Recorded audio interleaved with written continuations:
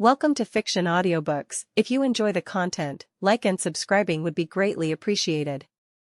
If you have any recommendations for novels, comment below. Please join my Patreon at https://www.patreon.com/fictionaudiobook. Chapter 1, The Returning Youth. Year 128 of the Konoha calendar, on an unnamed island 100 miles from the Land of Water. Deep within a cave, flickering candlelight cast dim, wavering shadows. On a stone bed lay an old man with graying white hair and a face etched with wrinkles. His life was nearing its end. If not for the emerald green eyes and the 3 whisker-like marks on his cheeks, no one would have believed that he was once Naruto Uzumaki, the 7th Hokage. His life had been a journey of rising from oppression to glory, only to end in desolation. At the age of 12, he graduated from the Ninja Academy as a genin of Konoha. At 16, he defeated Pain and became the hero of Konoha. That same year, he fought in the 4th Great Ninja War, where he and Sasuke Uchiha joined forces to seal Kaguya, bringing peace to the ninja world. However, the calamities of the ninja world did not end with Kaguya's sealing. After that, Kin's Hiki, Momoshiki, Yura's Hiki, Ishiki, one after another, they ignited new conflicts. In the battle against Ishiki Otsutsuki, Naruto lost Kurama, and Sasuke lost his Rinnegan. With no other choice, they entrusted the future of the ninja world to the next generation, led by Boruto. Boruto did not disappoint. Through countless trials, he grew and surpassed his father at his peak, mastering the power of the Jogan and Momoshiki's Otsutsuki abilities. He resolved numerous crises and ushered in a new era of prosperity for the ninja world. But that prosperity was reduced to ashes with the arrival of Shinjiki Otsutsuki. Shinjiki possessed overwhelming power, far surpassing even Kaguya's. In the decisive battle, the entire ninja world united to resist him, but the outcome was devastating. Friends, his wife, children, comrades, all perished in battle. Their dying cries echoed in Naruto's mind during countless sleepless nights, tormenting his soul. Naruto, our strength, it's useless. Naruto-kun, please live on. Forgive me for not being able to stay by your side. Father, I've done my best. 7th Hokage-sama, please retreat quickly. You are our last hope. In the end, an exhausted Naruto was sent away by the hidden cloud using a secret technique. When he awoke, the enemy had left, leaving behind a scorched and barren land. Naruto knelt and wept until his tears ran dry. He began a life of exile. He wanted to do something, but in his twilight years, he was powerless. And so he lived on, aimlessly, until now, when his life was about to end. Beside the candle stood an ancient-looking turtle artifact. It was a time-traveling tool of the Otsutsuki clan called Rei, brought by Yura's Hiki and later passed into Naruto's hands. But Rei was broken. It could no longer traverse time or even speak. In his lonely old age, Rei had become Naruto's only confidant. Hey, you know what, turtle? My greatest mistake in life was underestimating the power of that clan. Through his battles with the Otsutsuki, Naruto had uncovered a harsh truth. Far beyond the ninja world, in the distant reaches of space, there was a planet called Takamagara, the birthplace of the Otsutsuki clan. On Takamagara, beings far stronger than Kaguya were as common as stars in the sky. Back then, we worked together to seal Kaguya and later defeated Momoshiki. I naively thought that was the extent of their power. I was so foolish to believe that unity alone could overcome those extraterrestrial beings. From the very beginning, we humans were at a disadvantage. The truth is, the Sage of Six Paths path was not entirely correct. Everything Kaguya feared has come true. In the end, we were too short-sighted, cough cough cough. Naruto coughed heavily, his vision growing blurrier. The candlelight flickered, on the verge of extinguishing. Time was running out. At that moment, Rei, dormant for years, suddenly spoke. If you could do it all over again, would you seek revenge against them? Naruto thought it was a hallucination brought on by his impending death and paid it no mind. His gaze was calm, his voice weary. Revenge only breeds a chain of hatred. I wouldn't walk that path. But if I could truly start over, I would do whatever it takes to gain the power to rival those beings. Only then could I truly protect the people most important to me. Rei fell silent for a moment. Whatever it takes. That doesn't sound like something you would say. Naruto's eyes slowly closed, a faint, sorrowful smile on his lips. The naive, idealistic Naruto Uzumaki died the day my home and family were destroyed. Rei was quiet for a long time before saying, perhaps. I can grant your wish. Naruto murmured, you can send me back in time. Rei replied, I can transfer your soul, but it's a one-way trip. You'll never be able to return. Even so, are you willing? Naruto smiled. Why would I want to return to a world where no one is left? Rei said, then extend your hand. With the last of his strength, Naruto reached out with a trembling hand. Whoosh, the final remnants of his chakra were absorbed by Ray. Buzz. The artifact activated. Naruto's soul left his body, flowing back through the river of time. Whoosh. The candlelight extinguished. The Naruto of this timeline closed his eyes forever. Asterisk crack. Crack, asterisk. Cracks spread across Ray's surface, signaling its imminent destruction. I have witnessed countless Naruto Uzumakis across time. If anyone can stop the atrocities of that clan, it is you. Rise again, in a timeline neither too early nor too late. Naruto felt his consciousness sinking within a tunnel. When he opened his eyes again, he was in a gray, sealed space. In his hands was a book, asterisk Tales of a Gutsy Ninja asterisk by Jiraiya. In front of him, within a mechanical walker, sat a frail Nagato, with Konan standing by his side. What was going on? Was this a dream? Naruto pinched his leg hard. The pain jolted him awake. This was no dream. Nagato spoke in a sorrowful tone, change the protagonist, and it becomes a different story. I am your senior, a fellow disciple of the same master. I once said we should be able to understand each other. Although that was originally just a joke. You truly are an extraordinary person. You remind me of my former self. Nagato. Konan's tone shifted as she sensed something unusual. I couldn't trust Jiraiya. No, I couldn't even trust myself. But I have a feeling that the paths we walk will lead to different futures. I will try to believe in you, Naruto Uzumaki. With those words, Nagato withdrew his hands from the viscous bindings and formed a shocking hand seal. Asterisk outer path, samsara of heavenly life technique, asterisk. Konan gasped, Nagato, you. Nagato declared resolutely, Konan, that's enough. I've made a new choice. A choice I once abandoned. Naruto suddenly snapped back to reality. This is. Konan, thinking Naruto was questioning the jutsu, explained, those who possess the Rinnegan can not only control the 6 paths of pain but are also said to transcend the cycle of life and death. Nagato's ocular power allows him to wield the technique of life and death, the 7th path of pain. I know. Naruto clenched his fists. He realized that the voice he heard before his death was not an illusion but Rei's words. I'm back. I've truly returned. My soul has traveled back to the moment after defeating pain, during my negotiation with Nagato. His heart raced with excitement, his trembling hands unable to find a place to rest. The cover of the book in his hands was soaked with sweat. The Naruto standing here was still Naruto, but his soul was the Naruto from the future. Konan, of course, had no way of knowing this. She watched Nagato with concern, using this jutsu with his current chakra would soon know. Chapter 2, laying it bare. Naruto's outrageous words made Konan doubt her ears. Say that again, what do you want to inherit? But Naruto repeated himself firmly, I want to inherit Nagato's Rinnegan. I didn't mishear him after all. Konan's gaze darkened as she re-evaluated Naruto. The impression he had left on her was not that of someone who would say such things. Even so, she maintained her composure. Naruto, Nagato entrusted his will to you, but his will does not equate to his eyes. Naruto explained persuasively, Nagato is gone, but the power of the Rinnegan should not be buried with him. Moreover, there are others who covet these eyes. If they fall into the wrong hands, it will bring catastrophic consequences to the ninja world. All things considered, entrusting them to me is the safest option. The person he's referring to is Madara. He knows about Madara. He's not the simple-minded child Nagato and I once knew. Konan's expression turned 3 shades colder. The Rinnegan was awakened by Nagato of Omega Kure. His eyes are a treasure of this nation, of this village. Naruto, even if it's your request, I cannot agree. Please don't ask for something so unreasonable. Nagato has already revived the shinobi of Konoha. I will leave Akatsuki today and will not act against Konoha anymore. Now, I'm taking Nagato and the Deva paths remains back to Omega Kure. I see. Naruto slowly closed his eyes. From the beginning of their conversation, he had been absorbing natural energy. By now, he had gathered enough. ZZZ. Orange pigmentation and toad-like horizontal pupils appeared on his face. Sage mode, activated. Naruto opened his eyes and said in a deep voice, Sister Konan, you misunderstand. This isn't a request, it's a demand. Swish. In Sage mode, Naruto moved with blinding speed, appearing in front of Konan in an instant. With precise control of his strength, he delivered a single punch to her abdomen. Thud. Ugh. Konan's orange eyes widened in shock as her body collapsed, powerless. Naruto withdrew his fist and looked down at the fallen Konan, murmuring, I'm sorry, Sister Konan. To avoid unnecessary conflict, this was the quickest way. I'll explain everything to you later. He then turned his gaze toward the direction of Konoha, his eyes filled with an uncontrollable longing.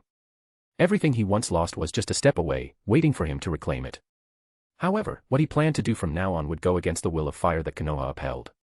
Even if he were to explain everything to everyone, would they believe him? That would be far too absurd. Even Naruto himself wouldn't believe it if the roles were reversed. He retracted his gaze and forcibly suppressed the yearning in his heart. I'm sorry, everyone. I love this village, and I love all of you. That's why, until the time is right, let me bear this burden alone. That day, the villagers of Konoha, waiting at the gates, did not welcome their hero home. The search party sent out by Konoha found only a copy of Tales of a Gutsy Ninja with finger-shaped indentations on its cover, and a Konoha forehead protector engraved with the mark of a rogue ninja, left behind at the location where Nagato had been hiding. At this moment, in Konoha, the fifth Hokage Tsunade had fallen into a deep coma due to overusing her strength of 100 seal chakra. A group of elite jonin, led by Shikaku Nara, convened an emergency meeting. Shikaku began, previously, we encountered Naruto on the mountain. He said he would settle things with the enemy and asked us to entrust the negotiations to him. As he spoke, Shikaku glanced at Kakashi, who had been revived and was now staring blankly at the Tales of a Gutsy Ninja brought back by the search team. Retracting his gaze, Shikaku continued, afterward, the people who had died in the village were resurrected. This indicates that Naruto's negotiations were undoubtedly successful. However, he suddenly killed Lady Katsuyu's clone and left behind this book and forehead protector. What happened during that time remains a mystery to us. Shikaku paused briefly before continuing, based on my analysis, there are two possibilities. First, Naruto was manipulated by some technique of the enemy and acted against his will. Second, Naruto had something else he wanted to discuss with the enemy, and it was something he didn't want us to know about. He hesitated before concluding, as for the items Naruto left behind, if I set aside my personal feelings, the most straightforward interpretation is that Naruto has abandoned the path of the ninja he inherited from Jiraiya and has resolved to become a rogue ninja of Konoha. Hiss. The jonin present collectively gasped. That Naruto, the Naruto who was unyielding and steadfast in his ninja way, had betrayed the village. At this moment, Kakashi spoke up. Naruto is my student. Based on my many years of understanding him, he would never betray the village. I am more inclined to believe that Naruto acted with his own reasons and burdens. He held up the book's cover for everyone to see. The fingerprints here tell us everything. He must have been clutching this book tightly at the time. His heart was in turmoil. Shikaku sighed lightly and said solemnly, until we uncover the truth, we cannot jump to conclusions. What is undeniable is that Naruto defeated Pain and Nagato and saved the village. That is an indisputable fact. I propose that we temporarily conceal Naruto's departure from the public and announce that he is resting due to exhaustion from battle. The Hyuga clan agrees. The Yamanaka clan agrees. The Abirame clan has no objections. One by one, the clan leaders voiced their approval. Shikaku nodded. However, concealment is not a long-term solution. The ANBU must expand their search efforts and locate Naruto as soon as possible. In addition, the village has just experienced a massive calamity. The most important thing now is to stabilize morale. With the fifth Hokage in a coma and Naruto's situation uncertain, the village cannot be without a Hokage. I nominate Hatake Kakashi to become the sixth Hokage. Kakashi placed the book on the table and said seriously, I'm ready for this responsibility. Rustle, rustle, rustle. In the forest beyond the ruins of Konoha, Black Zetsu and White Zetsu emerged from a tree trunk. White Zetsu said, I never imagined Pain could be defeated. And that brat Naruto Uzumaki even took Nagato's body. This is insane. Black Zetsu replied, go and report this to Tobi immediately. Within the borders of the Land of Fire, in a dark cave. Naruto sat on a stone chair, his left eye wrapped in bandages. Resting his chin on one hand, he gazed at the flickering candlelight, lost in thought. You're awake. He glanced out of the corner of his eye at Konan, who was tied up in the corner. Konan struggled against the ropes but couldn't break free. Naruto said, for the sake of a proper conversation, I've tied you up. Additionally, to prevent you from turning into paper and escaping, I've sealed your chakra. His deep tone was completely unlike that of a 16-year-old boy. The stark contrast in his demeanor left Konan with only one conclusion. Naruto Uzumaki, your acting skills are truly remarkable.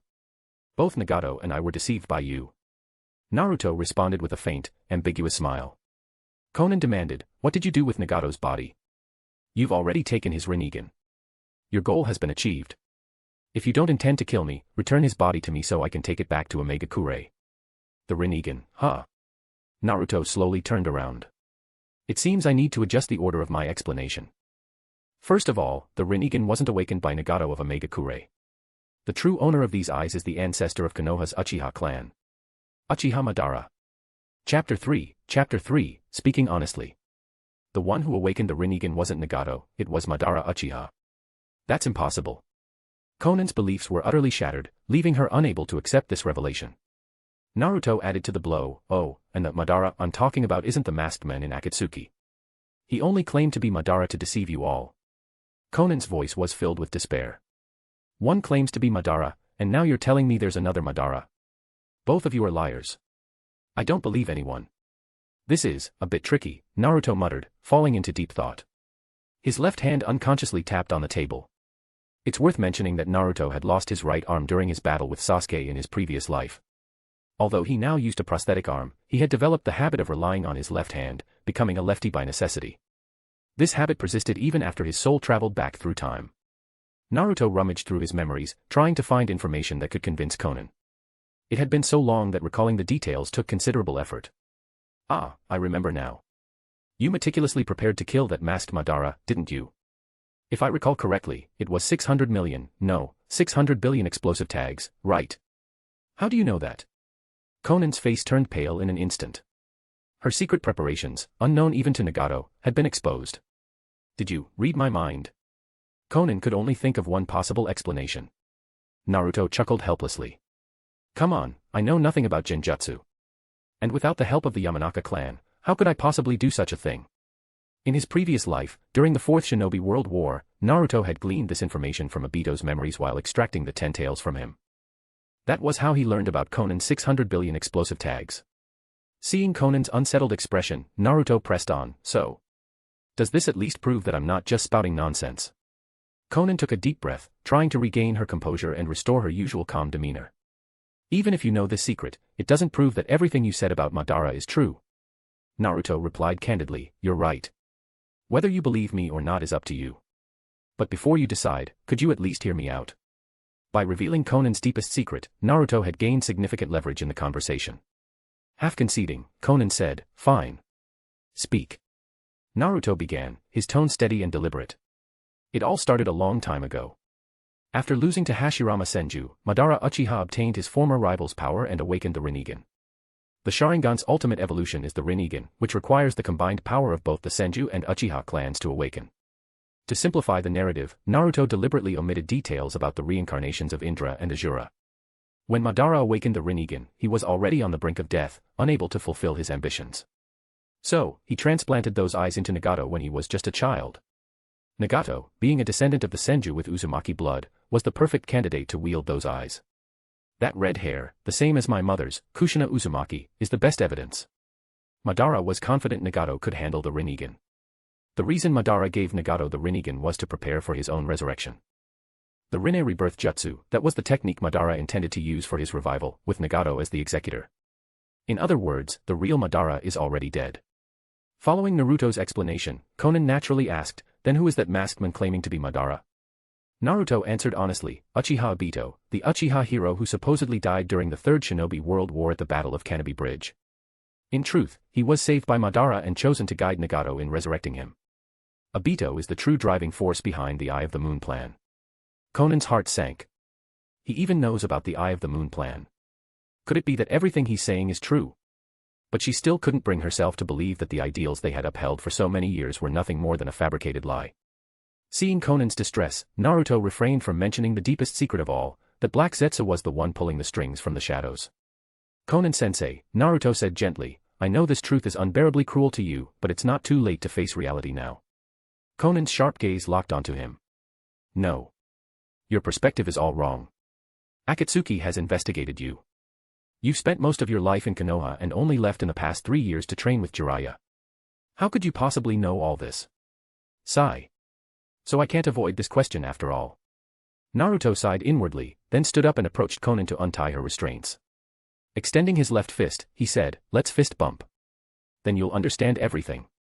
Konan hesitated, but the intense emotion swirling in Naruto's right eye compelled her to uncover the truth.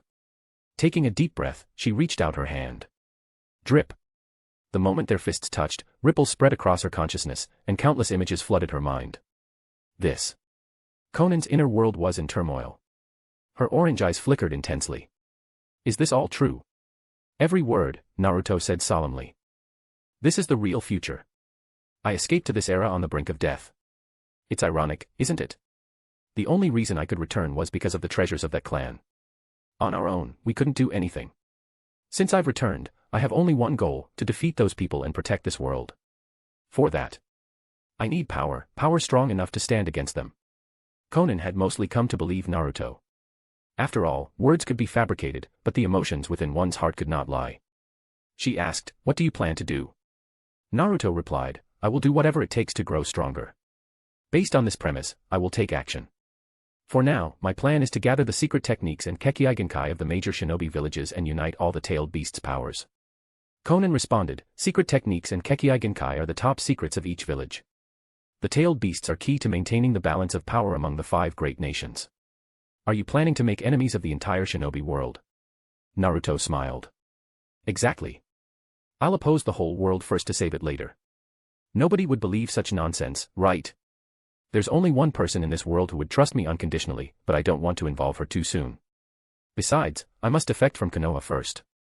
Otherwise, as a Konoha shinobi, my every move would bring disaster to the village." At this point, Naruto sincerely asked, "Konan-sensei, now that you know the full story, can you understand my actions?" Konan countered, "Where is Nagato's body?" "Follow me." Naruto turned, and the stone door rumbled open, revealing 2 coffins inside. Konan stepped forward to examine them. Nagato lay peacefully in the first coffin, his face intact but his eye sockets empty. She then looked at the second coffin, which contained the body of Pain's Deva Path. This surprised Konan. Naruto smiled faintly. "That's Hihiko, isn't it? Someone very important to you, Konan-sensei." Konan gently stroked Hihiko's face. "Yes. He was my comrade, and my lover." Naruto remarked, "Only someone as handsome as him would be worthy of Konan-sensei." Konan smiled softly. There could be no better response. She forgave Naruto. Outside the cave, Konan surveyed the surroundings. Despite the protective barrier, there was still a risk of being discovered. "This is within the land of fire. Konoha must be searching for you everywhere," Konan noted. "My Sage mode allows me to detect any disturbances." "I won't be found so easily," Naruto replied, adjusting the bandage over his left eye. "I'll stay here until I fully adapt to this eye." "Where is Nagato's other eye?" Konan asked. "I've kept it safe. I've heard that transplanting the Rinnegan carries significant risks, so I thought I'd do it one at a time to be cautious. So far, I haven't felt any abnormalities." "If you can't return to Konoha, where will you go?" Konan asked. "I'll wander wherever I can. The shinobi world is vast, I'll find a place to stay." After a long silence, Konan finally said, "In that case, come with me to Omegakure." Naruto was taken aback. "Konan-sensei, you..." At last, Konan revealed her true thoughts. "Such a dangerous plan can't succeed with you alone. You've inherited Nagato's will and his eyes. I have no reason not to support you with all my strength. Omegakure is willing to be your stronghold." Naruto was overwhelmed with gratitude. Words failed him, and all he could manage was, "Thank you." Konan responded calmly, "When do we leave?" Naruto's gaze turned resolute. "Not yet. There's someone I must meet first." Chapter 4, Undercurrents. In the wilderness of the Land of Fire, the massive skeleton of a beast marked the entrance to an underground lair. This was one of Akatsuki's hideouts. The Geto statue sat motionless on an altar, its hands bound by heavy chains. The masked Obito sat on a stone chair in front of the statue. Through the single hole in his orange mask, his Sharingan glowed faintly, its dim light flickering in rhythm with the unsteady flames of the torches that illuminated the cavern. Black Zetsu and White Zetsu had brought 3 shocking pieces of news, leaving the calculating men in prolonged silence. Nagato, renowned for his invincibility as Pain, had been defeated. Nagato had betrayed him, using the Rinne rebirth jutsu to revive the dead of Konoha. And Naruto appeared to have betrayed Konoha, taking Nagato's body with him. From beneath the mask, Obito's voice emerged, low and steady. Nagato's betrayal was unexpected, but Naruto's actions, they are even more surprising. White Zetsu asked, "What should we do now?" Obito turned his head slightly. "Did you overhear Naruto's conversation with Konan?" White Zetsu replied, "No, that kid can sense natural energy. If I got too close, I'd be in danger." Obito turned his gaze back. The worst-case scenario is that Naruto has set his sights on the Rinnegan. Additionally, according to intelligence intercepted by Akatsuki, the Raikage has called for a 5 Kage summit. The purpose of the meeting is to discuss Sasuke's punishment. I had originally planned to use this opportunity to declare war on the 5 great nations and reveal the moons I plan to the world. As he spoke, Obito clenched his hand tightly on his knee. But our ability to declare war depends on the power of the 7-tailed beasts we've sealed in the Geto statue up to now. And to wield that power, the Rinnegan is indispensable. White Zetsu exclaimed, then this is bad. If Naruto has the Rinnegan, he could summon the statue away at any moment and turn its power against us. Obito replied, no need to panic just yet. The Rinnegan's ocular power isn't so easily mastered. It took Nagato years to summon the statue successfully. Though his words were calm, Obito's mind was racing. Naruto possesses an Uzumaki physique comparable to Nagato's. If he's determined, it's only a matter of time before he succeeds. Whether he defeated pain or suddenly revealed his ambitions, I can no longer treat him as a mere child. To be safe, I'll take an extra precaution. Obito slowly rose to his feet and extended his hand toward the Geto statue. Whoosh! A vortex of Kamui spiraled out from his right eye, engulfing the entire statue. Snap! The vortex closed, and the statue vanished without a trace. Obito said, this will eliminate the immediate risk. White Zetsu cheered, as expected of you. Moving such a massive statue in an instant. Black Zetsu spoke in a low voice, what's your next move? Obito pondered aloud, deploy all the White Zetsu to search for Uzumaki Naruto's whereabouts. He should still be in the Land of Fire. Report to me immediately if you find any leads. We must reclaim the Rinnegan before things spiral out of control. White Zetsu replied, understood. Obito then turned to Kisame Hoshigaki, who had been silently standing nearby. Not long ago, after the conclusion of the battle between Itachi and Sasuke, Obito had revealed his true identity to Kisame. Among the members of Akatsuki, Kisame was the one he trusted most, apart from White Zetsu. Kisame. I'm entrusting the 8 tails to you. Understood. Obito's gaze grew deep and contemplative. We can't let a small setback throw us off course. The declaration of war against the 5 great nations will proceed as planned. As for a certain pair of eyes, let's see how the 5 Kage can help nurture them. Let's pay a visit to our defeated warrior. After all, the matter of the 8 tails needs to be addressed, doesn't it, Sasuke? In the Land of Fire, Team Taka was resting in a forest as they prepared to head toward Konoha. Before Pain's assault on Konoha, Sasuke and his team had attacked the Valley of Clouds and Lightning, retrieving only a tentacle from the 8 tails. Afterward, Team Taka had severed ties with Akatsuki and set out on their mission to seek revenge against Konoha. Yugo was alone by the river, filling a container with water. Birds chirped softly on his shoulder, and a gentle smile graced his lips. Chirp, chirp, chirp. Suddenly, the birds scattered in alarm. Yugo turned toward the forest behind him, only to see a blonde-haired boy with a bandage over his left eye approaching. It's you. Yugo recognized Naruto immediately. During Konoha's large-scale search for Sasuke before the battle between the Uchiha brothers, one of Naruto's shadow clones had encountered Team Taka, leaving a lasting impression on Yugo. To Naruto, who had returned from the future, Yugo was also a familiar face. With a smile, Naruto greeted him, it's been a while, Yugo. You really do have a way with animals. They're all right, Yugo replied curtly. Are you here to see Sasuke? Naruto's expression turned enigmatic. No, I'm here for you, or more precisely, for someone I can only meet through you. Yugo's gaze darkened. That's not going to happen. Whoosh. Whoosh. Suddenly, 2 shadow clones lunged from the side, each wielding a Raiznon. Yugo was shocked. Shadow clones. When did he? Boom. The explosion forced Yugo to retreat, skimming across the water's surface before stopping in the middle of the river. His shoulders bore deep, concave wounds where they had been nearly severed. He has sage powers, stronger than mine. Naruto stepped onto the water, his demeanor calm and composed. These minor injuries won't be a problem for you. If you come with me willingly, I won't have to get rough. Yugo's mind raced. Sasuke is 10 kilometers away. If I unleash my cursed Seal Sage mode, Kairin's sensory ability should pick up on the situation here. ZZZZZZ. Cursed Seal energy coursed through Yugo's body. Naruto's eyes narrowed. In an instant, he used a body flicker technique rivaling Shirsue's speed to appear directly in front of Yugo, pressing his hand against his chest. In his previous life, after Sasuke's Rinnegan was destroyed, he had lost the convenience of spatial manipulation. Forced to seek alternatives, Naruto had specifically learned the flying Raijin Jutsu. Now, having traveled back in time, the techniques engraved into his soul were naturally available to him. As for the spatial markers required for the flying Raijin, my clones left the marker during the initial attack. Thud. Naruto's left hand pressed firmly against Yugo's chest. Gurgle, gurgle. The The energy of Yugo's cursed seal flowed continuously into Naruto's palm. Yugo gasped, "You're absorbing my chakra." As the cursed seal energy drained away, Yugo's body rapidly shrank until he reverted to a childlike form and collapsed unconscious. What a fascinating body. No wonder Sasuke chose you. Naruto sighed, lifting Yugo onto his shoulder and returning to the riverbank. Whoosh. Konan materialized from a flurry of paper. That went more smoothly than I expected. He's actually quite strong, Naruto admitted. To avoid complications, I had to strike first. If Sasuke and the others had arrived, the outcome would have been hard to predict. His years in a post-apocalyptic world had instilled in Naruto an extraordinary sense of caution. He never acted without absolute certainty, and even when confident, he erred on the side of caution.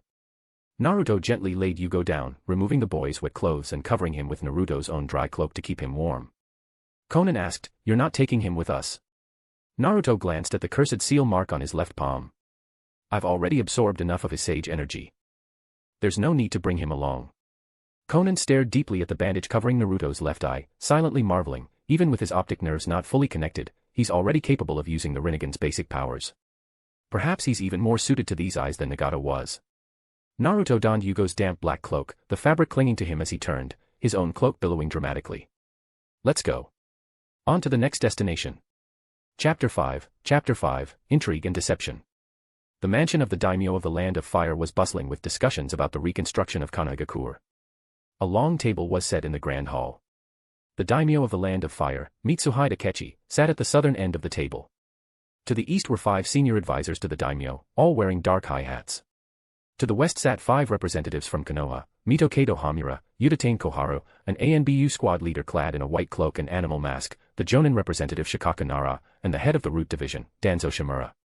Mitokado Hamura began, "We intend to continue our alliance's policies against Akatsuki." Across from him, the bespectacled and scholarly chief advisor replied, "Since the village has been reduced to this state, the Land of Fire will fully support its reconstruction. First, we must address the budget, and then work on repairing strained relations with other nations." At this point, Danzo interjected, "More urgent than those matters is determining the next Hokage." Shikaku Nara immediately tensed. As expected, it has begun. As the Jonin representative, Shikaku had previously proposed Kakashi Hatake as the next Hokage. However, he knew that another man coveted the Hokage's seat, Danzo Shimura. Kakashi's ascension would not come without resistance. The daimyo fanned himself leisurely. "Can't we wait until Tsunade recovers?" Udatane Koharu replied, "Daimyo-sama, Tsunade is still in a coma, and we don't know when she will wake up. Given the current state of the village, it will be difficult for her to lead effectively. Moreover, she bears some responsibility for the village's destruction." The responsibility Koharu referred to was Tsunade's decision to hide Naruto in the secluded Mount Mayaboku, which had forced Pain to invade Konoha in search of him. The daimyo sighed. "I had originally thought of choosing Jiraiya. I admired him greatly, but alas, he is no longer with us. Are there any other candidates?" At this moment, Danzo opened his mouth. "If that's the case, I nominate Kakashi Hatake." Shikaku interrupted forcefully, ignoring the icy glare Danzo shot his way. "Oh. The son of the White Fang, is it? Not bad." The daimyo seemed pleased. He turned to the advisors. "What do you all think? His reputation, strength, and character are all outstanding. But isn't he a bit too young? Wasn't the 4th Hokage, Minato Namikaze, even younger at the time?" The advisors voiced their opinions one after another, and the situation began to tilt in Kakashi's favor. Then, the bespectacled chief advisor asked, "Kakashi Hatake, whose disciple is he?" Mitokado Hamura answered, "He was the disciple of the 4th Hokage." The daimyo clapped his hands. The 4th Hokage was Jiraiya's student, and Jiraiya was the 3rd Hokage's student. It seems there's no issue. Very well. Just as the decision seemed settled, Danzo coldly interjected, "The 3rd Hokage's teachings have done nothing but push the village toward ruin." The daimyo flinched at Danzo's piercing gaze, hastily raising his fan to cover half his face. Seizing the moment, Danzo continued, "The leader of Akatsuki, who destroyed our village, was once Jiraiya's student. This is the result of naively teaching foreign nations our techniques, a fatal mistake. This misguided idealism, passed down through generations, led to the betrayal of our allied nations and gave Orochimaru the opportunity to attack the village. And now, Akatsuki's new rising star is none other than a remnant of the Uchiha clan, a rogue ninja, Sasuke Uchiha." Shikaku's expression grew grim as he listened to Danzo's accusations. Suddenly, Danzo's lips curled into a cunning smile, and he delivered another bombshell. But above all, the greatest failure lies with another of Jiraiya's disciples, Konoha's Ninetales Jinchuriki, Naruto Uzumaki, who has betrayed the village. Shikaku's expression changed drastically, and the entire hall erupted in shock. The chief advisor exclaimed, "Wait a moment. Isn't Naruto the hero who defeated Akatsuki's leader? Isn't he currently resting and being celebrated for his deeds?" Heh. Denzo sneered, glancing at Shikaku. "You should ask the Jonin representative, Shikaku Nara, about that." The daimyo turned to Shikaku. "Shikaku, what is going on?" Sweat trickled down Shikaku's face. So, Denzo's spies had uncovered this after all. But he quickly composed himself. "Daimyo-sama, it is true that Naruto did not return to the village after the battle. However, it is too early to conclude that he has betrayed us." Denzo, however, pressed on with baseless accusations. "We have received critical intelligence suggesting that Naruto Uzumaki has been in contact with Akatsuki's second-in-command, plotting against the village." The advisors frowned. "Is this intelligence reliable?" Denzo added fuel to the fire. "It is highly credible. I even suspect that Pain's attack on Konoha was part of a conspiracy between him and Naruto." The daimyo pondered deeply. "That doesn't seem likely. Naruto is said to be a pure-hearted boy, a role model for many ninjas." Denzo retorted, "There is no such thing as unlikely. Within him lies the Nine Tails, the embodiment of evil. No matter how pure-hearted he may appear, the darkness within him will inevitably consume him. Furthermore, this outcome stems from Jiraiya's inadequate teaching, Tsunade's indulgence as Hokage, and Kakashi's negligence as his Jonin instructor." The chief advisor adjusted his glasses. "Daimyo-sama, even if Danzo's claims are unproven, it seems Kakashi is temporarily unsuited to become Hokage." Shikaku wanted to counter, but Danzo's exploitation of Naruto's alleged betrayal had already shifted the tide irreversibly. Bang. Danzo slammed the table and declared with conviction, "What kind of Hokage does the village need now? One who can turn the tide in the worst of times. Someone who can bring about reform and establish new rules for the ninja world. That Hokage must be me." The daimyo closed his eyes in contemplation. Shikaku hurriedly interjected, "Daimyo-sama, you must not take Danzo's words at face value.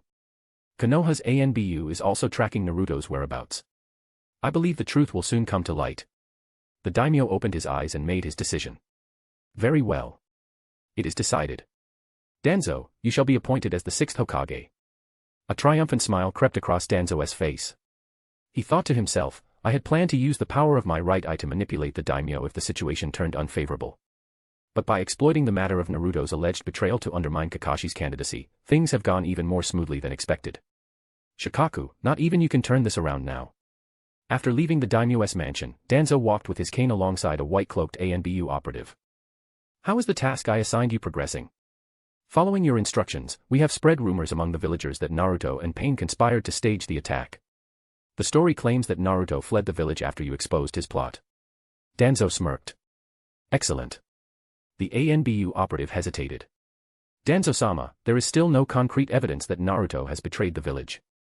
Moreover, he is one of the few individuals with strength comparable to Jiraiya.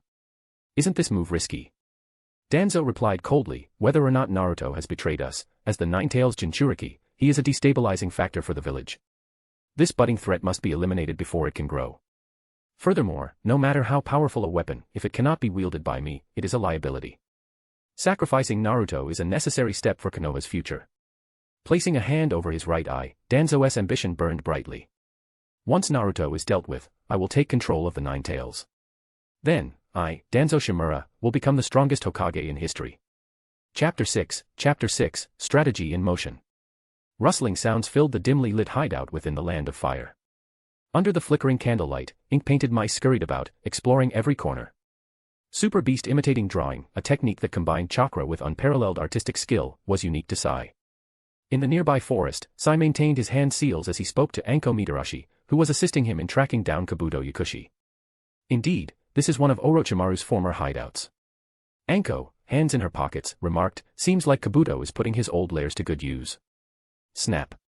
Suddenly, a noise came from the large tree behind them. Shing.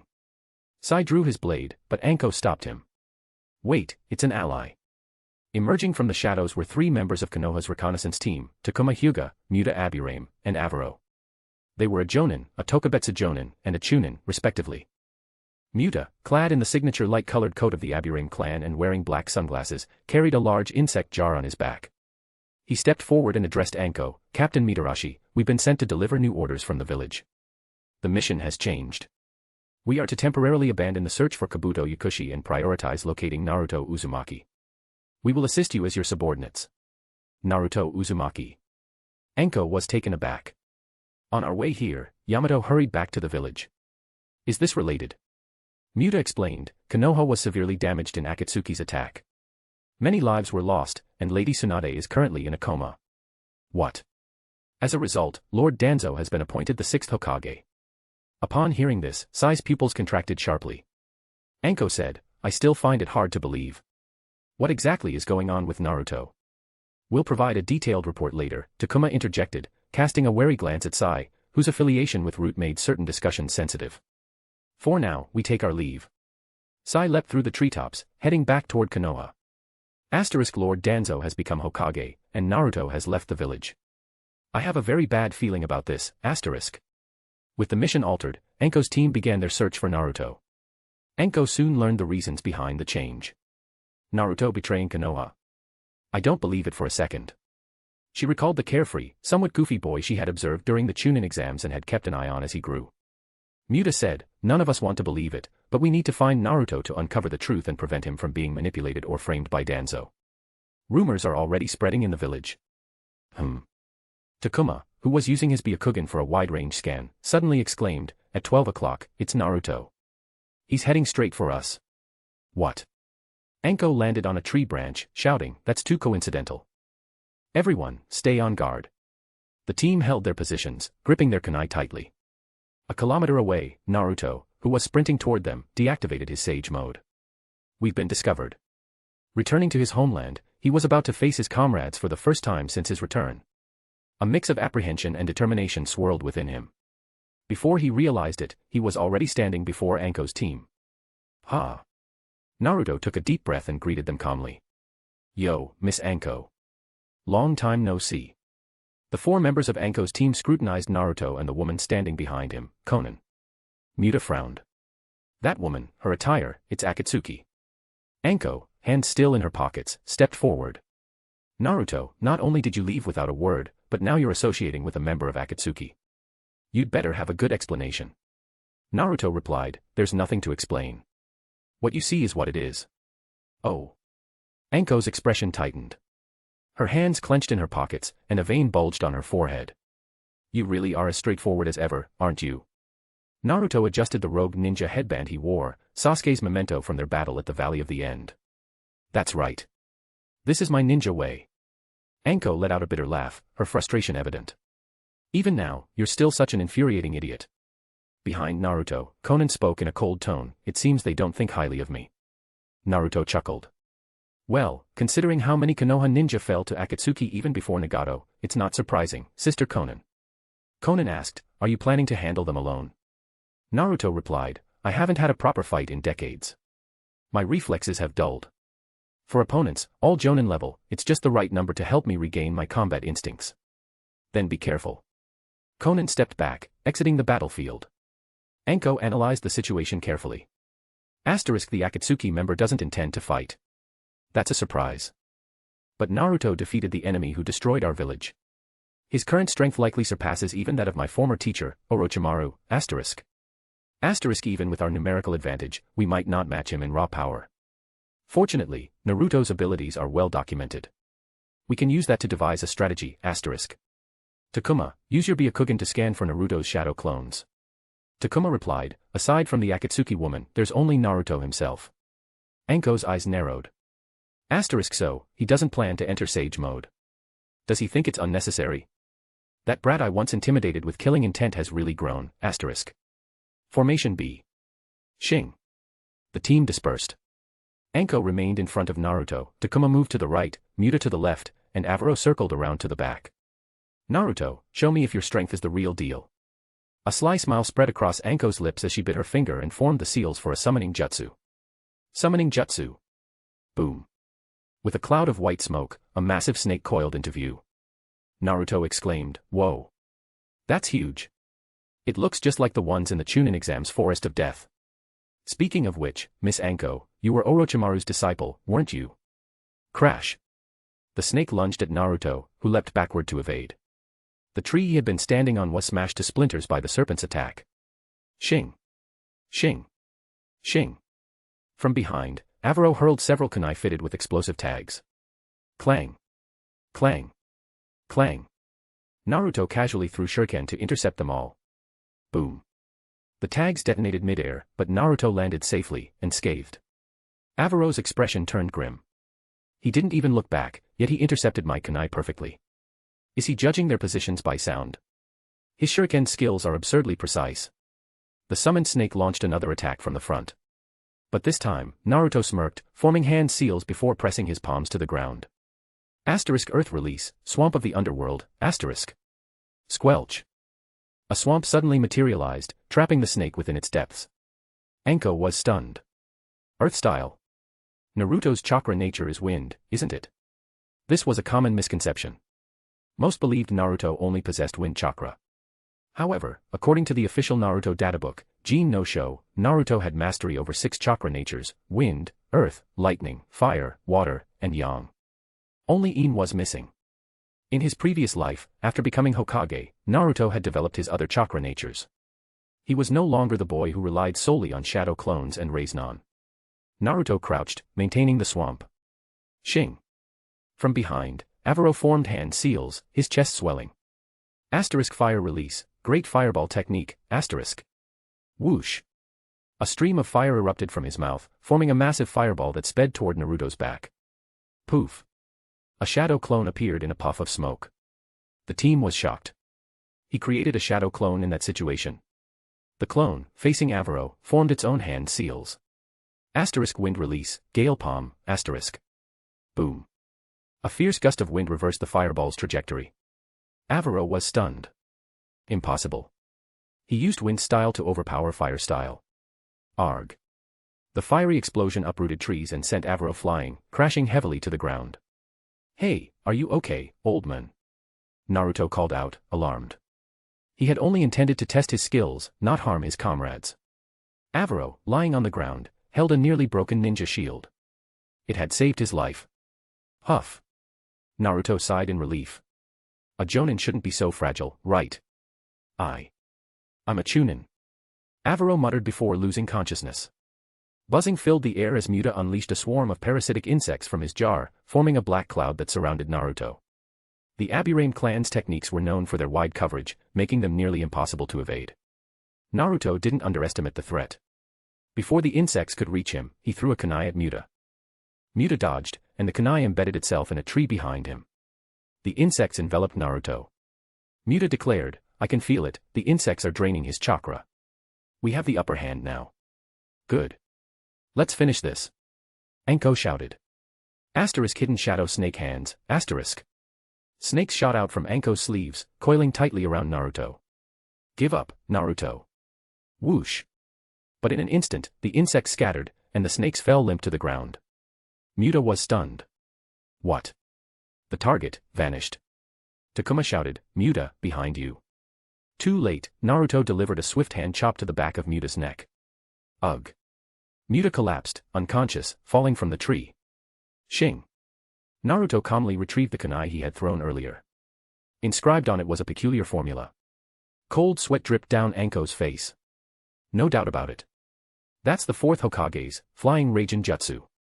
Chapter 7, The Harbinger of Darkness. He has mastered the 4th Hokage's Flying Raijin Jutsu. Anko Madarashi's face turned grim. She had witnessed that era firsthand, deeply aware of how the 4th Hokage, Minato Namikaze, had created legends on the battlefield with his unparalleled mastery of the Flying Raijin Jutsu. Anko thought to herself, the Earth release earlier too. Naruto has repeatedly displayed abilities beyond what we know. It seems he's been hiding his strength and planning this for a long time. Captain Anko, what do we do now? Takuma Hyuga asked with a serious expression. Anko replied, we have no chance of winning. Take Avaro and Muta and retreat. Naruto spoke, the others can leave, but Miss Anko, you must stay. Takuma's heart sank, his target is Captain Anko. Buzzing sounds filled the air as the scattered Kakachu insects regrouped.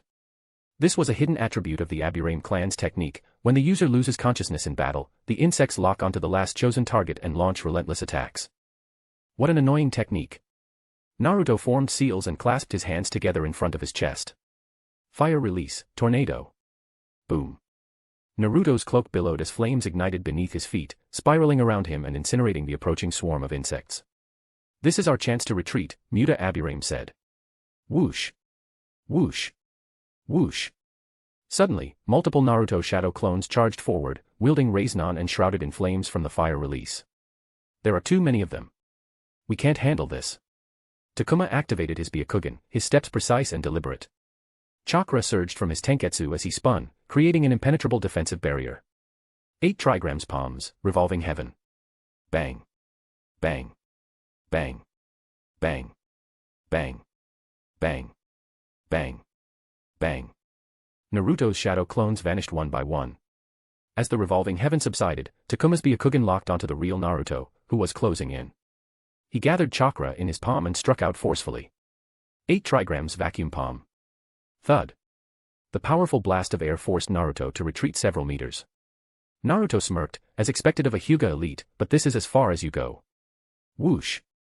A Rasengan formed in Naruto's hand, rapidly expanding as he infused it with more chakra. Realizing his dire situation, Takuma shouted, Captain Anko, I'll cover here. Retreat now and report everything that happened here to the village. Massive Rasengan. Naruto leaped high into the air, driving the enormous sphere downward. 8 trigrams palms, revolving heaven. Gritting his teeth, Takuma executed revolving heaven once more. Boom. The massive Rasengan collided with the barrier, emitting a heavy sound. Air currents surged violently, but under the relentless grind of the Rasengan, the barrier quickly weakened. Through the thinning shield, Takuma's struggling figure became visible. It wasn't that Takuma was weak, it was that Naruto was too strong. Bang. The moment revolving heaven shattered, Naruto withdrew the power of his massive Rasengan just in time. Even so, the residual force of the collision sent Takuma flying. His back slammed heavily against a tree, and he lost consciousness. Landing on the ground, Naruto looked at Anko and said, Now, no one else is in the way, Miss Anko. Clenching her fists tightly, Anko demanded, Naruto, why are you doing this? After a moment of silence, Naruto pulled up the hood of his cloak and said in a low voice, For the future of the ninja world, I need that man's help. Miss Anko, you are indispensable. That man. Anko pondered Naruto's words, but a sudden sharp pain erupted from the curse mark on the back of her neck. She muttered in confusion, the curse mark hasn't reacted in so long. Why now? But there's no time to worry about this. There's something more important. Rustle, rustle. A small snake slipped out of her sleeve and quickly disappeared into the underbrush. Delivering intel back to the village. Naruto noticed but did not stop it. He thought to himself, let it be. The more solid my identity as a rogue ninja becomes, the less my actions will implicate the village in the future. Relieved that the snake had safely escaped with the intel, Anko said, Now, I can play with you properly. Naruto replied, You could also try escaping. You might even succeed.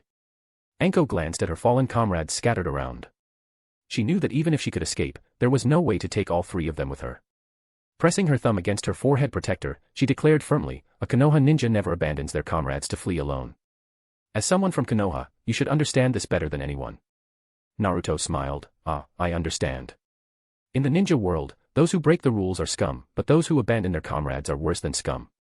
Then there's nothing more to say. Anko began forming seals, gathering chakra.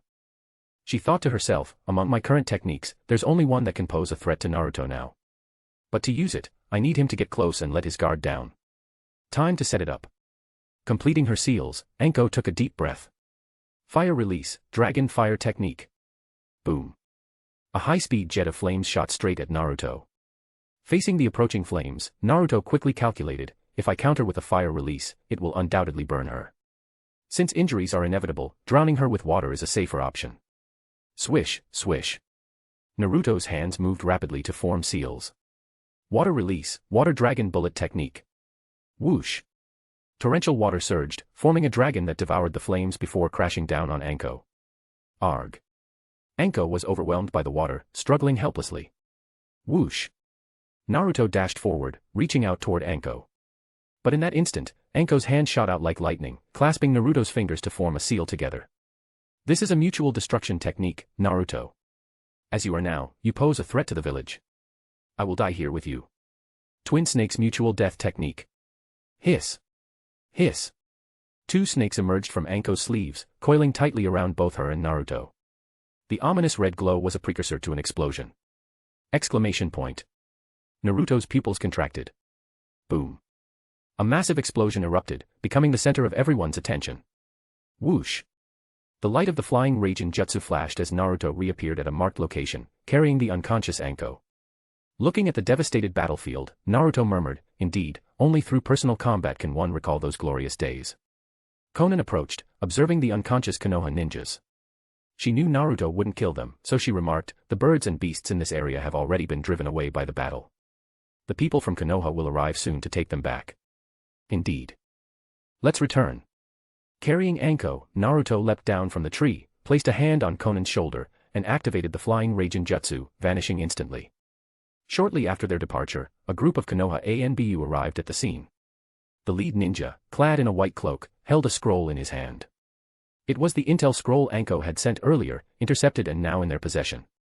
Because Anko had hastily written the intel without using complex codes, the group quickly deciphered it, learning what had transpired.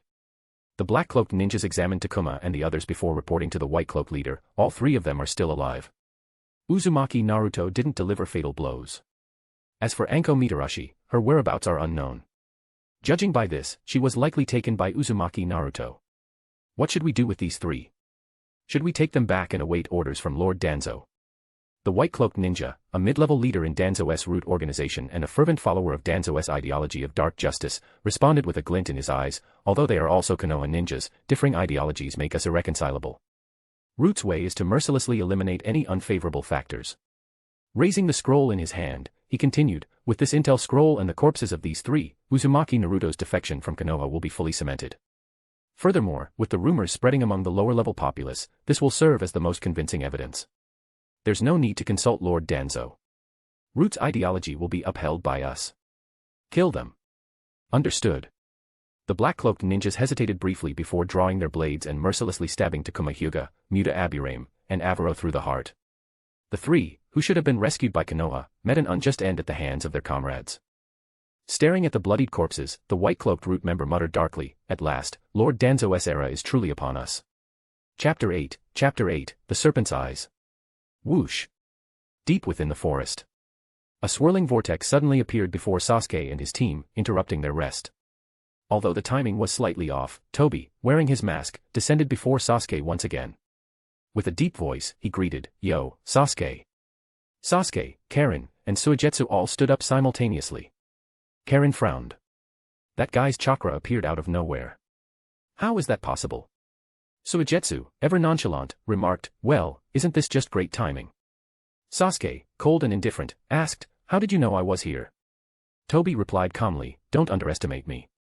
I have my ways. The spatial movement of Kamui, much like the flying Raijin jutsu, relies on markings. However, unlike the flying Raijin, Kamui's markings can be left with the eye, making it more convenient. Both are indelible, except by yin-yang release. Sasuke said coldly, why are you here now? We, the Taka, have already left the Akatsuki. We have nothing to do with each other anymore. Tobi's voice turned stern. I told you before, betraying the Akatsuki leads only to death. You broke our agreement. Sasuke frowned. What are you referring to? The task of capturing the tailed beasts, Tobi said. Karin interjected, didn't we already capture the 8 tails for you? That was merely a decoy, Tobi replied. In other words, you failed. The 3 of them were stunned. You were completely fooled by the 8 tails, Tobi continued. To be honest, I'm deeply disappointed in you. Sasuke recalled the battle at the Valley of Clouds and Lightning, *I confirmed it with my Sharingan. He had no opportunity to use a clone, *. Suddenly, a detail came to mind, the moment his Chidori sharp spear severed the 8 tails' tail, it had sunk into the river. Could it have been then? Suigetsu, trying to maintain his composure, said, even so, what do you want us to do? We have nothing to do with you anymore. No, Tobi replied. I just hope you'll finish what the Akatsuki entrusted to you. That said, forget about the 8 tails for now. There's another task for you today. And if I refuse? Sasuke asked. Tobi continued as if he hadn't heard, the reason I'm here is to stop you from heading to the Leaf Village. It seems I'll have to use force. Sasuke launched a Chidori thrust, only for it to pass right through Tobi, ! Sasuke was startled, recalling his encounter with Deidara, *, my attack passed through him again, just like last time.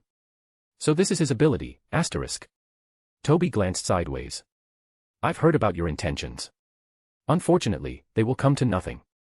Sasuke turned sharply. What do you mean? The Leaf Village no longer exists, Toby said. The three of them were once again stunned. Karen demanded, what do you mean?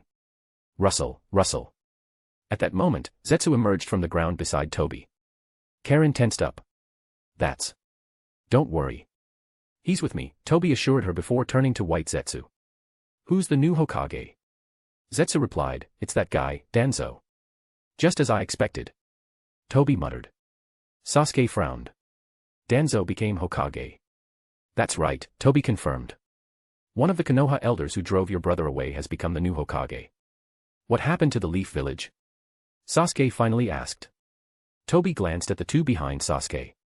Where's that subordinate of yours, Yugo? Suigetsu replied, he went to fetch water. Though, it's taking him quite a while. Karen adjusted her glasses, annoyed.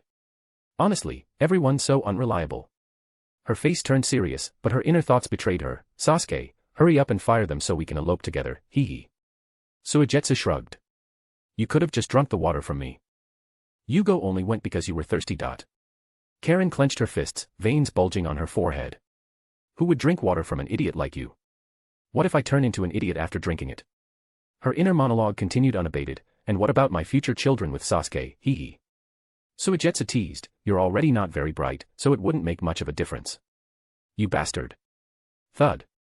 Karen punched Suigetsu's head, which turned into water, and then began kicking him as he cried out in pain. Sasuke sighed in exasperation. Stop it, Suigetsu, Karen. Watching this farce, even Toby seemed at a loss for words. Returning to the main topic, he said, enough. It doesn't matter if he's not here. It won't affect what we need to discuss next. The Leaf Village was destroyed by my subordinate, Pain. Sasuke, both you and Pain have been too conspicuous, and now the 5 Kage are preparing to act. Sasuke's gaze darkened. The 5 Kage. Toby continued, the 5 Kage summit is about to convene. Zetsu added, I'll explain the details from here. The news of Naruto's defection and his alleged betrayal spread like wildfire in the Leaf Village, thanks to Root's machinations. Previously, Root had circulated rumors that the Akatsuki's leader, Pain, had attacked the Leaf Village in collusion with Naruto, staging the event to gain the villagers' trust. After being exposed by Danzo, Naruto fled the village overnight. Initially, the villagers were skeptical of these rumors. After all, Naruto had spent years earning their trust through his actions. But the corpses of Takuma Hyuga, Muta Aburame, and Avaro, along with the scroll left by Anko, were undeniable evidence. The villagers gathered in front of a temporary tent set up for high-level discussions, waiting for news. When it was confirmed that the scroll's contents were true, public opinion completely shifted. As expected, the Ninetales is just the Ninetales. Naruto was a cancer hiding in plain sight. We were all deceived by him. That damn Naruto should be executed. Tap. Tap. Tap. The sound of a cane silenced the crowd. Danzo approached, speaking in a steady tone, Konoha has always shown no mercy to traitors. It was only due to the 5th Hokage's indulgence that things escalated to this point. But I, Danzo Shimura, will put an end to this chaos and give Konoha the resolution it deserves. After a brief silence, the crowd erupted into thunderous cheers. We swear allegiance to Lord Danzo's leadership. No one noticed the sly smile beneath Danzo's Hokage hat, a sign of his scheme's success.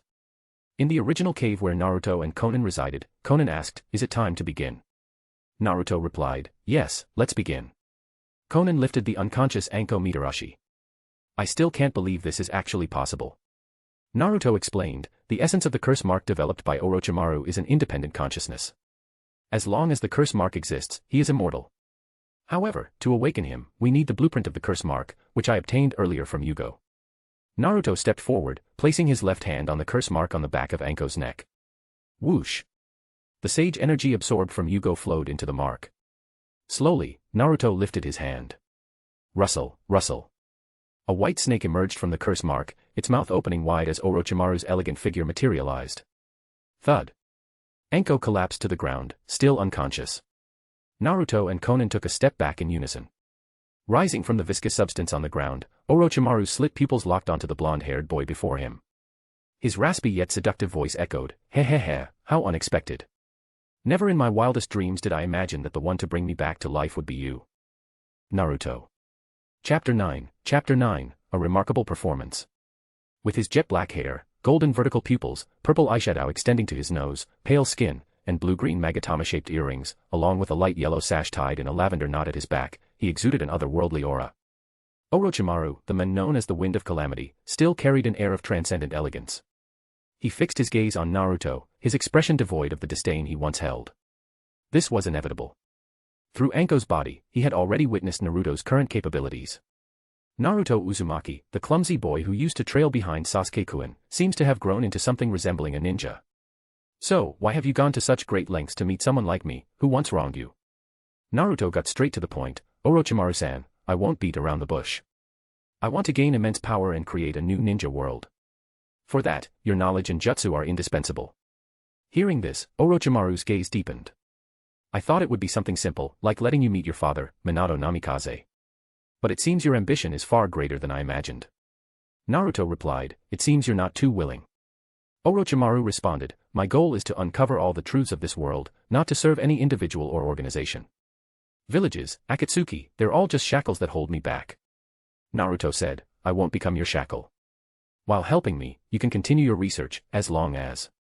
Orochimaru interrupted with a smile, as long as what? I don't harm this ninja world. Naruto unexpectedly replied, completely avoiding harm is impossible. I only hope you act within certain boundaries. Oh. Orochimaru was slightly surprised. Hearing such a pragmatic statement from you is intriguing. I wonder, what exactly happened to you? Naruto said, if you're interested, I can tell you slowly in the future.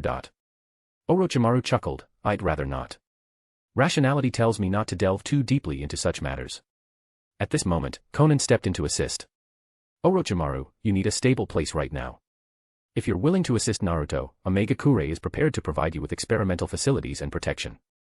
Orochimaru said, that sounds appealing, but I'm afraid I'll have to decline. Is that so? What a pity, Konan said coldly, glancing at Naruto, who was deep in thought, his head lowered. Orochimaru seemed determined to dash Naruto's hopes entirely. Let me be honest with you, Naruto. I've long studied the power of the Uzumaki clan. Their immense vitality can suppress a tailed beast's chakra, and their sealing techniques hold potential rivaling that of the Senju. But compared to these, the power of the Uchiha is far more alluring. The impact Itachi had left on Orochimaru was profound, fueling his obsession with Uchiha power. Naruto raised his head. So, you still can't let go of Sasuke, can you? Orochimaru replied, the pursuit of truth requires unwavering dedication. Naruto, even if your current strength surprises me, I won't give up on Sasuke. He is the perfect vessel I've chosen, with potential surpassing even Itachi, no, perhaps even Uchiha Madara. Unlike in his previous life, Orochimaru had not yet witnessed Kabuto's fate before being resurrected. Thus, he still harbored ambitions of taking over Sasuke's body. Naruto's gaze turned cold. In that case, I can't let you leave. That's not up to you. Swoosh.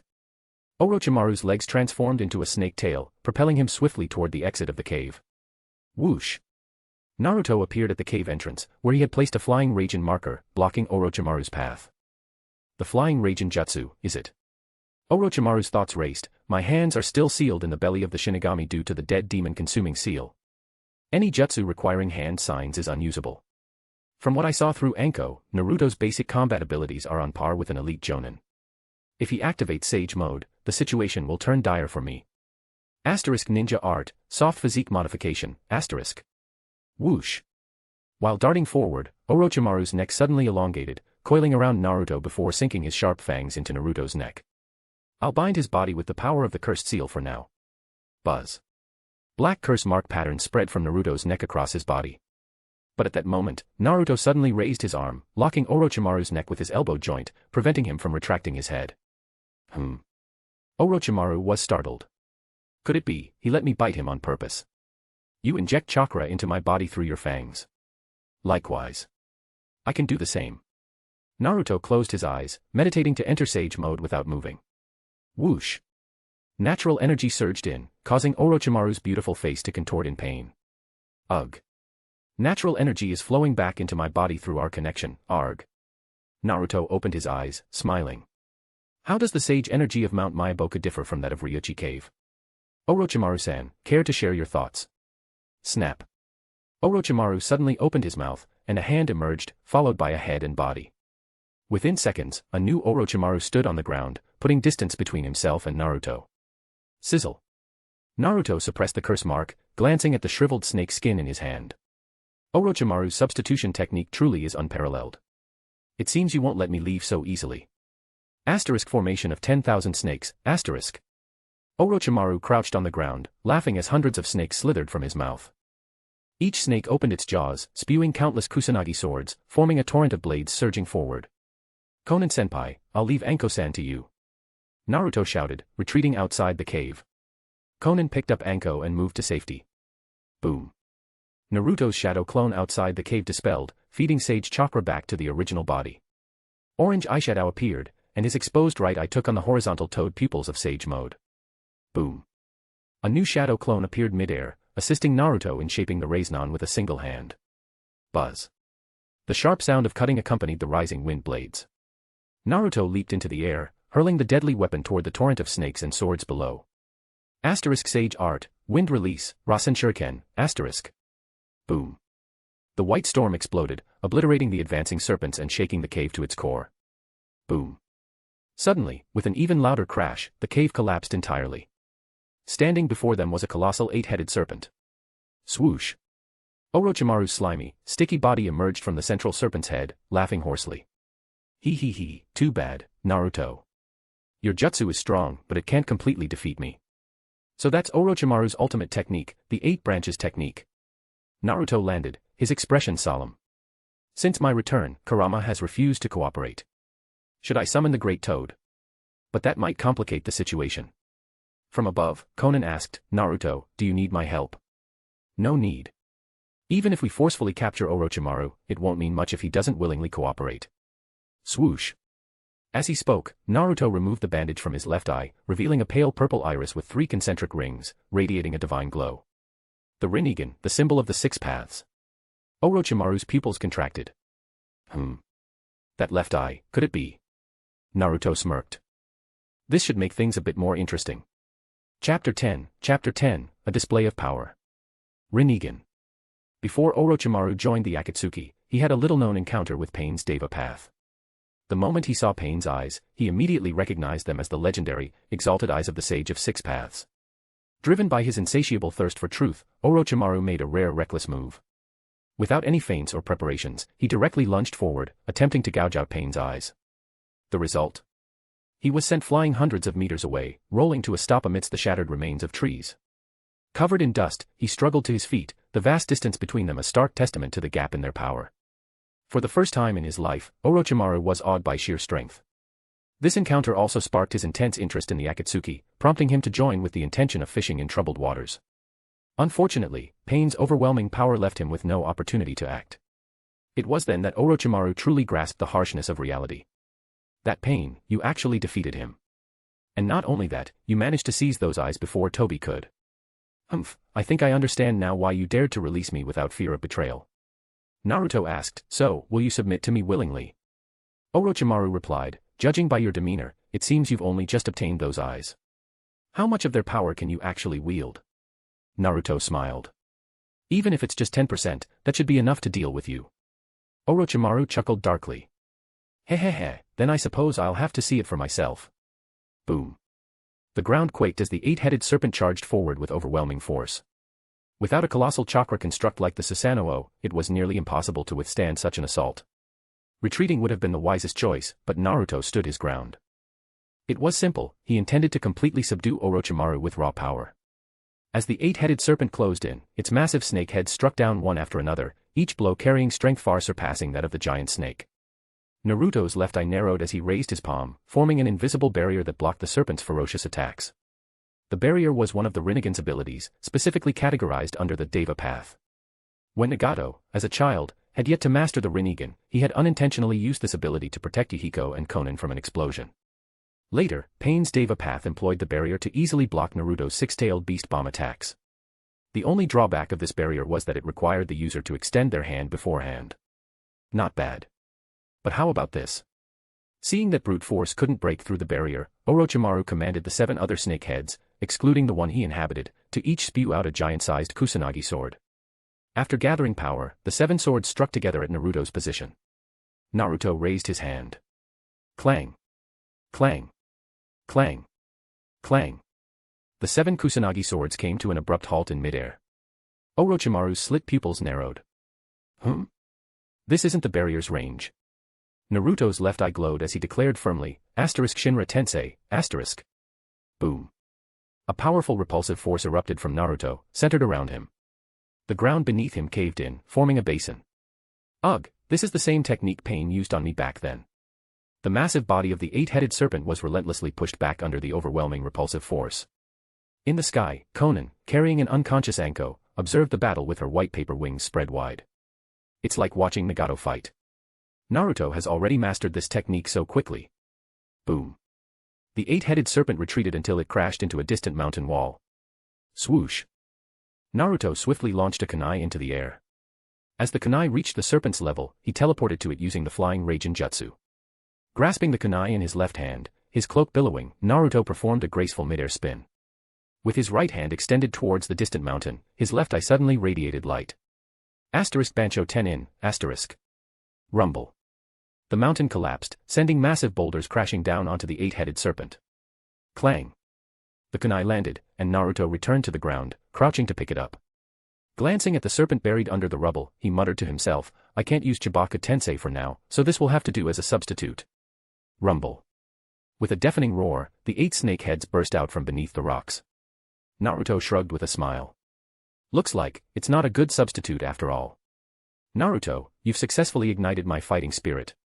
As Orochimaru spoke, his body retracted, and the 8 snake heads converged, channeling chakra to form a massive purple sphere. Naruto's eyes widened. That technique. Konan warned, be careful. That chakra is extraordinary.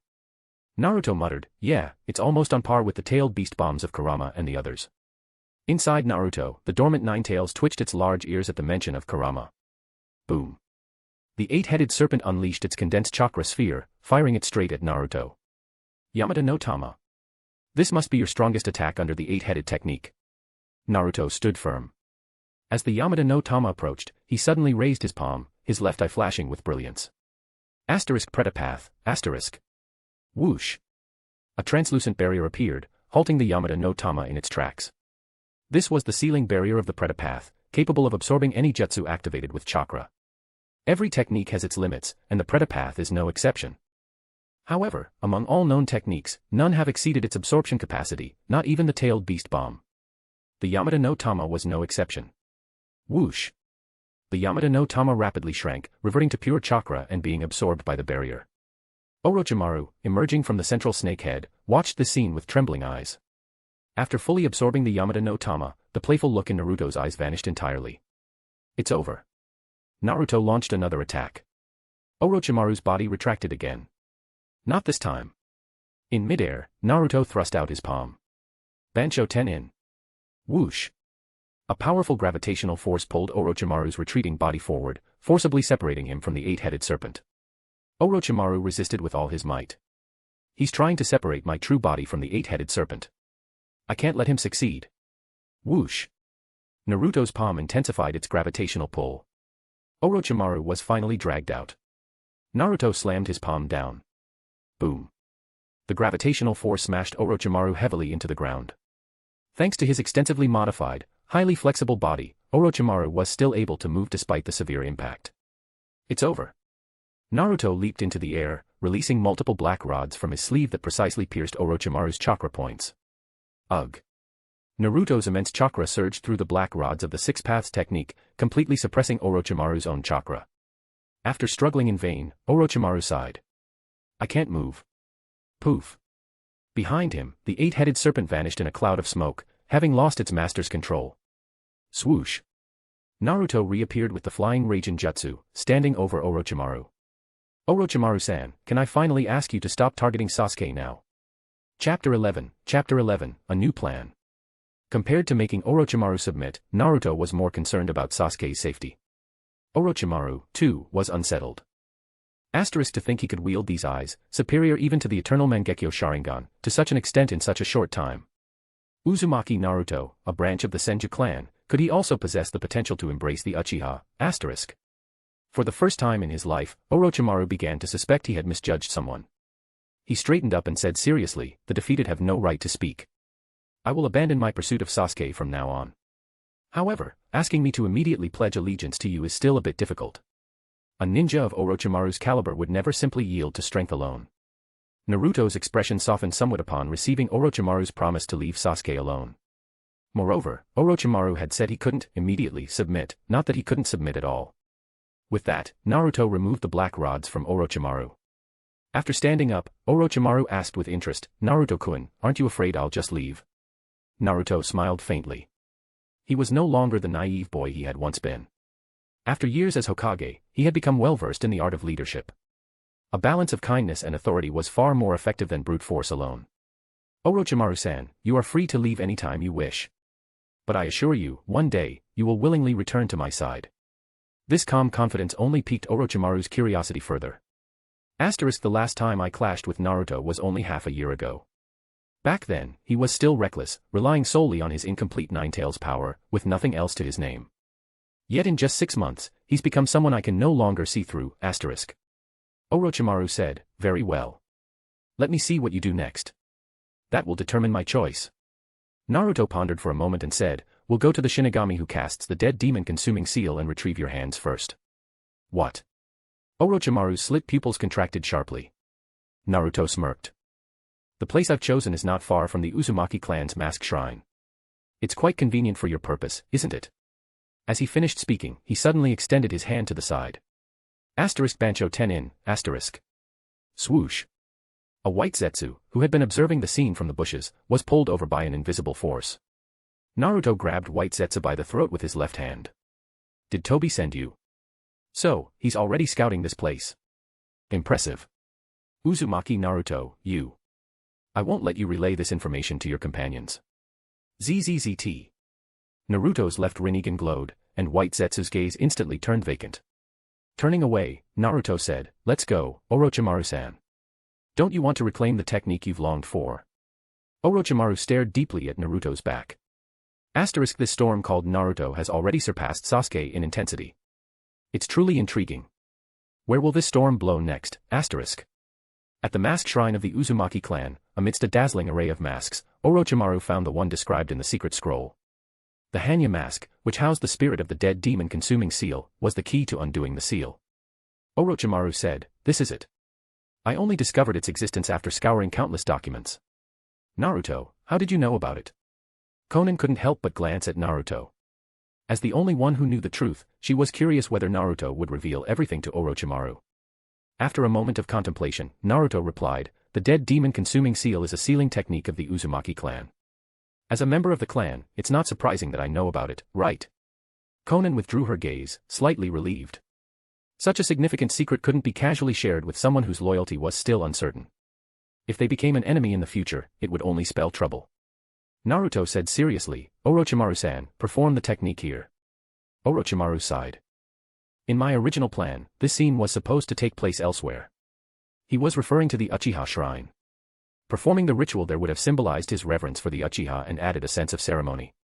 But performing it here, in the Uzumaki clan's masked shrine, carried its own sense of ritual, didn't it? Taking a deep breath, Orochimaru donned the Hanya mask. Boom. Ugh.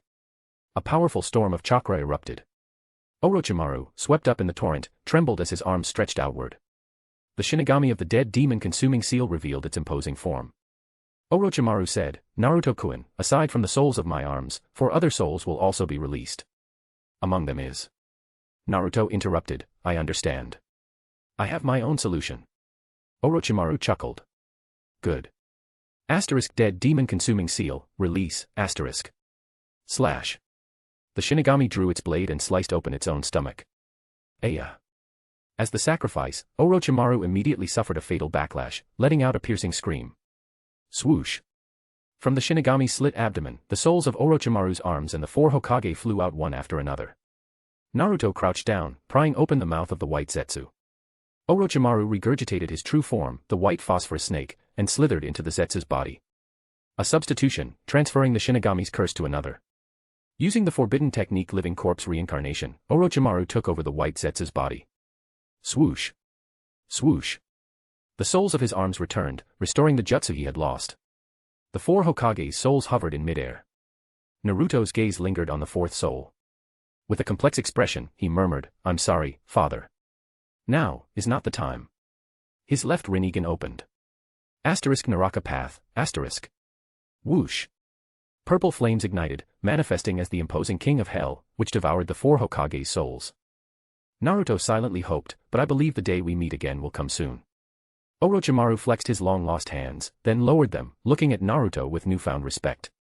Konan stepped forward and asked, "What's the next step? Are we returning to Omega-Kure?"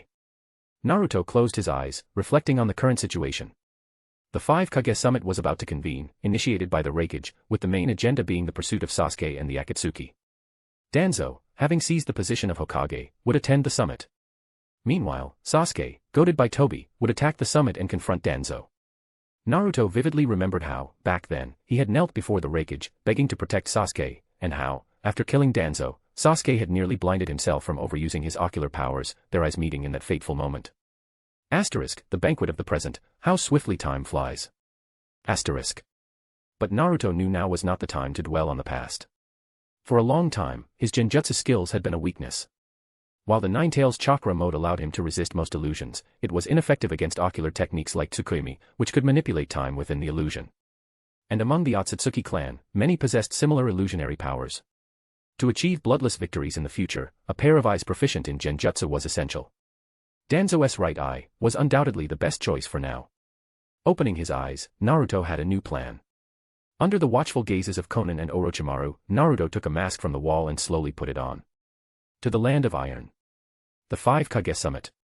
We will strike before Tobi and Sasuke, our target is Danzo. Chapter 12, Stirring Clouds of Conflict. Yugo. Team Taka followed the riverbank and found Yugo lying unconscious on the ground, his form reduced to that of a child. Ugh. Yugo groaned, clutching his throbbing head as he sat up. Sasuke asked, "What happened?" Yugo's expression was blank, his memory hazy. Before leaving, Naruto had tampered with Yugo's memories. Naruto wasn't ready to reveal himself to Sasuke just yet. Although Yugo had been ambushed, Sasuke chose not to pursue the matter for now. His mind was preoccupied with tracking down his enemy. Sasuke said, "Forget it. It's enough that you're alive. We'll investigate this later. Right now, we have more important matters to attend to." More important matters? Yugo asked. Sasuke's 6-pointed Mangekyo Sharingan gleamed with a sharp light. Our target has changed. The land of iron. The 5 Kage summit. Team Taka will hunt down Danzo of the Leaf there. And so, Team Taka set out for the land of iron. Meanwhile, Obito, wearing his mask, and White Zetsu observed from the treetops in the distance. White Zetsu asked, puzzled, "Why don't you let me inform Sasuke about Naruto's movements? Wouldn't it be better to use him against Naruto?" Obito, after some thought, replied, "Naruto took Nagato's body. This concerns the Rinnegan and the Geto statue, 2 of our highest secrets. It's best not to involve Sasuke. Besides, the current Naruto is likely beyond Sasuke's ability to handle." White Zetsu nodded. Fair point. Obito continued, "Through battles with the 5 Kage, we can cultivate Sasuke's Mangekyo Sharingan as a backup plan. That's the safer approach. Speaking of which, have you found Naruto's whereabouts?" White Zetsu replied, "Not yet. However, one of my clones recently went missing. It was likely eliminated by someone." "Oh." Beneath his mask, Obito raised an eyebrow. "To take out one of your clones before it could relay information, intriguing. Tell me where the clone disappeared." Whoosh. Seconds later, Obito appeared at the site of Naruto's earlier battle with Orochimaru, his Kamui vortex transporting him there. Kamui's teleportation required spatial markings. Over the years, Obito had marked much of the Land of Fire. While it wasn't exaggerated to say he had marked the entire region, he certainly had enough coverage to move freely within a 100-mile radius of the Hidden Leaf Village. About a minute later, White Zetsu arrived, slightly late. Surveying the scene of destruction, Obito's voice was low. There's no mistaking it. Only those eyes could cause such devastation. Naruto has mastered the power of the Rinnegan. White Zetsu remarked, unbelievable. Back then, it took Nagato years after Akatsuki's formation to reach this level of mastery. Obito responded, not surprising. Naruto is a late bloomer. His potential now likely surpasses Nagato's. White Zetsu hesitated. So, what do we do now?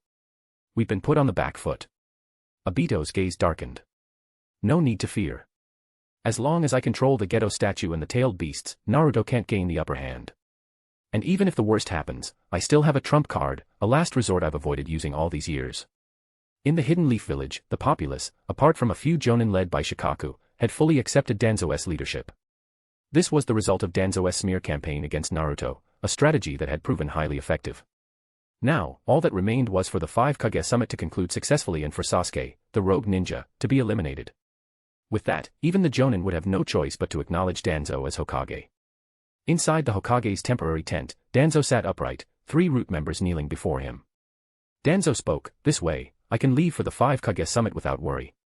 Given the current situation, we must ensure everything proceeds without error. Deploy more personnel.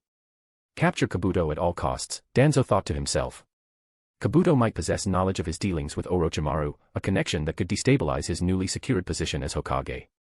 Also, retrieve Orochimaru's research data from Kabuto. It might prove useful for my right eye and arm. Danzo revealed his ironclad right arm and pressed his bandaged right eye, his expression grim. After issuing his orders, he addressed the 3 root members. Fu and Toryun, stay here. Terai, you're in charge of Kabuto. Go. Yes, sir. Terai vanished, leaving Fu and Toryun behind. Danzo continued, "Now, it's time for me to attend the 5 Kage summit. By agreement, only 2 guards are allowed to accompany me. As 2 of Root's finest, you'll come with me.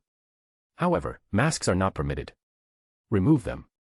The 2 complied, revealing their faces, Yamanaka Fu and Abirame Toryun. Yamanaka Fu asked, "As guards, what weapons should we prepare?"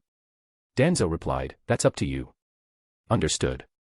Danzo added, "Toryun, have your men locate Uzumaki's whereabouts. The Ninetales must remain under our control. Also, keep an eye on Sai. He may betray Root. Be cautious. Eliminate the rogue ninja Uzumaki Naruto. Destroy the Ninetales demon fox Naruto. Restore our home." The villagers of the Leaf, outraged, marched in protest against Naruto. Some even set fire to his house, reducing it to ashes.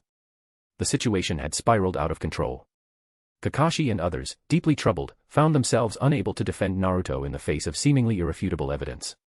Danzo, now Hokage, had issued a kill-on-sight order for Sasuke, branding him a rogue ninja. Meanwhile, Naruto's reputation as a hero had been utterly destroyed. The appearance of these 2 rogue ninjas was a heavy blow to their peers. Near a makeshift bench in the village, Naruto and Sasuke's former classmates gathered to discuss the matter. Niji Hyuga and Shino Abirame remained silent, their expressions heavy. After all, the deceased link to Naruto included members of both the Hyuga and Abirame clans. Ino Yamanaka sat on the bench, crying. To her, Sasuke had once been the prince of her dreams. Sakura Haruno, too, looked pale. Her village was in ruins, her mentor comatose, and her 2 teammates had become traitors. One had been her pillar of support, the other her deepest longing. Without Naruto and Sasuke, could Team 7 still be called Team 7? But no one was more heartbroken than Hinata Hyuga. Everyone said the boy she loved most had killed members of her clan. Shikamaru Nara, always the most rational, broke the oppressive silence. It's too early to convict Naruto. The 3 corpses were brought back by Root. Knowing their methods, there's likely more to this than meets the eye. The group fell into deep thought. After a long pause, Sakura hesitantly asked, "What about Sasuke?" Shikamaru sighed. "Sasuke's crimes are undeniable. No one can defend him. His situation is even more precarious than Naruto's. While Naruto's actions threaten only the Leaf, Sasuke is now a global enemy." The 5 Kage summit in the Land of Iron was convened specifically to discuss his elimination. Sakura bit her lip, her heart aching. "Naruto, why? As a hero, why would you do something so reckless at such a critical moment? You're the only one who can save Sasuke." A soft yet firm voice interrupted her thoughts. "I'm going to find Naruto." The group turned in shock. Hinata. Hinata's determination was unwavering. Naruto must have had no choice but to leave the village. There's no way he killed Takuma. There must be more to this. Niji tried to console her. "Lady Hinata, I understand how you feel, but as shinobi, we can't let personal emotions cloud our judgment." But Sakura interjected, "Hinata's not wrong." Sakura. Sakura thought, "Naruto. If you've lost your way, I'll bring you back myself." Rock Lee exclaimed, "There's no other way. Youth means charging forward." Kiba Inuzuka chimed in, "Tracking someone is what we do best. Isn't that right, Akamaru?" Woof woof. Akamaru barked in agreement. Niji finally relented. "I don't believe Naruto would do such a thing either. Let's investigate." Shino added, "Count me in. If you must ask why. I was excluded from the mission to retrieve Sasuke. This time, I won't be left out. Besides, I need answers about Takuma's death. Shikamaru sighed and stood. Troublesome. One after another, all of you, including me. Hinata was deeply moved. Shino, Kiba, everyone. Thank you. And so, as the clouds of conflict gathered, the 5 Kage Summit began as scheduled. Chapter 13, the 5 Kage Summit.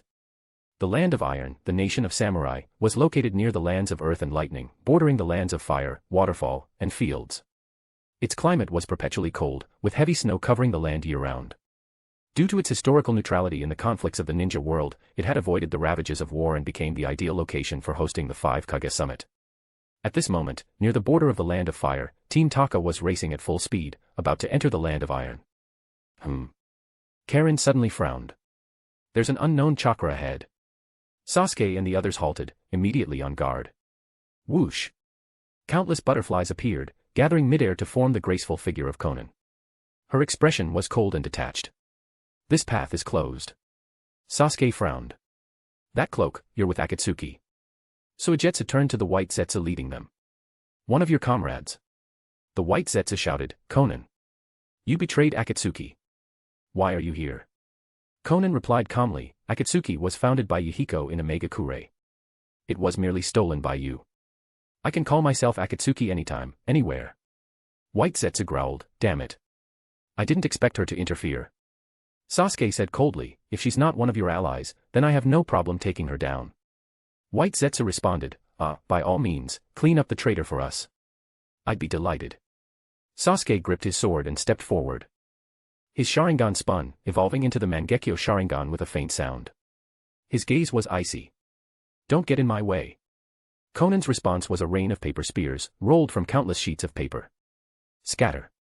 Team Taka dispersed. Asterisk clang. Clang. Clang, asterisk. Sasuke swung his Kusanagi sword, deflecting the oncoming paper spears. But Konan's technique was vast in range, long-lasting, and surprisingly powerful. While intercepting the attacks, Sasuke's left eye locked onto Konan's figure in the sky. A line of blood trickled from the corner of his eye, staining the snow below, a stark contrast against the white ground. Bloodshot veins spread like a web across his pupil. Asterisk Amaterasu, asterisk. Whoosh. The black flames of Amaterasu ignited Konan's paper body, ending the rain of paper spears. Unquenchable black flames. Amaterasu. The same power as Itachi's eyes. Konan murmured as her body burned to ashes. However, as paper fragments scattered through the air, more versions of Konan appeared. Yugo muttered, just now, was that only a clone? Sasuke demanded coldly, Karen, can you locate her real body? Karen formed a two-finger hand sign, enhancing her sensory ability through her Kagura mind's eye. After a moment, she shook her head. All the chakra signatures are identical. White Zetsu groaned, that woman's abilities are incredibly troublesome. Sasuke, you should conserve your chakra before fighting the 5 Kage. Sasuke, impatient, snapped, it doesn't matter. Burn them all. Asterisk whoosh. Whoosh. Whoosh, asterisk. Black flames erupted in the air, indiscriminately attacking Konan's clones. Karen worried silently, since learning that Danzo became Hokage, Sasuke's chakra has changed. It's so cold now. On the towering snow-capped mountains, the 5 Kage Summit was proceeding as scheduled. The venue was adorned with the flags of the 5 great nations, wind, fire, earth, lightning, and water. Around the massive circular table oriented east to west, the 5 Kage were all present. The 4th Reikage, A. The 5th Mizukage, Meitarumi. The 3rd Tsuchikage, Anoki of both scales. The 5th Kazekage, Gara of the Sand. The 6th Hokage, Danzo Shimura. The Kage's bodyguards stood behind the curtains, closely monitoring the proceedings and ready to intervene at any moment. In the center sat Mifune, the general of the Land of Iron and the host of the summit. Behind him stood 2 renowned samurai, Chojuro and Rikaku, both famed warriors with strength comparable to elite jonin. But in truth, these 2 were none other than Naruto and Orochimaru in disguise. Naruto, I didn't expect you to know the Land of Iron's layout so well. We infiltrated without any trouble. Of course, in his previous life, Naruto had served as the head of the 5 Kage and had organized multiple summits. He had also visited the Land of Iron at Mifune's invitation. In a stable nation like the Land of Iron, fortresses rarely changed. The 3 of them had devised their plan on the way. Naruto explained, Danzo's right eye is from Shisui Uchiha and contains the Koto Amatsukami. That genjutsu is extremely dangerous, even for me. Unless I can kill Danzo before he activates Koto Amatsukami, a decisive victory is nearly impossible. Therefore, the basic strategy is to exhaust Danzo's use of Koto Amatsukami before engaging in battle. Orochimaru asked, and how do we exhaust it? Naruto replied, if I'm not mistaken, Danzo will likely use this technique on Mifune during the summit to gain the upper hand. It's not a jutsu that can be used multiple times in a day. With the Rinnegan, Naruto could theoretically resist Mangekyo Genjutsu, but he decided to err on the side of caution. Konan asked, so, does that mean we ambush him after the summit, on his way back to the village? Naruto shook his head. That would be too late. We're not the only ones targeting Danzo. If we encounter others, it could complicate things. I'll infiltrate the venue with Orochimaru, blending in as samurai maintaining order. We'll keep a close watch on Danzo's movements. To be honest, transformation jutsu is my specialty. As for Sasuke, Konan, I'll need you to stall them. But remember, don't engage in a prolonged fight. Back to the present. Mifune announced in a deep voice, the 5 Kage summit begins now. Gaara rested his hands under his chin and addressed the other 4 Kage. I'll speak first. Listen carefully. Anoki chuckled. The 5 Kage certainly have changed. To become a Kage at your age, impressive. It seems your father taught you well, though not manners. Damn that old man. Behind the curtain, Kankuro, one of Gaara's bodyguards, clenched his teeth in anger. Gaara responded calmly, indeed. That's why I sit here as Kazekage. Ha ha ha ha ha. Anoki laughed. What an arrogant young man. What's with that Tsuchikage? Kankuro, hot-headed as ever, was itching to storm out and confront him. Be quiet. Temari, the more level-headed of the two, cautioned him. Despite her words, her hand moved to her weapon pouch, ready to act if necessary. Tsuchikage, please refrain from interrupting, Mei Terumi, the Mizukage, interjected diplomatically. Kazekage, please continue. Gaara said, I was once a Jinchuriki, captured by Akatsuki. I believe Akatsuki poses a grave threat. I've repeatedly requested action from the 5 Kage, but my pleas were ignored, except by the previous Hokage. And now, with the Jinchuriki of each nation taken, it's too late to join forces. Anoki offered his perspective. For the great nations to lose their Jinchuriki is a disgrace, a humiliation that undermines their authority. Seeking help from other nations immediately after such a loss would be unthinkable. Gaara scoffed. Tradition. Authority. Such outdated notions are meaningless. Anoki thought to himself, the arrogance of youth. Mei Terumi added, whether outdated or not, as Mizukage, I admit we've been too passive. But even if the tailed beasts are taken, they don't immediately become a threat. Controlling them requires knowledge, skill, and time. Anoki agreed. A Jinchuriki must grow alongside their tailed beast, forming a bond over time. Even then, control is difficult. But I digress. Isn't that right, Kazekage? Gaara remained silent. At that moment, Danzo spoke, his tone measured. Before we continue debating, there's something I'd like to address. Chapter 14, On the Brink of Conflict. The Reikage roared, what's the meaning of this? Danzo replied, the leader of the Akatsuki, is very likely Uchiha Madara. What? The 4 Kage exclaimed in unison. Anoki muttered with disbelief, that guy, didn't he die a long time ago? Danzo said, the details are unclear, but the intelligence is accurate. Anoki frowned, I can't believe it. Madara is still alive. At this moment, Mifune, the leader of the neutral land of Iron, spoke up, as a neutral party, I would like to say something. The leader of the Akatsuki is well versed in exploiting the development of the times. He has used the mistrust among nations to expand his influence during this period of relative peace. However, every crisis comes with an opportunity. The fact that the 5 Kage have gathered here today is a blessing. I propose forming a united ninja army to counter the threat of the Akatsuki. Anoki responded, a united ninja army. That's not something that can be decided so easily. The 5 great shinobi villages are evenly matched in power. Who would lead such an army? Mifune said, currently, the only remaining Jinchuriki is the Ninetales of Konoha. How we guide him is of utmost importance. The Kage fell silent. Mifune continued, in that case, why not let the Hokage command the united ninja army? His words sent shockwaves through the room. After all, outside of Konoha, no one was yet aware of Naruto's defection. What did you say? The Reikage reacted the most violently. Danzo, unfazed, said, if there are no objections, then I humbly accept this responsibility. The Reikage shouted, why should it be the Hokage? He represents the darkness of the shinobi world. How can we entrust such a person with this responsibility? Mifune glanced at the Reikage and asked, then, Lord Reikage, who do you believe should take the lead? The Reikage roared, no one from our village has joined the Akatsuki. Those who are untrustworthy cannot bear such a heavy burden. I am the most suitable candidate. Mifune replied calmly, that would be difficult to convince others. The Reikage growled, what did you say? Mifune pointed at the shattered table in front of the Reikage and reasoned, is this the kind of method and power you would use to lead the ninja? Do you think it's appropriate? If decisions are made impulsively and power is prioritized above all, the united army will end up like this table, shattered into pieces. Crack. Crack. Crack. The Reikage clenched his teeth in frustration, knowing he had been outmaneuvered.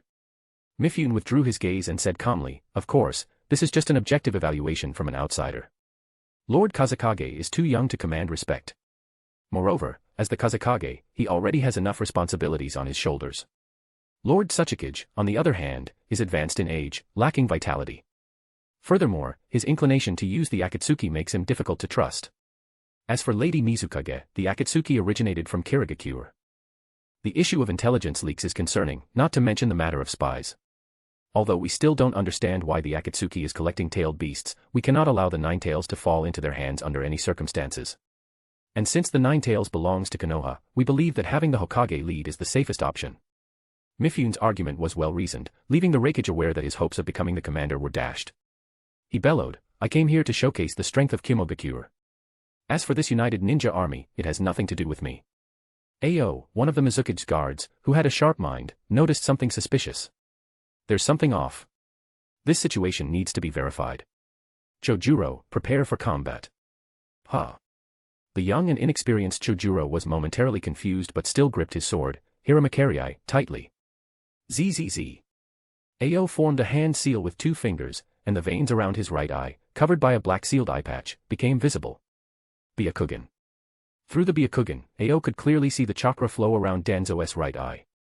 He was shocked internally, how can this be? The chakra color around his right eye and its surrounding pathways. There's no mistaking it.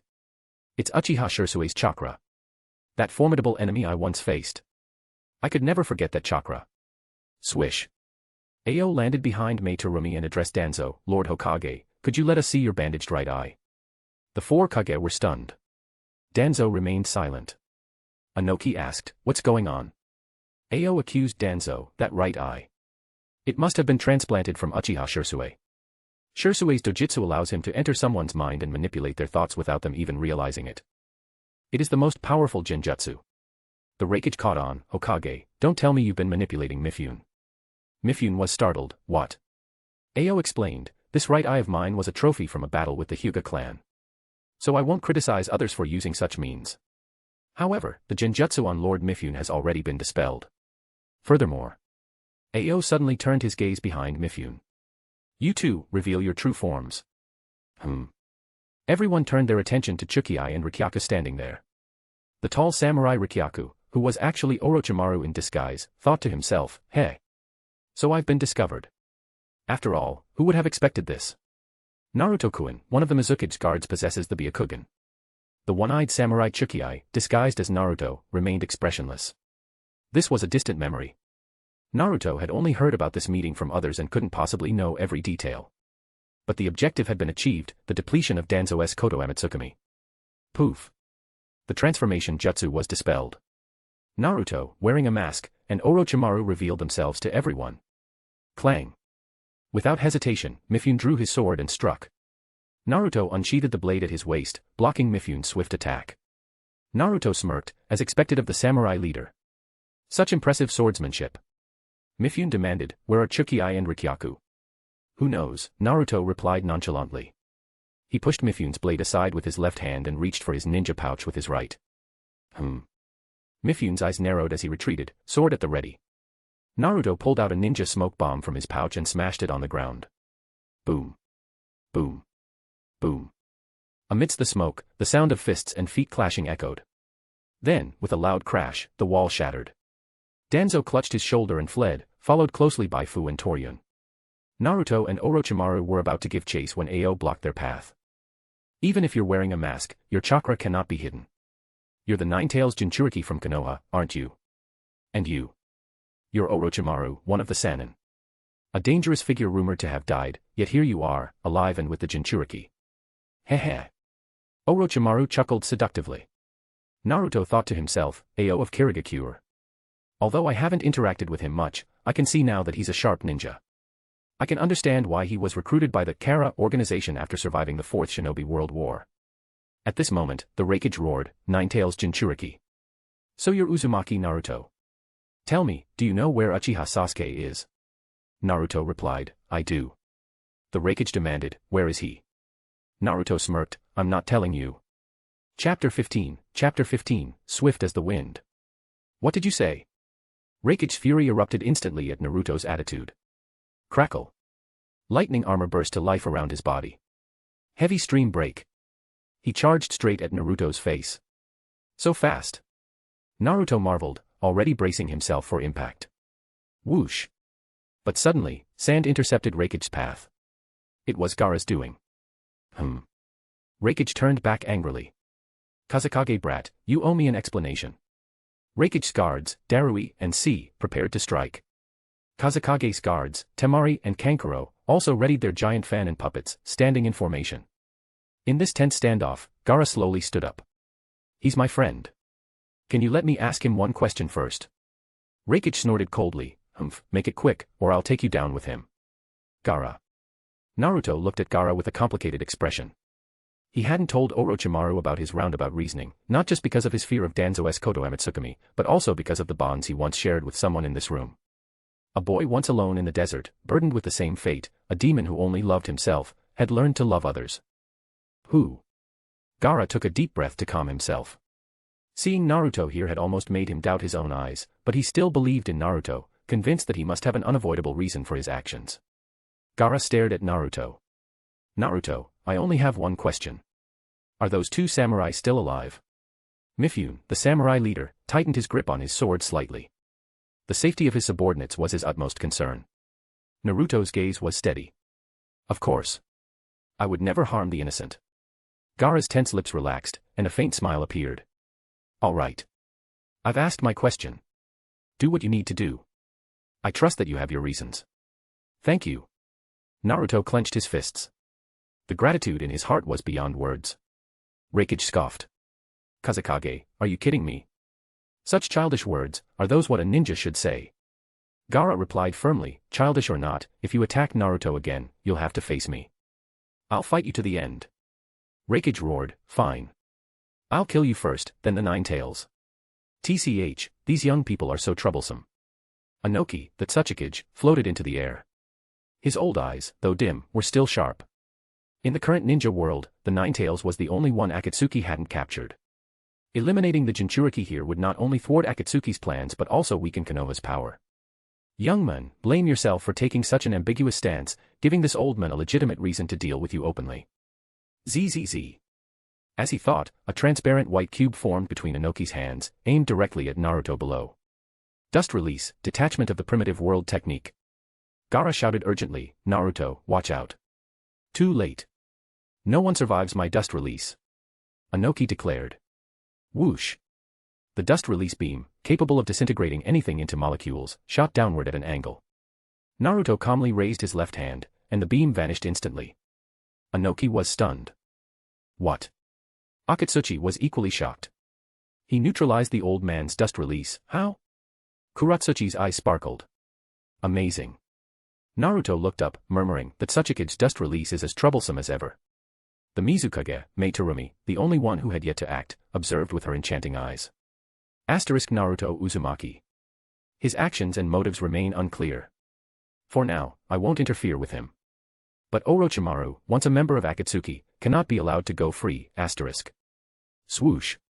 With that thought, Mei formed hand seals, her crimson lips parting to unleash a highly corrosive liquid towards Orochimaru. Lava release, lava monster technique. Splash. The lava poured down, corroding the ground into a smoky mess. Dozens of protective gray snakes dissolved and fell from Orochimaru's body, revealing his tattered clothing. Orochimaru remarked, the bloodline limit of lava release, truly troublesome. Mei's eyes turned cold. Chojuro. Yes. Even though he's one of the legendary Sannin. I'll do my best. Though Chojuro's voice trembled, his grip on his sword was firm. As he infused it with a massive amount of chakra, Hiramakarei grew to an enormous size. He swung it with all his might. Hiramakarei unleashed. Boom. Ugh. Orochimaru was struck squarely by Hiramakari, crashing through the wall and into the hallway.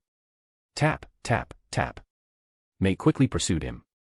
When Orochimaru got up, he found the collapsed wall sealed off by Mei's lava release. The area had become a sealed chamber.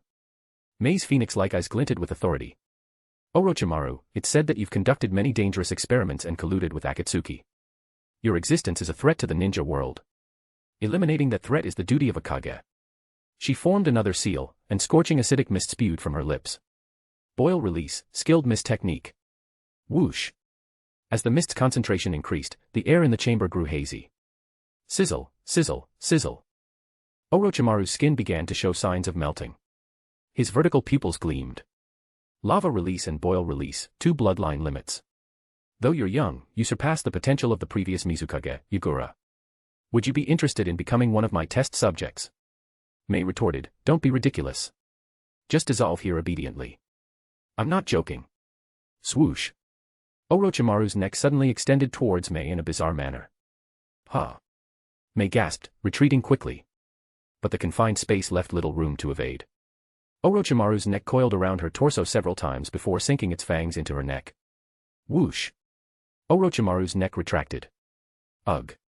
Mei collapsed weakly. That's a curse mark to restrict movement. But the mist's concentration is at its maximum. Your body will melt. Not necessarily. The heavily injured Orochimaru chuckled seductively before opening his mouth wide, regurgitating a brand new version of himself and rising amidst the gooey mess. Mei's eyes trembled. How is this possible? Your techniques aren't strong enough to kill me. Among the current 5 Kage, the only one truly capable of threatening my life is Tsuchika Jinoki's dust release. Swoosh. Naruto suddenly appeared in the sealed chamber, placing a hand on Orochimaru's shoulder. We have more important matters to attend to, Orochimaru. Swoosh. He teleported away with Orochimaru. The flying Raijin Jutsu. He must have marked Danzo back then. Mei's eyes narrowed. Her weakened state made it impossible to control her chakra precisely, causing the lava release sealing the wall to dissolve. Damn, the acidic mist is leaking into the conference hall. I have to adjust the concentration. The confrontations during the 5 Kage summit came to a temporary halt. Naruto was about to face Danzo in battle. Chapter 16, Immovable as a Mountain. In the snowy plains of the Land of Iron, Naruto and Orochimaru appeared before Danzo and his entourage. Unlike the bridge that served as the battlefield years ago, though they had similarly escaped from the 5 Kage summit, Naruto used the flying Raijin Jutsu to arrive here. This time, Danzo had yet to leave the Land of Iron. Danzo, deep in thought, glanced at his shoulder out of the corner of his eye. The flying Raijin Jutsu mark. He deliberately waited until I left the summit to strike, avoiding dragging the other Kage into this. Orochimaru greeted him with a sly tone, Danzo, long time no see. How is that right arm treating you? Ignoring Orochimaru's taunt, Danzo released his grip on his cane and began unwrapping the bandages on his right arm, revealing a finely crafted arm guard. Fu, Toryun, buy me some time. I need to undo the seal on my right arm. Understood. Fu and Toryun stepped forward. Naruto has taken Nagato's body. He must have gained the power of the Rinnegan. Be cautious, Danzo instructed as he unclasped the first latch on his arm guard. As Fu and Toryun approached, Naruto's expression remained indifferent beneath his mask. My target is Danzo alone. If you insist on standing in my way, I won't hold back. Abirame Toryun stood firm, his voice resolute. If you want to get to Lord Danzo, you'll have to step over our corpses first. Naruto replied, that's unfortunate. Fu thought to himself, the Nine-Tails' life is crucial for Lord Danzo's future plans. I must capture him alive if possible. With that thought, he formed a peculiar hand sign, aiming it at Naruto from a distance. Naruto's gaze sharpened. That hand sign. Fu declared, this technique is unavoidable. Mind-body switch technique. Buzz. Naruto's body trembled as Fu's consciousness entered him. I'll destroy your left eye. Due to the connection of the mind-body switch, my own left eye will also be destroyed, but this sacrifice is worth it. Controlling Naruto's body, Fu drew a kunai and aimed it at Naruto's left eye. Clink. But the kunai's tip suddenly stopped just short of his eye, unable to move any further. A few seconds later, Fu opened his eyes and sighed. I failed. The Jinchuriki's willpower is extraordinarily strong. My mind-body switch was broken in just 3 seconds. Beside him, Abirame Toryun said, then I'll use my technique to deal with him. He removed his black shirt, revealing dark purple venom flowing across his torso, and charged straight at Naruto. Orochimaru warned, he's the son of Aburame Shikuro. He can use nanoscale poisonous insects. Without the first Hokage's cells, even a single touch means certain death. Be careful, Naruto-kun. Ah, I understand. Naruto's left eye beneath the mask suddenly focused. Rinne Tensei. Boom. What? The sudden burst of repulsive force sent Torian flying backward. He tumbled to the ground, landing face down. Fu exclaimed, what was that just now? Was it the Rinnegan's power? Torian struggled to get up. Ugh, my whole body feels like it's falling apart. If I take 2 or 3 more hits like that, I'll probably die. At this moment, Naruto took out a pair of black gloves, put them on his left hand, and reached out toward Torian from a distance. Bansho Ten in. Whoosh. The gravitational pull dragged Torian toward him from afar. Torian shouted, this time it's gravitational force. Clang. Suddenly, Fu rushed forward, grabbing Torian's shoulder while throwing a chain behind him, which wrapped around a tree in the background. Clink. The chain tightened, freezing both of them in place. Rustle, rustle. However, the dark purple venom began spreading from Torian's shoulder to Fu's arm. Torian yelled in panic, Fu, let go of me. You'll be infected by the poisonous insects. Naruto watched the scene coldly, then intensified the gravitational pull from his palm. Whoosh. Fu could no longer hold on, and Torian was pulled forward. Naruto pressed his gloved left hand against Torian's chest and yanked forcefully. Human path. Whoosh. Torian's soul was forcibly extracted, and his lifeless body collapsed at Naruto's feet. Naraka path. Boom. A ghostly purple flame ignited, manifesting as the King of Hell statue. It devoured both Torian's body and soul before disappearing. Naruto removed the glove and tossed it aside, addressing the stunned Fu, do you want to join him in there? Fu glanced back at Danzo, who was still calmly undoing the latches on his arm guard. His subordinates' lives were merely tools to buy him time. Fu turned back, his face set with determination. From the day I joined Root, my life has belonged to Lord Danzo. Clang. He severed his insect-infected arm with his blade. Knowing his death was inevitable, he didn't even bother to bandage the wound. Grabbing his sword, he charged at Naruto. Boom. Another burst of repulsive force sent Fu sprawling to the ground, his sword flying from his grasp. Thud. A black rod pierced cleanly through his heart. Fu died instantly, without any pain. Naruto murmured, even as members of Root, symbols of darkness, you couldn't escape the essence of being a ninja. Fu Yamanaka, Aburame Torian. I will remember your names. Thanks to the time bought by his loyal subordinates, Danzo finally undid the seal on his right arm. 10 Sharingan eyes spun erratically, exuding an unsettling aura. Naruto remarked, so that's Danzo's right arm, a fusion of Senju and Uchiha powers. If I recall correctly, that arm was created using Shin Uchiha's cells.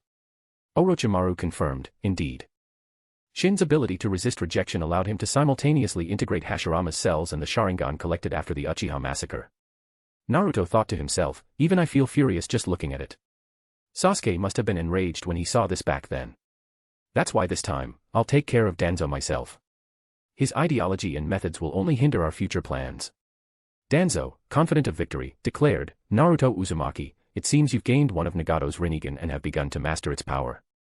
However, against the combined might of Senju and Uchiha, you stand no chance. Swish. Swish. Swish. He swiftly formed 3 hand seals and charged at Naruto.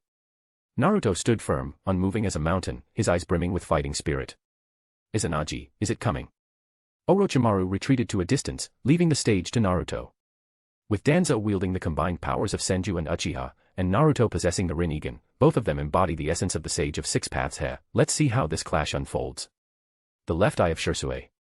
I didn't get it back then. In hindsight, it must have been fate, a sign that I would obtain the Rinnegan. Your left eye, Naruto. I'll be taking it without hesitation. Swish. As Danzo closed in, he reached directly for Naruto's left eye without any preamble. Chapter 17, as steady as a forest. Danzo closed in swiftly, his right hand darting toward Naruto's eye socket. Digging out an eye barehanded, it was not a reckless move. With Izanagi, any damage could be turned into an illusion, giving Danzo the confidence to act so boldly. Failure would cost him nothing, and success would mean everything. Why not take the chance? Is this how you obtained Shisui's right eye as well, Danzo? Naruto murmured inwardly, his left eye narrowing sharply. Rinne Tensei. Boom. Ugh. A powerful repulsive force exploded outward, sending Danzo flying in a sorry state. Shinra Tensei a technique that emits an omnidirectional repulsive force centered on the user, deflecting all physical and ninjutsu attacks. It's a flawless move for both offense and defense. Whoosh! The figure of Danzo, flung away, dissolved into a fleeting mirage. His true body reappeared right in front of Naruto. But between uses, there's a 5-second interval. That's the weakness of this technique. It's worth noting that during Pain's assault on Konoha, Danzo and his root operatives remained underground, observing the battle without participating. The intelligence on the Rinnegan gathered by Jiraiya and Konoha's forces during their skirmishes was also collected by Root. Danzo's original plan had been to wait until Pain and Konoha were both severely weakened before stepping in as the savior. This would not only diminish Tsunade's faction but also elevate his own reputation, allowing him to seize power. Unfortunately, things didn't go as planned. Naruto returned from Mount Myaboku and defeated Pain. Swish. As Danzo charged, a kunai slipped from his sleeve, thrusting straight toward Naruto's face. Naruto closed his eyes briefly. The shadow clone he had hidden earlier dispersed, feeding back Sage Chakra to his main body, instantly activating Sage Mode. Swish. Naruto shifted his body slightly, dodging the kunai. His right hand grabbed Danzo's arm while his left hand formed a Raiznon, striking Danzo squarely in the chest. Sage Art, Raiznon. Arg. The Raiznon exploded, leaving Danzo's chest a bloody mess. Thud. Naruto followed up with a powerful kick, sending Danzo flying. He crashed through 3 trees in a straight line before coming to a stop, covered in snow. Moments later, Izanagi took effect, and all of Danzo's injuries vanished. Danzo stood up, brushing the snow off his shoulders, his expression calm. Sage Mode enhances both perception and physical ability significantly. Combined with the Rinnegan's powers, you almost have no weaknesses. A smirk appeared on his face. But no matter how strong you are, Izanagi ensures that I remain undefeated. Whoosh.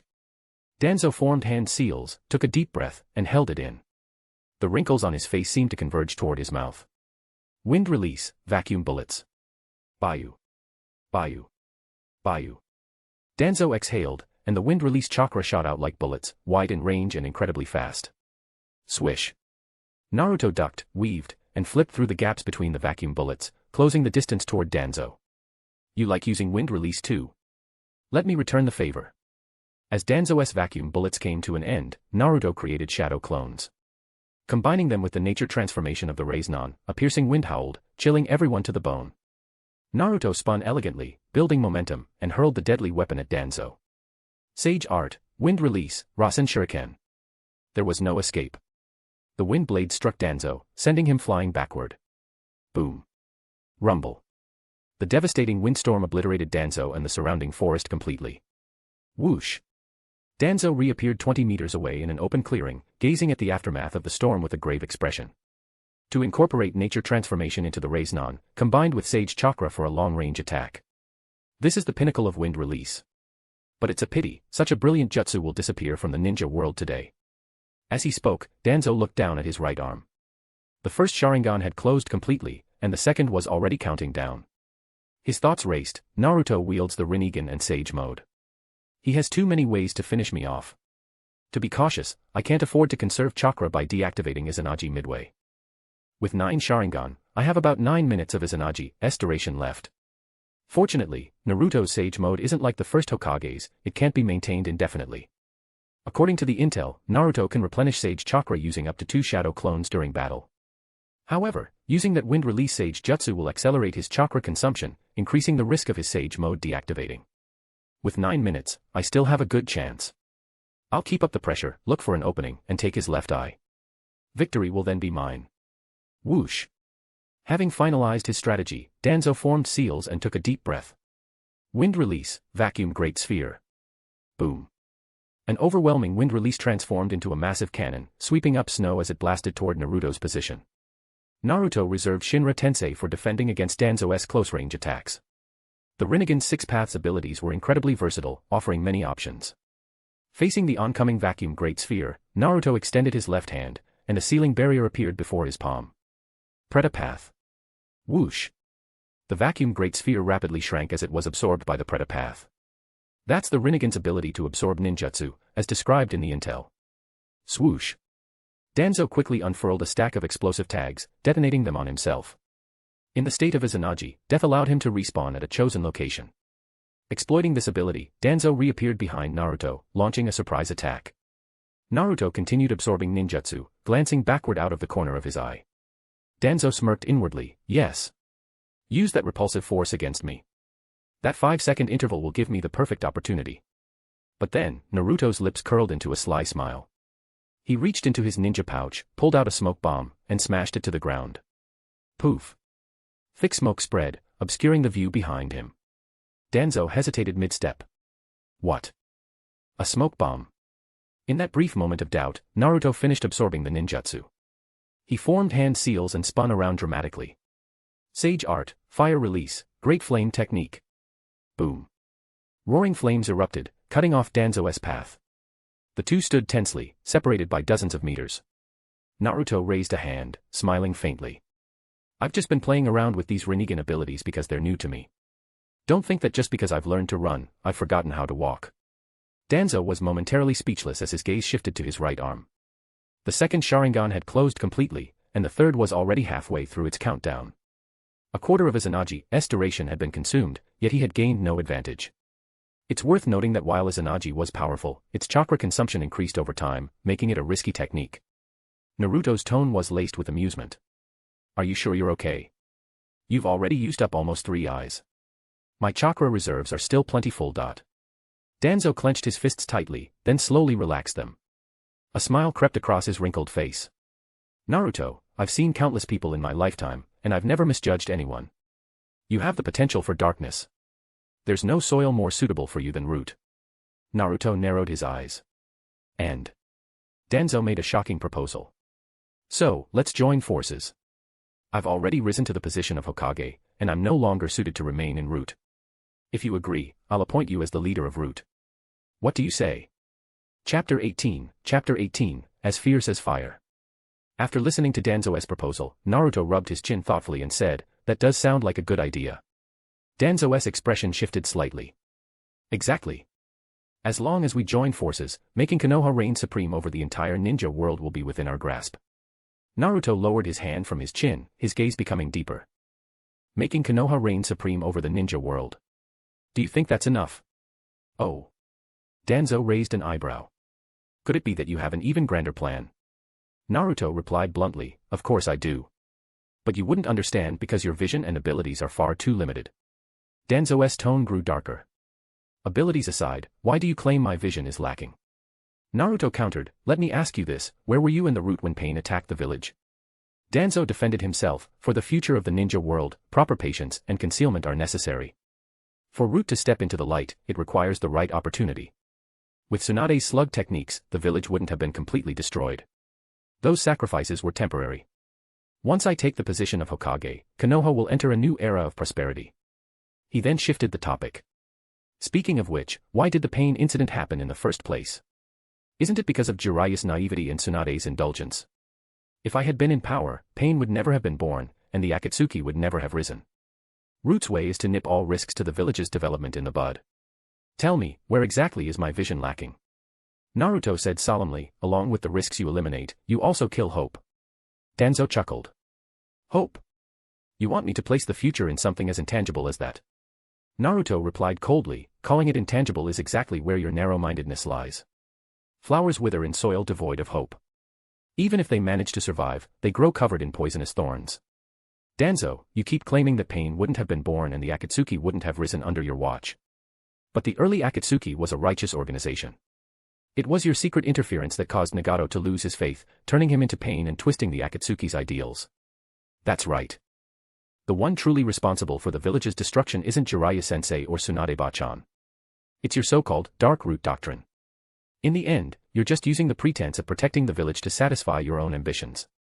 Danzo, you are unworthy of being Hokage. Danzo clenched his fist tightly, his aged face filled with cold fury. So, you're refusing my proposal?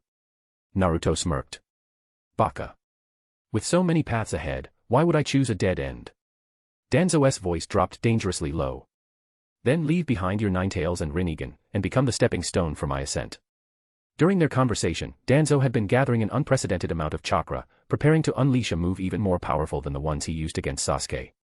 After forming a series of hand seals, Danzo suddenly clasped his hands tightly in front of his chest. Asterisk would release, nativity of a world of trees, asterisk. Boom. Boom. Boom. Saplings broke through the earth's surface, growing into towering trees within seconds. The wood release of the first Hokage, Hashirama Senju, the power that ended the Warring States era and even suppressed the Nine Tails. Uzumaki Naruto, bow before this power. Ugh. Danzo's forehead bulged with veins as his clasped hands trembled violently. He poured all his chakra into the trees, driving them to strangle Naruto. Observing from the sidelines, Orochimaru murmured to himself, using both Izanagi and would release simultaneously, the chakra consumption is unimaginable. It seems Danzo has concluded that ordinary ninjutsu won't suffice against the current Naruto.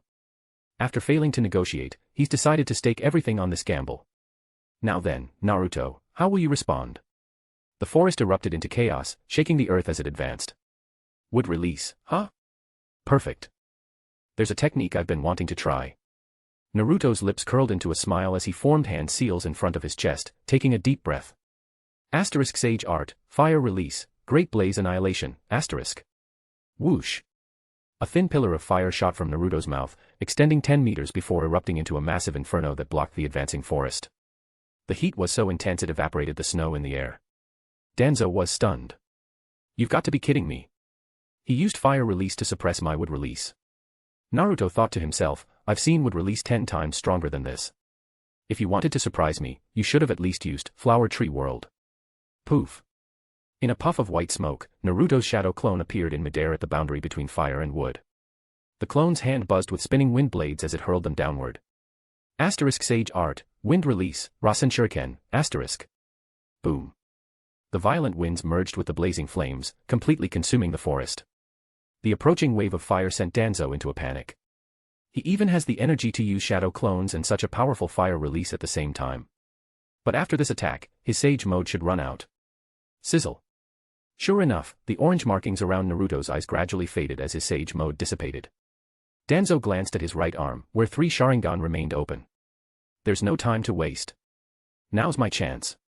He pulled out a vial of his own blood and used it to perform a summoning jutsu. Poof. Amid a cloud of smoke, the Baku appeared. It opened its massive mouth, sucking in the raging flames at the cost of its own life, and vanished with a scream. SSSSHHH. Using the opening created by sacrificing his summoned beast, Danzo infused wind chakra into his shuriken and hurled them forward in rapid succession, using them as a diversion while charging at Naruto. With his Rinnegan, Naruto's visual perception had far surpassed his former self. He easily tracked the trajectory of every wind release shuriken, dodging them nimbly. For those he couldn't avoid, he skillfully used kunai to deflect them through the holes in the shuriken. Most importantly, he refrained from using Rinne Tensei. As long as he kept that technique in reserve, Danzo wouldn't dare approach recklessly to steal his eyes. Frustrated by his failed attempts to bait Naruto into using his techniques, Danzo frowned and formed another set of seals. Asterisk Wind Release, Vacuum Wave, asterisk. Whoosh. A powerful gust of wind, sharp as a sickle, shot from Danzo's mouth, sweeping across the battlefield. Naruto leaped into the air, his body horizontal as the wind narrowly grazed his back. Danzo's eyes hardened as he slammed his right hand onto the ground. Asterisk Would Release, Violent Spear Technique, asterisk. Boom. Sharp wooden spikes erupted from the ground directly beneath Naruto. Exclamation point. Naruto's eyes widened in surprise. Poof. A substitution jutsu activated, and the wooden spikes pierced a log instead. Naruto landed safely 5 meters away. At the same time, his second shadow clone, which had been storing Sage Chakra, dispelled itself, allowing Naruto to re-enter Sage mode. TCH. What a troublesome brat. But if I calculate correctly, my right eye's ability should be ready to activate by now. Note, in this timeline, Danzo didn't use Koto Ematsukumi on the daimyo of the Land of Fire, so its cooldown time has been shortened. Danzo calculated in his mind as he glanced at his right arm to check the remaining time for Izanagi. To his shock, he saw that the number of open Sharingan hadn't changed, it was still 3. Impossible. It was 3 just now, so why is it still 3? Hiss. Danzo drew a sharp breath, realizing a catastrophic truth. Could it be that Izanagi hadn't activated? Unbeknownst to him, his excessive use of would release beyond his capacity had drained his chakra to the point where it fell below the threshold required to activate Izanagi. Naruto's eyes gleamed as a smirk spread across his face. Danzo panicked. No. Swish. In the next instant, Naruto teleported directly in front of Danzo using the flying Raijin mark he'd left on him earlier. His left hand traced a swift arc slash. Accompanied by a spray of blood, Danzo's right eye was forcibly gouged from its socket. Ugh hi. Danzo screamed in agony, clutching his bleeding eye as he staggered backward. Crack. Crack. Crack. To make matters worse, the arm implanted with Hashirama's cells began to lose control. Orochimaru sighed. Danzo is finished. The gap in strength is now painfully clear. At this point, Naruto-kun has already surpassed the level of a Hokage. Chapter 19, as elusive as shadows. Naruto held a blood-soaked, still warm eyeball in his hand. Orochimaru retrieved a jar filled with a nutrient solution and nonchalantly tossed it to Naruto. Thanks. Naruto gave a casual word of gratitude, opened the jar, and gently placed Shirsue's eye, its optic nerve still intact, into the container before sealing it. He thought to himself, I heard that during his final battle with Sasuke, Danzo sealed this eye. While I could break that seal, it would have taken a lot of effort. Being able to retrieve it like this is much better. Arg. Suddenly, Naruto lost control of his power. The wood sprouting from his right shoulder began to grow wildly toward the sky. This isn't good. At this rate, I'll be consumed by the first Hokage's cells. Crack. Gritting his teeth, Naruto severed his right arm, collapsing to the ground, panting heavily. Danzo, now stripped of his claws and fangs, had become a true paper tiger. Rustle. Paper butterflies fluttered through the air, converging to form the figure of Conan. Yo, Naruto greeted her with a light-hearted smile. Conan's voice was cold. It seems everything went smoothly. More or less, Naruto replied casually, though it cost me about 20% of my chakra. He then asked, how's Sasuke? Conan responded, as you instructed, I kept him occupied. But that boy is incredibly persistent, he chased me relentlessly. I calculated the timing and managed to withdraw just in time. I see, Naruto chuckled. That sounds just like Sasuke. Suddenly, in sage mode, Naruto sensed something. He turned toward the distant forest and sighed. So, they've come after all.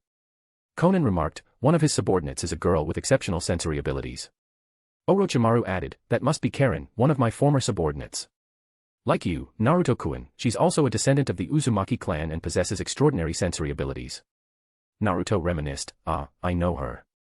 Before long, Team Taka arrived, stopping some distance away from Naruto and the others. Sasuke, with a dried blood stain near his left eye, scanned the battlefield. His gaze lingered coldly on the defeated Danzo before locking onto Naruto's cloaked back. A flicker of emotion flashed in his eyes, only to be quickly concealed. He demanded coldly, Naruto, what is the meaning of this? Sasuke, I took care of Danzo for you. As you can see, he's now powerless and nothing more than a cripple. Naruto spoke calmly, still facing away from Sasuke. Yet his emotions were complicated, so much so that he didn't immediately turn to face him. Clenching his fists, Sasuke shouted, who gave you the right to meddle? Naruto's back shifted slightly. If you had followed your original plan, you would have attacked the 5 Kage summit, right? Given your current status, doing so would only worsen your crimes. You wouldn't want to become a true enemy of the entire shinobi world, would you? With that, Naruto raised his hand, removed the mask from his face, and slowly turned around. The swirling snow seemed to momentarily calm. Sasuke's expression turned to surprise. What happened to your left eye? The man who once tried to destroy Konoha and fought me, Nagato. This eye was his parting gift before he died, Naruto replied internally. One day, you will have it too, Sasuke. Behind Sasuke, the now childlike Yugo suddenly exclaimed upon seeing Naruto's face, I remember now. He's the one who attacked me by the river before. Huff. Sasuke closed his eyes. Naruto, it seems you've been busy while I was unaware. But I don't have time to deal with you right now. Swish. With his cloak billowing, Sasuke strode forward, heading straight for Danzo. Naruto felt a pang of regret. No matter what, you can't let Danzo live, can you, Sasuke? Although he didn't want Sasuke to take action, Naruto knew that at this stage, Sasuke's heart was filled with hatred, and with Tobi's instigation, it would be nearly impossible to dissuade him.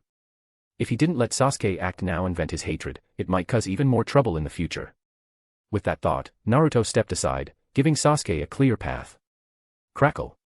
Lightning release formed into a blade in Sasuke's hand as he glared at his enemy. He demanded coldly, Danzo, tell me, was it you who ordered Itachi to carry out the Uchiha clan massacre? Huff, huff, huff. Danzo panted heavily, his left eye glancing at his severed right arm, which still had 3 Sharingan embedded in it.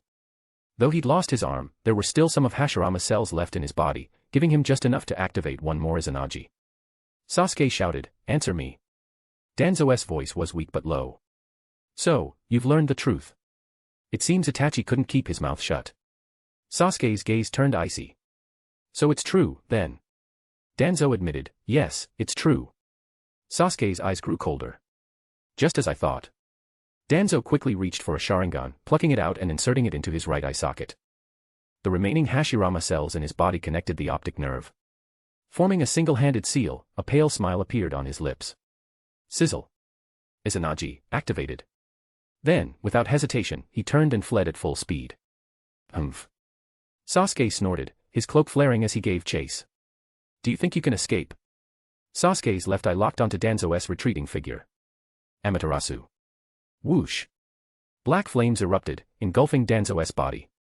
Arg. Danzo screamed in agony as he collapsed to the ground. But then, the burning Danzo vanished, his real body reappearing further away, still running. Sasuke was stunned. What? Naruto shouted, Sasuke, Danzo used Izanagi. Right now, he's invincible. But the effect will last less than a minute. Keep up your strongest attacks, and you can kill him. Sasuke's eyes flashed with determination. Huff, huff, huff. Danzo ran desperately, but his dwindling chakra filled him with despair. Am I really going to die here? Tap. Suddenly. Sasuke stopped his pursuit. Everyone was stunned. Sasuke, you. It doesn't matter. Let him live for today.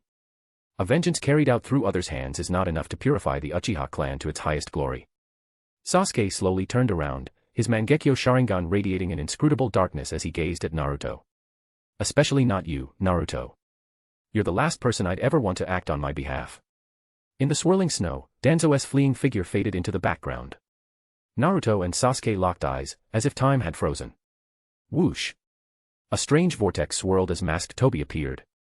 In the distance, near the land of Iron's border, Konoha's group raced through the snow. Leading the charge were Hinata and Sakura. Naruto-kun. Sasuke-kun. Conflicting beliefs were about to collide. Chapter 20, Movement like Thunder. Naruto and Sasuke faced each other in silence, as if some inevitable event was about to unfold. Orochimaru's eyes gleamed with anticipation, his heart filled with longing. The two wins I most look forward to are about to collide so soon. Sasuke, of course, noticed Orochimaru's presence, a man who shouldn't be here. His expression remained stoic as he thought, Orochimaru has returned as well. It seems like Naruto's doing. Was attacking Yugo part of this plan too? And earlier, when that woman from the Akatsuki blocked my path, was it to buy time to deal with Danzo? Naruto, with his identity, is doing the things I want to do. Is it just a coincidence? It's absurd. That idiot who only knows how to charge forward, why am I finding him harder to read? Damn it. Frustrated, Sasuke clenched his fists tightly. Whoosh. A strange vortex stirred, and Tobi, wearing his mask, descended upon the scene. Everyone turned to look, their expressions varied. Konan's gaze was icy cold, her entire being on high alert. Orochimaru's thoughts were unreadable, but his guarded stance was evident. Naruto pulled his mask back over his face, his thoughts turbulent. Tobi. He's appeared sooner than I anticipated. He's one of the very few I consider an SSR-level threat. I must tread carefully. Note, during Boruto's era, a ninja card game became popular. The 7th Hokage Naruto was classified as an SSR-level card. Since then, he has used SSR to describe those on par with him. Tobi, who had been searching for Naruto, now found him standing right in front of him. Yet, upon meeting him, he remained unusually calm. Go ahead and talk. Don't mind me. He adjusted his robe and sat down leisurely, exuding an air of unshakable composure, as if he were a fisherman calmly awaiting a storm. The more he acted this way, the harder it was to ignore him. Rustle, rustle, rustle. The white Zetsu accompanying Sasuke emerged from the ground beside Tobi, whispering in a voice only the two of them could hear, "Is it all right?" Nagato's Rinnegan is within reach. Tobi replied, "At this point, there's no rush. With Orochimaru and Konan here, it's not going to be easy to get it." White Zetsu asked, "How's the 5 Kage summit going?" After a moment of thought, Tobi said, "Naruto got there first. After some consideration, I realized now isn't the best time to declare war. Kisame has already gone to hunt the 8 tails. With Naruto, the 9 tails Jinchuriki, defecting from Konoha, he's become a target for everyone. The purpose of war is merely to capture the tailed beasts within these two. If there's an easier way, why resort to full-scale war?" By a twist of fate, the 4th Great Ninja War, which should have begun immediately, was thus postponed. White Zetsu sighed, "I can't help but feel that sending Nagato to Konoha was a mistake. Our original plan has completely deviated from expectations. Regret is useless now. I underestimated Naruto back then. Who could have imagined he'd take Nagato's Rinnegan, resurrect Orochimaru, and even turn Konan, who was working for me, over to his side? As he spoke, Tobi's gaze grew profound. Now, just how much has his power grown? Let me witness it myself. It seems, he truly has no intention of making a move here. Naruto felt slightly relieved and withdrew his peripheral gaze. However, he continued to monitor Tobi's actions using Sage Mode's sensory abilities. Sasuke, indifferent to everything else, had his eyes solely on Naruto. He could no longer hold back and wanted to test Naruto's strength now. He commanded, Yugo, Suigetsu, keep an eye on the Akatsuki woman and Orochimaru. Understood. Whoosh. Yugo flashed in front of Konan, his cursed seal activated to the brink of rampage. Konan's expression remained calm. She stayed vigilant against Tobi and had no intention of holding back from the start. As for Suigetsu, gripping his most stylish blade, he said the most cowardly words, Orochimaru-sama, I'm so happy to see you revived. Orochimaru chuckled, teasing, heh, Suigetsu, my kawaii subordinate, you look quite spirited. I wonder if your skills have improved. Suigetsu forced a smile. You're joking, right? I'm just here to assist. Please don't make things difficult for me. Orochimaru laughed, heh, that sounds interesting. Should I ask Naruto-kun to spar with you for a bit? Suigetsu quickly replied, no need to ask. This is perfect as it is. Let's just maintain this tense atmosphere and have a pleasant chat. Karen adjusted her glasses and asked, Sasuke, what about me? Sasuke replied in a low voice, stay on the sidelines and provide support. Is Sasuke worried about me? Hee. Karen's inner monologue was dramatic, though her face remained concerned. If you get hurt, I can heal you. Sasuke snorted coldly and closed his eyes. When he opened them again, his Mangekyo Sharingan shone brilliantly. Get hurt? That's not going to happen. Whoosh. His hands flew through hand seals, his chest swelling. Asterisk fire release, Phoenix Sage fire technique, asterisk. Whoosh. Whoosh. Whoosh. Whoosh. Whoosh. A series of fireballs shot out from his mouth, their trajectories resembling the fruit of a Phoenix Sage tree. They not only targeted Naruto but also sealed off all escape routes, leaving no room to dodge, only to defend. Though not a flashy technique, its practical effectiveness was outstanding, making it a favorite among elites like Itachi. Here it comes. Naruto's eyes lit up as he drew the katana he had carried from the 5 Kage summit. Moving forward, he swung the blade to deflect the incoming fireballs. Screech. The chirping of Chidori echoed. Using the cover of the fireballs, Sasuke closed in with incredible speed, his eyes locked on Naruto as he thrust forward with lightning in hand. Clang. Naruto's left hand swung the blade to repel the remaining fireballs, while his right hand instantly formed a Rasengan to meet the attack head-on. Boom. The clash of Rasengan and Chidori created a roaring shockwave. When the dust settled, both figures retreated simultaneously. Sasuke smirked as he unsheathed his Kusanagi sword and dashed forward. Naruto met him head-on, wielding his katana. Clang. Clang. Clang. Clang. Their blades collided fiercely, sparks flying. Even the falling snow couldn't approach their battlefield.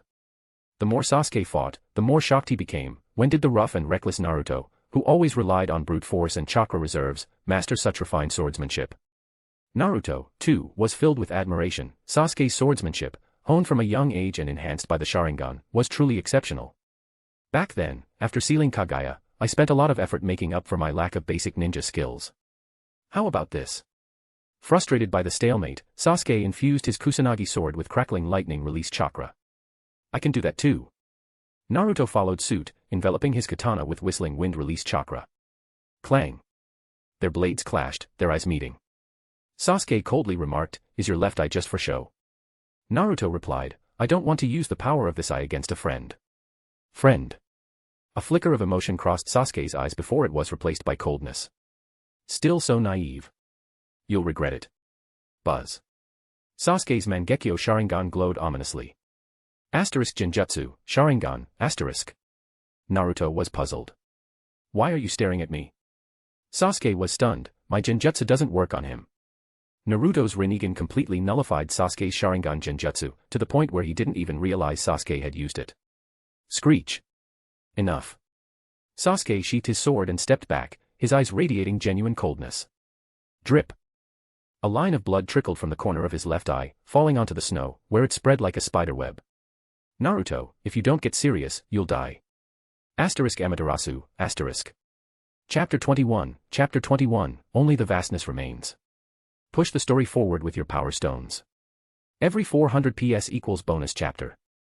Amaterasu is theoretically an unavoidable technique, with the exception of someone like the Reikage, who possesses extraordinary reflexes and the lightning release body flicker technique. While Sage Mode enhances sensory abilities and taijutsu, it is still insufficient to dodge visual-based dojutsu like Amaterasu. During the battle between Itachi and Sasuke, there was a moment of setting oneself on fire, which the observant understood well. Boom. Black flames erupted on Naruto's body, and the intense heat immediately made his expression tense. Ugh, it's so hot. At this rate, I'm really going to be burned to death. In their previous battle, Sasuke had also used Amaterasu on Naruto. Back then, Naruto's solution was to use the Ninetales chakra to isolate Amaterasu and peel away the flames. At this moment, the Ninetales was unwilling to lend chakra to Naruto, even closing off their chakra channel, making that method unusable. Using the powers of the Rinnegan's Deva Path and Preta Path could easily dispel Amaterasu. But Naruto had previously stated that he wouldn't use the Rinnegan's abilities against Sasuke in this fight. Sasuke kept his left eye partially closed, watching Naruto intently through the gap between his fingers. Murderous intent flickered in his eyes. The left eye released Amaterasu, while the right eye controlled its shape transformation, including extinguishing it. Still not planning to use your left eye's ability? Or is it that your left eye is only capable of this much? In any case, I won't extinguish these flames. Let them burn, Naruto. Once you're dead, no one will be able to stop me. I can finally wage my lone war of vengeance against Danzo and Konoha.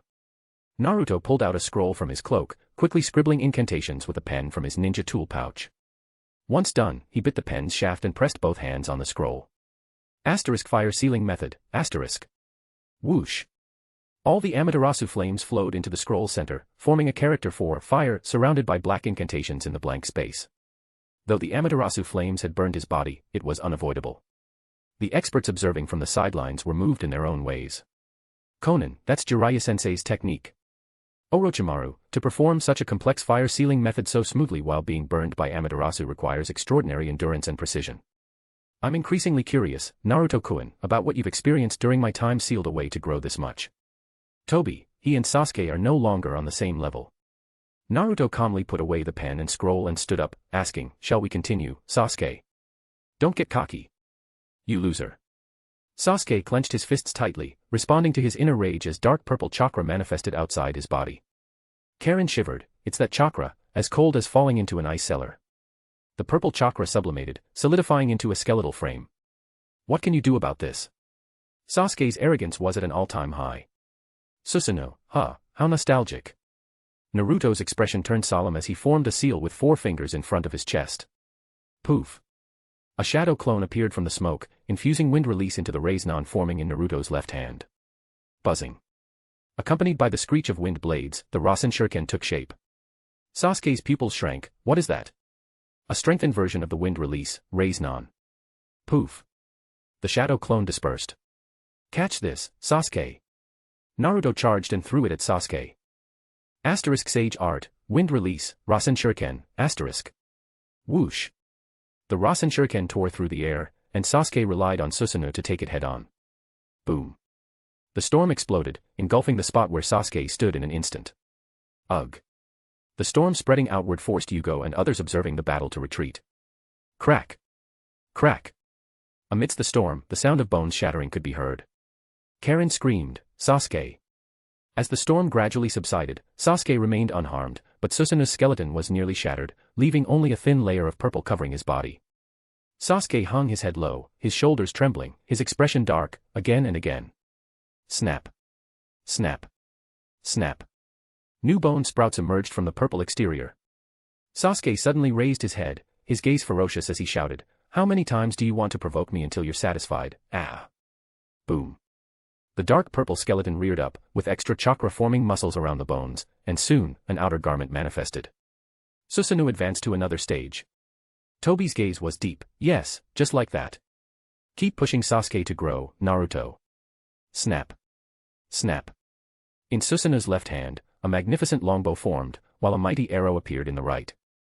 Naruto's eyes flickered, the Totsuka bow, Sasuke Susanoo's divine weapon, has appeared. Snap, snap, snap. The bow was drawn, arrow nocked, aimed directly at Naruto, exclamation point. Naruto dared not be careless. He pushed his Sage Mode sensory abilities to the limit, leaning back with all his might, his left hand releasing a surge of chakra. As the great arrow approached, he thrust the Sage Art, Super Big Ball Raisnon upward. Boom. With a muffled sound, the great arrow veered off course, shooting into the forest behind, raising a cloud of dust. Having witnessed Naruto's previous prowess, Sasuke was no longer as shocked. The first shot being deflected was within his expectations. Huff, huff, huff, huff, every cell in my body is in pain. Is this what Itachi felt back then? Sasuke panted heavily, enduring the pain as another arrow formed, knocking it onto the bowstring, pulling it taut. The same trick won't work twice. This arrow will have even more force, and it won't be deflected by you. Whoosh. An arrow with even greater force tore through the air. Snap. No choice. Naruto bit his finger and pressed his single hand onto the ground. Orochimaru's eyes sparkled. This is * triple Rashomon, *. Bang. Bang. Bang. 3 massive gates adorned with demonic faces, bristling with fierce iron spikes and adorned with bells, rose before him. Bang. Bang. Bang. The great arrow pierced through 2 Rashomon gates in succession, embedding halfway into the third, its tip about a meter from Naruto. Poof. The Rashomon vanished in a puff of white smoke, taking the arrow with it. Amidst the drifting snow of the land of iron, Sasuke, with his eyes unfocused from overusing his dojutsu, stared at Naruto and asked a complicated question. Naruto, what exactly are you? Naruto replied sincerely, I'm your friend, past, present, future, that has never changed. Friend. Hehehe. Sasuke chuckled absurdly before asking in a deep voice, then if I want to destroy the village, will you lend me a hand? Answer me. Well. Naruto lightly pinched his chin, his gaze carrying the weight of years. How about this time, I use my right hand instead? Chapter 22, Suddenly Lost. Push the story forward with your power stones. Every 400 PS equals bonus chapter. Sasuke asked in confusion, right hand, what do you mean? Well. Naruto took a deep breath and extended his left hand. Do you remember what happened back in the Ninja Academy? What Iruka-sensei asked us to do afterward? Sasuke lowered his gaze, recalling. The two of them had a scuffle in the training field and were eventually ordered to form the Seal of Reconciliation. Back then, Sasuke used his left hand to form the seal. So this time it's the right hand, is that what you mean? Sasuke pondered, what you're implying is that if I destroy Konoha, not only will you not lend me a hand, but you'll also break my left hand so I can never form seals again. Puffed. Naruto couldn't help but laugh. Sasuke pressed on, answer me. Naruto's mischievous side emerged, as if he was sulking or deliberately provoking Sasuke. Yes, you got it right. I'll break your hand. Sasuke was infuriated, so that's how it is. You arrogant fool. Speaking of the past, did you forget who was defeated at the Valley of the End? If I had intended to forget your left hand, your life would have been over. Indeed, Naruto had lost at the Valley of the End back then, and Sasuke had every opportunity to kill him. But, many people overlooked an important detail. At the moment of close combat, Naruto's Raiznon was aimed diagonally upward, targeting Sasuke's forehead protector. The scratch in the middle of the protector was left by Naruto's sharp claw during his tailed beast transformation. Meanwhile, Sasuke's Chidori was aimed diagonally downward, striking Naruto's chest at a critical point. Had it been otherwise, the one who fell might not have been Naruto. Naruto's expression was reminiscent, then he gently said, don't take it seriously, can't you see I'm joking with you? Sasuke's expression softened slightly, but he quickly retorted coldly, I'm not joking with you. You keep saying you consider me a friend, yet you mock me with your words. Stop underestimating me. Do you think I don't know anything? You're now Konoha's hero, the darling of the ignorant masses. If I want to destroy Konoha, you'd be my #1 enemy. Naruto pondered, I've already betrayed Konoha. What? Sasuke was stunned, only then noticing that the forehead protector Naruto wore was the one he had left behind, symbolizing a rogue ninja. Sasuke turned to look at Tobi. Earlier, in the forest outside Konoha, Tobi had only mentioned the 5 Kage summit and Danzo becoming Hokage, briefly mentioning Naruto defeating Pain but not a word about him defecting from the village. Tobi's masked face revealed no emotion. Sasuke turned back to Naruto and asked, what's really going on? Naruto replied, my goals are at odds with the village's ideals, so I must leave the village's constraints to act. Sasuke's eyes flickered with a hint of inexplicable disappointment, so, your move against Danzo was for your own purposes, not to clear obstacles for me. People are such complex creatures. If it's for you, it feels like meddling, but knowing it wasn't for you, there's resentment. Naruto sighed, that's not entirely true, it's half and half. I thought if you killed Danzo, it might ease your hatred, and maybe you wouldn't turn your vengeance toward the village. But you let Danzo go out of spite. I underestimated your current thirst for revenge, this will surely lead to trouble in the future. Sasuke clenched his fists tightly, and the chakra of Susanoo around him wavered. Naruto's expression turned serious, Sasuke, if you seek revenge on Danzo again, I still won't stop you, but beyond Danzo, I hope you don't harm others. Sasuke's gaze turned cold, what if I insist? Naruto responded firmly, then I will do everything in my power to stop you. Sasuke's tone grew colder, you're saying you still have strength to spare? Naruto replied without hesitation, at least, I haven't gone all out. Hehehe. Sasuke chuckled lightly. He was arrogant but not foolish, knowing Naruto's words were true. However, he retorted coldly. Yes, your power has grown, but what do you understand about me? Do you know the real reason for my revenge against Konoha? Naruto made a startling revelation, I know, about Itachi's truth. What? Sasuke was shocked, that's the highest secret. How do you know? Could it be? He turned to look at Tobi again. Tobi shook his head, indicating it wasn't him who told Naruto. In fact, Naruto had indeed learned from Tobi, in another timeline. Tobi thought, this kid Naruto, I really underestimated him in the past. Sasuke said coldly, since you know what Itachi went through, you still want to stop my revenge. Naruto said, if Itachi were alive, he would definitely not want you to do this. Sasuke's shoulders trembled. Itachi was his reverse scale, touch it and he would be enraged, even if Naruto was someone special to him, it didn't mean he could comment on Itachi. Whether positively or negatively. He had no idea that Naruto wasn't making baseless claims, he had indeed interacted with Itachi, more than once. Don't act like you understand Itachi so well. And don't use Itachi's name to interfere with my revenge, Naruto. Boom. Responding to Sasuke's furious emotions, the purple chakra surged outward, forming a majestic armor around the existing Susanoo. This was the ultimate form of the half-body, Susanoo, the Tengu form. Boom. The powerful and cold chakra shook the hearts of Team Taka and made the experts present take notice. Karen trembled incessantly, he's completely not the Sasuke from before. Tobi's gaze was dark, oh. To push Susanoo to this level at once, indeed, for Sasuke, the best catalyst isn't the 5 Kage, but you, Naruto. Boom. Boom. The Totsuka bow was drawn tight again, but this time paired with the blaze release, Kagetsuchi arrow, its scale and power were on another level. Sasuke's pupils showed genuine killing intent, Naruto, I don't want to hear your endless chatter anymore. You're too much of a hindrance, I will eliminate you here, then raise Danzo and Konoha to the ground. Naruto's expression turned solemn, this form of Susanoo is a qualitative change, and that arrow can no longer be resolved by ordinary means. Whoosh! The black flame arrow tore through the air. Enough. Naruto closed his eyes, and when he reopened them, the brilliance of his dojutsu flowed within. Shinra Tensei, asterisk. Boom. A repulsive force field erupted, shattering the solid black flame arrow into fragments of black flames that fell to the ground. Tobi's gaze darkened, finally willing to use the Rinnegan's powers. Sage Mode detected something. The battle here has already attracted external attention. A large number of chakras are approaching, let's end this quickly. Naruto formed seals with his hands, gathering an unprecedented amount of chakra. Poof, poof, poof. Hundreds and thousands of shadow clones appeared with a burst of white smoke, each one forming a super big ball Raiznon, converging on Sasuke's Susanoo. Asterisk Sage Art, Super Big Ball Raiznon Barrage, asterisk. Boom. Boom. Boom. Boom. Layer upon layer of spheres covered Susanoo completely, the waves of explosions rising and falling, and the sturdy armor of Susanoo was brought to the brink of collapse under this relentless Sage Art bombardment. Sasuke raged, where did he get this power? Splat. Naruto dipped his hand in the blood from the wound Amaterasu had burned earlier and formed seals. Asterisk Summoning, Food Cart Destroyer Technique. Asterisk. The massive toad Gamakichi, with a sash around his waist, descended from the sky, becoming the last straw that broke Susanoo. Ugh. Before Susanoo shattered, Sasuke leaped out with all his might. Naruto extended his palm. Asterisk Bansho Tenin, asterisk. Whoosh. The powerful gravitational pull drew Sasuke in from a distance.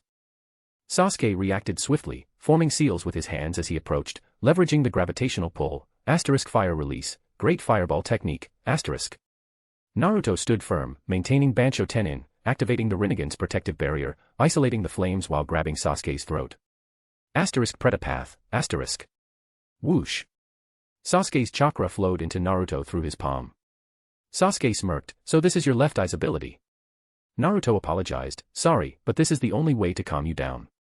If you keep overusing your dojutsu, your eyes will go blind early. Sizzle. As the chakra drained, Sasuke's Mangekyo Sharingan regressed to the 3-Tomo Sharingan, then the Tomo faded, leaving ordinary, dull eyes.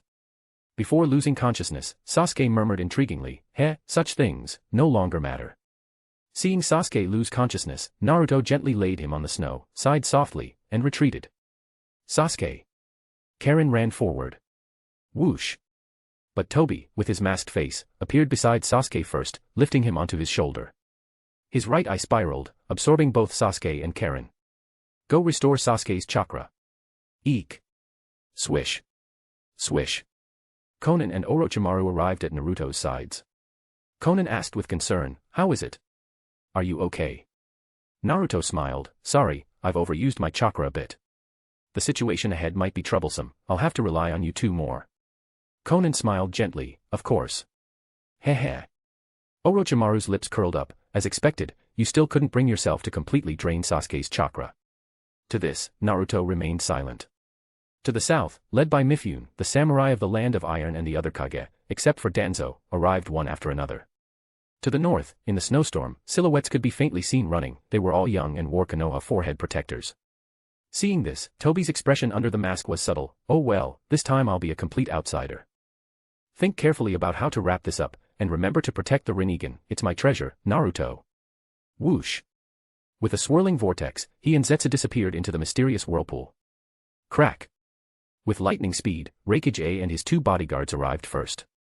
Gazing at the Amaterasu flames remaining on the snow, Kumogakure Jonin-C said, the inextinguishable flames of Amaterasu are Itachi's exclusive dojutsu, but Itachi is dead, so there's only one person who could use it.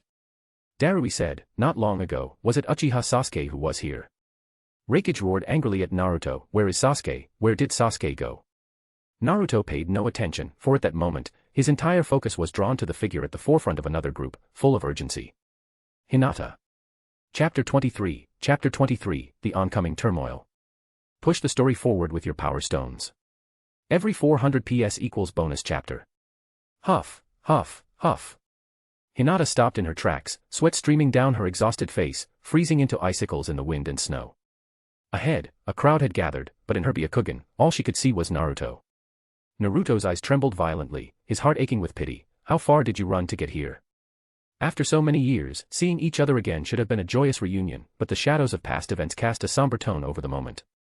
Before him was the anxious girl he cared for deeply, behind him were the watchful and hostile Reikage and his men. Please, don't come any closer. Naruto silently pleaded in his heart. Naruto-kun. Hinata couldn't contain her urgency and was about to step forward. Whoosh. Suddenly, a shadow extended from behind, connecting to Hinata's feet. Shadow imitation jutsu. In the sky above, ink-formed birds flew by. Shikamaru, whose leg had been broken during Pain's attack on the village, sat atop one of the birds, forming hand seals. Hinata, I understand how you feel, but now isn't the time. Look at the situation on the field, if you go now, you'll only distract Naruto. Hinata bit her lip, suppressing her overwhelming emotions. Naruto felt a surge of gratitude in his heart. Shikamaru, thank you. See, one of the Reikage guards, observed the scene and commented, Konoha's people. Judging by their age, they must be his peers. Two from the Hyuga clan, no less. The long-standing tension between Kumogakure and the Hyuga clan made the Byakugan a particular focus of attention. Darui's gaze fixed on Niji. I've seen this kid during a mission. Niji Hyuga, one of Konoha's youngest and most capable jonin. It's a pity he's from the branch family, destined to be a caged bird. Sending such a green and inexperienced team to deal with their rogue ninja, Konoha is as pretentious as ever. Let me beat Uzumaki Naruto half to death, drag him back to the Kumogakure prison, and interrogate him for Sasuke's whereabouts. Crack. Crack. The Reikage cracked his neck, lightning surging around his body, and charged at Naruto with blinding speed. Too fast. Even Konan and Orochimaru, standing beside Naruto, couldn't react in time. All they saw was a flash of lightning before Naruto was sent flying. Whoosh. Naruto braced himself with a katana against the Reikage punch, sliding across the snowy ground. Humph. The Reikage snorted, increasing the force of his punch. Crack. Naruto's katana shattered under the pressure. Thanks to the sensory abilities of Sage Mode, Naruto managed to sidestep the punch at the last moment. But the Reikage turned his fist into a hand blade, slashing horizontally at Naruto's right shoulder. Crack! The sound of a dislocated joint echoed as pain flashed across Naruto's face. He activated the power of his left eye. Pretapath, Zap. The lightning armor surrounding the Reikage dissipated, transforming into pure chakra that was absorbed by Naruto. Huh. The Reikage's expression showed his surprise. Crash. At that moment, Konan sent paper infused with explosive tags flying toward the Reikage's back. Boom. Boom. Boom. The explosion erupted at point-blank range. Naruto took the opportunity to retreat, grabbing his right shoulder with his left hand. With a forceful push. Crack. His dislocated shoulder was reset. He thought to himself, that was close. If I hadn't absorbed that troublesome lightning chakra in time, it wouldn't have been just a dislocation. Watched the explosion sight nervously. Hey, is the boss okay? Darui remained calm. Even without the protection of the lightning chakra mode, that level of explosion won't hurt the boss. Sure enough, the Reikage emerged unscathed, his eyes wide with fury. Humph, it seems you've obtained quite the eye. You used its power earlier at the summit to counter Inoki's dust release, didn't you? But unfortunately, there's a brief delay between being hit and activating the absorption. That tiny delay is enough for me to kill you 3 times over. Zap. An even more intense surge of lightning enveloped the Reikage, his hair standing on end like sharp spikes. Darui remarked, oh. To deal with the Ninetales Jinchuriki, the boss has cranked that move up to maximum power. The Reikage roared, this level 2 lightning release chakra mode was honed specifically to counter the yellow flash of Konoha. Too bad the yellow flash is already dead. So I'll settle for finishing off his son right here. Naruto's mind raced, the lightning release chakra mode, a powerful taijutsu technique passed down through generations of Reikage. Each user has their own unique strengths. The 4th Reikage's defense isn't as strong as his father's, but his speed surpasses it. Even though I've learned the flying Raijin, without Kurama's chakra, my reflexes still can't match my father's. Darui called out, boss, weren't we supposed to capture him alive to interrogate him about Sasuke's whereabouts? The Reikage replied, doesn't matter. As long as that brat keeps causing trouble, finding him will only be a matter of time. Boom. As he spoke, the Reikage charged at Naruto with unstoppable force, his speed so great that even a single Rinnegan struggled to keep up. Fortunately, Sage Mode could still sense the impending danger. Shinra Tensei, Boom. An omnidirectional force field exploded outward. Thud. The Reikage's charging form came to an abrupt halt right in front of Naruto, his lightning-clad fist mere inches from Naruto's face. Damn it. The Reikage planted his feet firmly, trying to push his fist forward another half-inch, but no matter how hard he tried, he couldn't close the gap. After a tense moment, with a muffled bang, the Reikage was blasted backward, landing in front of Darui and swish. Swish. Orochimaru and Konan once again moved to shield Naruto. This time, Konan scattered a large number of paper sheets, while Orochimaru summoned several large serpents. Naruto covered his left eye, his heart still racing. The Reikage, when he gets serious, is truly terrifying. Just now, he almost resisted Shinra Tensei. Orochimaru commented, the Reikage's combat style makes him a natural counter to you in your current state. His overwhelming power combined with absolute speed, anyone who lets their guard down for a moment could lose their life. Konan added, but if you had both Rinnegan, you'd be able to track his movements precisely, and the Deva Path's techniques wouldn't reach their limits so easily. Naruto reflected, ultimately, my chakra at this stage isn't strong enough. I've relied too much on Kurama's power in the past. Even the sustainability of Sage Mode required Kurama's cooperation. The gap between me and the first Hokage is immense. And thinking back, if not for the Sage of Six Paths granting me power midway, how could we have defeated Madara or even Kagaya? The road ahead is still long. This time, I'll find a different way to achieve true strength. Darui remarked, boss, the enemy's eyes are troublesome, and he has 2 strong allies. It'll be hard to take him down quickly. The Reikage turned to the others behind him. Are you all just going to stand there and watch? Mifune replied politely, Reikage-sama, the 2 subordinates they impersonated earlier have been found unharmed. Since this is a matter between ninja, we samurai won't interfere for now. My back is killing me. I'll leave this to you young folks. Inoki clutched his lower back, glancing at Gaara out of the corner of his eye. He thought to himself, since earlier, the Kazekage has been glaring daggers at me. Mei Terumi said, this is the land of iron. If we ninja act recklessly, it might seem disrespectful to our hosts. Gaara reiterated, I'll say it again, I trust Naruto. He wouldn't do anything to harm the interests of the ninja world. What a bunch of spineless fools.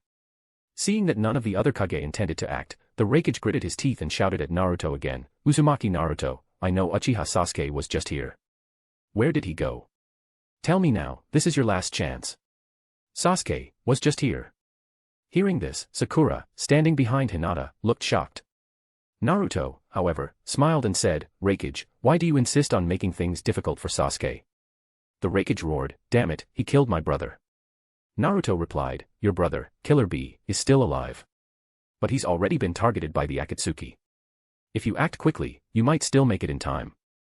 The Raikage froze in shock. What did you say? Chapter 24, Endurance and Moving Forward. Push the story forward with your power stones. Every 400 PS equals bonus chapter. The Raikage's eyes widened in disbelief. Are you serious? Naruto turned his head slightly and replied, absolutely. In front of all the Kage here, do you think I would dare spout nonsense? MMHMHMHM. The Raikage clenched his fists tightly. In the end, his concern for his brother's safety outweighed everything else. Crack. The lightning release chakra mode dissipated as the Raikage prepared to leave. Before departing, he left behind a harsh warning, Naruto Uzumaki, I'll let you off the hook for now. But Uchiha Sasuke has stained his hands with the blood of Kimogakure. If he falls into my hands, I swear he won't leave alive. And you'd better watch yourself. Naruto responded with a meaningful smile. Very well, I look forward to it. This was no mere pleasantry. In the future, Naruto would cross paths with the Raikage many times. In fact, not long after, they would engage in an epic battle of taijutsu in the secret grounds of Kimogakure, the Valley of Hell. Anoki adjusted his Tsuchikage hat and sighed, well, this was quite the show. Worth the trip. Who knows when the next 5 Kage summit will be? Mei Terumi's charming eyes shifted toward him. Tsuchikage-sama, are you heading back already? Since you're here in the Land of Iron, why not experience the famous hot springs? They might even help with your back pain. Wow. Kuratsuchi's eyes lit up, clearly tempted by the idea. Hot springs were not exclusive to the Land of Iron, but in this frigid climate, they were particularly appealing. Anoki replied thoughtfully, humph. With so much unrest in the shinobi world, I can't shake the feeling that there are forces stirring in the shadows. I'd better return to the village to keep watch. After all, Danzo had mentioned during the summit that the leader of the Akatsuki was Uchiha Madara. That claim was unlikely to be baseless. The name Madara alone was enough to send ripples through the world. Mei Terumi's expression also turned serious. Anoki's tone grew grave. Danzo's disgraceful escape today has surely jeopardized his position as Hokage. But we can't rule out the possibility of him resorting to other schemes. I propose we Kage jointly petition the daimyo of the Land of Fire to impeach him. What do you think? Mei Terumi nodded. I'm more than willing.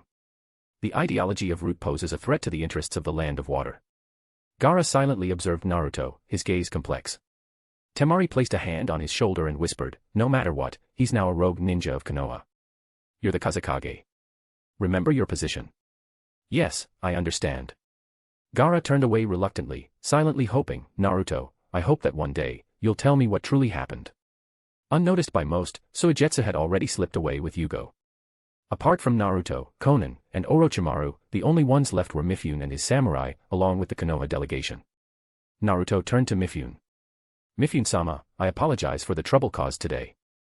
I still have matters to discuss with the Konoha ninja. Could we impose on your hospitality a little longer? Mifune replied, you must leave the Land of Iron by midnight at the latest. Naruto nodded. Thank you. Mifune departed with his men. The samurai, who had long maintained a neutral stance in the shinobi world, adhered to their code of Bushido more out of survival than principle. As long as their interests were not threatened, they preferred not to meddle in the conflicts of ninja. Yet Mifune was a man of great conviction. In a previous life, when Obito declared war during the summit, Mifune had led his samurai to join the fight against the Akatsuki for the sake of the world's safety. For this reason, Naruto maintained a basic level of respect for him. Orochimaru, ever perceptive, spoke up before Naruto could. Naruto-kun, I'll excuse myself for now. Naruto replied, go ahead. Wait for me at the usual spot. I'll be there shortly. Konan and Orochimaru left. With everyone else gone, the snowy field became eerily quiet, save for the crackling of black flames. Perhaps it was the psychological effect of the flames, or perhaps it was the tension of facing his former lover and comrades again, but Naruto wiped away a bead of sweat. The Konoha delegation felt a similar sense of loss. Naruto's deliberate reference to them as Konoha ninja during his conversation with Mifune stung deeply. It signified that Naruto had formally severed ties with them. The atmosphere was heavy. No one spoke. Hinata, in particular, seemed utterly dejected, her shoulders slumped and her face obscured by shadows. Whoosh! In the sky above, a large bird dissolved into ink as Sai landed, supporting Shikamaru, whose right leg was in a cast. Sai, known for his lack of social awareness, bluntly asked, "Where is Danzo-sama?" Naruto answered without hesitation, "He's alive. I intended to kill him, but Sasuke appeared and wanted to take revenge himself. However, Sasuke refused to use me as a tool for his vengeance, so we let him go." Exclamation point. The sheer weight of this revelation left everyone momentarily stunned. Shikamaru, the sharpest among them, quickly pieced things together and asked pointedly, "No matter what, Danzo is still the Hokage right now. By attacking him, you've placed yourself in direct opposition to Konoha, haven't you, Naruto?" Naruto's gaze darkened, but he soon steeled himself. "That's correct. You idiot." Sakura could no longer contain her anger. She stepped forward and delivered a powerful punch. Naruto could have dodged, but he chose not to. He was sent flying by the blow. Crash! Sakura lunged at him, grabbing his collar and shaking him violently. "Do you even know what you're saying?" Naruto replied coldly and calmly, "Haven't I made myself clear enough?" Sakura grew even more agitated. Liar. Where is the Naruto who was always so determined and kept his promises? Where is the Naruto who dreamed of becoming Hokage? Naruto glanced at Hinata, who was watching in pain, and swallowed his own bitterness. That was then. This is now. Shink. Sakura drew a kunai and pressed it against Naruto's neck. "Don't joke around. Do you believe I'll kill you right here and now?" Everyone knew Sakura wouldn't actually harm Naruto. She lowered the kunai, her fragile emotions breaking through. Tears welled up in her eyes as she said, "Naruto, just tell me the truth. Is this because of that promise you made to me? Did it put so much pressure on you that you ended up like this?" This was the only reason she could think of for Naruto's betrayal. No, Naruto denied immediately. How could it be for such a childish reason? There are many things that can't be explained in a few words, Sakura. I hope you won't ask any more. One day, you'll understand. I don't want to wait for that day. Sakura cried, tears streaming down her face. Then what if I told you that the promise doesn't count anymore? What if I begged you to come back to Konoha? Naruto replied, I refuse. Sakura's voice trembled. Then what if I said, the one I love isn't Sasuke, but you? Naruto remained silent. Sakura had said the same thing years ago. Back then, even though he knew she was lying, it had still shaken him. But now, he was no longer the same boy. Her words stirred no emotions in him. Yet he knew Sakura's heart was in the right place. She was desperate and out of options. Enough, Sakura. Don't say such childish things. There are too many things in this world that neither you nor I can change. Don't forget, we are shinobi, those who endure and move forward. Naruto's voice was low as he placed a hand on Sakura's shoulder and gently pushed her away. Sakura stood there in a daze. The sudden distance and unfamiliarity in Naruto's demeanor left her at a loss. But Naruto's words, though directed at Sakura, carried a deeper meaning. If Hinata were to beg him like this, Naruto feared he might lose his resolve. Ha! Naruto exhaled deeply as he stood up, brushing the snow off his clothes. Then, he began walking toward Hinata. Chapter 25, Crossroads of Conviction. Push the story forward with your power stones. Every 400 PS equals bonus chapter. I'm sorry, Hinata. Naruto walked up to Hinata, trying to mask his emotions with indifference, but in the end, his words were filled with tenderness and guilt. Everyone assumed Naruto was apologizing to Hinata for the battle against pain, where she had risked her life to protect him. Even Hinata herself thought so. After all, perspectives differ. Naruto, having lived through an entire cycle of reincarnation, saw Hinata as his wife, the mother of their 2 children. This apology, this gaze, carried profound meaning. But from Hinata's perspective, she had merely mustered the courage to protect Naruto from pain and confess her feelings. Thus, she couldn't yet understand Naruto's feelings for her or the depth of his gaze at this moment. Even so, she could feel the deep helplessness emanating from him. Hinata raised her face, her voice as gentle as a spring breeze. Why are you apologizing? Naruto-kun has always followed his ninja way. I'm sure you're doing the same now, keeping your word and moving forward bravely. That's the Naruto-kun I know. Then why, Hinata, are you crying? Naruto's heart trembled as he clenched his fist tightly under his sleeve, resisting the urge to reach out and wipe away her tears. Yes, why indeed? When she first learned of Naruto's defection, the pain nearly drowned her. But the trust and attachment she had built since childhood made her believe that Naruto must have his reasons. She was desperate to find him and uncover the truth. Now that she had found him, Hinata began to understand. Naruto-kun is trying to avoid us. He's carrying something heavy all by himself, and that's why he's pushing us away. I can see it in his eyes, in his every movement. I'm sure of it. Naruto-kun, you must be in so much pain, aren't you? No, Hinata wasn't crying out of her own sadness. She was crying for Naruto's sorrow. Ha, ha, ha. Suddenly, a lack of oxygen caused intense dizziness, and Hinata stumbled. Hinata. The anxious cries of those around her rang out, but Naruto's strong hand was already supporting her shoulders. Don't panic. Breathe slowly. Through her blurred vision, Hinata saw Naruto's face, so familiar, yet now carrying a weathered, aged sorrow despite his youth. She raised her hand, gently touching his face, her eyes shimmering with tears, full of tenderness. Naruto-kun, I trust you. I know you must have your reasons. You don't have to tell us now. Just. I have one request. Can I stay by your side? What? Kiba's face immediately changed, but Shikamaru stopped him with a glance. Naruto quietly listened to Hinata's plea. Naruto-kun, I know I'm not strong enough, but I promise I'll be good. I won't cause you any trouble. So, please, don't bear all of this alone, okay? She didn't know what Naruto was going through, yet she still put herself in his shoes, thinking only of him. Naruto replied with a heavy heart, that would be too dangerous. Hinata's eyes were resolute. I'm not afraid. I understand your feelings. Truly, I do. And it's precisely because of that I can't let you stay by my side. Stay in Konoha and wait for me to come home. These words were Naruto's heartfelt whisper to himself. Hinata's almost pleading gaze lingered before him. Naruto feared that if he looked at her any longer, his resolve would waver. He placed his left hand on the back of Hinata's neck and waved his right hand gently in front of her face. It was a technique that induced sleep, a jutsu he had often used to lull his daughter, Himawari, to sleep. It was a jutsu filled with love and connection. Naruto-kun. Hinata's eyes grew heavy as she called out to him, unwillingly drifting into slumber. Ha! This was the most emotionally turbulent moment for Naruto since his return. He closed his eyes tightly, trying to calm his heart. When he opened them again, his gaze fell on Neji. To Naruto, Neji was also a deeply important figure. He was a genius who had tragically died young, never breaking free from the curse of the caged bird. He had played a pivotal role in Naruto's growth. Neji, I won't let the same tragedy happen again. I swear. Naruto made this vow silently. He spoke solemnly, Neji, please take care of Hinata. Don't let her leave the village recklessly. It's too dangerous. I will. Neji supported Hinata on his shoulder. The answer he sought had already been confirmed. Shino Aburame asked, Naruto, I only have one question. Did you kill Muto? Muto Aburame and Takuma Hyuga, both members of Anko's team, had died in the forest. Their bodies had been returned by root operatives, who framed Naruto for their deaths. Naruto was shocked. They're dead.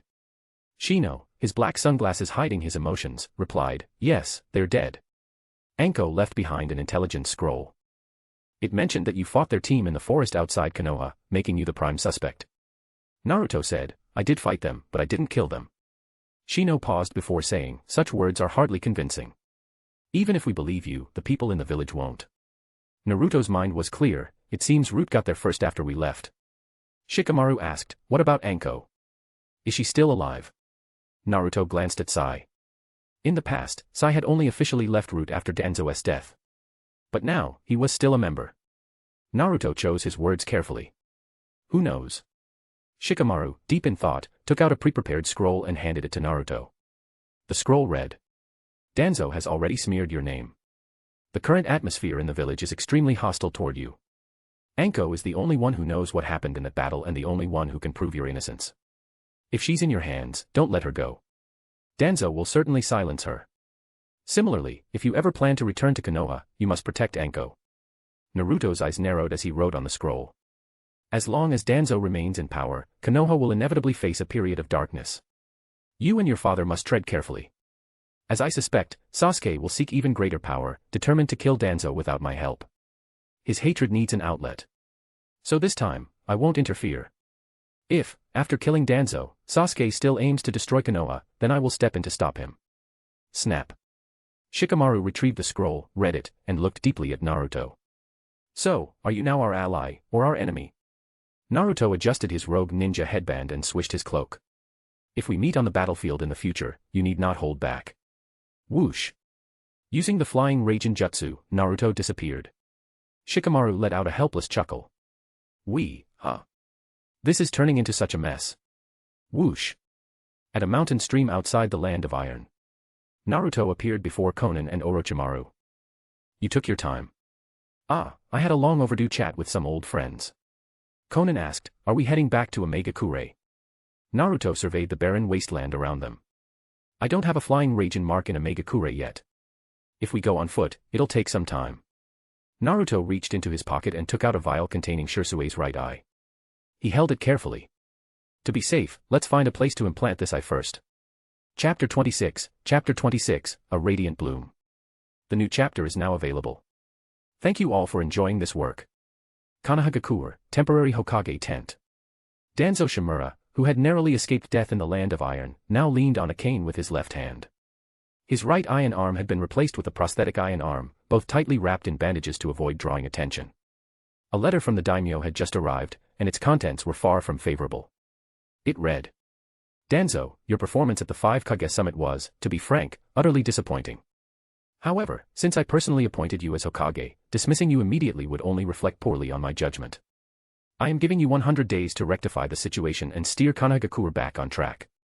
Failing that, I will select a new Hokage. After reading the letter, Danzo burned it with a candle, his gaze dark and brooding.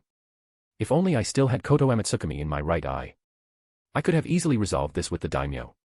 Once the letter was reduced to ashes, Danzo sat in deep thought for a long time. He summoned the overseer of Konohagakure's reconstruction to inquire about the village's rebuilding progress and added a new directive, the construction of the 6th Hokage's face on the Hokage Rock. This. The overseer hesitated, clearly concerned. Although the village has received reconstruction funds from the Land of Fire, the workload is immense, and public morale is unstable. Wouldn't focusing on the Hokage Rock at this time be inappropriate? He carefully observed Danzo's expression, speaking with caution. But Danzo, who had managed to seize the position of Hokage through cunning and patience, was not one to lose his composure so easily. The inauguration of every Hokage is marked by the addition of their likeness to the Hokage Rock, Danzo said with feigned earnestness. It symbolizes renewal. Now, more than ever, the village needs a new Hokage Rock to serve as a spiritual pillar for the people.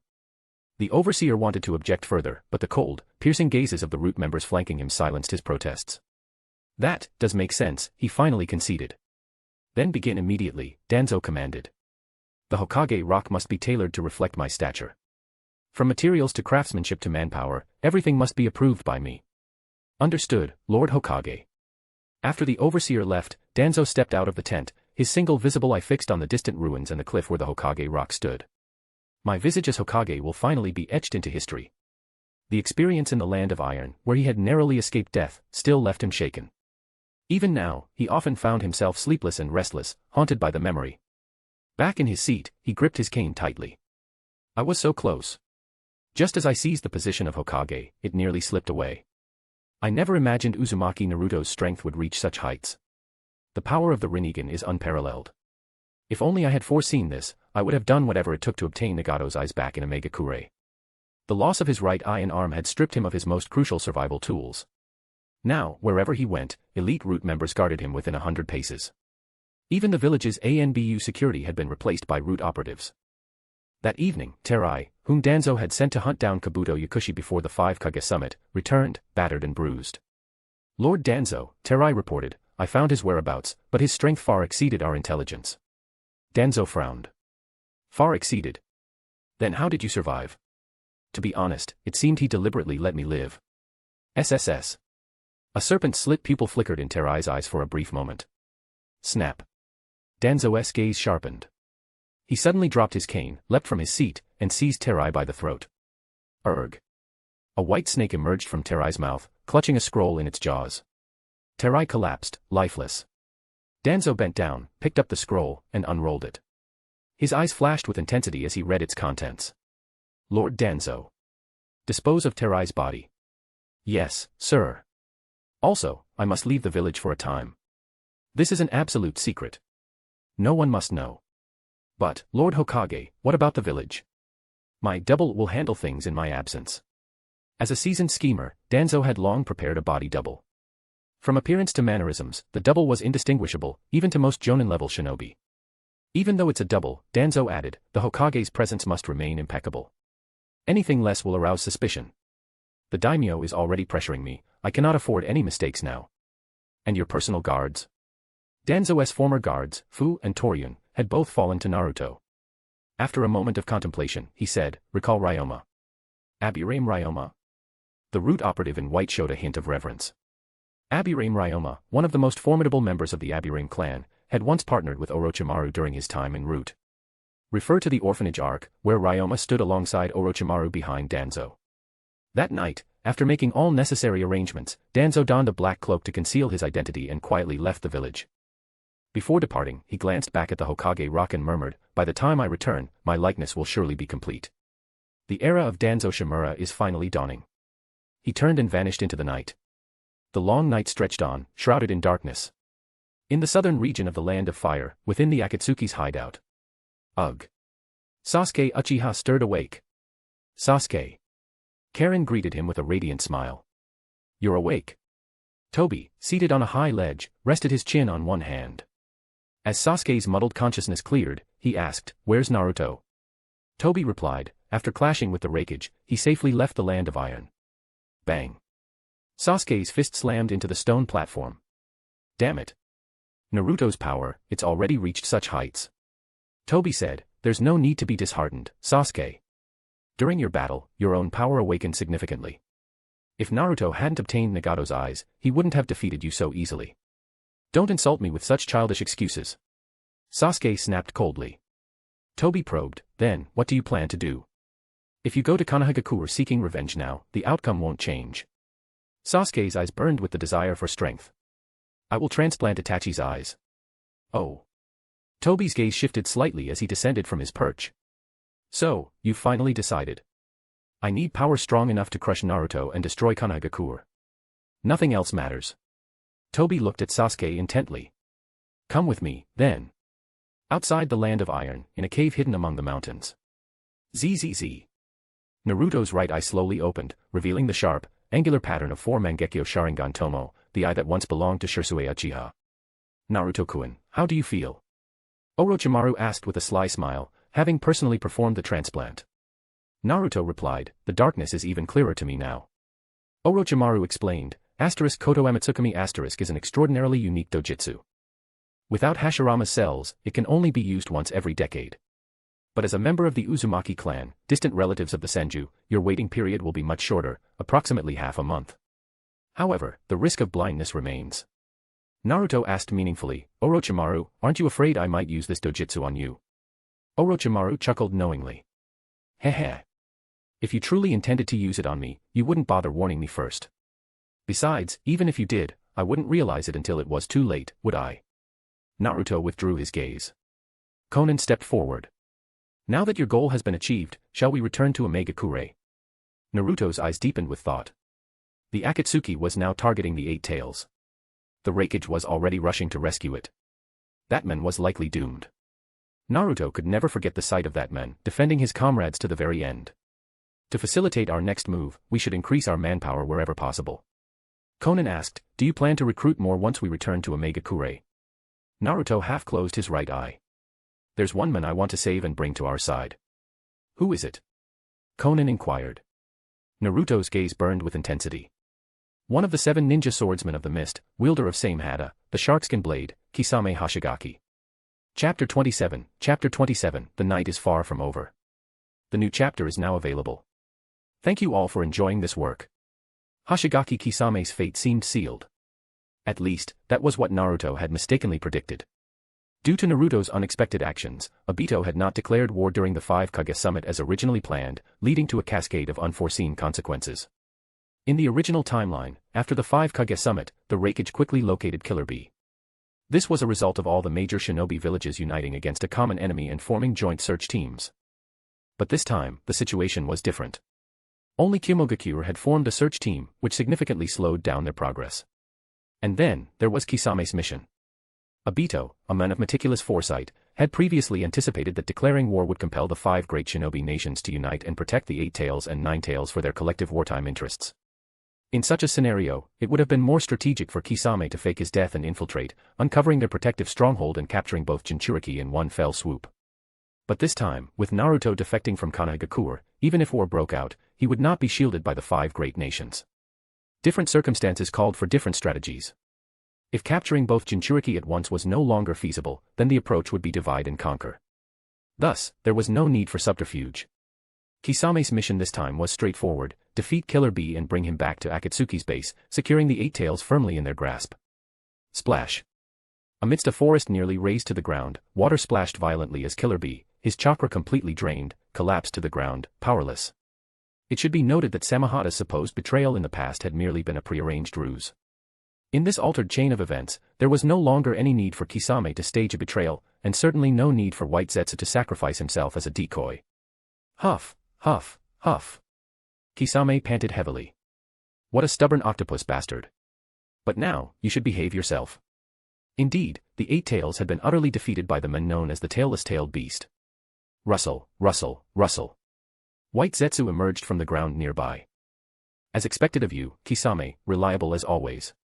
Kisame, bare-chested, asked, "Where's the leader?" White Zetsu replied, "Tobi is preoccupied at the moment and can't come." After all, Sasuke had decided to transplant Itachi's eyes, and Obito needed to prioritize the task. White Zetsu thought to himself, besides, this remote wilderness isn't marked by his Kamui spatial coordinates, so he can't teleport here. He said aloud, "Head east for 100 kilometers. There's a village that used to serve as one of our safe houses. Bring the Jinchuriki there, and Tobi should arrive by the time you get there." Swish. Kisame hefted his massive blade, same hata, and slung the barely conscious Killer Bee over it. Then what are we waiting for? Let's move. White Zetsu cautioned, "Be careful. I've received intelligence that Kimogakure's forces are already searching for the 8 tails. It's possible you'll encounter them. The Reikage is furious that his brother has fallen into our hands again." Kisame smirked. The Reikage, huh? With taijutsu even more formidable than that beast from Konoha, he's a tough opponent. If Itachi were still alive, dealing with him would have been much easier. White Zetsu remarked, "Akatsuki is indeed facing a manpower shortage right now. Once the 8 tails is securely ours, we can focus all our remaining strength on capturing the 9 tails. Fortunately, Sasuke is still on our side. By choosing to transplant Itachi's eyes, he's about to gain a whole new level of power." Kisame mused, "Itachi's little brother, huh?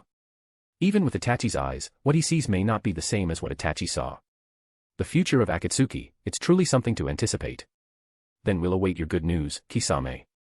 With that, White Zetsu sank back into the ground. Under the cover of night, Kisame, with his blade and the 8 tails Jinchuriki Killer Bee, began his journey to the designated village. It was this 100-kilometer stretch of road that would rewrite the course of his life. Chapter 28, Dawn Breaks in the East. The new chapter is now available. Thank you all for enjoying this work. At dawn the next morning, Kimogakure's search team finally arrived at the site where Killer Bee and Kisame had fought. Kimogakure ANBU, there are numerous traces left by swords here. It's definitely Bee-sama, and there's another blade, judging by the cuts, it's the Mist Village's great sword, same hata. Reikage, humph. Hashigaki Kisame, it's Akatsuki, no doubt.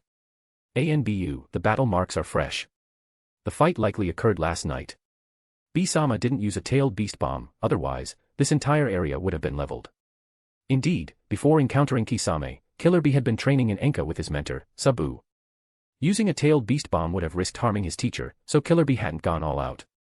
Reikage, what about Bee? Can you find him? ANBU, the ground here is damp, with significant water residue. Judging by the chakra traces, this was caused by a large-scale water release jutsu. If the caster had been defeated, the water would have dissipated quickly. Since it's still here, it suggests the caster is alive. Bee-sama isn't skilled in such large-scale water release techniques. Therefore, we deduce that this is the enemy's doing, which means Bee-sama has likely been defeated. Damned Akatsuki. In a fit of rage, the Reikage punched a massive tree, shattering it in one blow. The fight happened last night. He can't have gotten far with Bee in tow. Search every inch of this area. There's no way he escaped unscathed after fighting Bee. He must have left some trace. Track down that Akatsuki scum, I'll rip his head off myself.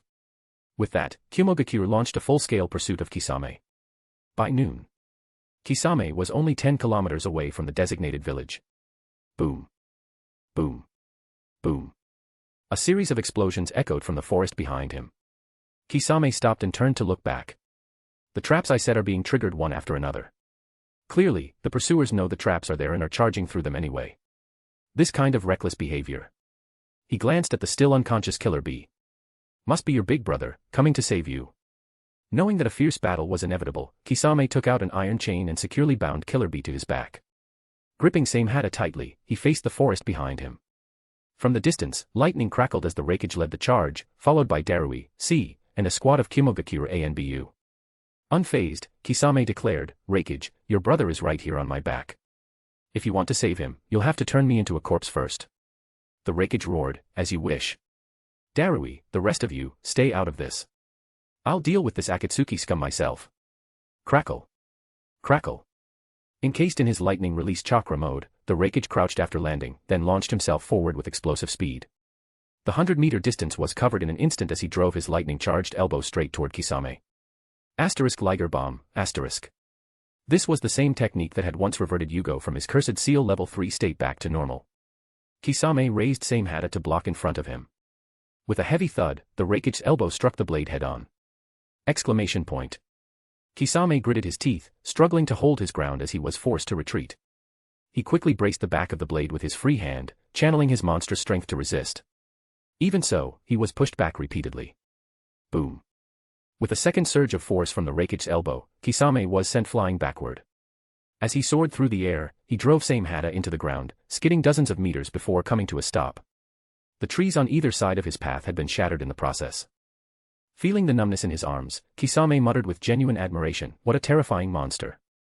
Your strength surpasses even your brother's pseudo-tailed beast transformation. Humph. The Reikage snorted, cracking his thick neck with an audible pop. Now that you understand fear, it's already too late. He launched another assault. Kisame didn't dare underestimate him. Samehada, flying chain slash, asterisk. The hilt of Samehada extended over 10 meters, twisting like a chain as the blade slashed toward the Reikage. Crackle. Crackle. The Reikage shifted his position mid-charge, dodging the attack. Kisame frowned. Even more troublesome than your strength is your speed. He let go of Samehada and rapidly formed hand seals. Water release, water shark bullet technique, asterisk. Whoosh. A massive amount of chakra condensed into a shark-shaped water projectile, hurtling forward at incredible speed. Humph. A mere trick. The Reikage scoffed, charging straight through the water shark bullet with his body. However, the water's resistance slowed him down slightly. Kisame seized the moment to retrieve Samehada and reposition himself. Ordinary water release techniques are meaningless against a body like his. I'll have to use that move. He rapidly formed more hand seals, his chest swelling as he inhaled deeply. Water release, great exploding water colliding wave, asterisk. Whoosh. A massive wave erupted from Kisame's mouth, forming a colossal, ellipsoid water prison. From above, the surrounding forest could be seen submerged under the vast sphere of water. Darui and the others, who were observing from a distance, quickly retreated further back, marveling at the sheer scale of the technique. What a monstrous jutsu. The water left behind at the previous battlefield must have been from this technique, right? Fighting in the enemy's domain puts the boss at a disadvantage. Shing. Darui unsheathed his blade. Prepare to assist the boss if needed. Inside the water prison, the Reikage, now fully submerged, struggled against the overwhelming pressure. His vision was obscured, his movements hindered by the water's tension, and most critically, he couldn't breathe. You might wonder why lightning doesn't conduct through water here. That's because the lightning release chakra would be absorbed by the water. Rustle, rustle, rustle. On the other side of the water prison, Kisame had fused with Samehada, transforming into a half-man, half-shark form. In this state, Kisame could breathe and move freely underwater, while also gaining the abilities to absorb chakra and sense chakra signatures. Your greatest advantage, your speed, is now nullified. That layer of lightning around your body is made of chakra, which means it's destined to be absorbed. And I'll make sure to expedite the process. Whoosh. Whoosh. Whoosh. Boom. Boom. Boom. Kisame darted through the water at high speed, repeatedly slamming into the Reikage's body. Fused with Samehada, Kisame himself acted as the blade. Each collision drained a significant amount of the Reikage's chakra. The lightning armor surrounding the Reikage began to flicker and fade. He closed his eyes, burying his face deeper into his chest. Kisame taunted, losing chakra and unable to breathe. Painful, isn't it? Don't worry, your suffering will end soon. Outside, Darui anxiously asked, what's the situation? C activated his sensory abilities. The boss isn't moving right now. Damn it. Is it still not enough? Darui prepared to charge in. Wait, the boss's chakra, it's not decreasing. It's increasing. Darui stopped, sheathing his blade. Looks like the boss is about to use that. It's his way of saying he doesn't need our help. What a stubborn guy, he could have just let us gang up on the enemy, but no, he insists on a one-on-one fight. Crackle. Crackle. Inside the water prison, the Rakich's lightning surged even more violently. His hair stood on end, transforming into sharp, hardened spikes. Asterisk lightning release chakra mode, full power, asterisk. Swoosh. Kisame darted toward the Rakich again, only to find his target had vanished. What? He's resisting the water pressure and dodging my attacks. And his chakra, it suddenly surged to a level comparable to a tailed beast's. What's going on? Bubbles rose as the Rakich held his breath and charged forward. Realizing the danger, Kisame immediately switched tactics, retreating rapidly. The water prison moved with him, as it was centered around his body. By maintaining distance, he aimed to keep the Rakich trapped within the water prison's boundaries. With continuous chakra loss and suffocation, even the Rakich couldn't hold out for long. The Rakich, aware of Kisame's strategy, pushed himself even harder to close the gap. However, despite his speed, the water prison still restricted his movements. Moreover, this was Kisame's domain, and the Rakich couldn't sense his chakra. Gradually, the Rakich began to falter. Damn it. These Akatsuki bastards, every one of them has such disgusting abilities. Focusing all his senses on the Rakich, Kisame thought with relief, now, it's just a matter of time. The eighth blade. But at that moment, a low murmur escaped from Killer Bee, who was still bound tightly behind Kisame. Chapter 29, Spilled water cannot be retrieved. Push the story forward with your power stones. Every 400 PS equals bonus chapter. Feel free to leave your comments, they mean a lot to me. Gurgle, gurgle.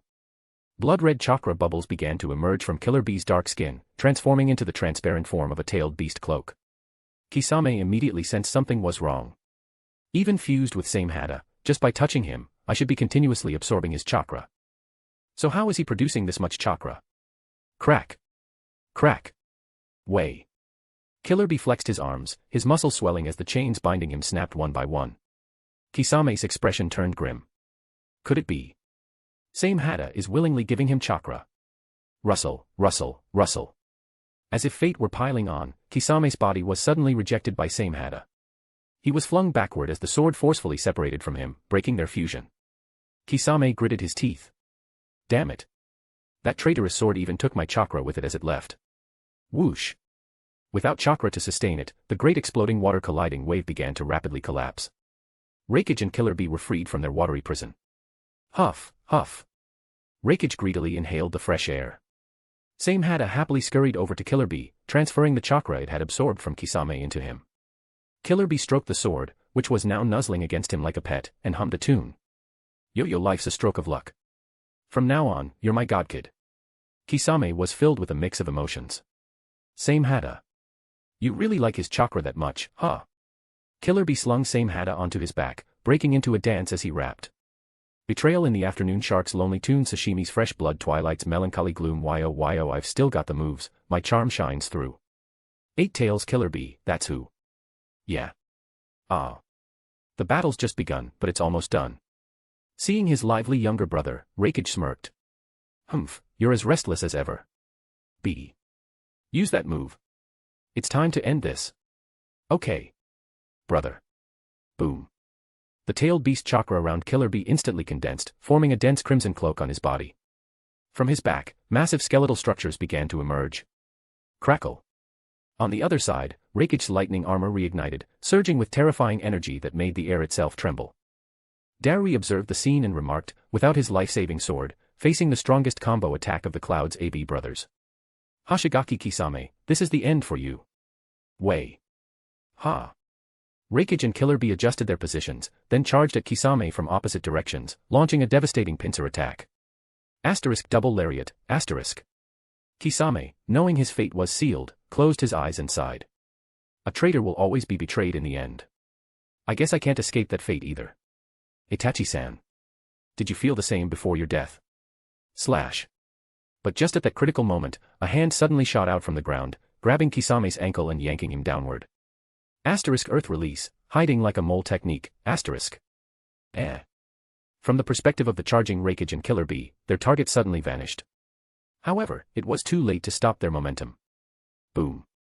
Boom. The two brothers, in their respective powerful modes, ended up locking arms around each other's necks with full force. Ugh. Oh whoa. The scene that unfolded defied description. Two massive, muscular men frozen in a comical embrace before flipping over and crashing to the ground, sliding and twitching in a heap.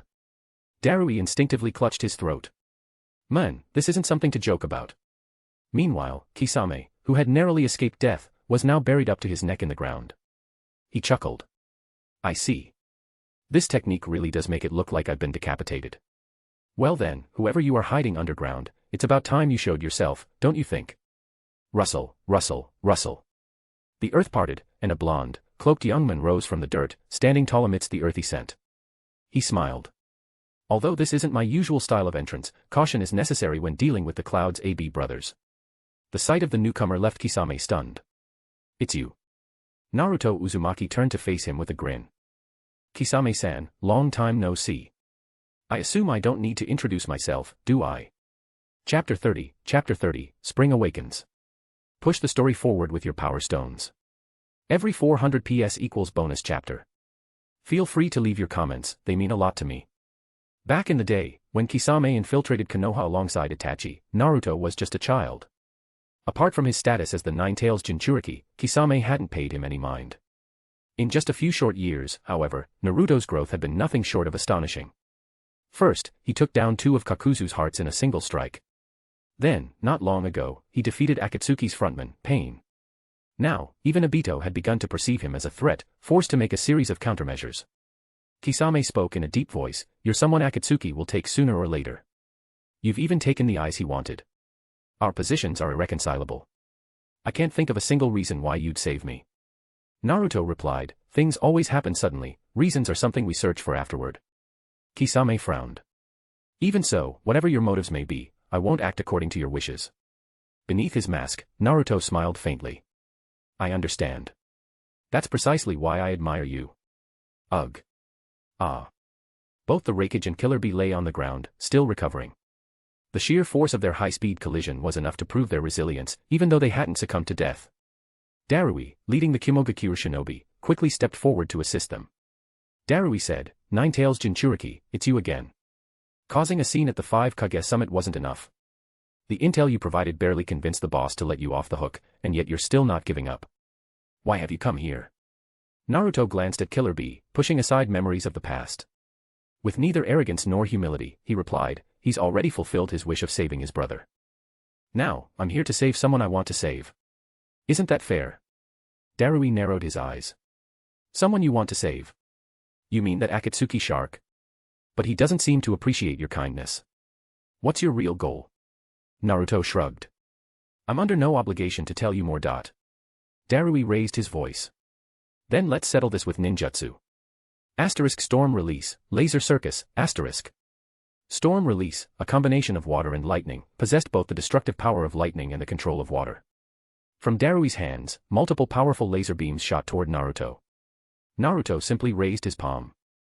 A translucent ceiling barrier unfolded before him, his left eye glowing faintly with its unique power. Pretapath, Whoosh. The lasers from Storm Release instantly dimmed, completely absorbed by the Pretapath. Lowering his hand, Naruto said indifferently, "Stop. I have no intention of fighting you right now." Darui gritted his teeth. "TCH, what a boring eye." Naruto raised his hand to the mask on his face. The mask had a single eye hole, exposing only his left eye. "Kisame-san, I know full well that you won't abandon your position no matter what. So, forgive me for being presumptuous." As he removed the mask, Naruto turned to face Kisame. His right eye, previously hidden, revealed a Mangekyo Sharingan, its 3 tomo spinning and transforming into a 4-pronged pinwheel. A dark red glow emanated from his eye. Koto Emetsukami, Buzz. The effect of this technique was subtle and imperceptible. The target wouldn't even realize they had been influenced, naturally aligning their actions with the caster's will. Without any resistance, everything fell into place. The earth broke open as Kisame's arm extended out. Naruto reached out and pulled Kisame to his feet, smiling. "Kisame, I look forward to working with you." Dusting off the dirt from his clothes, Kisame replied politely, "The pleasure is mine." "What?" Darui couldn't believe his eyes. How is this possible? Kisame's attitude earlier clearly showed he didn't care for Naruto's help. A man who faced death without fear, how could he betray his position over a simple life-saving favor? The glow in Naruto's right eye faded as it reverted to its three-tomo state. He replaced the mask on his face, concealing the Sharingan once more. He extended his left hand toward Darui from a distance. Bansho Tenin, Whoosh. A powerful gravitational force pulled Samehada from Killer Bee's back, sending it flying into Naruto's grasp. Slash. Slash. Samehada resisted, sprouting barbs from its hilt that pierced Naruto's hand, causing blood to flow freely. Yet Naruto's expression remained unchanged as he gripped the sword tightly. Rustle, rustle, rustle. Samehada flailed wildly, trying to escape. When that failed, it began absorbing Naruto's chakra, causing its blade to swell. Naruto smirked and activated the Predapath's ability, reversing the flow and absorbing Samehada's chakra instead. When it came to absorption, the Predapath was unmatched. Defeated, Samehada's massive blade rapidly shrank, drooping powerlessly. Chirp, chirp, chirp. Samehada let out pitiful whimpers, completely subdued. Clang. Naruto tossed Samehada at Kisame's feet. Here, it's yours. Kisame picked up Samehada, brushing off the dirt. A fellow traitor, huh? Looks like we'll be sticking together from now on, Samehada. With Samehada returned to its rightful owner, Hoshigaki Kisame had now pledged allegiance to Naruto. Such was the power of Koto Amatsukami. Naruto wrapped his bloodied left hand in a bandage, his gaze falling on the blood-stained ground beneath him. He placed a kunai, marked with an explosive tag, into the soil. Raising his left hand, he rested it on Kisame's shoulder and said to the stunned Darui, well then, I'll be taking my leave. Whoosh. Flying Raijin Jutsu, Naruto and Kisame vanished in an instant. Boom. The explosive tag detonated, obliterating the blood-stained ground entirely. Rustle, rustle, rustle. In the grass nearby, a small snake flicked its tongue, its vertical pupils glinting with frustration. TCH, not even a drop of blood left behind. Naruto's no longer the reckless brat he used to be. Every move reeks of the caution of an old fox. No wonder even Orochimaru-sama was. Ugh. No sooner had Naruto left than Reikage and Killer Bee regained consciousness. Reikage growled, where's that Akatsuki shark bastard? Killer Bee exclaimed, where's my good kid? Darui replied, they've been taken. Reikage's temper flared. What did you say? Uzumaki Naruto again. If I get my hands on him, I'll take his head myself. Though disappointed at losing Samehada so soon after acquiring it, Killer Bee still broke into an impromptu song. Reikage glared. B. Killer Bee looked back. Big bro. Snap. Running around everywhere, causing me nothing but trouble. Reikage's iron grip clamped down on Killer Bee's head. Whoa. Big bro's scolding, as fierce as ever, WEI. Killer Bee's cries of pain echoed far and wide. Darui and the other Kimogakiru shinobi exchanged helpless smiles. Naruto and Kisame returned to the rendezvous point where Konan and Orochimaru were waiting. They were all familiar faces. Kisame chuckled. Konan, Orochimaru, who would have thought we'd be working together again? Orochimaru smirked. Even more surprising. Can I have a closer look at your Samehada for research this time? Konan asked, now that the objective is complete, shall we return to Omegakure? In the twilight, amidst the chirping of orioles and the lush greenery, Naruto couldn't help but recall the days of his training. Back then, after every training session, there was always one place he would go. But now, perhaps he'd never set foot there again. Before that, there's one more place I need to visit. Chapter 31, Revisiting Familiar Grounds. Push the story forward with your power stones. Every 400 PS equals bonus chapter. Konohagakure had been under reconstruction for some time. The desolation from before was gradually fading, and scattered wooden frames of houses were beginning to form the outline of a village. Even Ichiraku Ramen, temporary, had reopened, bustling with a steady stream of customers.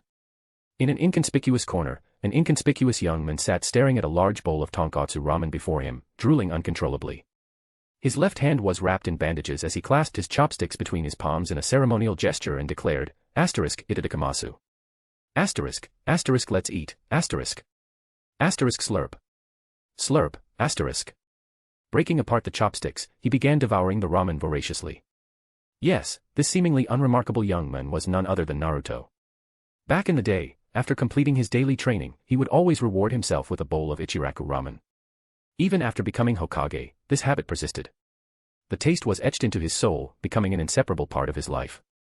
no ramen, no Naruto. So, even now, as a rogue ninja of the village, he couldn't resist the temptation of that flavor.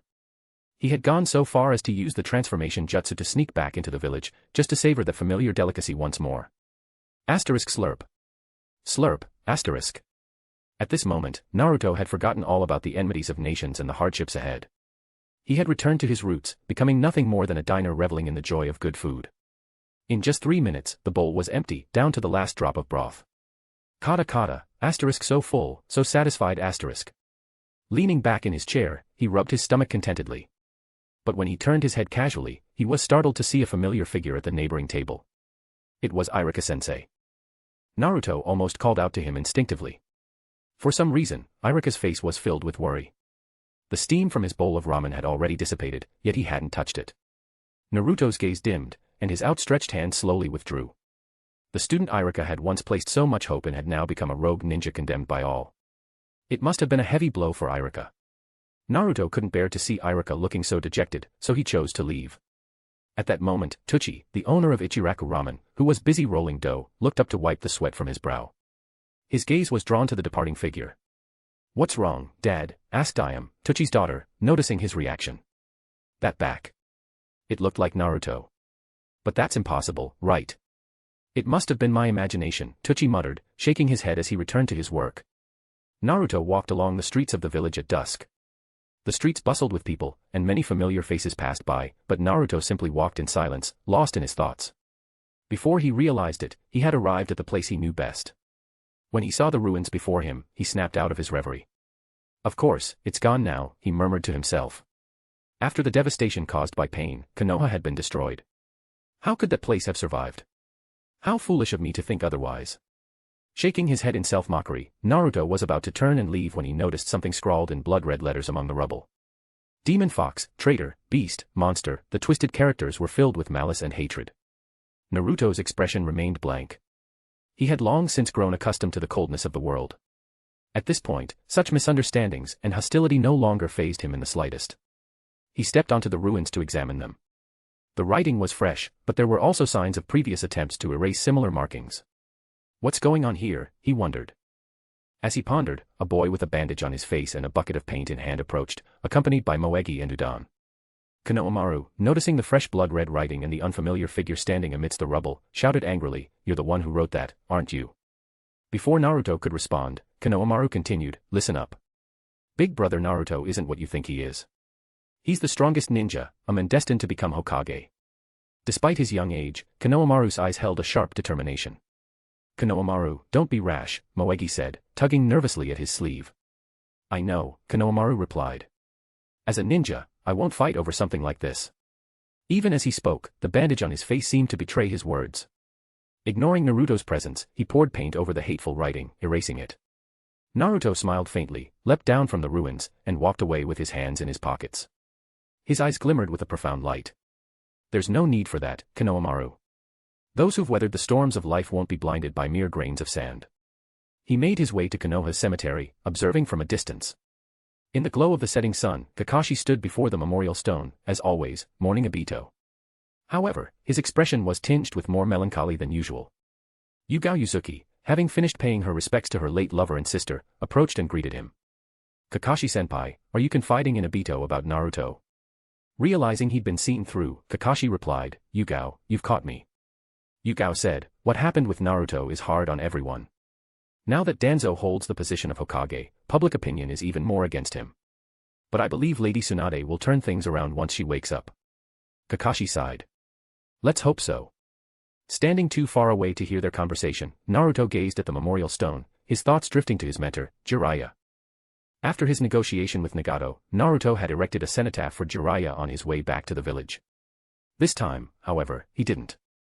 After all, in his future battles with the Kara organization, Naruto had encountered another version of Jiraiya. Kashin Koji. A clone created by Amato, Kara's chief scientist, using Jiraiya's cells. Naruto murmured, "If I could turn back time, this wouldn't be the ideal moment. A month earlier, and maybe Erosenin wouldn't have had to die. But now, it no longer mattered. As long as he could find Jiraiya's body before Amato did. Manipulating time had always been considered a forbidden act for ninja. I, Naruto Uzumaki, have already defied the flow of time. One more time won't make a difference. As night fell, Naruto glanced at the Hokage rock. Beside Tsunade's face, a new outline was being carved. He turned and walked deeper into the village. Ahead was the area where the Hokage conducted official duties. No unauthorized personnel allowed. 2 root members in white robes and animal masks blocked his path. Naruto's expression was unreadable. Oh! The Hokage. Lord Danzo, the 6th Hokage, one of them barked. I see. My apologies, Naruto said, turning to leave. In a deserted alley, he stopped. So, Danzo's back in the village. The timing makes sense. But with such heavy security, does he really plan to stay here, waiting for Sasuke or me to come for him? Unlikely. Let's confirm. ZZZ. Naruto entered sage mode. His sensory perception extended into the Hokage's tent, and his expression shifted before a sly smile crept onto his face. Hey, just as I thought. Placing his left hand on a nearby lamppost, he left a flying Raijin mark on it. Whoosh. He vanished without a trace. Moments later, Shikaku, Inoichi, and Choza, the older generation of the Inoshikacho trio, walked by, supporting a drunken Choza between them. As they passed the lamppost, Shikaku suddenly stopped, staring at it. What's wrong, Shikaku? Inoichi asked. That mark. Could it be? It's nothing, Shikaku replied, masking his thoughts as he moved on. In the forest outside Konoha, Konan, Orochimaru, and Kisame stood before a shallow pit. Whoosh. Naruto reappeared via flying Raijin, dispelling his transformation jutsu. With a sweep of his cloak, he approached them and asked, how did it go? Before infiltrating the village, he had assigned them another task. Kisame said, my same Hada isn't exactly suited for digging. That guy was indeed here, but it seems he's already. Naruto stepped to the edge of the pit and looked down. At the bottom lay a dull, gray head with closed eyes and a lifeless demeanor. It was Haiden. Bansho Tenin. Whoosh. Using gravitational force, Naruto pulled Haiden's head from the pit and held it in his hand. Snap. Haiden's eyes suddenly opened, glaring fiercely at Naruto. But before he could say a word, Naruto shoved him into a box. Asterisk clang. Clang, asterisk. The box shook violently, but Naruto paid it no mind. Orochimaru's lips curled into a curious smile as he watched the box.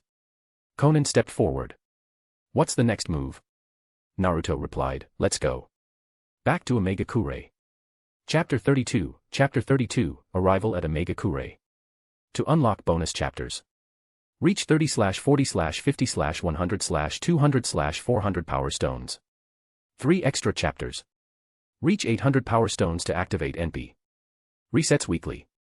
Monday. The Land of Rain lies at the intersection of the territories of the Land of Earth, the Land of Fire, and the Land of Wind. Under the overcast sky, amidst the drifting rain, the village surrounded by lakes seemed abandoned by the world. The cold sculptures at the village entrance, drenched in rain, added an even more somber tone to the scene. Naruto couldn't help but feel a sense of guilt toward Omegakure. He had once promised Konan that, after becoming Hokage, he would bring peace to Omegakure. But in the future, Omegakure still fell into decline, corrupted by the Kara organization, and became a breeding ground for evil. Even after Kara, including Ishiki and Code, was completely eradicated, Omegakure never revived. It faded into the vast sea of shinobi history, with only the unending rain bearing witness. Now, this desolate village would become his haven, his base of operations. Naruto, of course, couldn't simply reap the benefits without contributing. He had resolved to weather the same storms and hardships alongside it. Standing on the lake amidst the pouring rain, he gazed at the village and silently vowed, from today onward, Omegakure will be my second home. What I owe from my past life, I will repay in this one. Konan, Orochimaru, and Kisame, who accompanied him, were unaware of Naruto's thoughts, but they could sense a certain determination rising from his silhouette. Upon entering the village, there was no grand welcoming ceremony. However, both civilians and shinobi alike greeted Konan with reverence, their expressions filled with genuine piety. To them, Konan was the angel, the spokesperson of pain, their god. She held an irreplaceable position in Omegakure. This isolated village was unaware that their leader, Pain, was no longer among them. They observed the strangers accompanying the angel with curiosity and caution, especially the blonde men in the mask walking alongside her. Could he be Lord Pain? No, that couldn't be. Lord Pain was so mysterious and low-key, never appearing before others. His very existence was shrouded in mystery. Then he must be an outsider.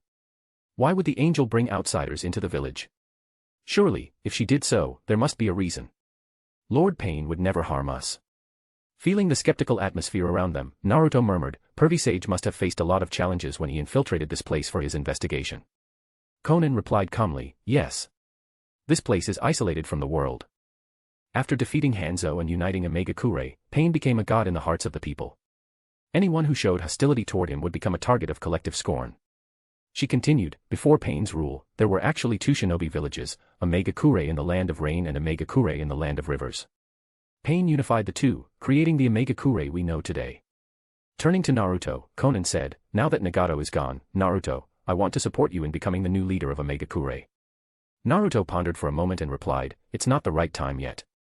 I'm an outsider with no foundation here. Taking over as leader rashly would damage your reputation as well, Sister Konan." Konan's eyes flickered as she withdrew her gaze. "That's what I thought too. No secret can remain hidden forever. The fact that Pain is no longer here will eventually come to light. Before that day arrives, you need to build your reputation. When the time comes, you can rightfully succeed him as leader." As they discussed, they left the civilian area and ventured deeper into Omegakure. The architecture here was primarily constructed of steel, with some stone elements. The style leaned toward cold tones, complemented by religiously themed reliefs, creating an overall oppressive yet solemn atmosphere. Numerous steel pipes of various sizes extended upward, forming a unique skyline. This was closely related to the village's heavy rainfall, necessitating such extensive piping and drainage systems. Perhaps due to his experiences in the future, Naruto felt an inexplicable resonance with this environment. Gazing at the tallest tower to the south, Naruto remarked, "Omegakure is known for its towering structures. The tallest one there is said to be where Pain resided, right?" Konan nodded. "Yes. Pain liked to overlook the village in the rain from that tower. Akatsuki's highest-level meetings were also held there. That tower has even been marked by someone." Naruto glanced at her from the corner of his eye. "You mean Obito?" Konan's amber eyes darkened slightly. "Yes. That man who claimed to be Madara. His Sharingan possesses a spacetime ninjutsu. After years of observation, I've roughly figured out its mechanics." She explained, "He can mark spaces with his eye and freely travel between his personal dimension and the marked locations. That tower is one of his thousands of marked spots." Naruto contemplated this. "So Kamui's spatial markings target locations rather than individuals. In this regard, my flying Raijin has an advantage." Konan looked northward. "So, I plan to abandon that tower and activate the backup tower to the north. Follow me." The four of them arrived at an open space to the north. Konan formed hand seals and pressed her palm to the ground. Rumble, rumble, rumble. Amidst the rumbling sounds, a tall tower buried deep underground rose to the surface, along with numerous smaller auxiliary towers. When the process was complete, Konan stood up, rain soaking her figure, her gaze full of hope. "This will be our new starting point." Naruto nodded in satisfaction. "It suits me perfectly." Konan suggested, "We've been traveling and braving the elements for so long. Let's rest well tonight and discuss future plans tomorrow. What do you think?" Naruto turned to Orochimaru and Kisame. "What about you two?" "No objections," they replied in unison. Then it settled. With a flourish of his cloak, Naruto stepped into the tower. From the outside, the tower didn't look very large, but its interior was surprisingly spacious. It had 9 floors in total, with corridors and rooms on the first 7 levels. As they ascended the stairs, Konan said, "Orochimaru, Kisame, you may choose any room on the first 6 floors to stay in. However, the 7th floor is off-limits without permission." Kisame stopped on the 2nd floor. Orochimaru chose the 4th floor. Konan, however, followed Naruto to the 7th floor. The 7th floor was unique, with only 3 rooms arranged side by side. Konan asked, "Naruto, which room would you like?" Naruto responded with a question, "Which one will you take, Sister Konan?" Konan replied, "I'm fine with any. You choose first. I'll take the one next to yours, so we can look out for each other." After thinking for a moment, Naruto said, "Then I'll take the middle one." Konan nodded. "All right, I'll take the innermost one. If you're not comfortable." Naruto removed his mask, revealing a young yet weathered face. "Don't worry. I've grown used to living in caves over the years. Having a bed to sleep on is already a luxury." Konan smiled gently. "Those days are behind you now. Naruto, welcome officially to Omegakure." Chapter 33, Dawn Amidst Shadows. To unlock bonus chapters, reach 30/40/50/100/200/400 power stones. 3 extra chapters. Reach 800 power stones to activate NP. Resets weekly. Monday. In the stillness of the night, Naruto lay on his bed, hands resting behind his head as he stared blankly at the ceiling. The journey from near death to his rebirth as a youth still felt surreal to him, even though it was undeniably real. Thus, he needed the quiet of the night to reflect and synchronize his mind and body with reality. The faint sound of running water came from the shower next door. Naruto's thoughts stirred as he withdrew his left hand from beneath the pillow, slowly lowering it to rest on his abdomen. Sizzle. The seal of the 8 trigrams seal appeared. Yo, Kurama, Naruto greeted. You've finished going through the memories I brought back, haven't you? Those memories spanned nearly a century, a colossal amount of information. It was no wonder the Nine Tails needed time to process it all. Kurama's haughty voice echoed in his mind. Humph, so what? Naruto remained calm. Since you've seen it all, you should understand why I've done what I've done, right? Kurama's tone was as cold as ever. So what? Naruto's voice stayed steady. So, can we go back to being honest with each other, like before? Kurama's voice deepened. Honest with each other. Don't flatter yourself. I don't recall ever having that kind of relationship with you. And as for the one in your memories, he wasn't me. Naruto sat up abruptly. Hey, that was clearly you. Silence. Kurama roared. I am the embodiment of malice. How could I ever bow to a brat like you? Let alone spout such sentimental nonsense. That wasn't me. Naruto sighed helplessly. Kurama, I know you like being contrary, but you're just deceiving yourself. Shut up. Kurama barked, his voice rising. Don't call me by my name as if we're close. Inside Naruto's spiritual realm, Kurama thrashed his tails angrily, his fury so intense that it seeped through the ceiling formula. Bang. Ow. Naruto yelped as the back of his head hit the wooden bed frame. Even if that was me, Kurama snarled, I don't like the current you. I dislike you, no, I loathe you. I despise you so much it makes me sick. Kurama, Naruto began, but Kurama cut him off, his voice filled with venom. No matter your reasons, you are not Uzumaki Naruto. Get out of this body.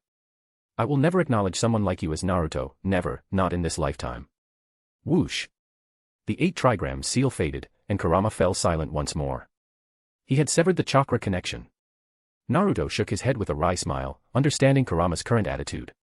After all, tailed beasts were living beings with emotions. They needed experiences to grow. In his past life, Kurama had slowly opened his heart to Naruto, eventually even sacrificing himself willingly. But the Kurama of this timeline had yet to undergo that growth. Even after seeing Naruto's memories and feeling his pain, it was too much to expect a sudden change in perspective. Such a disparity in understanding couldn't be bridged overnight. Naruto murmured to himself, but I believe the day we reconnect will come again. From the room next door, Konan's voice called out, Naruto, is something wrong? Were you arguing with someone? Naruto replied, it's nothing, Sister Konan. I just ran into an old friend. I see, Konan responded knowingly. Thinking back to Kurama's reaction, Naruto couldn't help but ask, Sister Konan, are you helping me just because I showed you my memories? There was a long silence before Konan replied, we are both Jiraiya's disciples, but from beginning to end, you have been the one to carry on his will. Even in your final moments, I could still see glimpses of Yahiko in you. She paused before continuing, those memories played a big part, yes, but they weren't everything. Naruto felt a sense of relief. I understand now. That puts my mind at ease. Konan's voice softened. Get some rest. The road ahead is long, and we must take it step by step. Naruto closed his eyes. All right. Good night, Sister Konan. The night passed without further incident. The next morning, Naruto woke refreshed. After breakfast, he and the others gathered on the 9th floor of the tower. This was where they would discuss their plans for the future. 3 chairs were arranged in the southeast, southwest, and northwest corners. Naruto sat in the southern chair, facing north. Before him was a round table with a wooden box placed on it. From this vantage point, he could see the gloomy sky and endless rain outside the tower. Konan stood behind Naruto. Orochimaru sat in the eastern chair, arms crossed, a knowing smile playing on his lips. Kisame occupied the western chair, sitting upright with same hata propped beside him. Naruto leaned forward, hands clasped together, his chin resting on his knuckles, his gaze steady. Let's begin. Swish, Konan moved her hand, and a parchment map of the shinobi world unfurled on the wall behind her. Boom. Lightning flashed, illuminating her cold expression. The piercing lip stud she wore only added to her mature aura. Naruto spoke methodically. Konoha, Suna, Kumo, Kiri, and Iwa, these 5 great hidden villages dominate the shinobi world, supported by the economies of the 5 great nations and their inherited jutsu. Our first objective is to gather the secret techniques and Kekkei Genkai of these villages. Kekkei Genkai rely on bloodlines, so we'll start with secret techniques first. Kumo's lightning release chakra mode, Iwa's lightweight and heavyweight rock techniques, Kiri's assassination techniques, Suna's puppet techniques, and Konoha's Inoshikacho techniques, these are the powers I aim to acquire. In his past life, the 5 great villages had cooperated in harmony. As the linchpin of the 5 Kage, Naruto could have easily obtained these techniques, but he hadn't cared for them at the time. He had believed the jutsu he already knew were sufficient. It wasn't until he faced overwhelming enemies that he realized the value of versatility. Unique techniques often held the key to turning the tide. This time, Naruto intended to claim those techniques for himself. Orochimaru ran a hand through his hair, resting his chin on his palm as he studied the map. His deep, raspy voice broke the silence. Omegakure borders Suna, Iwa, and Konoha. We should prioritize these 3 villages. If we narrow it down further, Konoha, with its flying region markers, and the weaker Suna should be our first targets. Naruto shook his head. I want to leave Konoha for last. As for Suna, the sandstorms make it difficult to traverse. Iwa's Tsukage, Anoki, is a battle-hardened veteran. We might not gain much there either. Besides, Amagekyu's proximity to these 3 villages means we can't afford to provoke them right away. If we do, they could send shinobi to attack us at any time. We're too weak to withstand that. Naruto rose from his seat and approached the map. Taking a pen, he circled Kumo's territory and drew an arrow pointing from Omegakure to Kumo. Kumo has already shown hostility toward us. Conflict is inevitable, so we might as well strike first. Naruto thought to himself, this will also redirect the Raikage grudge against Sasuke toward me. Orochimaru chuckled. It seems you've made up your mind. Are you that eager for the lightning release chakra mode, Naruto-kun? Naruto's gaze was resolute. Yes. The lightning release chakra mode will enhance my reflexes, taijutsu, and defense to a whole new level. Combined with Sage mode, and eventually Kurama chakra mode, it might even become a power so great it terrifies me. At that moment, Kisame spoke up. By the way, our organization doesn't have a name yet. Acting under the name of Omegakure doesn't seem intimidating enough.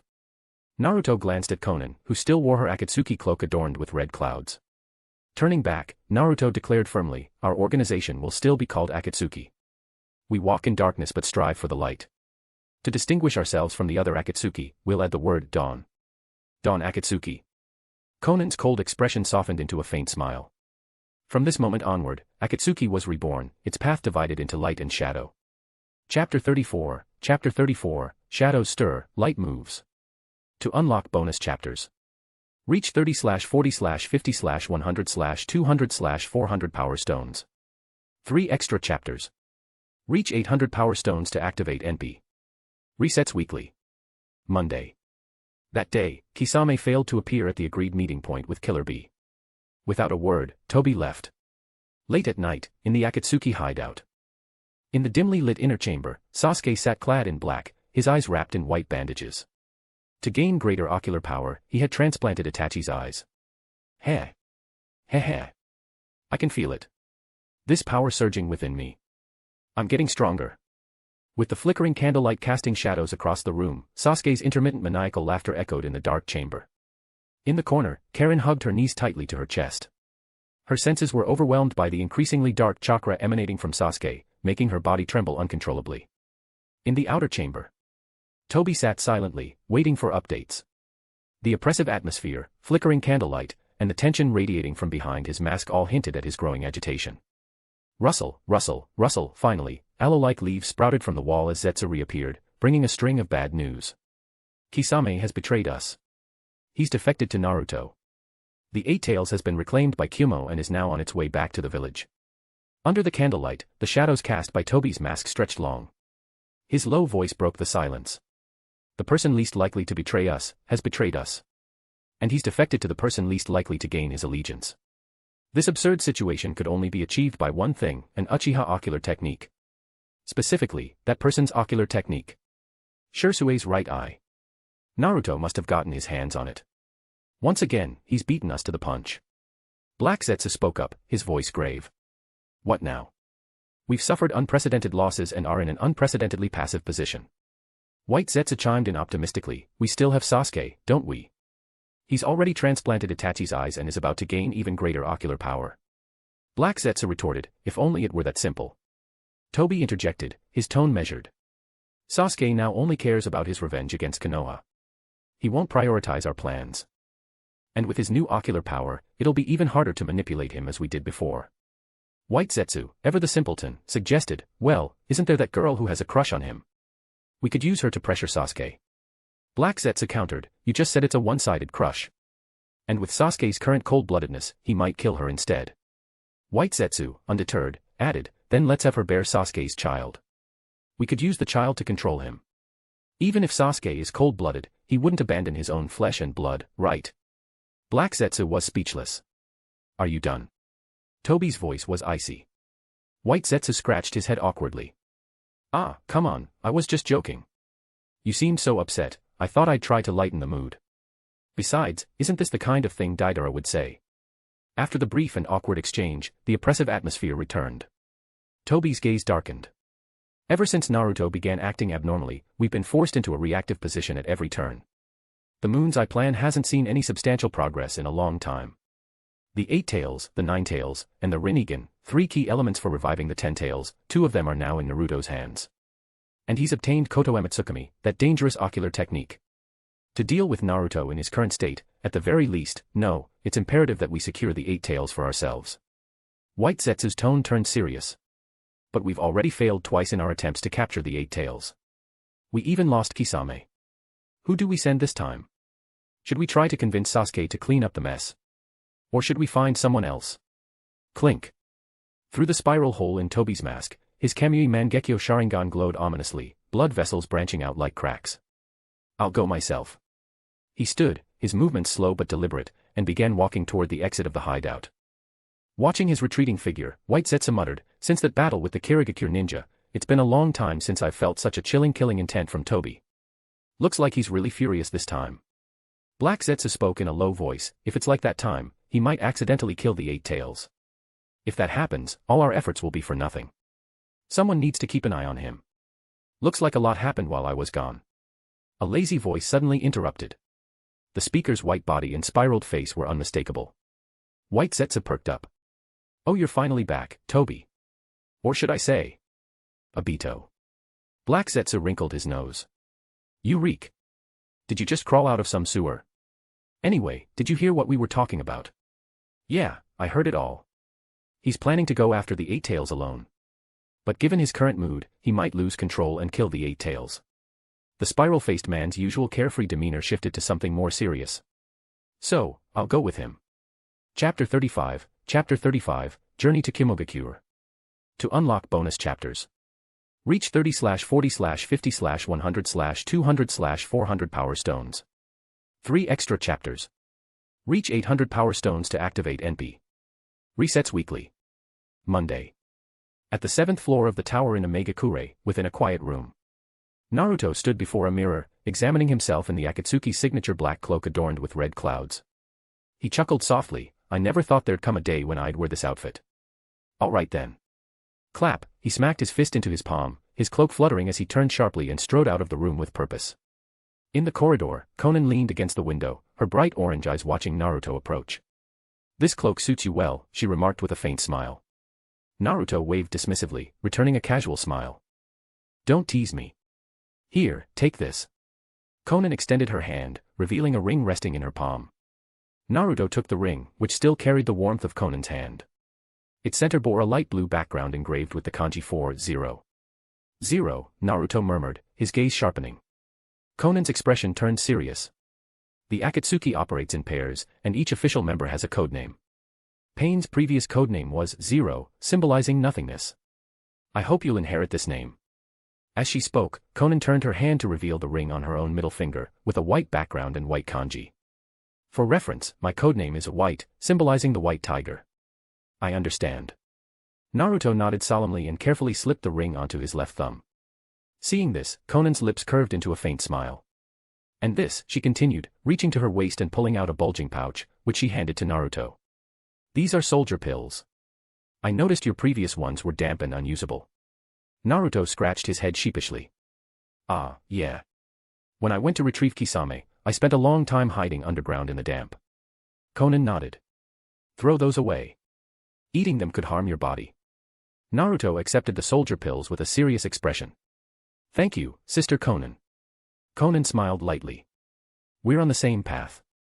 No need for formalities. A few minutes later, the two stepped out of the tower.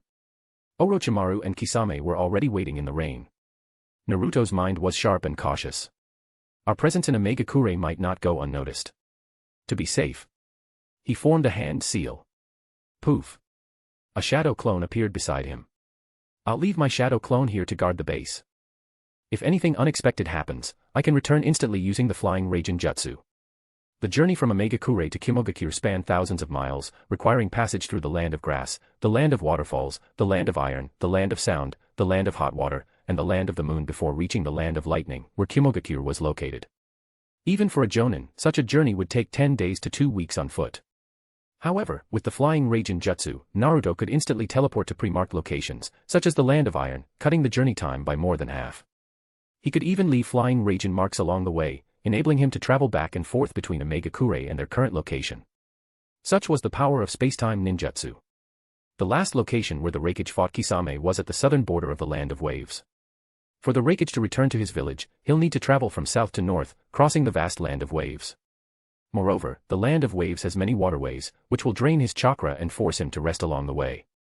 With some luck, we might reach Kimogakure before the Reikage gets back. Naruto slowly placed his mask over his face, his aura shifting dramatically. Conan placed a hand on Naruto's back, while Naruto rested his hands on Orochimaru's and Kisame's shoulders. Let's move. Before departing, Orochimaru glanced at the open space outside the tower. Once we return from this trip, I should begin preparations to build my new lab. Meanwhile, in the snowy mountains behind the Land of Iron. Arg. 2 patrolling samurai fell to the ground with pained screams. Clang. Suigetsu Hozuki planted the executioner's blade into the ground, baring his sharp teeth in a grin. I left one of them alive for you. Now's your chance. Yugo, in the form of a child, walked coldly toward the barely breathing samurai lying on the ground. The samurai gritted his teeth. You're shinobi. Blame that blonde shinobi for turning me into this. Yugo growled. Mounting the samurai's back, Yugo covered his mouth and nose, activating his cursed seal. MMFF. The samurai let out muffled cries as his body rapidly withered, leaving behind an empty suit of armor. Absorbing the samurai's life energy, Yugo reverted to his adult form. Suigetsu smirked. What a thrill. Doing something like this, if we get caught, we're definitely getting thrown into a death row cell. As the cursed seal receded, Yugo muttered darkly, we need to get back to Sasuke. I can feel my killing intent rising again. During the previous confrontation between the 5 Kage and Naruto, these two had slipped away unnoticed. Instead of leaving the Land of Iron immediately, they disguised themselves as samurai, waiting for the right moment to act. Well, Yugo, Suigetsu, fancy meeting you again so soon. A playful voice suddenly sounded behind them. Whoosh. The two spun around, instantly on guard. Naruto stood there, flanked by Conan, Orochimaru, and Kisame. Suigetsu's eyes widened in shock. That was a dead end behind us just now. How did he get here? Yugo's voice was low. He has the ability to jump through space. But to appear at this exact moment, what terrible timing. That's right. Life's full of coincidences. Naruto glanced at the samurai's corpse in the withered armor before shifting his gaze back to them. Suigetsu's thoughts raced. Asterisk that monster who could pin Sasuke to the ground, better not provoke him. Wait. That cloak, and Kisame-senpai. Did he join the Akatsuki too? Asterisk. Quickly, Suigetsu raised his hands. We're on the same side. Don't attack. Naruto's tone was amused. Aren't you part of Taka? Suigetsu replied, Taka and the Akatsuki are allies, after all. Naruto chuckled softly. Unfortunately, we're not Akatsuki. Yugo asked cautiously, what do you want? Did you come here specifically to find us? Naruto replied, it's purely a coincidence. But since we've met here, it must be fate. Join us, or... The faint aura emanating from Naruto made Suigetsu's hair stand on end. Yugo's expression darkened. His loyalty to Sasuke made him reluctant to betray him. Suigetsu, however, kept signaling with his eyes, hey, survival comes first. Naruto's tone deepened. Yugo, if you want to find Sasuke, it won't be easy. And you don't want your cursed seal to go out of control and hurt innocent people or animals, do you?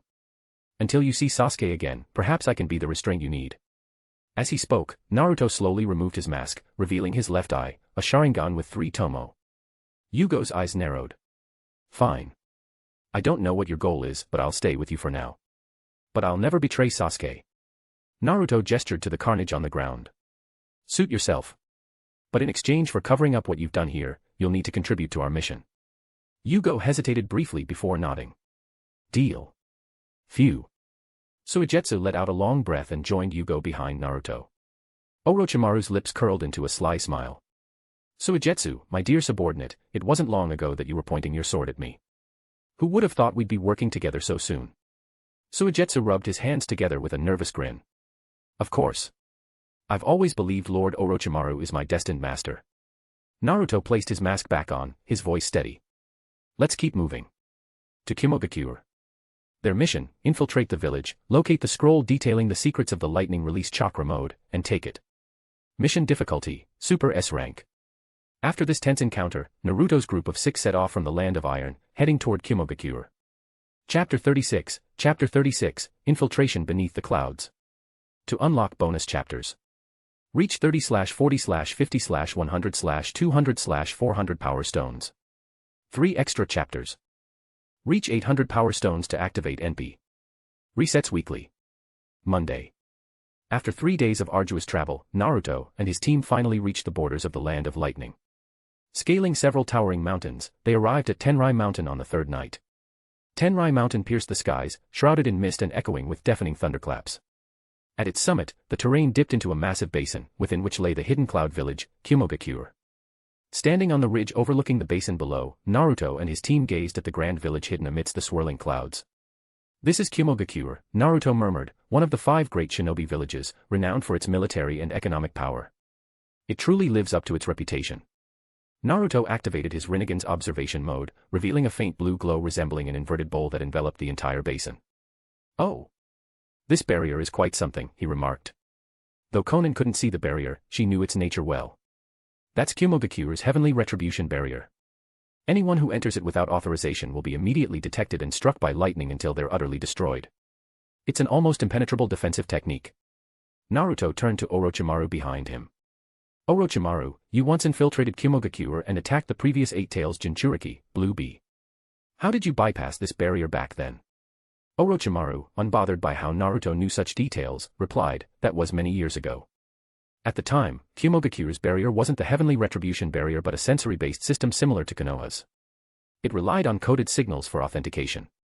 I infiltrated by scouting ahead and stealing the code. After that incident, Kimogakure upgraded their barrier to the heavenly retribution barrier.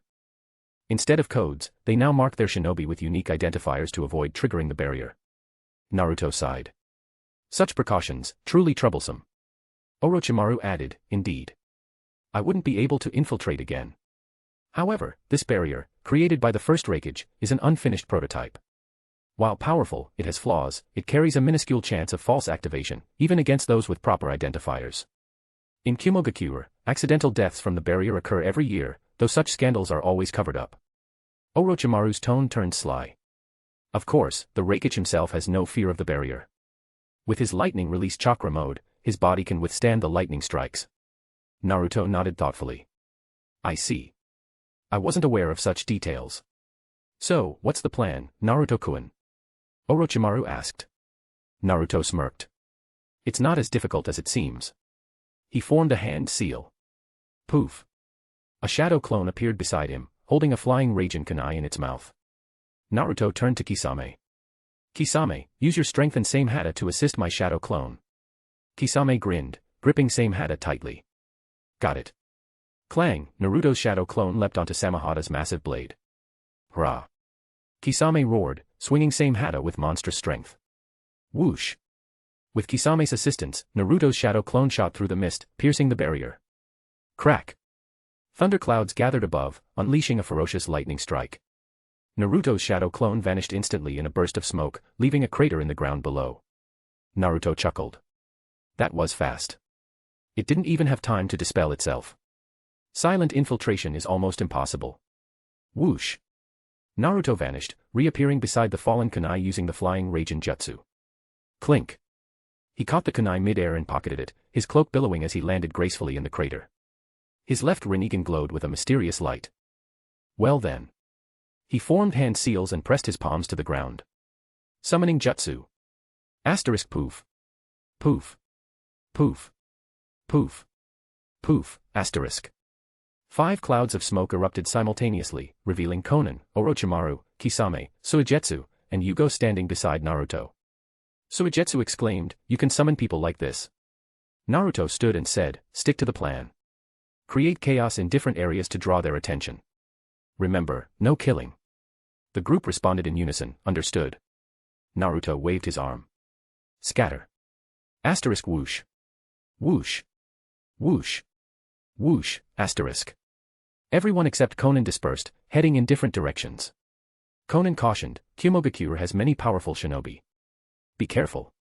Naruto nodded. "You too." With a rustle, Konan spread her arms, her body and cloak transforming into countless elegant paper butterflies that fluttered away. Naruto bent down to retrieve his kunai, his gaze fixed on a blue-roofed fortress in the distance, the Reikage residence. Kumogakure Barrier Unit. A hooded shinobi reported, "The barrier was triggered a moment ago." Based on the ripples, the intruder moved with precision and speed. Another member glanced out the window at the clear skies. The heavenly retribution barrier's lightning should have neutralized the intruder. Since no further strikes occurred, the target must have been eliminated. The unit leader ordered, "Conduct a field investigation to confirm. Also, send a squad to guard the Reikage residence, just in case." "Yes, Captain." Asterisk boom. Boom. Boom. Boom, asterisk. Explosions echoed from all directions. "What's going on?" A Kumogakure shinobi appeared. "The village is under attack. Multiple assaults are happening simultaneously." "What? There's more than one intruder. And they somehow bypassed the heavenly retribution barrier. These invaders are formidable. Deploy reinforcements to the attack sites and use the thunderclap communication jutsu to notify the Reikage immediately." "Understood." As Kumogakure's forces rushed to respond, Naruto, disguised as a Kumogakure shinobi using the transformation jutsu, approached the Reikage residence. "This is going much smoother than I expected." "Your clever plan ends here, intruder." A firm voice interrupted his thoughts. A stoic Kumogakure shinobi with a black eye patch appeared, flanked by a squad of ANBU. Dodai. Naruto's mind flashed to a nickname he'd once given this man, Uncle Rubber. During the Fourth Great Ninja War, Dodai had repeatedly used his lava release, rubber wall to protect Naruto's shadow clones. His tactical acumen and combat skills had left a deep impression on Naruto. Dodai's cold gaze bore into him. "Your intentions are clear. You created chaos across the village to distract us. Your real target is this residence." Feigning calm, Naruto replied, "Dodai-san, what are you talking about? I just returned to report to the Reikage." Dodai's sharp eyes scanned him. "Enough with the act. Your disguise as Samui is impressive, but Samui left on an A-rank mission 3 hours ago. There's no way she completed it so quickly. Besides, Samui never uses honorifics with me. Show your true form." Naruto glanced down at his chest and sighed. "Is that so? I was quite confident in this disguise. But since I've been exposed..." Poof. The transformation jutsu dissolved, revealing Naruto in his Akatsuki cloak and mask. Dodai's eyes narrowed. "That cloak, you're with the Akatsuki." Naruto's voice deepened. "Not Akatsuki, remember this name, Maisho. Soon, it will resound across the shinobi world." Dodai sneered. "Arrogant fool. Neither you nor your allies will leave Kumogakure alive. Attack." Crackle. Electricity surged as the ANBU used the lightning body flicker technique to surround Naruto in an instant. Asterisk screech. Screech, asterisk. Swords were drawn and stabbed into the ground. The ANBU formed hand seals in unison. Asterisk lightning release, ground surge, asterisk. Naruto's left eye glowed ominously. Asterisk Shinra Tensei, asterisk. Chapter 37, Interplay of Light and Shadow. To unlock bonus chapters, reach 30/40/50/100/200/400 power stones. 3 extra chapters. Reach 800 power stones to activate NP. Resets weekly. Monday. Asterisk Shinra Tensei, asterisk. Lightning surged from all directions, but the overwhelming repulsive force dispersed it with ease. The same force tore up the ground, flinging the attacking Kumogakure shinobi into the air. Ugh, arg. It deflected our ground surge? How is that even possible? Asterisk Shinra Tensei, asterisk. Whoosh. 5 seconds later, a second wave of repulsive force blasted the shinobi even further, rendering them completely incapacitated. With repeated use, Naruto had honed his control over Shinra Tensei. Against Jonin-level opponents, one strike would leave them writhing in pain as if their bodies were falling apart. A second strike would incapacitate them entirely, though it wasn't lethal. Beneath the cracked walls of the Reikage residence, Dodai had managed to protect himself from the second wave by using his lava release rubber ball to create an elastic shield. His mind raced. What just happened? That technique repelled both the incoming jutsu and the shinobi who cast them. Physical attacks and ninjutsu alike are completely ineffective against him. Through a gap in the rubber shield, Dodai observed the immobilized Kimogakure Jonin scattered across the battlefield. There was a brief window between the two attacks. If not for that, I wouldn't have had time to create this shield. So, that ability isn't without its flaws. Naruto, surveying the scene with his piercing gaze, casually flicked his Akatsuki cloak and strode toward the entrance of the Reikage residence. Dodai's eyes narrowed. I miscalculated. I assumed an enemy who needed to create chaos before approaching would be cautious and relatively weak. That's why I allocated most of our forces to handle his accomplices. But it seems I was gravely mistaken. If that repelling technique has an interval of vulnerability, there might be a chance to exploit it with my jutsu. After a brief but meticulous analysis, Dodai partially opened his rubber shield and extended his hand. Naruto glanced at him indifferently. Stop, Uncle Rubber. Your jutsu won't protect you a second time. Clench. Dodai froze mid-motion, cold sweat dripping down his face. He saw through me completely. His strength is on an entirely different level. Who is this man? Russell. Dodai dispelled his rubber shield and cautiously asked, the Reikage isn't in the village right now. Naruto replied calmly, of course I know that. Dodai's eyes sharpened. What is your goal? Naruto smiled faintly. Oh. Are you offering to fulfill it for me? Dodai's gaze flickered. You could try stating it. Perhaps, we can negotiate. We're both shinobi here. Let's not kid ourselves. Naruto averted his gaze, and with a sudden whoosh, a gust of wind swirled beneath his feet. Defying gravity, his body began to rise into the air. Dodai's eyes widened as he tracked Naruto's ascent. He's not using Inoki's lightweight rock technique to lighten his body, nor is he employing a medium like Raza's golden sand to create a platform. He can just fly. Wait, could it be? That repelling technique, its essence, is it the manipulation of gravitational fields? Naruto's mastery over the Rinnegan had grown significantly. He could now manipulate gravitational fields to overcome gravity itself, achieving flight, an ability he had only gained in his previous life after obtaining the Six Paths power. Hovering in midair, Naruto swept his sleeves dramatically. Asterisk clink. Clink. Clink. Clink, asterisk. For black rods shot out, embedding themselves precisely around the Reikage residence. Whoosh. Naruto raised two fingers in front of his chest, forming a hand seal. Asterisk 4 violet flames formation, modified, asterisk. Asterisk fwoosh. Fwoosh. Fwoosh. Fwoosh, asterisk. From the black rods, purple flames erupted and rapidly expanded, forming a massive barrier of fire that isolated the Reikage residents from the outside world. Outside the barrier, Dodai exclaimed, he executed an enhanced version of the 4 violet flames formation all by himself. You're a rogue shinobi from Konoha who joined the Akatsuki, aren't you? Naruto's voice came from within the barrier, calm and deliberate. Not Akatsuki. My show. It's important, so I hope you remember the distinction. Inside the barrier, Naruto made no further remarks. He waved his hand. Boom. The roof of the Reikage residence collapsed as Naruto descended into the building. Asterisk boom. Boom.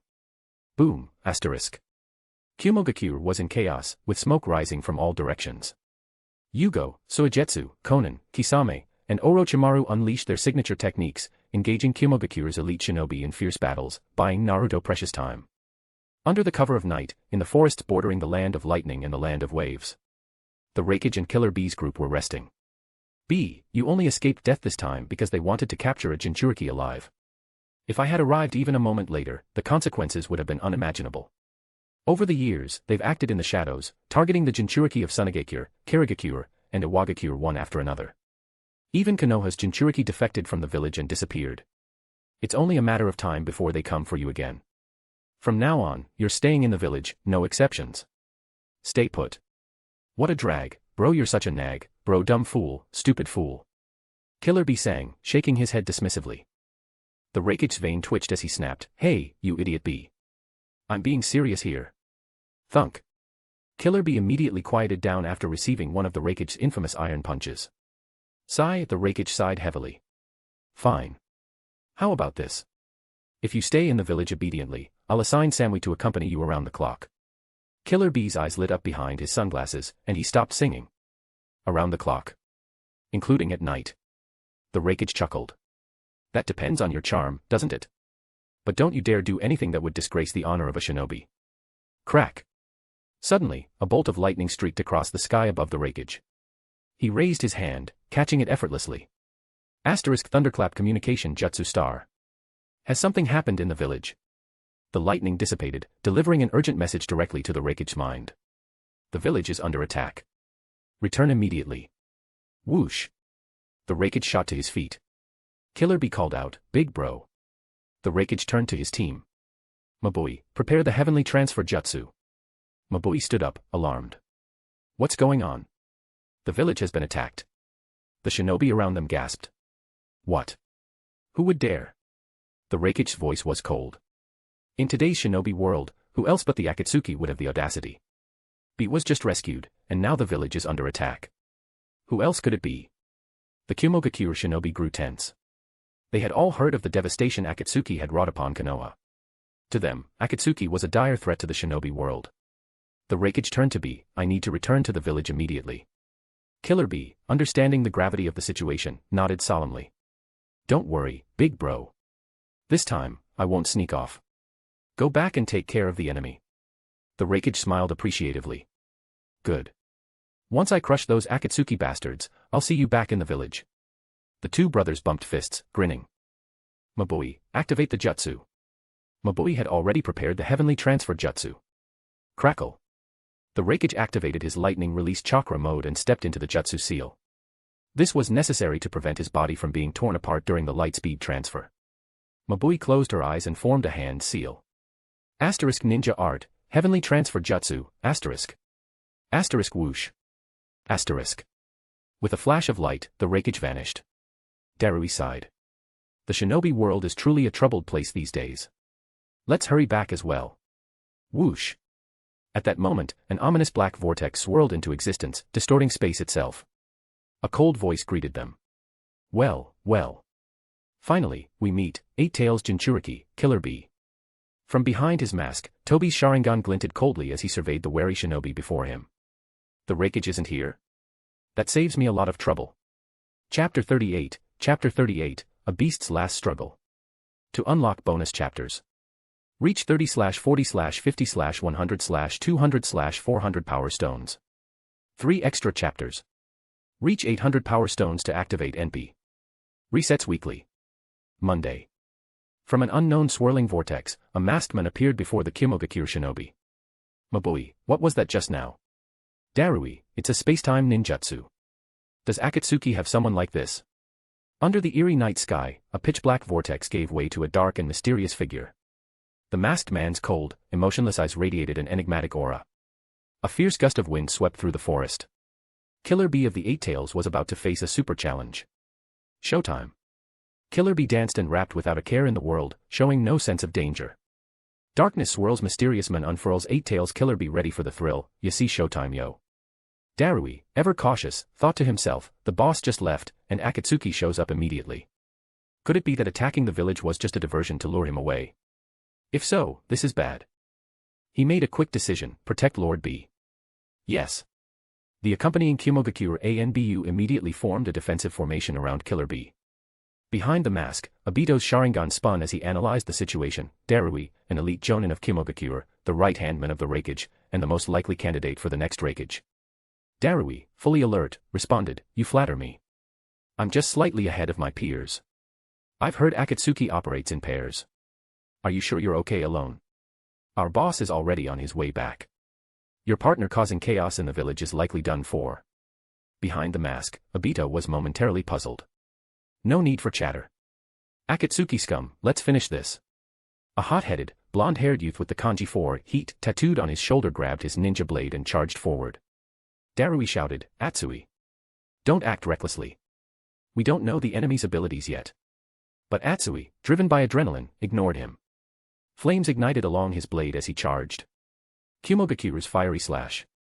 Obito stood motionless, making no defensive moves. Frozen in fear. Akatsuki isn't all that. Atsui smirked, swinging his flaming blade with full force. The blade sliced through, nothing. There was no resistance, no sensation of cutting through flesh. What? Atsui was stunned as his entire body passed through Obito. Reckless or cautious, the outcome remains the same. The only difference is the order in which you die, came Obito's cold voice from behind the mask. Obito turned and reached for Atsui's shoulder. A swirling vortex erupted from his right eye, instantly engulfing Atsui. Snap. The vortex closed, and Obito twisted his neck slightly. In just one move, Atsui, the inheritor of the heat tattoo, vanished without a trace. The Kumogakure shinobi were left speechless. Darui demanded, where did he go? Obito turned back indifferently. Another dimension. Don't worry, you'll join him soon enough. Darui clenched his fists in regret. How am I supposed to face Samui? Atsui was her younger brother. Now, it's my turn. Obito charged forward. Storm release, laser circus. Darui formed hand seals, combining water and lightning releases into a laser-like barrage, creating a web of firepower. But every attack missed its mark.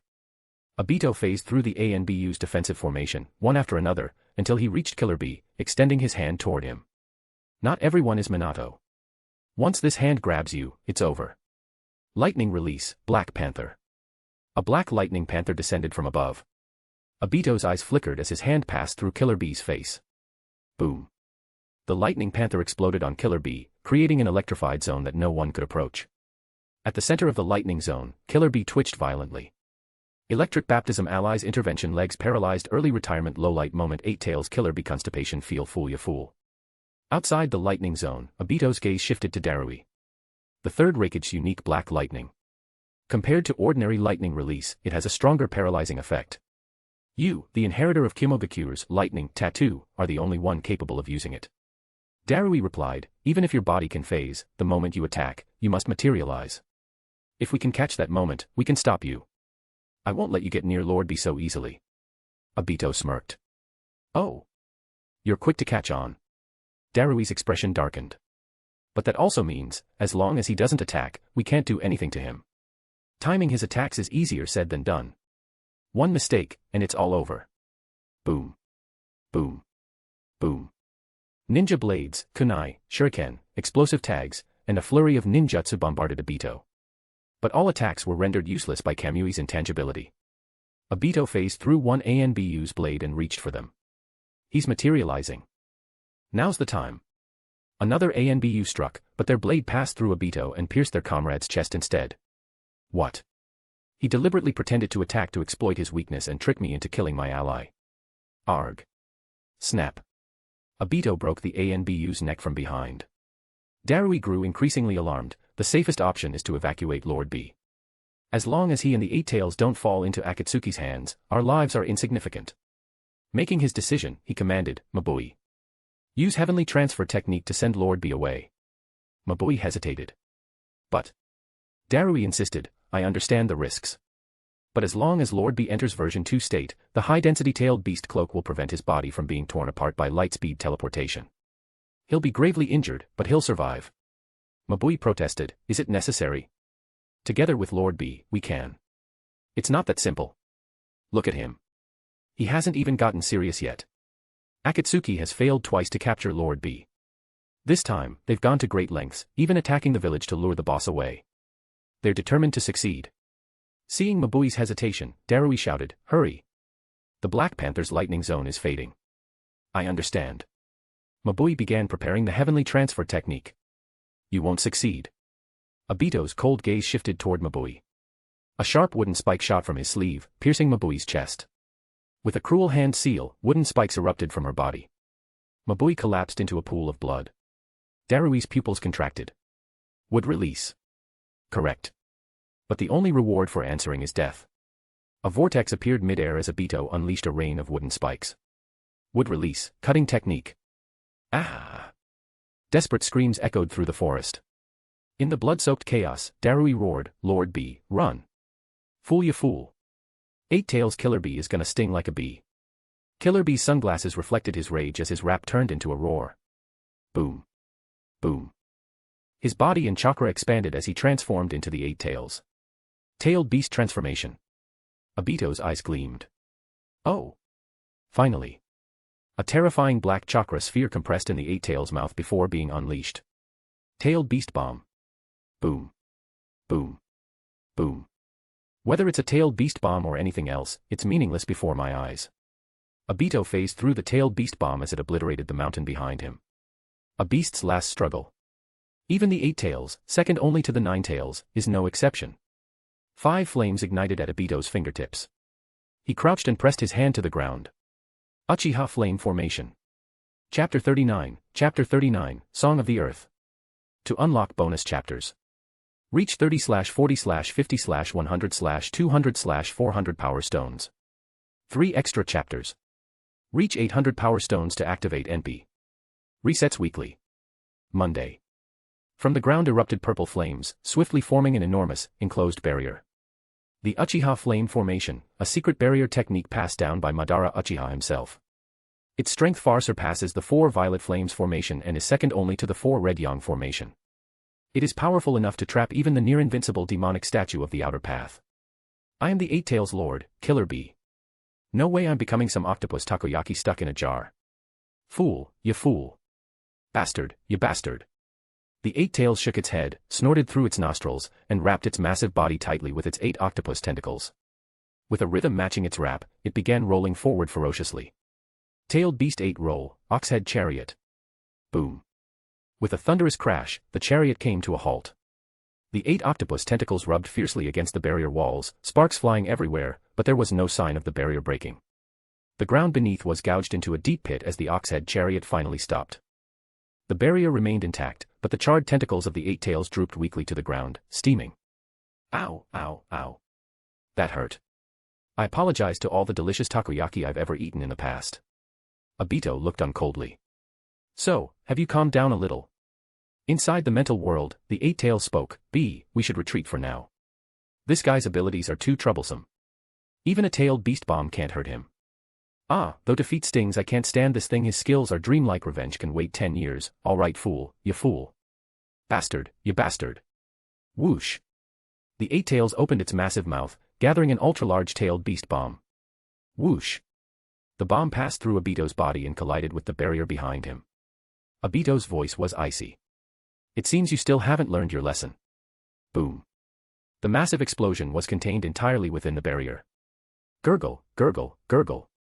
The intense heat and pressure caused the barrier to warp and distort. A gap opened at the top, releasing a pillar of flame into the sky. When the energy was released, the gap closed, and the barrier returned to its perfect square shape, completely undamaged. However, the Eight Tails was caught in the blast of its own tailed beast bomb, leaving it battered and bruised. Obito sneered. This is what they call hoisting yourself with your own petard. You bastard, the Eight Tails roared. Obito's right eye narrowed. Kamui. Whoosh. A spiraling vortex from Kamui sent a Fuma shuriken spinning down, pinning one of the Eight Tails' tentacles. Whoosh. Following the shuriken, sharp wooden stakes rained down like a storm, embedding themselves into the Eight Tails' flesh. Crack, crack, crack. As Obito formed seals, the stakes sprouted barbs, tearing through the Eight Tails' body. Blood flowed from the Eight Tails' massive form, staining the ground red. B. Think of something. If this goes on, we'll die here, the Eight Tails shouted. Killer Bee replied, his phasing ability is tied to the Sharingan. There must be a limit, he can't sustain it forever. The Eight Tails countered, that's logical, but we know nothing about his limits. Killer Bee declared, Killer Bee fears no challenge. The Eight Tails sighed. It's rare to see you so optimistic in such a dire situation. Fine, I'll give it my all.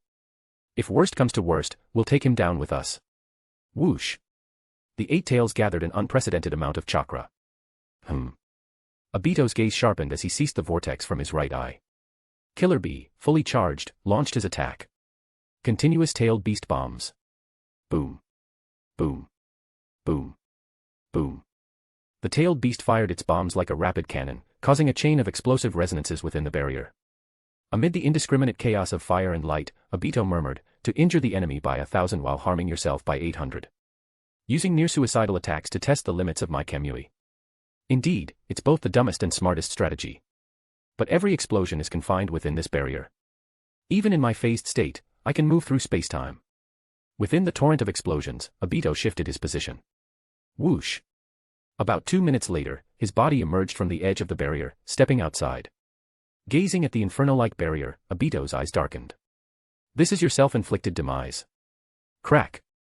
Crack. Suddenly, cracks appeared on the barrier wall, radiating a terrifying energy. Could the extreme heat have exceeded the Uchiha flame formation's limits? Kamui. Whoosh. The vortex from his right eye absorbed him into the Kamui dimension. Boom. The Uchiha flame formation shattered completely, and the destructive flames consumed the earth in an instant. Whoosh. When Obito returned from the Kamui dimension, the forest spanning several miles had been razed to the ground. Everything was reduced to nothingness. At the bottom of a deep crater, Killer Bee lay motionless, his body charred black. So this is the true power of the Eight Tails. Whether it was against Sasuke or Kisame, you never fought with your full strength. Obito stepped forward, his Sharingan cold and piercing. I'm certain you're neither a clone nor a substitution. In that case, I'll take you without hesitation. He bent down, reaching for Killer Bee. Suddenly, Killer Bee's eyes opened beneath his sunglasses, and his arm shot out like lightning. Zap. A pencil charged with lightning release pierced through Obito's mask, exiting through the back of his head and disappearing into the sky. Swish. The assassination failed. Killer Bee, enduring immense pain, retreated 3 meters and used his remaining tailed beast chakra to form a translucent tailed beast cloak. Huff, huff, huff. He panted heavily, but his eyes behind the sunglasses remained defiant. Obito slowly retracted his hand, his voice low. Surrender quietly, and you might suffer less. Killer Bee smirked. There's no such song in my repertoire. What a pity. Obito lowered his head slowly. Crack. Crack. Crack. Sinister wooden branches burst through the fabric of his right shoulder, growing wildly toward the blood-red moon in the sky. Would release, hellish chaos. At Kumogakure, the Reikage returned. Reikage-sama. Intruders have surrounded your residence with a barrier. Darui reported. Humph. The Reikage snorted coldly, his thick neck twisting as lightning release chakra mode enveloped him. Staring at the barrier, he extended 2 fingers, which crackled with lightning, forming a sharp spear. Darui's expression turned solemn. That's the 3rd Reikage's 1-finger Nukite. The 4th prefers hand-to-hand combat, so he only mastered the 2-finger Nukite, but even that should be enough to break this barrier. Zap. The Reikage charged forward, his lightning spear piercing the barrier. His massive frame crashed through with unstoppable force. Inside the office, books, desks, chairs, and gym equipment were scattered everywhere. Naruto rummaged through everything, his brows furrowing. I've looked everywhere. Could it be that it's not here? Boom. The wall exploded. You Akatsuki thief. Prepare to die. The Reikage's thunderous roar echoed alongside the explosion as his furious eyes locked onto the figure in the Akatsuki cloak. Reikage, we meet again so soon. Perfect timing, I have something to ask you, a calm voice replied. The Reikage's eyes widened in rage. What? That voice. It's you. Naruto turned slowly, his expression serious. Where did you put the scroll containing the lightning release chakra mode? I've searched everywhere and can't find it. What? As if gravely insulted, Reikage erupted in fury. Are you kidding me? Prepare to die. Chapter 40, The Hunt is complete. To unlock bonus chapters. Reach 30/40/50/100/200/400 power stones. 3 extra chapters. Reach 800 power stones to activate NP. Resets weekly. Monday. Zap. The Reikage charged at Naruto, his 2 lightning-clad fingers aiming straight for Naruto's face. Naruto's eyes narrowed. This move. It's the 3rd Reikage's strongest spear. Shinra Tensei, *. Whoosh. The Reikage's charge came to an abrupt halt as the lightning at his fingertips clashed with the repulsive force, scattering arcs of electricity. Yet, he failed to break through. Smack. After a few seconds of stalemate, the Reikage planted his feet firmly on the ground and retreated swiftly, stopping at the opening in the wall. Boom. All 4 walls collapsed simultaneously. The force scattered rubble and dust, turning the Reikage's residence into an open-air plaza. Damn it. That repulsive force again, the Reikage cursed. Naruto thought to himself, if that had been the 1-finger Nukite, things could have gone really bad. Whoosh. The air swirled at Naruto's feet as he ascended into the sky. Are you trying to run away? The Reikage shouted at him. Naruto looked down from above. If you want to fight me at full strength, you'd better be prepared for your village to be leveled. Tell me, are you ready for that? The Reikage replied firmly. I've roamed the ninja world for half my life. I didn't fear your father, the Yellow Flash, and I won't fear his son, especially not a petty thief. A petty thief, huh? Naruto's Rinnegan glimmered coldly as he said in a low voice, back then, Kumogakure coveted the Byakugan of the Hyuga clan.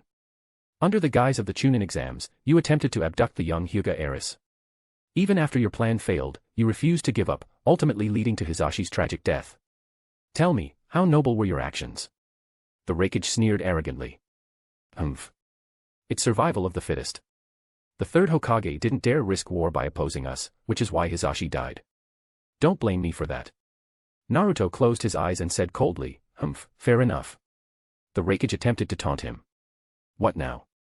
Are you, a rogue ninja from Konoha, planning to stand up for your old village? Naruto opened his eyes. Yes, I am a rogue ninja. And precisely because I'm a rogue ninja, everything I do is based on my own principles. Smack. As he finished speaking, he clapped his hands together. Sizzle. Between his palms, a pitch-black sphere began to form. The sphere was only an inch in diameter, yet it emanated a dark, oppressive chakra. Staring at it felt like being sucked into a void, leaving one with a sense of dread. The Raikage's pupils shrank. What is that? Naruto lifted the black sphere with his left hand and tossed it into the sky. Buzz. The sphere merged with the night, resonating with the moon's light and radiating countless beams of white light. This is my farewell gift, Naruto said softly. Smack. He clasped his hands together, his left eye shining with a dazzling light. Chibaku Tensei, Boom. The Raikage's residence disintegrated first. Rubble and debris carried the Raikage into the sky. Damn it. Is this some kind of gravitational force? He roared. As he ascended, the Raikage stepped on the rubble, trying to escape the gravitational pull. When that failed, he resorted to smashing the rocks with his fists and feet. Crack. Crack. But as the ground below fractured, more and more boulders rose into the sky. Overwhelmed, the Raikage could only struggle futilely. Exhausted, he was finally slammed into a massive stone, buried under the subsequent debris. I will have the lightning release chakra mode. I will return for it, Naruto said. Whoosh. Activating the flying Raijin Jutsu, Naruto disappeared into the sky. Whoosh. Moments later, Naruto reappeared with his team on a ridge outside Kumogakure. Panting heavily, Suigetsu leaned on his decapitating carving knife for support. Good thing you showed up in time. Those Kumogakure ninja and their lightning release really counter my hydrification technique. If you'd been a minute later, I might have been done for. Whoosh. As the cursed seal receded, Yugo's chest and back were covered in deep cuts. Kumogakure's swordsmanship is truly exceptional. To think they could easily wound my cursed seal-enhanced body. I nearly lost control of my killing intent. Kisame, with same hata slung over his shoulder, grinned. I enjoy fighting opponents with massive chakra reserves. Too bad there aren't any others like the Eight Tails or the Raikage in Kumogakure. Orochimaru, his body coiled by a white snake, chuckled hoarsely. As for me, I'm more interested in unique Kekkei Genkai and techniques. This little excursion has yielded quite a few valuable samples. Heh. The Chibaku Tensei hung in the night sky, a monumental spectacle. Conan's cold eyes showed a rare hint of admiration. So you've mastered Chibaku Tensei without us realizing it. Who's been sealed inside? Raikage, Naruto said flatly. The group was visibly surprised. Conan, after a brief moment of astonishment, speculated, are you planning to use the Raikage's death to declare Akatsuki's dominance? No. Naruto shook his head lightly. I simply wanted the Raikage to experience what it's like to be a caged bird. I have no intention of taking his life. Sizzle. Orange markings appeared around his eyes as he entered Sage mode. Sage Art, Wind Release, Rasen Shuriken, Boom. Boom. Boom. The wind blades tore through the air, unleashing unparalleled destruction. When the dust settled, a gap had been blasted into the side of the Chibaku Tensei, creating an escape route for the Raikage. The flying Raijin mark has already been placed. From now on, this place will be like my second home. Whoosh. Naruto's Akatsuki cloak billowed as he turned gracefully. Let's go. Back to Omegakure. The group vanished, heading back to Omegakure. Boom. Minutes later, accompanied by a thunderous roar, a streak of lightning burst out from the gap in the Chibaku Tensei. The lightning dissipated, revealing the Raikage, exhausted and plummeting to the ground. Damn you, Uzumaki Naruto. From now on, you are Kumogakure's, #1 enemy. Thud. He crashed into the ruins below. It's the Raikage-sama. Quick, call the medical team. Elsewhere, another battle had concluded. Crack. A blood-soaked tree branch snapped off Obito's right shoulder. Behind his mask, his Mangekyo Sharingan gazed coldly at the gravely injured and incapacitated Killer Bee. Don't blame me. This ninja world is already rotten to the core. Only the tailed beast within you can build the infinite Tsukimi, the symbol of hope. Whoosh. The Kamui vortex swallowed Killer Bee. The eight tails, captured. As the vortex closed, Obito turned to face the figure that had silently appeared behind him. You're here. This greeting was spoken not in Madara's voice, but in his own. I was worried you'd accidentally kill the eight tails and jeopardize our plans, said Toby. Obito looked away. I'm no longer a child. Even my vengeance has its limits. With the eight tails captured, everything is in place. Should we seal the eight tails into the demonic statue immediately? Honestly, with our current manpower, it could take over 10 days, Toby remarked. Obito's gaze was distant. Even if the demonic statue becomes stronger with the eight tails, it won't matter if we can't control it. Toby shrugged. True. Without the Rinnegan, that thing is impossible to command. Obito pondered. Until we reclaim the Rinnegan, I'll extract the eight tails from its Jinchuriki and use it temporarily as a summon, just like I did with the nine tails back then. Toby clapped his hands. Not a bad idea. If you could control the strongest, the nine tails, for a time, handling the eight tails should be a piece of cake. Obito placed a hand on Toby's shoulder, his right eye forming a vortex. Let's go. Sasuke's eye should be ready by now. Our next move will revolve around him. Chapter 41, The Revival of Darkness. To unlock bonus chapters. Reach 40/50/100/200/400 Power Stones. 3 extra chapters. Reach 800 Power Stones to activate NP. Resets weekly. Monday. Omegakure. Beneath the towering spire. Naruto walked toward the entrance. After being out for so long, I'm starving. Can we leave now? Yugo's voice came from behind. Naruto stopped in his tracks and turned to face him. Yugo, neither servile nor overbearing, said, we have fulfilled our agreement to assist you. We have no obligation to stay by your side any longer. Suigetsu quickly whispered, hey, Yugo, we're still on his turf. Naruto, however, remained calm. Ah, Sasuke should be in Akatsuki's underground hideout. Do you know the way? Yugo replied, yes. After his battle with Itachi, we went there. Naruto nodded. Then feel free to go. Oh, and when you see Sasuke, pass a message for me. Yugo was surprised. He hadn't expected Naruto to let them go so easily. What do you want me to tell him? Yugo asked. I'll make sure he hears it. Naruto said, Danzo is no longer in Konoha. He should be seeking out Kabuto Yakushi. If Sasuke plans to act, he should do it quickly. Don't give Danzo a chance to rise again. Yugo nodded. Understood. Then go, Naruto said. The two left Omegakure, walking across the muddy terrain. With his hands behind his head, Suigetsu remarked, I really didn't expect him to let us go so easily. I thought he'd use sweet talk to keep us around, then gradually coerce us into working for him. Worst case, I figured he'd control us with genjutsu and turn us into puppets. Yugo remained silent. Suigetsu speculated, do you think he's planning to use Sasuke to get rid of Danzo? Yugo pondered for a moment. Probably not. With his power, if he wanted to do that, Danzo wouldn't have left the Land of Iron alive. Maybe he genuinely wants Sasuke to have his revenge. Suigetsu frowned in confusion. I don't get it. What's the deal with those two? Are they friends or enemies? Perhaps frenemies would be more accurate, Yugo murmured.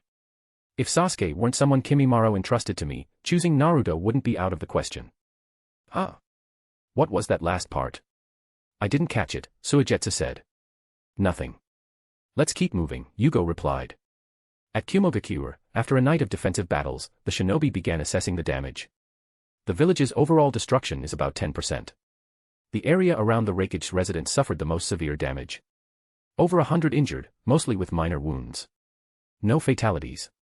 No fatalities. That's a small mercy amidst all this chaos. The enemy's method of breaking through the heavenly retribution seal remains unknown. The leader of the enemy forces displayed incredible strength and unpredictable techniques. That jutsu that trapped the Reikage-sama was especially unprecedented. The shinobi looked up at the sky, where a star-like sphere still hung. The Chibaku Tensei was slowly disintegrating, with massive boulders occasionally falling to the ground, causing thunderous crashes. It was impossible to clear the area directly beneath it. Have we identified the enemy? According to Dodai-sama, the enemy is a rogue ninja from Konoha who calls himself Minsho. His true identity is unclear. Minsho. Isn't he aligned with Akatsuki? The Reikage-sama might know the enemy's true identity, but he hasn't regained consciousness yet. How badly is he injured? He's suffering from oxygen deprivation and lung damage due to asphyxiation. To break free, he overexerted all his chakra. The most serious injury is to his cervical spine from the fall. He lost his lightning release chakra mode's protection during the impact. His cervical spine. Yes. The Reikage-sama might not be able to twist his neck as freely as he used to. That's terrible. Twisting his neck was practically his trademark. By the way, Darui and the others should be back soon. Boom. Thunder rumbled. In the forest outside Kumogakure, Darui staggered forward, his face pale and his vision blurry. As the village gates came into view, he muttered, "Not yet. I can't collapse yet. Just a little farther." His entire left side was impaled by gnarled tree branches, completely numb. He had survived the cursed seal, brain-inserting technique. It was a combination of skill and sheer luck. In a critical moment, Darui had avoided a fatal blow, letting the branches pierce his left shoulder instead. Though the spreading branches injured his internal organs, they narrowly missed his heart. Using the lightning release body flicker technique, he escaped the battlefield, enduring near-fatal pain to return to the village.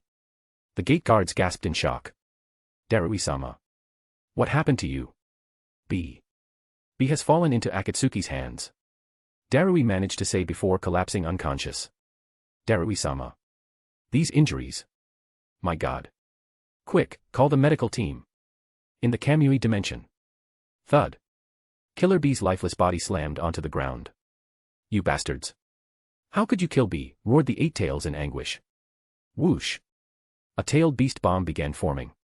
This was Obito's dimension, where phasing was impossible. Aside from Obito, Toby was also present.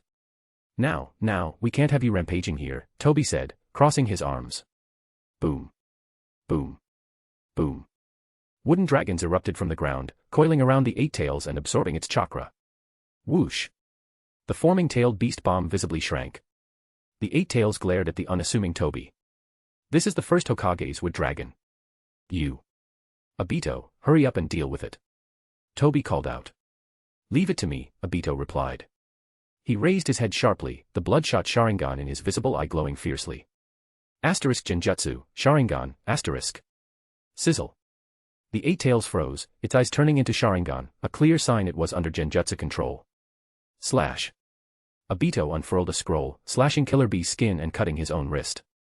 Using the blood of both the Eight Tails and himself, he formed a summoning contract.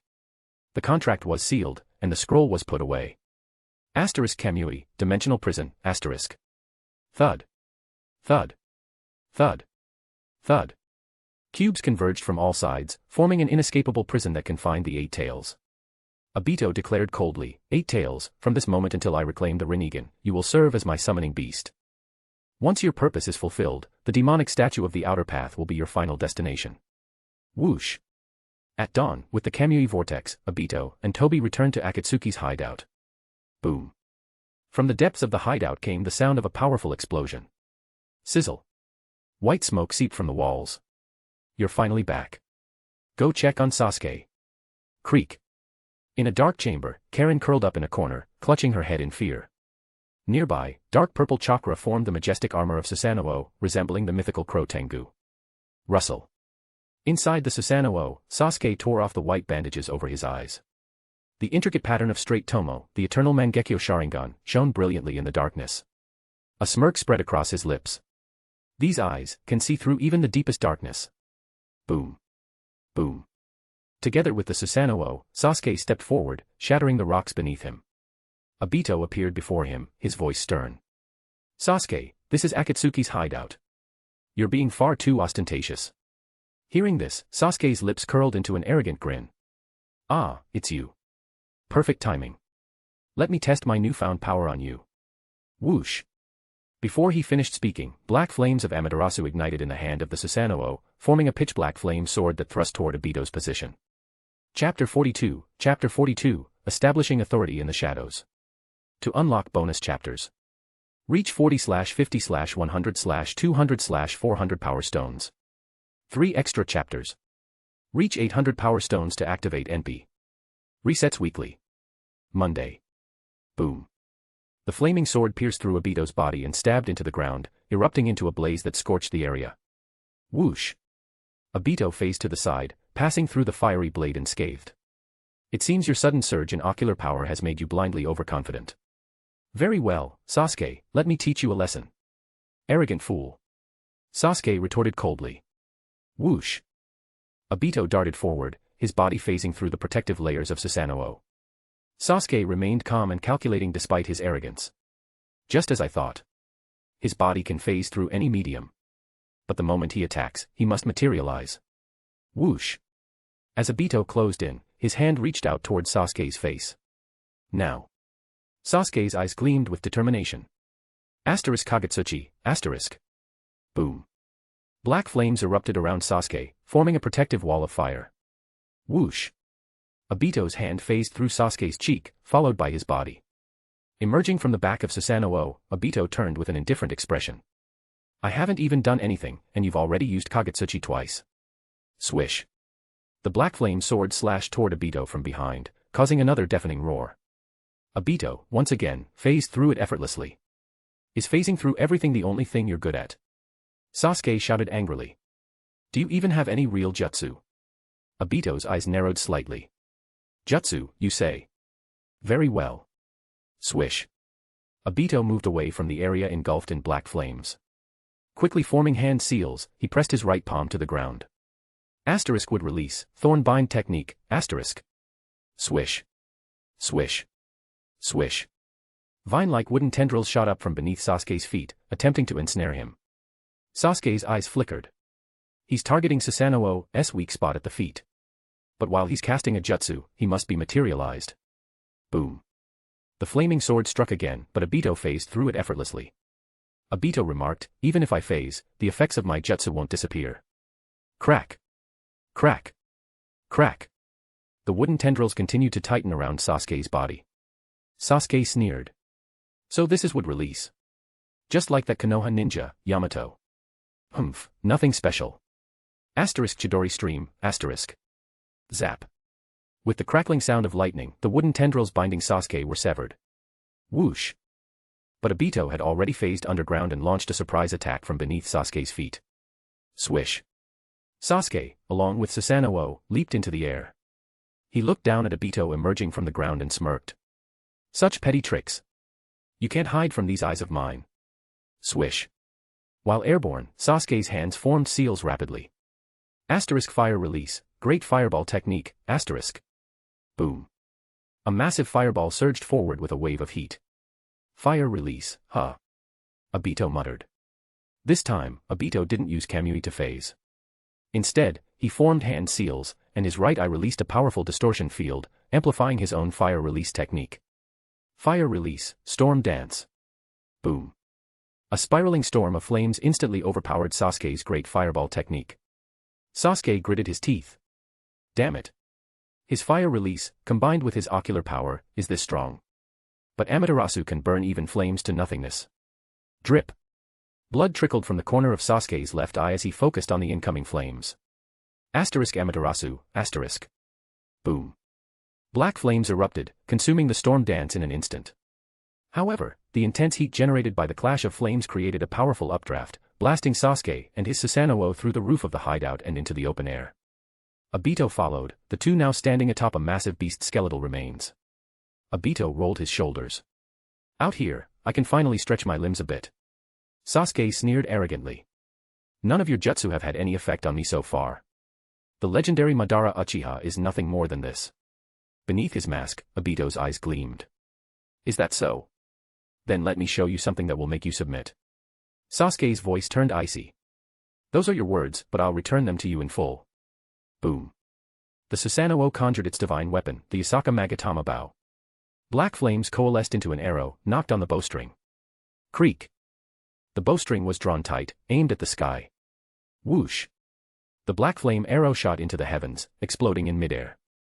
The resulting heat burned the atmosphere, creating an updraft that formed thunderclouds. Boom. Rumble. Thunder rumbled as a massive lightning beast, Kirin, roared in the sky. Zap.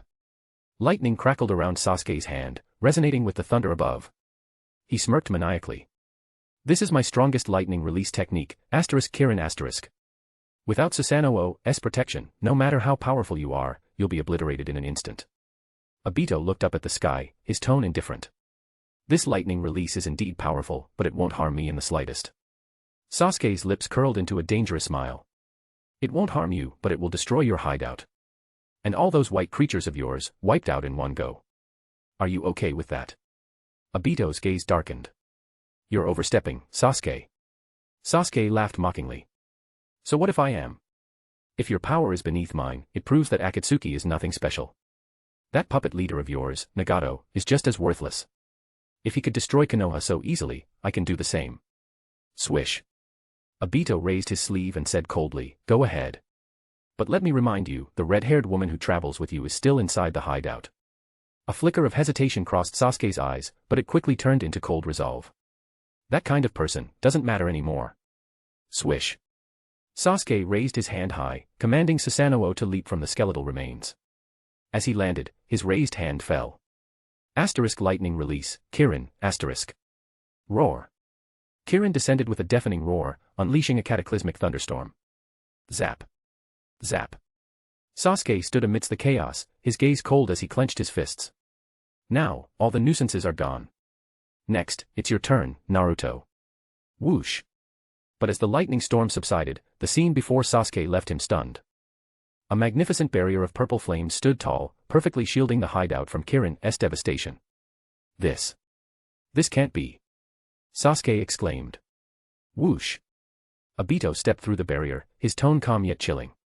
The Uchiha Flame Formation, the pinnacle of Uchiha clan barrier techniques. Even as an Uchiha, you've never seen it, have you? Swish. Sasuke quickly distanced himself from Obito, his mind racing. His ocular power only works at close range. As long as I keep my distance, he can't touch me. Naive. A Kamui vortex appeared behind Susanoo, and Obito emerged from it. Sasuke remained composed.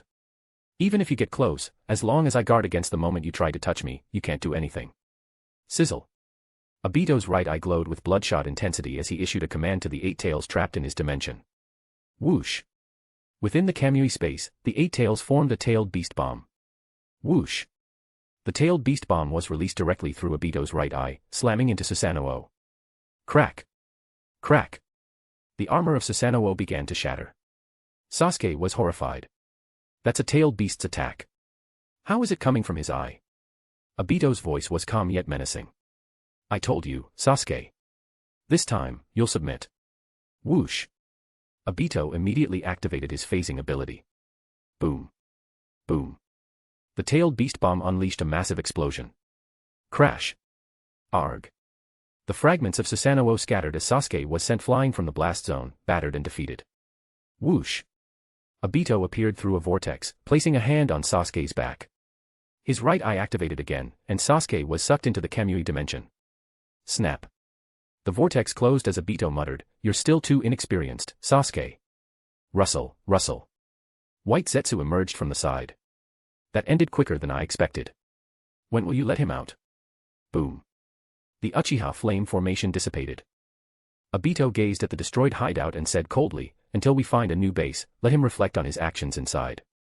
White Zetsu shrugged. Well, I suppose that's fine. Hopefully, this will take him down a notch. Whoosh. Obito flicked his cloak and turned decisively. Beneath his mask, his right eye gleamed with an intimidating light. It better. Because no matter how sharp a blade is, if it doesn't fit the wielder, it must be discarded. No one can defy Akatsuki's will, not Sasuke, and not Naruto either. Chapter 43, Unbelievable. To unlock bonus chapters. Reach 40/50/100/200/400 Power Stones. 3 extra chapters. Reach 800 Power Stones to activate NP. Resets weekly. Monday. Naruto, Konan, and Kisame walked through the dark underground tunnel. It had been 3 days since their return from Kimogakure. Orochimaru had gone out to retrieve usable experimental equipment from his old facilities. Konan asked, "Aren't you worried he'll just leave and never come back?" Naruto replied, "He won't. That man's thirst for truth surpasses everything else. By staying with me, he can get closer to the truth he seeks." Konan followed up, "How's the food? Are you satisfied?" Naruto nodded. "It's pretty good." Konan smiled. "I specifically selected the best chefs from the village. If there's anything you don't like, just tell me." I can recruit someone from outside the village. That's too much trouble, Sister Konan, Naruto said. Konan replied, it's no trouble. A Megakure still has some savings to spare. Tap. At the end of the tunnel, the vast ocean stretched out before them. Naruto gazed at the sea, his expression wistful. Pervy sage, this is where he met his end, isn't it? Konan's eyes betrayed a hint of guilt. To be honest, Jiraiya-sensei once lost an arm. That severed arm was later disposed of by Akatsuki's white Zetsu. Naruto nodded. Yeah, they used Zetsu to dispose of the bodies of allies or enemies to prevent any information leaks. Konan lowered her gaze. This ocean is vast. Searching for him here would be. The deep sea pressure is an absolute danger zone for ninjas. Even someone with an indestructible body like the third Raikage could withstand the pressure but wouldn't be able to solve the breathing problem. Of course, for a ninja who can swim like a shark and breathe freely underwater, it's a different story. Naruto turned to Kisame. Kisame, I'll have to trouble you. Leave it to me. Kisame stepped forward and fused with his giant sword, same Hata, transforming into a half-man, half-shark form. Marine creatures have liquid in every cell of their bodies that matches the external pressure, preventing them from being crushed by the immense water pressure. Additionally, marine creatures can breathe using gills. Water flows in through the mouth and out through the gill slits, where gas exchange occurs. Naruto asked with concern, Kisame, I've heard that deep-sea fish and shallow-sea fish have different pressure tolerances. Deep-sea fish explode when brought to shallow waters, and shallow-sea fish are crushed by deep-sea pressure. Can your form adapt to the deep sea? Kisame replied confidently, no problem. After fusing with same Hata, I can regulate the pressure inside my cells to adapt to the ocean's depth. I can also use the 1,000 feeding sharks technique to expand the search area. But considering the size of the ocean, it's still a bit limited. Naruto said sincerely, then I'm counting on you, Kisame. Whoosh. Kisame dove into the sea, disappearing in an instant. His graceful movements were awe-inspiring. Naruto sat down and waited quietly. Night fell.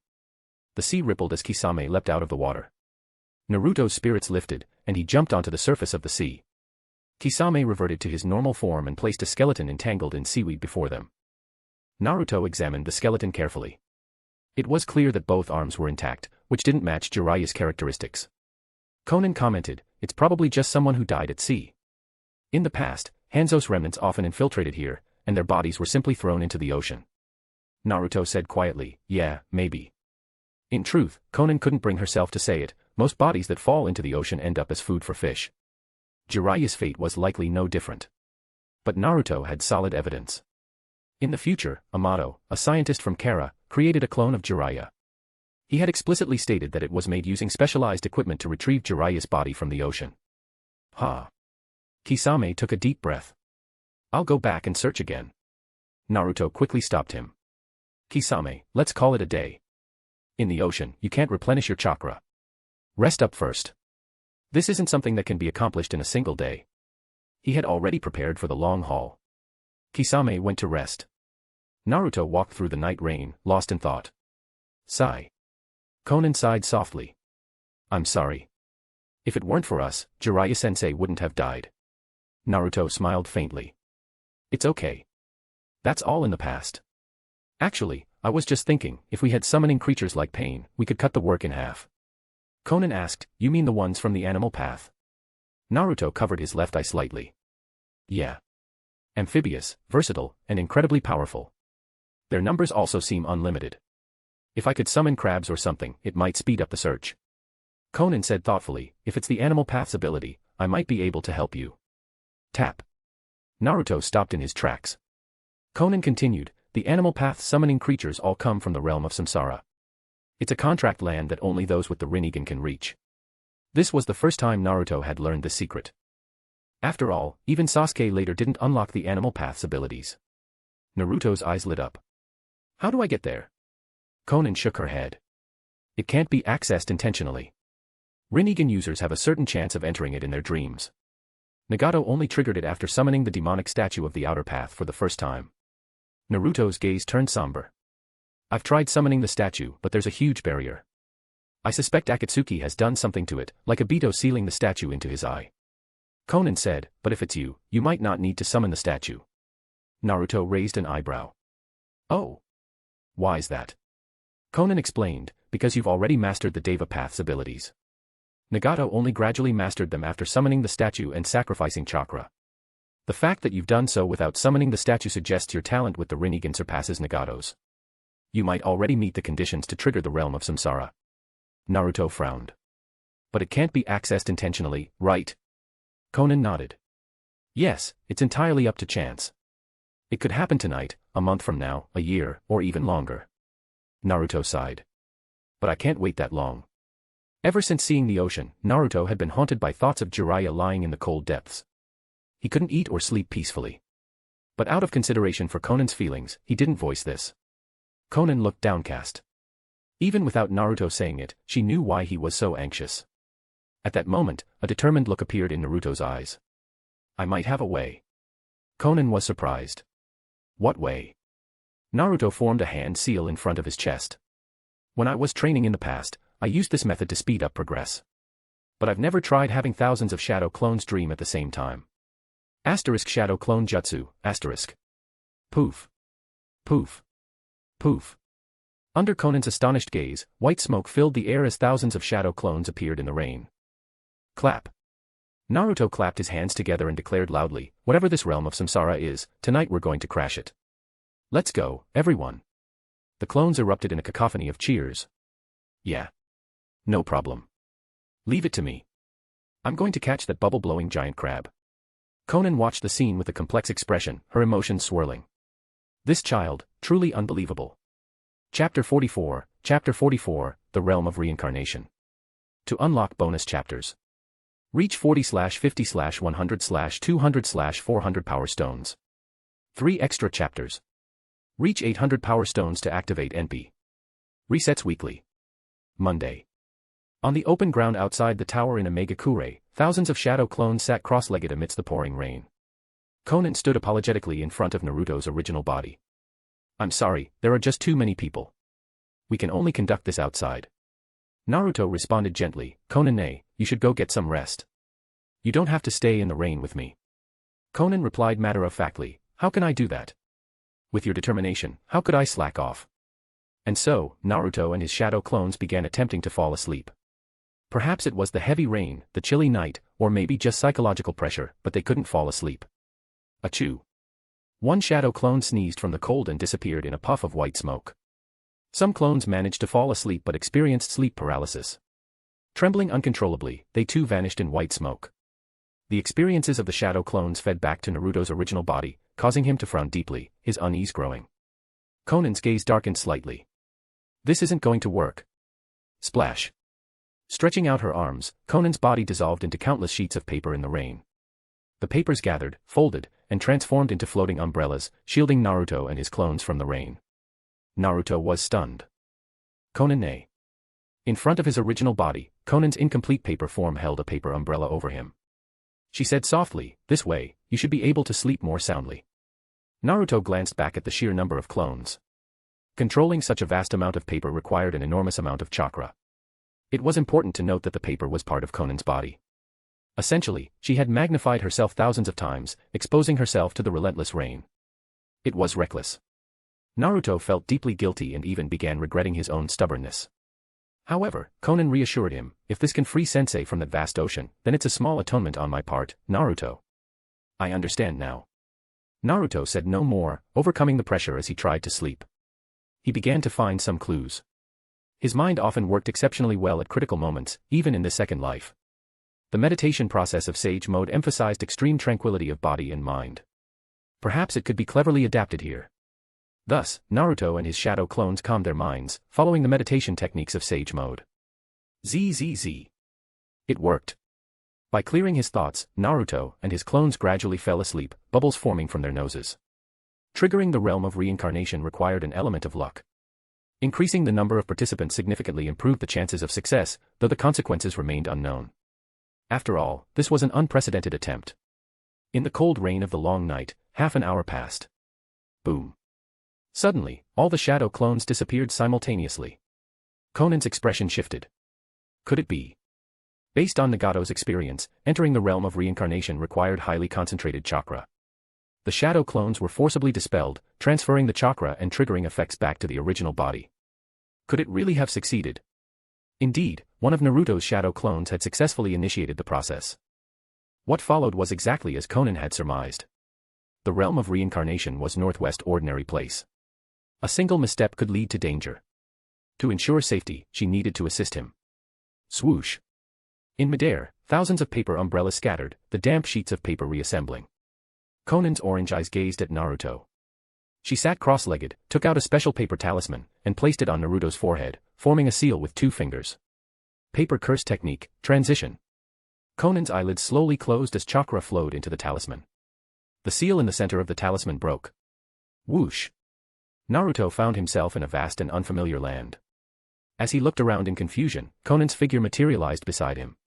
Conan nay. Naruto exclaimed in surprise. I used a secret technique to channel my chakra here, Conan explained. I used to assist Nagato in the same way. Naruto scanned the surroundings. So, this is the realm of reincarnation. I don't see any summoning beasts. The realm of reincarnation is vast, Conan replied. That's why sensory abilities are especially important here. Nagato's sensory abilities were extraordinary. Naruto nodded in agreement, recalling, that's true.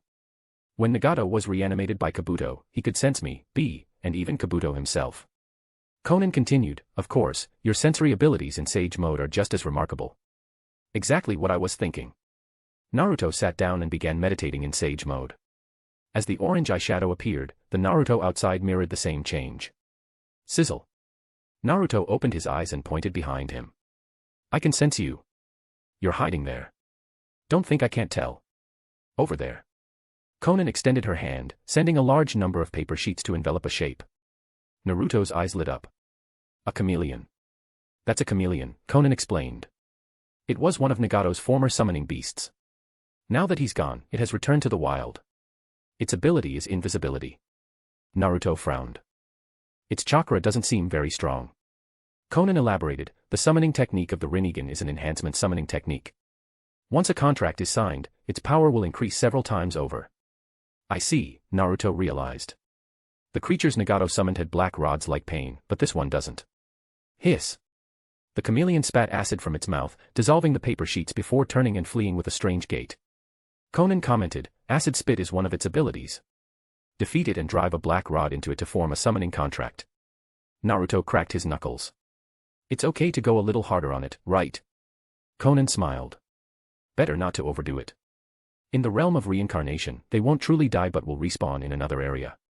If it respawns too far away, capturing it again will be a hassle. Got it. Boom. Naruto dashed forward with incredible agility and speed in Sage Mode. He quickly caught up to the chameleon, charging his fist with natural energy before striking. Frog kata. Bang. The natural energy-infused punch sent the chameleon crashing to the ground. Snap. Snap. Snap. Several black rods flew out, piercing various parts of the chameleon's body. Whoosh. The chameleon's body dissolved into smoke. Conan remarked, it has now become your summoning beast. Once you leave the realm of reincarnation, you can summon it through the animal path to assist you in battle. Naruto said, that was easier than I expected. Conan warned, don't get complacent. It said that the realm of reincarnation contains powerful summoning beasts from ancient times. Some are so strong that even Nagato at his peak couldn't form a contract with them. Chapter 45, The Relentless Pursuit. Naruto and Conan had been exploring the realm of reincarnation for 2 hours. One by one, Pain's former summoning beasts, the panda statue, the mighty rhino, the flying bird monster, and the 3-headed hellhound, were contracted with Naruto. A shadow clone grabbed onto the crab's 2 antennae, while Naruto, coordinating with Frog Kata, forcefully drove a black rod into the creature's forehead. Phew. Naruto landed and exited Sage Mode, taking a deep breath. This is even harder than fighting Danzo. Boom. The crab disappeared, marking the successful formation of a contract. Conan remarked, quite the harvest tonight. That's already 18. Naruto asked, Conan, is there a limit to the number of summoning beasts the animal path can summon? Conan explained, there's no upper limit to the number of summoning beasts you can contract with. However, Rinnegan summoning beasts require the user's chakra to function. In actual combat, the number you can summon is limited. Nagato's limit was 27. 27, huh? Naruto murmured. I've contracted 18 so far, 6 of which are aquatic. There's still room for more. Conan asked, aren't you going to rest? Naruto chuckled. Dreams don't last forever. It's not easy to get here, so I have to make every second count. Conan nodded. All right, I'll stay with you. Naruto re-entered Sage Mode. After advancing 10 kilometers, he suddenly stopped, staring at a familiar beast ahead with a look of astonishment. I can't believe it. Conan was puzzled. What is that? I've never seen it before. If I'm not mistaken, Naruto said, that's Danzo's summoning beast, the Baku. Conan looked at him. Danzo. Did his summoning beast die? Naruto replied, yeah, you weren't there at the time, Conan. Danzo sacrificed the Baku to withstand my sage art, fire release. Conan turned her gaze back to the Baku. Summoning beasts that enter the realm of reincarnation after death are no ordinary creatures. Do you want to claim it? Naruto grinned. Meeting it here must be fate. How could I let this chance slip by? Roar. Recognizing Naruto, the Baku was triggered by its past trauma and turned to flee. Naruto laughed. For something so bulky, it sure runs fast. Clang. Realizing it couldn't escape, the Baku stopped and turned around, opening its massive mouth to suck Naruto in. Oh, this move again. You really haven't learned your lesson. Naruto remained calm, black rod in hand. He threw it with precision, lodging it straight into the Baku's throat. Roar. With a pained cry, the Baku disappeared in a puff of white smoke, becoming Naruto's possession. Landing on the ground, Naruto muttered, it's strong, but it doesn't seem very smart, just like its master. If the Baku is here, then that other one should be too, Naruto thought to himself. This is too slow. I need to speed up the search. Ninja art, multiple shadow clone jutsu. Alright, everyone, handle what you can on your own. If you can't, team up. If even that doesn't work, leave a marker and dispel yourselves. I'll use Flying Raijin to get there immediately. Got it. Leave it to me. Are there any other types of crabs? I want to catch them all. The shadow clones dispersed in all directions, while Naruto sat cross-legged. First, he had used the multiple shadow clone jutsu to trigger the realm of reincarnation. Now, within the realm, he was using the same technique again. Conan was secretly astonished. When he fought Nagato, his chakra was strong but not to this extent. Ever since gaining the Rinnegan, his chakra has grown exponentially. He might not be far off from Nagato now. The shadow clones engaged in fierce battles with the summoning beasts across the realm. However, there were clearly more beasts than clones. Groups of 10, or even close to 100 shadow clones, surrounded a single beast. The process was smooth, and the number of contracted summoning beasts quickly surpassed 100 and continued to rise. Conan remarked with mixed emotions, Nagato spent over 10 years and entered the realm of reincarnation no fewer than 10 times. He contracted with about 150 summoning beasts in total. At this rate, you'll match that in a single night. Naruto smiled. Quantity doesn't equal quality. My senior liked to be selective, but my mom taught me never to be picky. Conan shook her head with a helpless smile. Oh. Suddenly, Naruto's gaze shifted, and he stood up. Found something interesting? Conan asked. Sort of. Naruto placed a hand on Conan's shoulder and teleported to a location using Flying Raijin. The marker left by a shadow clone before it dispelled was on the ground. Naruto looked up at the towering purple serpent before him, its body stretching tens of meters high. He said solemnly, so, you're here too, Manda. Manda's vertical pupils locked onto Naruto. The blonde brat who was with that stinky toad. Your presence here is the real surprise. Naruto grinned. We've fought before, so let's skip the pleasantries, shall we? Manda's eyes narrowed coldly. If you want me to cooperate, it's not impossible. But only if you return to the outside world and kill that Uchiha Sasuke for me. Oh. Naruto's eyes glinted. Mind telling me why? Manda growled, he used me with that damn Sharingan of his. I'd rather die than let him have his way. Naruto's eyes darkened.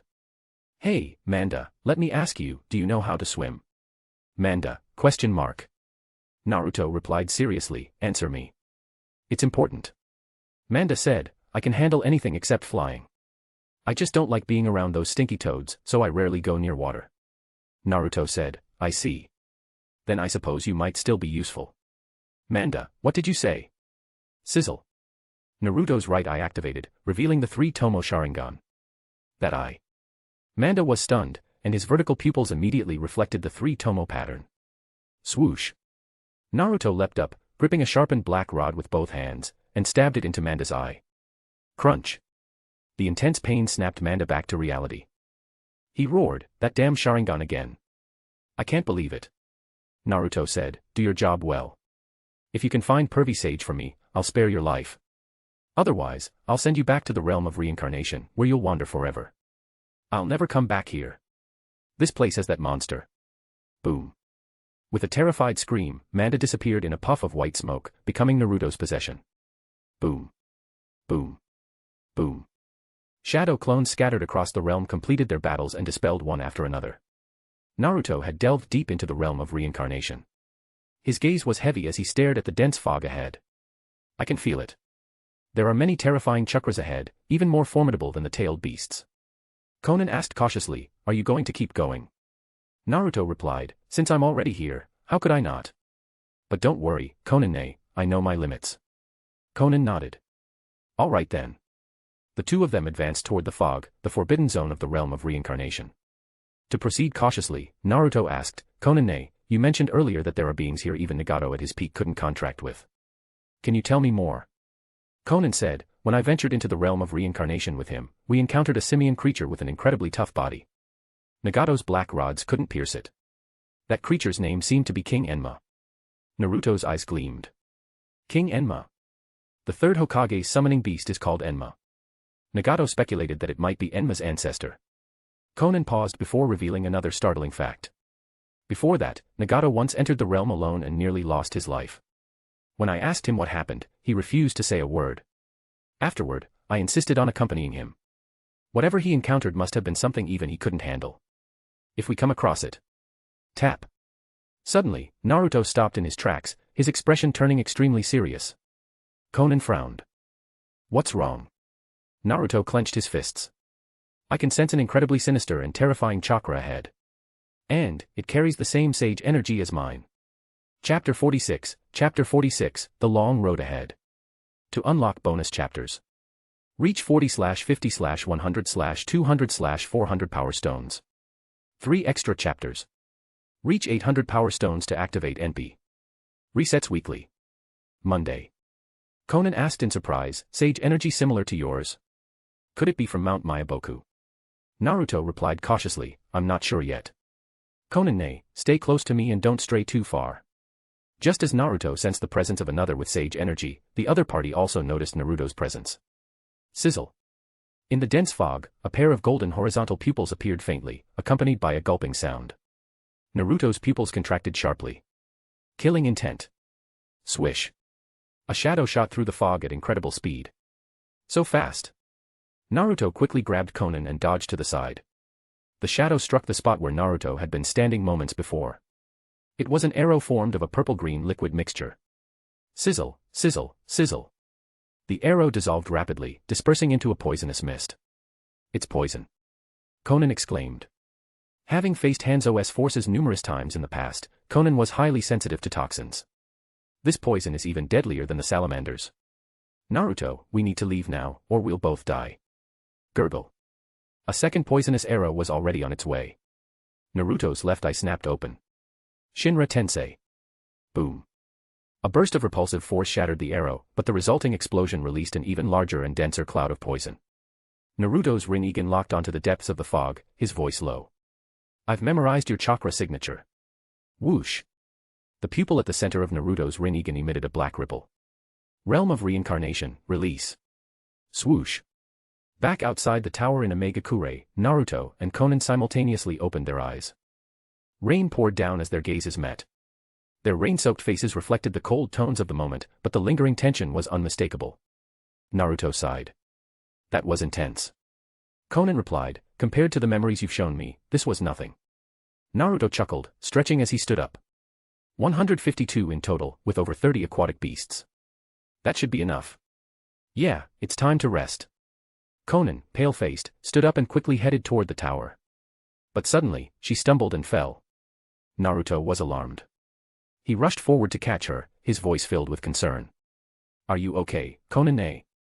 Konan, utterly exhausted, replied weakly, I'm fine, just overused my chakra a little. But Naruto could tell it wasn't that simple. He gently placed the back of his hand on Konan's forehead, and his expression changed instantly. You're burning up. This fever is really high. Konan's eyes were unfocused as she murmured, maybe. I used too much chakra creating paper clones earlier, and got soaked in the rain for too long.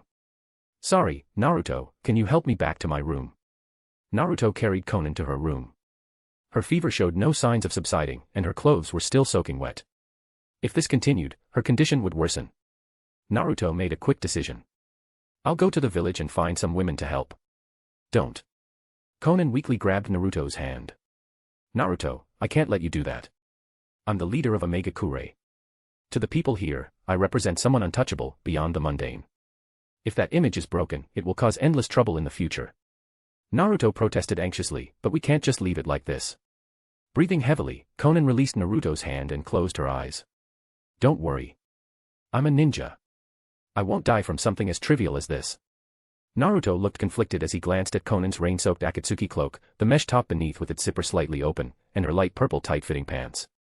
Years ago, when Hinata fell seriously ill, Naruto had cared for her meticulously, even helping her with basic needs. Between husband and wife, such things were natural. But Konan was his senior, someone he deeply respected. This wasn't something he could do. It would create too many complications later. Naruto took a deep breath. Konan, wait here for a moment. I'll be right back. By this point, Konan had already lost consciousness. In the early hours of Konoha, the village was abuzz with activity. After days of being comatose following the battle with pain, Tsunade had finally awakened. Shizune, holding her pet pig, Taunton, stepped out of the temporary medical tent. Suddenly, she stopped and called out sharply, "Who's there?" "Shizune-san, it's been a while." A boy in an Akatsuki cloak stepped forward steadily and removed his mask. Naruto. Shizune exclaimed in shock. But then she remembered Naruto's current status as a rogue ninja and immediately became guarded. "What are you doing in Konoha?" Naruto replied calmly, "I need your help with something, Shizune." Shizune, holding Taunton in her left arm, quietly reached for a kunai with her right hand. "You must be joking." "Do I look like I'm joking?" Sizzle. Naruto's right eye transformed into a 3-tomo Sharingan. Sharingan. Not good. Realizing the danger, Shizune quickly shut her eyes. Naruto smirked, dashed forward, and hoisted Shizune onto his shoulder. Bridge, wait, what are you doing?" Shizune cried out in panic. "Sorry, it's an emergency. I have no choice." Swoosh. Naruto disappeared with Shizune using the flying Raijin jutsu. Taunton fell from midair. Swoosh. Naruto reappeared, caught Taunton, and vanished again. On the 7th floor of the tower in Omegakure. Sitting against the wall, Shizune glared at Naruto. "Naruto, you owe me a proper explanation for this." Naruto, holding Taunton, spoke sincerely. "Shizune, I'm sorry for bringing you here so abruptly. My companion is sick and needs care. Given the circumstances, it's not appropriate for me to handle it myself. You were the first person I thought of." Shizune scrutinized Naruto. Naruto continued, "Please trust me, Shizune. If I wanted to, I could have used Sharingan Genjutsu on you." Finally, Shizune's expression softened. She had interacted with Naruto before and, despite everything, still wanted to believe in him deep down. Moreover, as a medical ninja trained by Tsunade, she adhered to the principle of putting patients first. Shizune stood up and said seriously, "Where's the patient?" Naruto pointed to the room behind her. "She's in there. After this, I have a lot of questions for you." Shizune gave Naruto a long look before turning and entering the room. Holding Taunton, Naruto gazed out at the cold rain beyond the tower. The moonlight touched his heart with a chill. Yeah. I'm no longer the Hokage. I can't call on others for help. I can't even return to the village openly. I have to sneak around like a thief. Naruto sighed. Being a rogue ninja, it's much heavier than I imagined. Sasuke, it must be the same for you, right? The road we have to walk is still so very long. Oink oink, Taunton let out a soft squeal. Naruto stroked its chubby head and smiled. Hungry? Don't worry. I'll make sure you're fed before you go back. In Akatsuki's new hideout. Swoosh. A vortex of Kamui swirled. Staring coldly at the boy who had reverted to his original form, Obito said in a deep voice, "Now, have you calmed down a little, Sasuke?" Chapter 47, The Rise and Fall of Darkness. The new chapter is now available. Thank you all for enjoying this work. Sasuke raised his eyes to Obito, his voice heavy. What exactly do you want me to do? Humph, so you finally softened up. Under the mask, Obito's expression eased slightly. He sat down nearby and spoke with a mix of firmness and gentleness. Well, as a fellow Uchiha survivor, I don't want to force you. I simply hope we can continue to work together for mutual benefit. Sasuke's gaze sharpened. Mutual benefit? Obito explained, your goal is to take revenge on Konoha for driving the Uchiha into despair and to restore the clan's glory. My goal is to gather the power of all the tailed beasts and declare war on the entire world. Sasuke's eyes darkened. Obito continued, but on your own, you can't take revenge on Konoha. You should have realized that after fighting me, right? I, Uchiha Madara, have long passed my prime. What you see now is nothing more than an empty shell. Even at my peak, I was defeated by the founder of Konoha, Hashirama Senju. Sasuke responded, Hashirama Senju, the first Hokage, is already dead. But the will and power of the Senju era have been passed down. Obito's gaze deepened.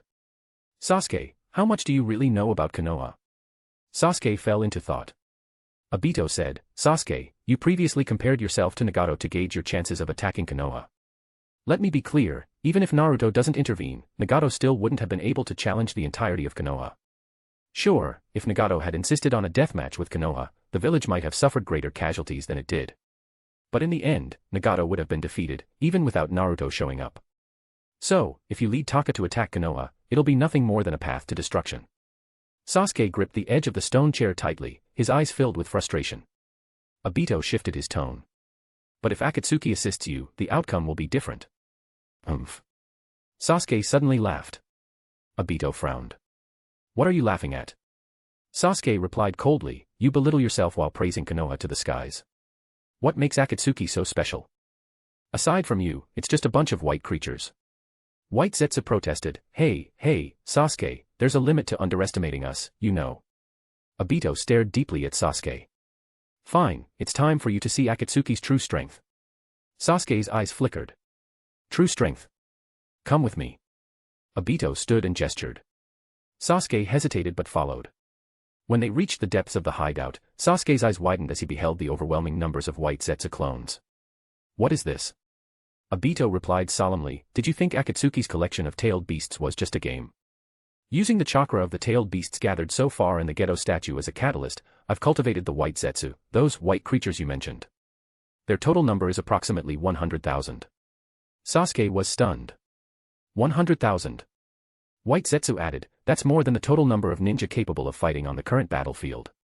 By the way, our individual combat ability ranges from Chunin to Jonin level. The best of us even reach Kage level. We're also more versatile than ninja, making us ideal for large-scale warfare. Obito continued where White Zetsu left off. I originally intended to use them as the foundation for declaring war on the ninja world.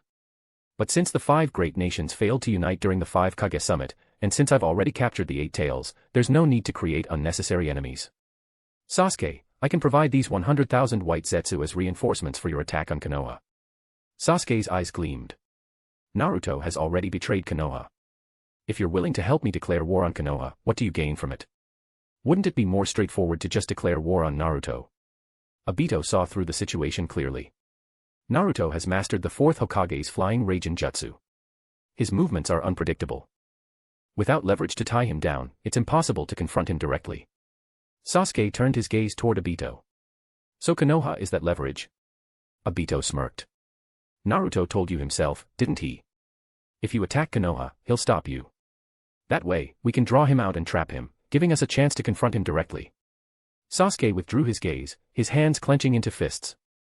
And after your so-called confrontation? How will the spoils be divided? Obito replied, Naruto is ours to deal with. You focus on your revenge. Of course, the White Zetsu army will continue to assist you. Sasuke's expression darkened, and he remained silent. Sasuke, are you hesitating because you can't bear to see the only person who considers you a friend being used like this? Or is it simply that you don't trust me? Obito, unfazed, continued, well, there's no need to overthink it. From a practical standpoint, your large-scale attack on Konoha will also distract Naruto and increase our chances of success.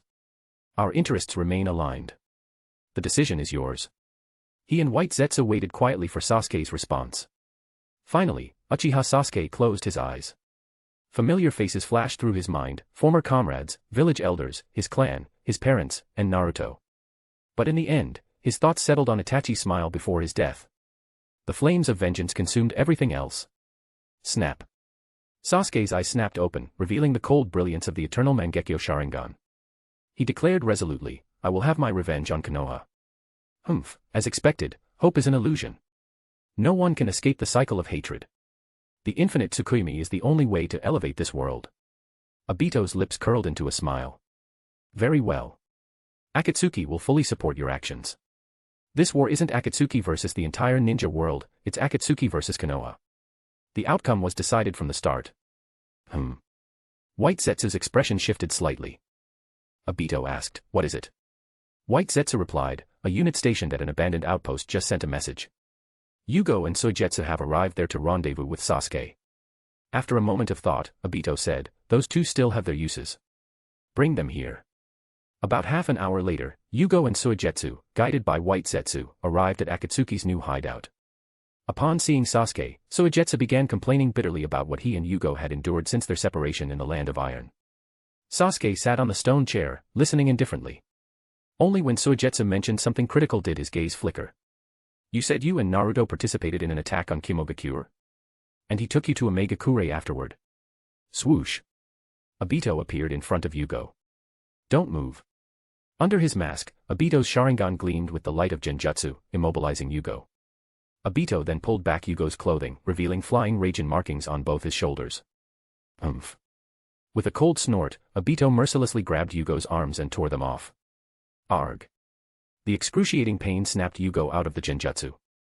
He collapsed to the ground, blood and sweat pooling beneath him. Swoosh. Using Kamui, Obito sent Yugo's severed arms into his right eye's dimension. "Stop the bleeding," Obito said coldly before turning away. Even Soijetsu couldn't stay silent. He shouted at Sasuke, "Hey! Sasuke! Are you just going to stand there and let him treat one of your people like this without saying a word?" Sasuke's gaze remained downcast, and he said nothing. Huff, huff, huff. No matter, Yugo gritted his teeth, enduring the pain as Soijetsu helped him up. He looked at Sasuke and said, "Sasuke, Naruto asked me to deliver a message to you." Supporting his chin with his hand, Sasuke's eyes flickered. "What did he say?" Yugo replied, "He said that Danzo is no longer in Konoha. He's gone to Orochimaru's hideout, seeking a comeback. You'd better strike first." "I think that's the right call." Sasuke clenched his fists tightly, his cold gaze fixed straight ahead. "My revenge doesn't need his meddling. No matter how much Danzo relies on external forces, pathetically, absurdly, or pitifully, trying to grasp at the power of the Uchiha, my hatred will utterly consume him. As for Naruto..." Sasuke's gaze faltered slightly, a flicker of an unreadable emotion crossing his eyes. "He can barely protect himself. He'd better pray for his own survival." Chapter 48, The Three Forces. To unlock bonus chapters. Reach 50/100/200/400 Power Stones. 3 extra chapters. Reach 800 Power Stones to activate NP. Resets weekly. Monday. The Land of Fields, bordering the northern edge of the Land of Fire, was once the birthplace of Otogakure, the hidden Sound Village. In recent years, however, with the decline of the Sound Village, it has faded from the attention of most shinobi. A small, insignificant nation like this has instead become fertile ground for the roots of evil to take hold. Deep within the dense forest, surrounded by wetlands and swamps, lies a secret fortress. Its entrance leads underground. The walls are ancient and weathered, their texture exuding a sense of age. Snake-shaped candelabras are symmetrically placed along both sides of the corridor, their dim light barely illuminating a 5-step radius. Every 30 steps, another pair of candelabras stands, the interplay of light and shadow adding an eerie atmosphere. The corridor twists and turns like a labyrinth, filled with hidden traps and mechanisms. Those who rashly venture in often find themselves unable to return. The maze leads to the deepest part of the underground fortress, a massive human experimentation lab. The lab is vast, yet the dim tones make it feel oppressively confined. Transparent glass containers line the walls, each filled with a strange liquid that suspends various experimental subjects, humans, snakes, half-human half-snake hybrids, and grotesque, malformed creatures of all kinds. Rustle. Scratch. At the center of the lab, a man busily worked over an experiment table. His figure was cloaked in a dark robe, with his head concealed beneath a hood. Hiss, hiss. 2 white snakes extended from beneath his robes, flicking their tongues toward the space behind him. Hey, hey, hey, a sinister laugh echoed, chilling the silent air. The world outside is starting to get lively again. Well, I suppose it's not surprising.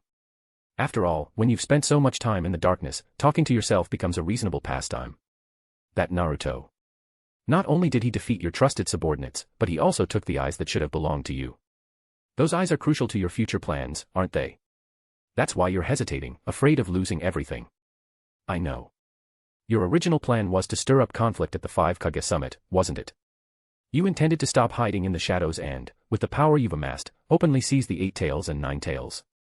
It's a very logical strategy, efficient and direct. I even prepared a little surprise for that moment. Swish. As he spoke, a pair of vertical pupils flashed, glancing toward a coffin in the corner. But since you've changed your plans, I can't reveal my trump card too early. Shaking his head, he muttered, what a pity. I was really looking forward to seeing the ridiculous expression on your face beneath that mask. But at this point, it doesn't matter anymore. After all, this war has nothing to do with me. My only goal is to take Sasuke back from you. Compared to cooperating with you, a roundabout, unpredictable method, I've found a much better bait for Sasuke. Yes, for the sake of revenge, Sasuke will inevitably go after Danzo. He lowered his gaze to the experiment table before him. Though it seems I may have gone a bit overboard. On the table lay Danzo, now transformed into a genuine monstrosity. The face of the first Hokage, Hashirama Senju, was grafted all over his body. Each of Hashirama's faces had its eye sockets filled with Sharingan. Heh, heh, heh. A sinister chuckle accompanied dangerous words. No longer just a single arm. I've implanted Shin Uchiha's anti-rejection cells throughout Danzo's body to enhance his compatibility with Hashirama's cells. Then, through negotiations with Shin, I obtained 100 of his clones. Using cloning technology, I mass-produced Mangekyo Sharingan, 200 in total, and implanted them all. Additionally, Danzo's new right eye is a special surprise I've reserved for you. Heh, heh, heh, heh, heh. Ha ha ha ha ha. Throwing back his hood, Kabuto Yakushi revealed his face and tilted his head back in maniacal laughter. Go ahead, Sasuke, seek your revenge. I'll ensure that you taste an unprecedented defeat at Danzo's hands. When your resolve is crushed, when you fall into confusion and despair, you'll seek even greater power. Naturally, just like 3 years ago, when you turned to Orochimaru-sama, you'll come to me. And then, under my guidance, not as Orochimaru-sama, but as someone who has surpassed him, I will forge a being that transcends even the legends of the Uchiha. Yes, Sasuke, in my hands, you will surpass that legend. You will surpass Uchiha Madara. As his laughter faded, Kabuto adjusted his glasses with a finger. The reflection of light on the lenses obscured his eyes, and in the silence, he revealed his true purpose. In doing so, I will prove to the world the meaning of my existence. The obsessions and madness of individuals did not disturb the quiet rain-soaked village. In the tower of Omega-Kure, the hidden rain village. After receiving treatment, Konan's fever had subsided, and she now rested peacefully. Phew. Shizen composed herself and stepped out of the room. Naruto smiled and said, "Thank you, Shizen-san." Shizen nodded faintly but spoke seriously. "Naruto, I need to talk to you." Naruto interrupted her. "If it's about why I left the village, I'm afraid I can't tell you." Hearing this, Shizen's expression darkened. Naruto added, "I can only assure you that I won't do anything to harm the village. Tsunade-sama has already woken up. After learning what happened in the village, she's practically overwhelmed. I don't understand, why, this time of all times, are you unwilling to discuss anything with us? You know, no matter how reckless you've been in the past, Tsunade-sama has always stood by your side." Shizen spoke urgently, closely observing Naruto's reaction. Yet, she found no trace of the emotional response she had hoped for. Naruto's eyes held only clarity and depth. Calmly, he explained, "This isn't something that can be resolved through discussion. Without absolute evidence to convince everyone, even gaining the trust of a few would lead to significant resistance later on. Rather than dragging others into the pressure with me, it's more efficient for me to act alone. This is a conclusion I've reached after careful consideration. Even if it's not the best approach, it's at least the most cost-effective one." Naruto placed a hand on Shizen's shoulder. Swish. In a flash of light, he transported Shizen to the outskirts of Konoha, handing Taunton back to her. Shizen looked bewildered. She could no longer see through Naruto. After a moment, she asked, "What happened to you? Can you tell just me?" "I promise I won't tell anyone else." Naruto smiled. "Shizen-san, just go back." Sigh. Realizing she would get no answers, Shizen sighed softly, holding Taunton as she walked toward the village in the distance. As she left, Naruto called out, "Oh, by the way, deliver a message to Granny Tsunade for me." Tap. Shizen stopped in her tracks. Naruto's gaze glimmered with cold light as he said, "Tell her that no matter what happens, I will not allow Danzo to return to Konoha alive. She should prepare to resume the position of Hokage." Shizen remained silent. After a moment, she continued walking. Once Shizen was gone, Naruto slowly turned his gaze to the side and extended his hand. "Bansho Tenin." Arg. A white Zetsu hiding in the shadows screamed as Naruto pulled it toward him. Naruto smiled faintly. "Well, what a coincidence. You guys really are everywhere, huh?" White Zetsu growled, "Why are you flying around at night instead of sleeping?" Naruto replied, "That's my question for you. But I have a faster way to get answers." Crunch.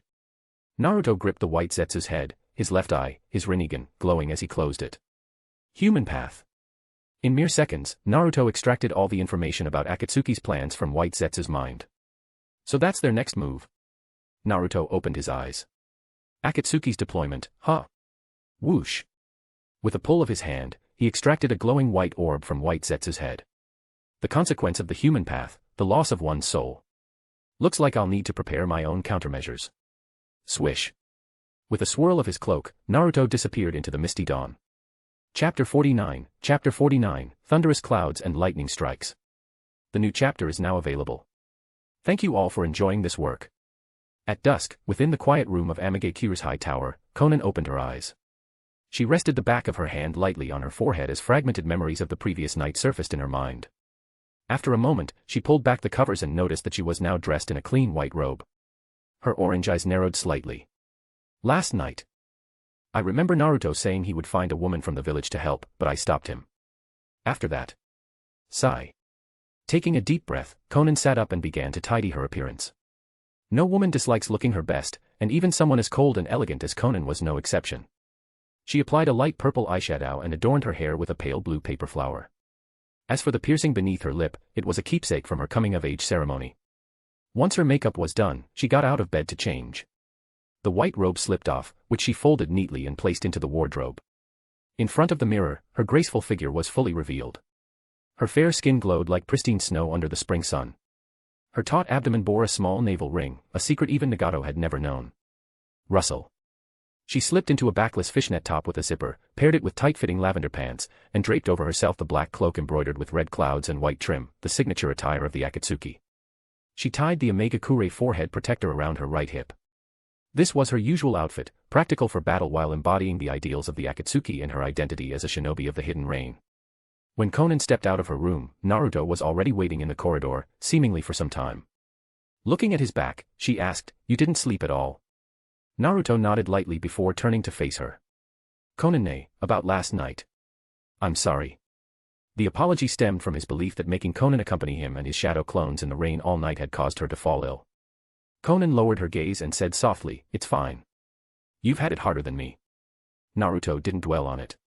He smiled and said, "Let's go grab something to eat." In the kitchen of Omegakure, a meal had already been prepared, with most of the dishes tailored to Naruto's taste. Konan, accustomed to light vegetarian meals, only paired her food with grilled fish as the sole non-vegetarian option. "I've gathered new intel. The Akatsuki is planning a series of major moves," Naruto said during the meal, sharing the information he had extracted from White Zetsu's mind. Konan's beautiful eyes narrowed. "To think they would go to such lengths just to target you." Naruto sighed. "Yeah, Obito is a master strategist, adept at manipulating people's hearts. I have to admit, his plans hit right where it hurts. Also, we need to start building our own intelligence network. The Akatsuki has countless White Zetsu scattered across the shinobi world, monitoring every little movement." Naruto's expression turned serious. "Honestly, it was pure luck that I caught wind of their plans this time. Otherwise, things could have gone very wrong. We can't keep going like this. If we don't act soon, we'll end up completely on the defensive. We need to get this done as quickly as possible." Konan set down her chopsticks, wiped her mouth with a napkin, and said firmly, "Leave this matter to me." "Will it be difficult?" Naruto asked. Konan replied, "Omegakure still has reserve shinobi who are separate from the Akatsuki. I plan to gather them and select suitable candidates." Naruto nodded. "Good. If there are any promising talents among them, they can be trained and entrusted with important responsibilities." After the meal, Naruto and Konan went to the seashore near Omegakure, where Kisame was resting shirtless on a coastal rock, clearly having just emerged from the water. "Good work, Kisame. I'll assist with the next phase of operations." Naruto stepped onto the water and formed hand seals. Summoning Jutsu. Boom. Boom. Boom. Boom. White smoke rose as a variety of amphibious summoning creatures appeared: crabs, squids, crocodiles, turtles, octopuses, jellyfish, and even serpentine beasts. Unlike their appearances in the realm of reincarnation, these creatures were now embedded with thick black rods, their eyes reflecting Naruto's Rinnegan. The Animal Path's enhanced summoning technique allowed these creatures to retain their primal instincts and combat skills while acting under Naruto's chakra. Furthermore, they shared their vision with him. Naruto specifically instructed Kisame, when you exhaust your chakra underwater, you can replenish it through them. Absorb as much as you need without worrying about my reserves. Understood. This will make things much easier for me, Kisame said as he stood, merged with Same Hata once more, and dove back into the sea. Conan remarked, the Rinnegan summoned creatures act using the caster's chakra. Normally, their range is limited. However, depending on the situation, they can operate in two modes. You can allocate chakra to them in advance, allowing them to act independently regardless of distance. But once that chakra is depleted, they'll stop moving. Naruto nodded. Makes sense. After all, they're technically already dead. For now, we'll use the second mode since there's still much to do. He clasped his hands together and distributed chakra proportionally to each summoning creature via the black rods. Once finished, he waved his hand, sending the creatures into the sea. Are you heading out? Conan asked. Yeah. The Akatsuki's major moves mean we need to accelerate our plans. Before Orochimaru returns, I need to wrap up some unfinished business. Conan stepped forward voluntarily. Naruto placed his left hand on her shoulder and activated the flying Raijin. Let's go, to Kimogakure. Swish. In an instant, they arrived at the base of Thunder Mountain, where Kimogakure was located. However, Naruto didn't head up the mountain immediately. Instead, he went to a nearby location. From White Zetsu's memories, he had learned that the Akatsuki had successfully hunted the Eight Tails, and Killer Bee had met a grim fate. Killer Bee had been one of Naruto's acquaintances in his past life. They had shared many pleasant times together. The Thundercloud Gorge remained unchanged, but the carefree figure rapping offbeat lyrics was gone forever. At the peak of the gorge, Naruto placed a paper flower, removed his mask, and closed his eyes in silent mourning. B-san. Without a doubt, my return disrupted the flow of history, indirectly leading to your demise. For that, I truly feel regret. Naruto gazed at the drifting clouds in the sky, his expression somber and resolute. But even after witnessing that hellish future, I can no longer naively promise to save everyone this time. I will keep moving forward, following my own path, unwaveringly. In the future, others will inevitably fall on this path because of me, either directly or indirectly. I don't know if this is right or wrong, but it's the only choice I can make now. Naruto wasn't being cold-hearted, he had simply witnessed too many deaths, people falling like ants before his eyes. Having faced the overwhelming power of that clan, he understood that naivete would only lead to more casualties.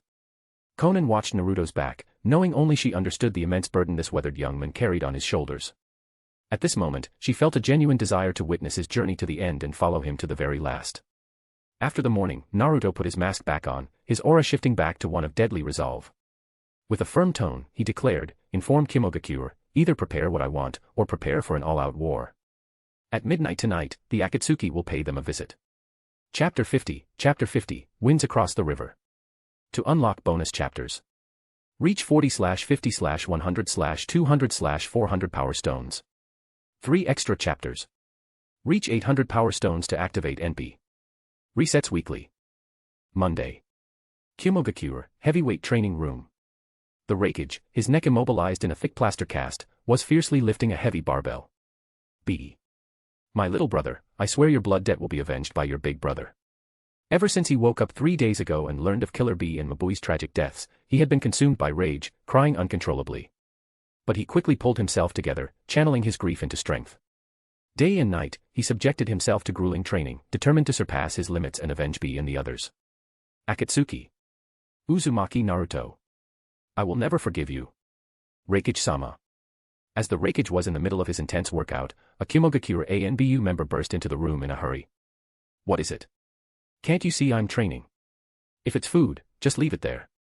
Out of habit, the Reikage tried to turn his head, but the pain in his neck made it impossible.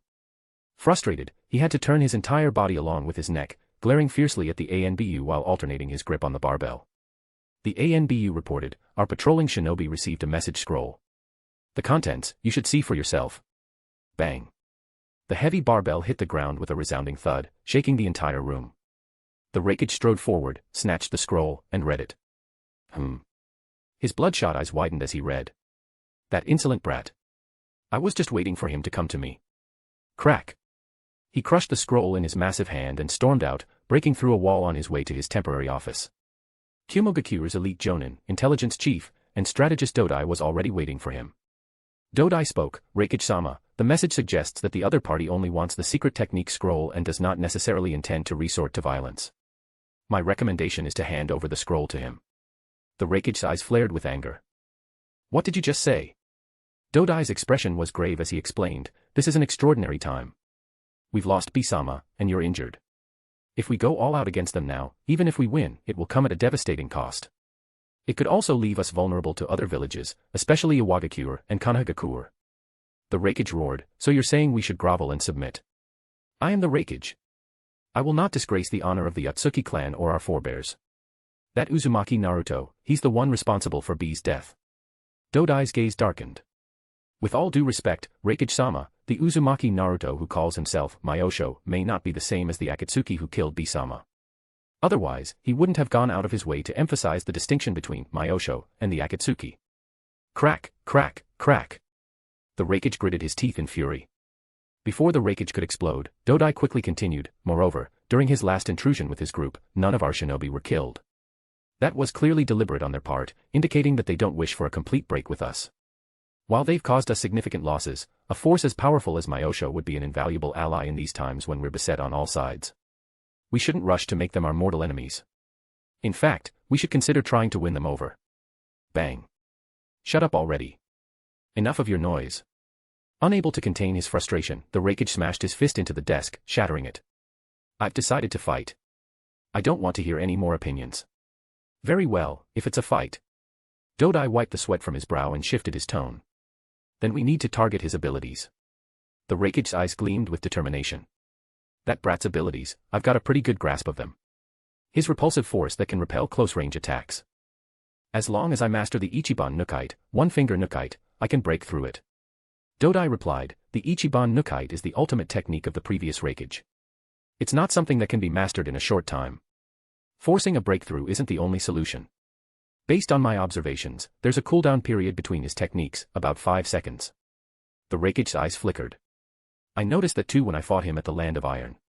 But his eyes have other abilities that he alternates between. Even so, I can handle it with consecutive taijutsu attacks. The biggest problem is still that technique of his. He paused, recalling the helplessness and suffocation he felt when trapped in the darkness. Dodai spoke, you mean the technique that uses gravity to create a massive celestial body for sealing? Yes. The Raikage clenched his fists and turned to Dodai. Dodai, do you have a solution? Dodai's gaze was heavy. I've been analyzing the process ever since I saw him perform it.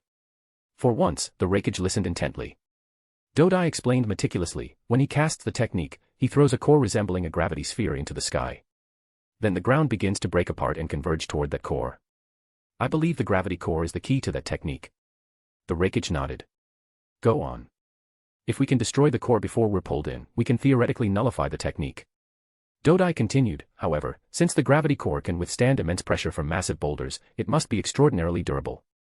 Only extremely powerful long-range ninjutsu could possibly destroy it. Hearing this, the Raikage growled in frustration. Speaking of long-range attacks, B's tailed beast bomb would have been the best option. But B is gone. Dodai, how many shinobi capable of long-range ninjutsu do we have? Dodai thought for a moment. Roughly 1,000, with about 200 being jonin. The Raikage asked, how many would it take to destroy that gravity core? Dodai replied, at least 300 jonin. The Raikage frowned. What if we substitute chunin for the missing jonin? Dodai explained, to fill the gap of 100 jonin, we'd need at least 300 chunin. However, in the chaos of battle, chunin lacked the mental fortitude and survival skills of jonin, which could lead to significant variables. That said, we do have an advantage. The gravity from that technique is indiscriminate. We can use its pull to our advantage. Without needing precise aim, we can unleash a barrage of long-range ninjutsu as the enemy casts the technique, letting the gravity pull our attacks toward the core. Of course, this is all based on known information. We can't rule out the possibility of hidden abilities. That's why I still recommend avoiding a direct confrontation. The Raikage cut him off. Dodai, you will select 500 shinobi proficient in long-range ninjutsu to join me in battle tonight. The rest will stand by to protect non-combatants and join the fight if the opportunity arises. I swear Uzumaki Naruto will not leave here alive. Sigh. Dodai sighed inwardly but complied. Understood, Raikage-sama. Under the cover of night, at the foot of Thunder Mountain, Naruto and Konan waited silently. Naruto glanced at the clock in his palm. Konan noticed it and thought to herself, that mechanical clock is an entry mechanism for the Azura path. Click.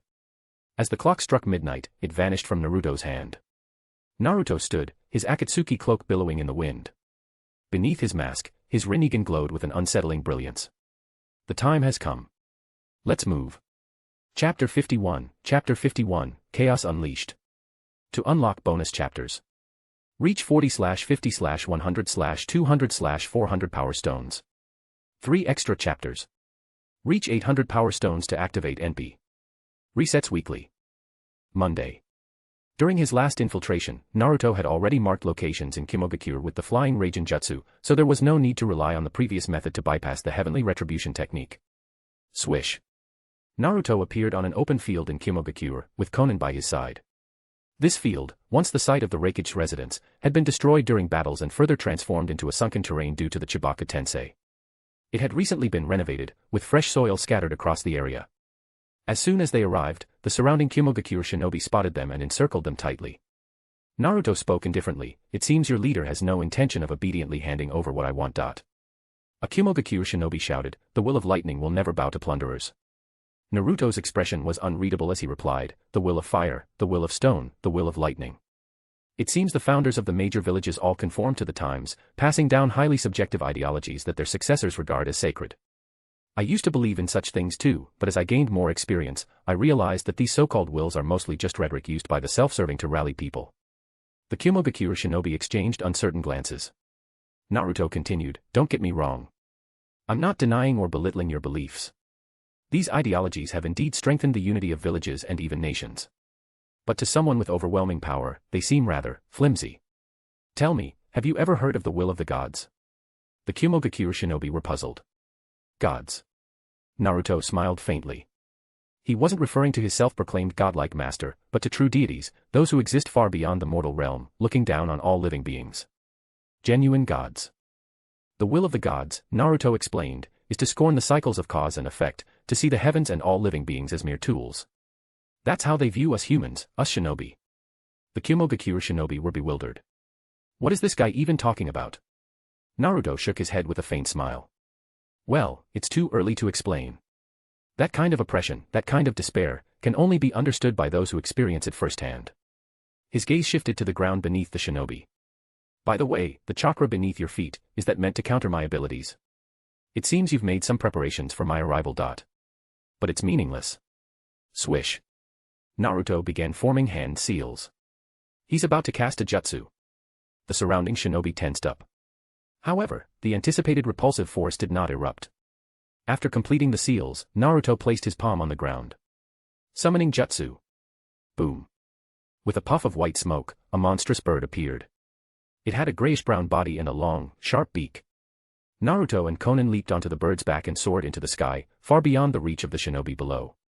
Then, an oval-shaped object descended into Kimogakure's view. An egg, one of the shinobi stammered in shock. Bang. The strange egg landed in the soil, its shell cracking open to reveal pulsating golden light that sent shivers down their spines. Retreat. Quickly, a shinobi yelled in alarm. Boom. It was too late.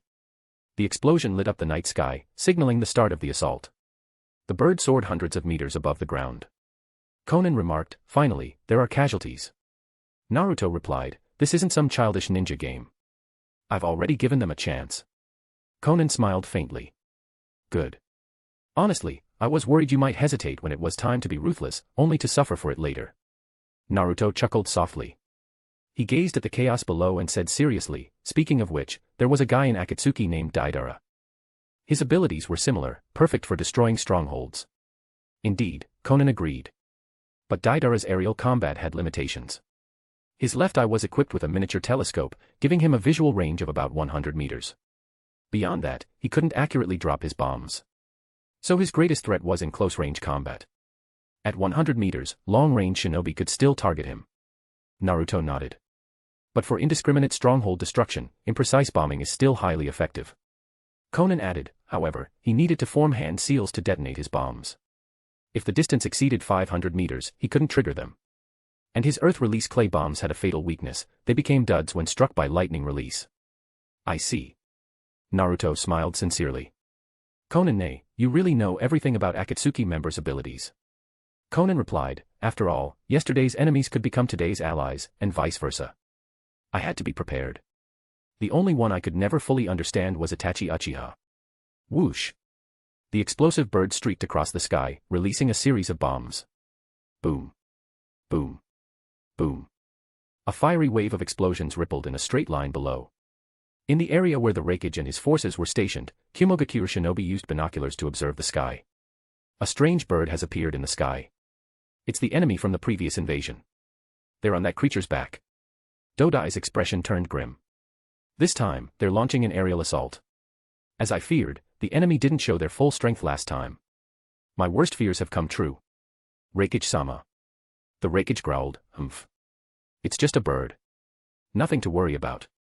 As long as we track the bomb's trajectories and predict their landing points, we can avoid the explosions.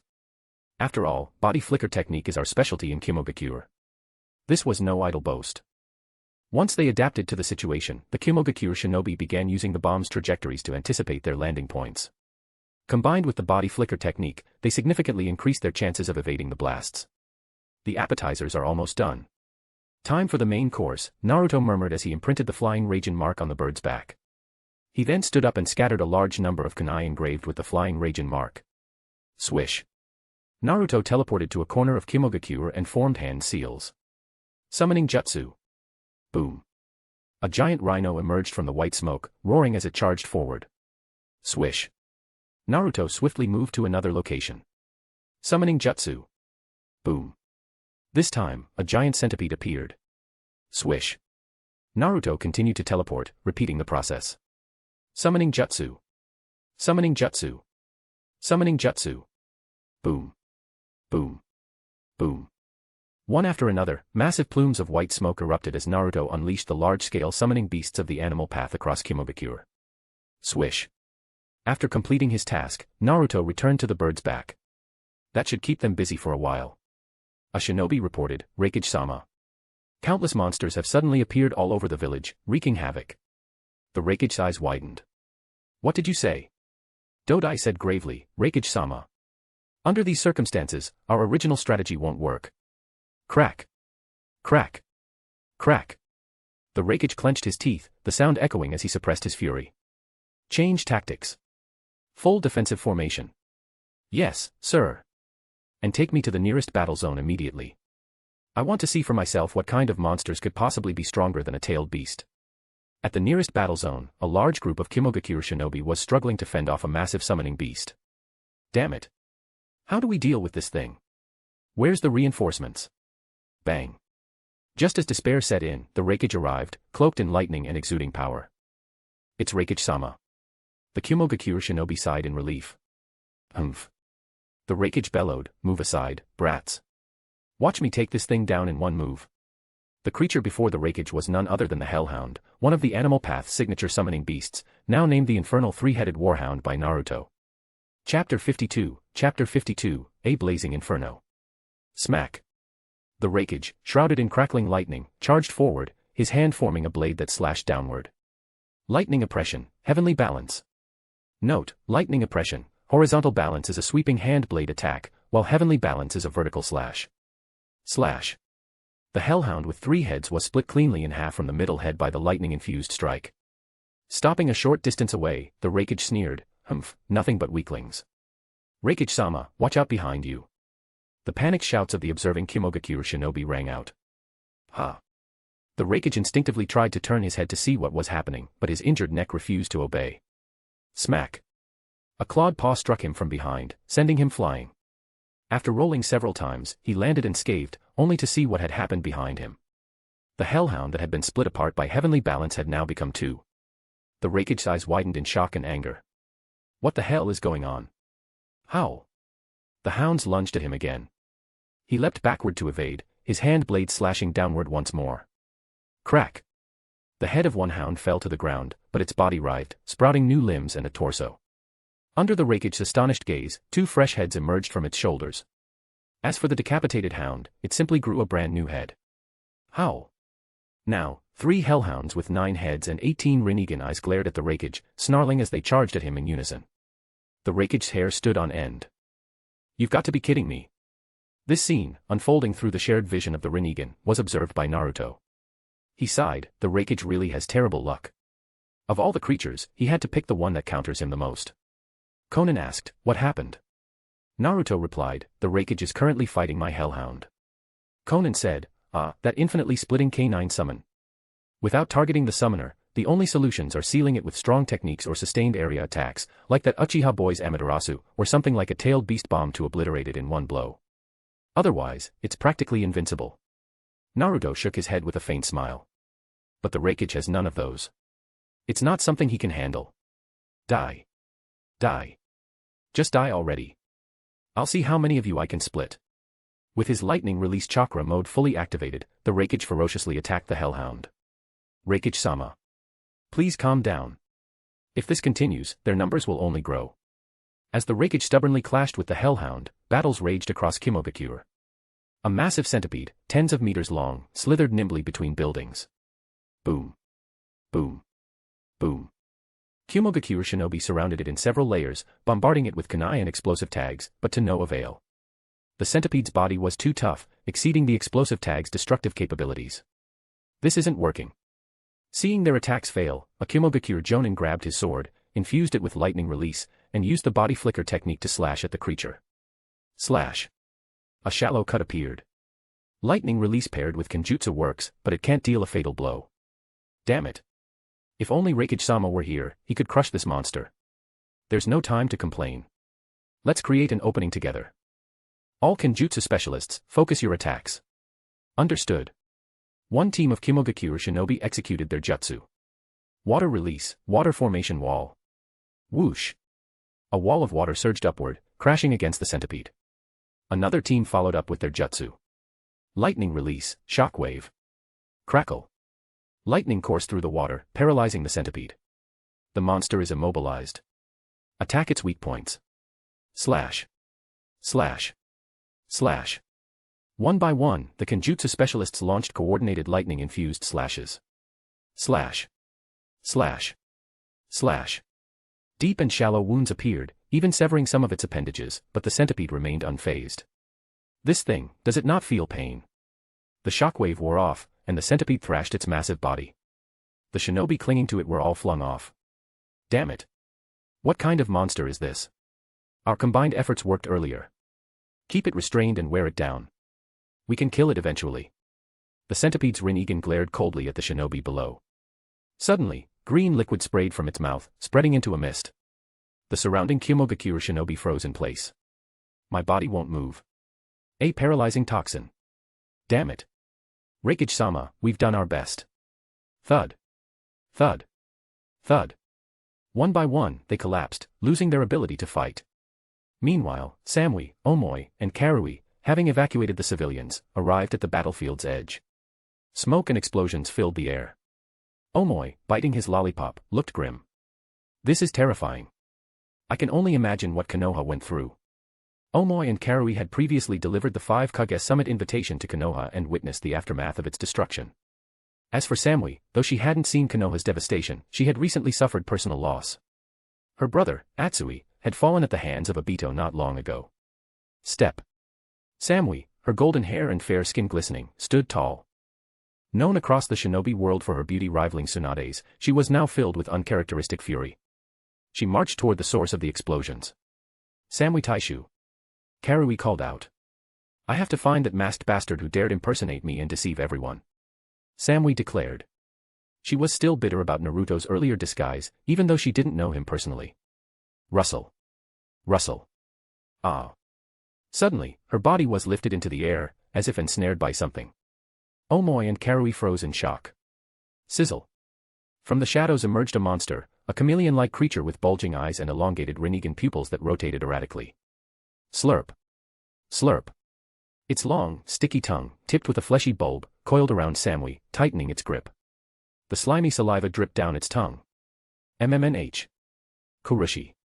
Samui squeezed her eyes shut, her face flushed red from lack of air, her expression one of unbearable pain.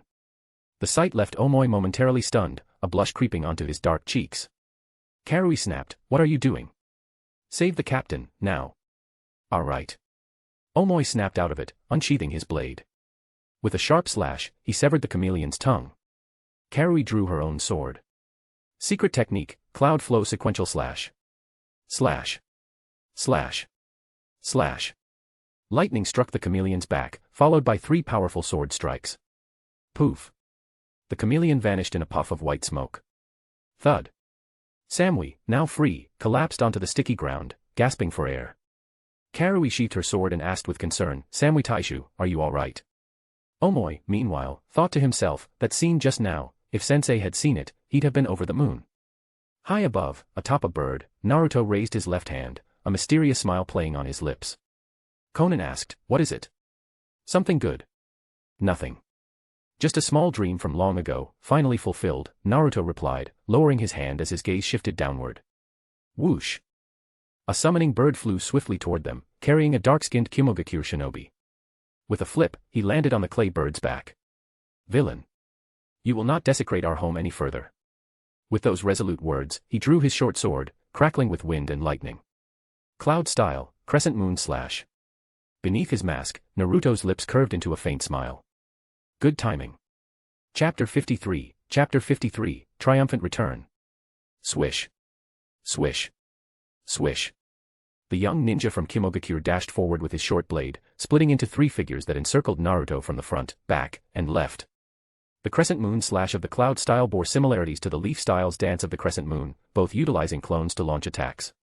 The key difference, however, lay in their nature. The leaf style clones were solid, while the cloud style clones were illusions, with the real body hidden among them, making it far more deceptive. Yet no matter the style, to Naruto, none of it mattered anymore. Shinra Tensei. Naruto chose the simplest and most direct countermeasure. Whoosh. 2 of the illusions crossed past Naruto from the front and back, while the real body on the left was violently repelled by the force, sent flying off the explosive clay bird and losing grip of his short blade, which fell out of his hand. Screech. The summoning bird from earlier swooped around in the sky and caught the young ninja. His entire body ached as if his bones were shattered. The boy looked utterly shocked. What was that just now? Naruto turned to him, his voice cold and indifferent. Do you want to try again? Don't underestimate me. The boy, full of youthful vigor, raised his hands to form seals. But Naruto moved faster, reaching out with his hand from a distance. Bancho Tenin. Whoosh. The boy's feet left the back of the summoning bird as he was pulled toward Naruto. What is? Though alarmed, the boy managed to finish his hand seals. Crackle. Lightning gathered in his hands, forming into a sphere that he hurled toward Naruto, using the pull of the gravitational force. Lightning style, lightning ball technique. Oh. A condensed lightning release that can be thrown. Naruto maintained Bancho Tenin with his left hand while raising his right hand. Pretapath. From her scattered paper form, Konan reassembled half her body, closely observing Naruto. Using the Deva Path's abilities while simultaneously activating the Pretapath. Naruto's mastery of his left eye has reached another level. Whoosh. Naruto absorbed the lightning ball with his right hand and grabbed the boy's throat with his left. Though subdued, the boy refused to give up. He stealthily formed a seal with 2 fingers. Screech. The summoning bird let out a sharp cry and charged at Naruto. Naruto remained calm and composed. Pretapath. Gurgle. The boy's chakra was drained completely through Naruto's left hand in an instant. Poof. Without chakra to sustain it, the summoning bird vanished in a puff of white smoke. Naruto said, "You're quite agile and resourceful. More importantly, you're young. I'd say you're already at the level of a jonin, aren't you? What's your name?" The boy replied, "Kimogakure." Buroi. Naruto thought to himself, Buroi. If given time to grow, he might become the next Kakashi Hatake of the ninja world. Heh. Buroi's arms went limp, a look of despair crossing his face. This scent. Naruto sniffed the air, his gaze sharpening. Swish. He tore off Buroi's ninja vest, along with hundreds of explosive tags hidden underneath, and flung them away. Boom. The explosion lit up the night sky. Buroi's face turned pale, his trump card for a suicidal counterattack had been completely seen through. Naruto stared at him and asked, "Do you really want to die that badly?" Buroi closed his eyes. "Kill me." "Fine, I'll grant you your wish." Naruto glanced downward and hurled Buroi forcefully. "Master Dodai. I acted on my own again. I'm so useless. I never even got to confess to Samui. But maybe that's for the best. Liking someone 15 years older than me. That's probably weird, right? If she rejected me, I'd just be a laughingstock." As he fell, Buroi bid farewell to this world. Thud. A heavy impact left the ground sunken, but he didn't die. Ugh. It hurts. But why am I still alive? It was then he realized he had landed on freshly tilled, soft soil. Could it be? He looked up in shock at the massive shadow passing overhead. Behind his mask, Naruto's Rinnegan gazed downward as he murmured, "Don't be in such a rush to die, young man. The time for you to shine hasn't truly arrived yet." Boom. Boom. Boom. Boom. The battle for Kimobukuro had raged on for an hour. The Raikage was still locked in combat with the Hellhound, but he had grown wiser. He realized that using cutting techniques only multiplied the Hellhound's numbers. Heavy pressure strike. Boom. He struck a Hellhound with his elbow, sending it flying. The surrounding Earth Release users from Kimobukuro rushed in to assist. Earth Style, Earth Flow Wall. Rumble. Thick layers of earth encased the Hellhound, temporarily restraining its movements. Howl. 36 Hellhounds still surrounded the Raikage. Damn it. Ugh. The Raikage roared in frustration, his chakra reserves starting to dwindle. Raikage-sama, please hold on a little longer. The sealing team is on their way. The Raikage shouted, "Where's Dodai? If he were here, his techniques would make this much easier." Thud. Thud. Thud. Elsewhere, a giant rhino rampaged, smashing through buildings like they were made of paper. Dozens of Kimobukuro ninja wrapped thick chains around the rhino's body and legs, pulling with all their might. Ugh. But they were sent flying instead. A calm and steady man appeared ahead. Lava release, demonic pool. Gurgle. The ground beneath the rhino turned into a viscous liquid resembling molten rubber, trapping its legs and immobilizing it. The nearby Kimobukuro ninja breathed a sigh of relief. Dodai-sama. Thank goodness you're here. We'll take care of it now. Dodai said, "No need. Leave this to me. Go support the other battle zones." Understood. Please be careful. After the others left, Dodai looked into the rhino's eyes. All these summoned beasts have those troublesome eyes. But how could there be so many of them? They must be projections originating from the summoner. He paused, then said, "You're watching, aren't you?" The summoned rhino gave no response. Dodai continued, "The summoned beasts deliberately avoid attacking noncombatants, such as genin and civilians. I don't believe they possess such discernment. So, it must be you controlling them. This control must rely on shared vision. Therefore, I deduce that you and the summoned beasts share sight. Having encountered you once before, I know you're highly purposeful. You wouldn't want to escalate this conflict unnecessarily. So, let's talk. Perhaps I can give you what you want." On the back of the explosive clay bird. As expected of Uncle Dodai. His keen analytical skills rival those of Shikaku. Naruto sighed, standing up slowly. He turned to Konan and said, "I'll be back shortly." Clang. A flying Raijin kunai landed in front of Dodai. Swish. Naruto appeared alongside it. "Dodai-san, your analysis is correct. If the Raikage were half as wise as you, this situation wouldn't have escalated to this point." Dodai replied, "Though I despise your actions, I was against this conflict from the start. As a Kimobukuro ninja, I must follow the Raikage's orders." Naruto asked, "And now?" "Your strength far exceeded my expectations. To prevent further casualties, take this." Dodai pulled out a scroll from his robe. Naruto's eyes narrowed behind his mask, but he made no immediate move. Dodai said, "Rest assured, this is the scroll of the lightning release chakra mode. I haven't tampered with it. I'm not foolish enough to invite criticism or bring greater disaster upon the village." Naruto extended his hand, using gravitational force to pull the scroll toward him. Sigh. Dodai exhaled deeply. "Honestly, I don't know if this is the right decision. Who knows what will become of such a technique in your hands?" After verifying the scroll's authenticity, Naruto stored it away.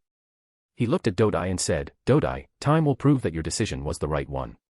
Dodai asked, "Is it over now?" Naruto asked back, "Dodai, would you consider working for me?" Dodai was momentarily stunned, then chuckled. "Don't joke around. I'm a Kimogakure ninja. I will never betray my allegiance." "Is that so? What a pity." Naruto showed a hint of regret but didn't press further. "But it doesn't matter.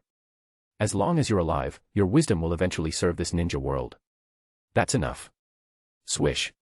Leaving behind those thought-provoking words, Naruto disappeared. Dodai's eyes filled with doubt. Serve the ninja world. What is his goal? He's truly an enigma. Swish. Naruto returned to the back of the explosive clay bird. Konan asked, "Did you get it?" Naruto nodded. "Yes. It's time to head back." He placed a hand on Conan's shoulder and used the flying Raijin to return to Omega Kure. Poof. Poof. Poof. The summoned beasts across Kimogakure vanished in puffs of white smoke. Ha ha ha. I finally defeated these damn dogs. The Raikage let out a triumphant roar. The lightning around him dissipated as he collapsed onto the shattered ground, sweat dripping from his bronzed skin into the earth. That night, Kimogakure remained sleepless.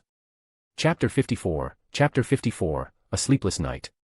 To unlock bonus chapters, reach 50/100/200/400 Power Stones. 3 extra chapters. Reach 800 Power Stones to activate NP. Resets weekly. Monday. At the top floor of the tower in Omega Kure, Naruto sipped on hot tea while carefully examining the newly acquired scroll. Lightning Release Chakra Mode, a B-rank jutsu, on par with the level of the Shadow Clone technique. However, its ranking isn't due to its weakness. Although it's not particularly difficult to learn, its practical use is limited for the majority of shinobi. Yes, for most shinobi. Naruto paused, setting down his teacup. In other words, both techniques are designed for the rare few who possess an enormous amount of chakra. Conan approached, refilling Naruto's cup with a hint of playful sarcasm in her tone. You mean someone like you? A ninja who can summon dozens of creatures and hold off an entire great ninja village for half the night without even breaking a sweat. Naruto looked up at her. Conan-ne, I know you're teasing me, but at least try to smile while doing it. Speaking of which, I've never seen you smile before. Conan thought for a moment. Really? I could have sworn I've smiled plenty of times. Naruto scratched his head. Sorry, I must not have noticed. How about this, give me a smile now. Conan hesitated. Is that an order from the leader? Naruto coughed lightly. Let's say it is. Well, if it's an order, then fine. Conan placed the teapot on the table. Naruto, sipping his tea, stared at her intently. With a deep breath, Conan raised her hands, patted her cheeks, and then tugged at the corners of her mouth to force a smile. Puffed. Naruto couldn't hold it in, spitting out his tea. What was that? A manual smile. Sorry, Conan-ne, that was just too funny. I can't smile on command, Conan said, letting her hands drop. But as she watched Naruto laugh heartily, the corners of her own lips curved into a faint, natural smile. After the brief interlude, Conan tidied up the tea set and spoke seriously. It's about time to rest. You didn't sleep at all last night, did you? Naruto replied, I'm not tired. Conan glanced at the scroll on the table. So, are you planning to dive right into training this jutsu? Naruto shook his head. Mastering it would be simple, just a single night's work. But before that, there's something else I need to prepare. Conan's eyes sparkled with curiosity. Oh. What kind of preparation? Boom. A flash of lightning illuminated the sky, followed by a rolling thunderclap.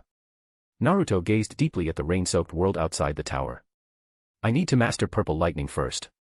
Conan furrowed her brows, searching her memory, but found no recollection of such a technique. Purple lightning. I've never heard of a lightning release technique like that. Supporting his chin with the back of his hand, Naruto said in a low voice, Conan-ne, I've shown you memories of the future, but many details weren't included in those visions. In the Fourth Great Ninja War, we worked together to seal Kagaya. During that battle, Kakashi Hatake lost his Sharingan. Conan pondered. Kakashi Hatake, renowned for his Chidori enhanced by the Sharingan. Losing the Sharingan must have been a devastating blow to his strength. Naruto smiled. Indeed. Yet after the war, he became the 6th Hokage of Konoha, not because of his seniority, but because of his undeniable strength. In the years following the war, he forged a new path, extending the nature transformation of lightning release.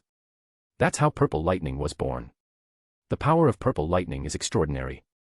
Even without the high-speed thrust of Chidori, it surpasses Chidori in sheer destructive force. It no longer required the Sharingan to complement it. In fact, Kakashi's strength even exceeded his former self. Naruto's tone shifted. To be honest, even I was tempted by this lightning release technique. But back then, I didn't meet the requirements. Conan asked, what requirements? Naruto explained, first, although I have a lightning nature affinity, I wasn't skilled at using lightning release. That's manageable through practice. But the real issue was the second condition, I lacked the Yin release chakra transformation. Note, Yin release is not to be confused with Yin Yang release, they are fundamentally different. Conan asked, and now? Do you have it? Naruto raised his left hand, covering his right eye. Yes. The power of the Uchiha is the pinnacle of Yin release. Shursui's Sharingan, in addition to its Koto Amatsukami ability, also granted me the Yin release I once lacked. Now the conditions are met. It's time to master the lightning release I was once unskilled at, and elevate it to the level of purple lightning. Conan remarked, but you said it took Kakashi Hatake years to develop purple lightning. Naruto laughed. Creating a technique and learning one are two entirely different things. My father spent years developing the Rasengan, but I mastered it in just a week. Besides, I have a unique advantage when it comes to training. That's right, the Shadow Clone Jutsu. Conan sighed, her expression tinged with helplessness. So, another sleepless night? Naruto stood up. That's right. But Conan, no need to join me in the rain this time. I wouldn't want you catching a fever again. A fleeting emotion crossed Conan's eyes. She gently brushed her bangs aside, her demeanor returning to its usual coolness. She emphasized, for the record, I didn't get a fever from the rain. It was due to overusing my paper clones, which drained my chakra and worsened my exposure to the rain. Yes. You don't seem like someone who'd catch a cold. This time, I won't bother you or your umbrella with my shadow clones. Naruto tilted his head. Wait, Conan, aren't you going to sleep? Conan replied, no. Back in the Akatsuki, I got used to sleeping just 1 hour a day. All right then. Naruto smiled wryly. His cloak billowed in the wind as he leapt from the tower. Conan watched his figure descend into the rain, thinking to herself, Naruto, you are the bridge to the future of the ninja world. I failed to protect them before, but this time, no matter what, I will be the pillar that supports this bridge. Splash. Conan followed him into the rain. Naruto formed hand seals. Ninjutsu, multiple shadow clone jutsu. Poof. Poof. Poof. Amidst the torrential rain, nearly 1,000 shadow clones appeared in puffs of white smoke. Although I've practiced elemental transformations beyond wind release after the war, I'm still surprisingly unskilled with lightning release. Let's use this to get the hang of it first. Swish. Naruto's true body completed a sequence of seals, gripping his left wrist with his right hand. Lightning release, Chidori. Crackle. Intense lightning surged around Naruto's left hand, producing the sound of 1,000 chirping birds. The shadow clones followed suit. Crackle. Crackle. In an instant, the sound of 1,000 birds filled the night air. Naruto shouted, all right, everyone. Let's master Chidori to the point where we no longer need hand seals. The shadow clones responded enthusiastically. Yash. Let's do this. Ganbat, everyone. Call me Uzumaki Kakashi. Call me Uzumaki Sasuke. And so, another sleepless night began. Chapter 55, The Birth of Thunder. To unlock bonus chapters. Reach 50/100/200/400 Power Stones. 3 extra chapters. Reach 800 Power Stones to activate NP. Resets weekly. Monday. That night, through the relentless training of thousands of shadow clones, Naruto achieved the ability to perform Chidori without hand seals. Even though Naruto was an extraordinary individual, the continuous battles and grueling training had finally drained his chakra reserves. After resting for a day to recover, he regained his strength. While assisting Kisame in searching the seas, he resumed his training. 3 days later, Naruto had mastered various shape transformations of Chidori, becoming an expert in lightning release. But being an expert was only the starting point. Next, Naruto threw himself into the sleepless and tireless pursuit of mastering purple lightning. The process, however, was not smooth. Purple lightning required the infusion of an appropriate proportion of Ine release into lightning release. First, Ine release, which he had not possessed in his previous life, was an unfamiliar domain for Naruto. Second, he struggled to determine the precise ratio of Ine release to incorporate. This led to slow progress in the early stages. Fortunately, his past experience in balancing chakra during his training with the tailed beast bomb proved invaluable at this critical moment. After repeated trial and error, Naruto finally grasped the key. That night, Naruto stood on the muddy ground, his left hand battered and bruised, surrounded by a sphere of crackling purple lightning. Before him stood 10 shadow clones. Naruto raised his voice. Come on. The 10 shadow clones formed hand seals in unison. Lightning release, Thunder Tiger Devastation. Roar. 10 ordinary lightning release techniques transformed into lightning hounds, converging into a majestic lightning beast. Guided by the lightning ropes held by the shadow clones, the beast charged at Naruto's true body. Swoosh. Naruto casually swung his left hand, which was enveloped in purple lightning. Roar. The lightning beast disintegrated with a pained cry. Not only that, but the purple arcs of electricity traveled along the lightning ropes, surging toward the shadow clones. Poof. Poof. Poof. All 10 shadow clones vanished in puffs of white smoke. This was the pinnacle of lightning release, the power of purple lightning. Crackle. The purple lightning dissipated from Naruto's left hand. Huff. Huff. Huff. Naruto lay on the ground, panting heavily, but a smile spread across his face. Finally, I've done it. Kakashi-sensei, this truly is your ultimate technique. Even with my current strength, it still took me a full 10 days to fully master it. Can you rest now? Konan approached him. No, I need to strike while the iron is hot. I'll master the lightning release chakra mode in one go. Naruto sat up, pulling out the precious scroll from his robes. Unfazed by the muddy ground, he spread it out and once again gathered his chakra to perform the multiple shadow clone jutsu. Konan couldn't help but reflect inwardly. If events had unfolded as they originally should have, the so-called Fourth Great Ninja War would already be nearing its end. But in the current ninja world, everything is just beginning. Akatsuki's hideout. Whoosh. A spiraling vortex appeared as Toby emerged, throwing an unconscious captive onto the ground. Rustle, rustle, rustle. Black Zetsu and White Zetsu rose from the ground, their gazes falling on the unconscious ninja. White Zetsu exclaimed, "Oh! Isn't this Yamato from Konoha? Orochimaru's former test subject. Why did you bring him here?" Toby, walking toward a coat rack in the corner, replied, "I took a stroll through Konoha and noticed his wood release was quite impressive. I figured he'd be a good addition to your forces. Better to keep him here than risk someone else targeting him." Black Zetsu muttered, "Heh, what a coincidence. Someone else seemed to have taken an interest in him too, but it looks like you got to him first." However, Black Zetsu's cryptic remark didn't catch Toby's attention. Toby reached the coat rack, removing his damp Akatsuki robe. "What about the intel I asked you to investigate?" White Zetsu replied, "Ever since then, there's been no trace of Naruto." Toby shook the water from his robe and draped it over the rack. "Have you figured out why Naruto attacked Kimogakure?" White Zetsu answered, "It seems it was all over a scroll, something called the lightning release chakra mode, if I'm not mistaken." "Oh. That technique favored by the Reikage lineage. It enhances reflexes and physical abilities but can only be practiced by those with immense chakra reserves. It seems Naruto wants to rely on reflexes and speed to gain an edge." Unconsciously, Toby reached for his bare shoulder. The wound from 16 years ago had long healed, yet it still ached faintly. Black Zetsu's voice carried a hint of mockery. "Does it bring back unpleasant memories?" "Umph. That was then, this is now. Even if Minato were still alive, I'm confident I could defeat him now." Swish. Toby donned a fresh Akatsuki robe, turning back toward the others. "What about Sasuke?" White Zetsu replied, "He's been relentlessly honing his new techniques. He felt restricted in the base, so he went outside to train." Toby walked over to a stone chair and sat down leisurely. It seems his previous defeat has made him impatient. White Zetsu hesitated. Letting him continue to grow unchecked, couldn't that become a threat to us? Toby adjusted his posture slightly, his eyes behind the mask glinting with depth. No matter.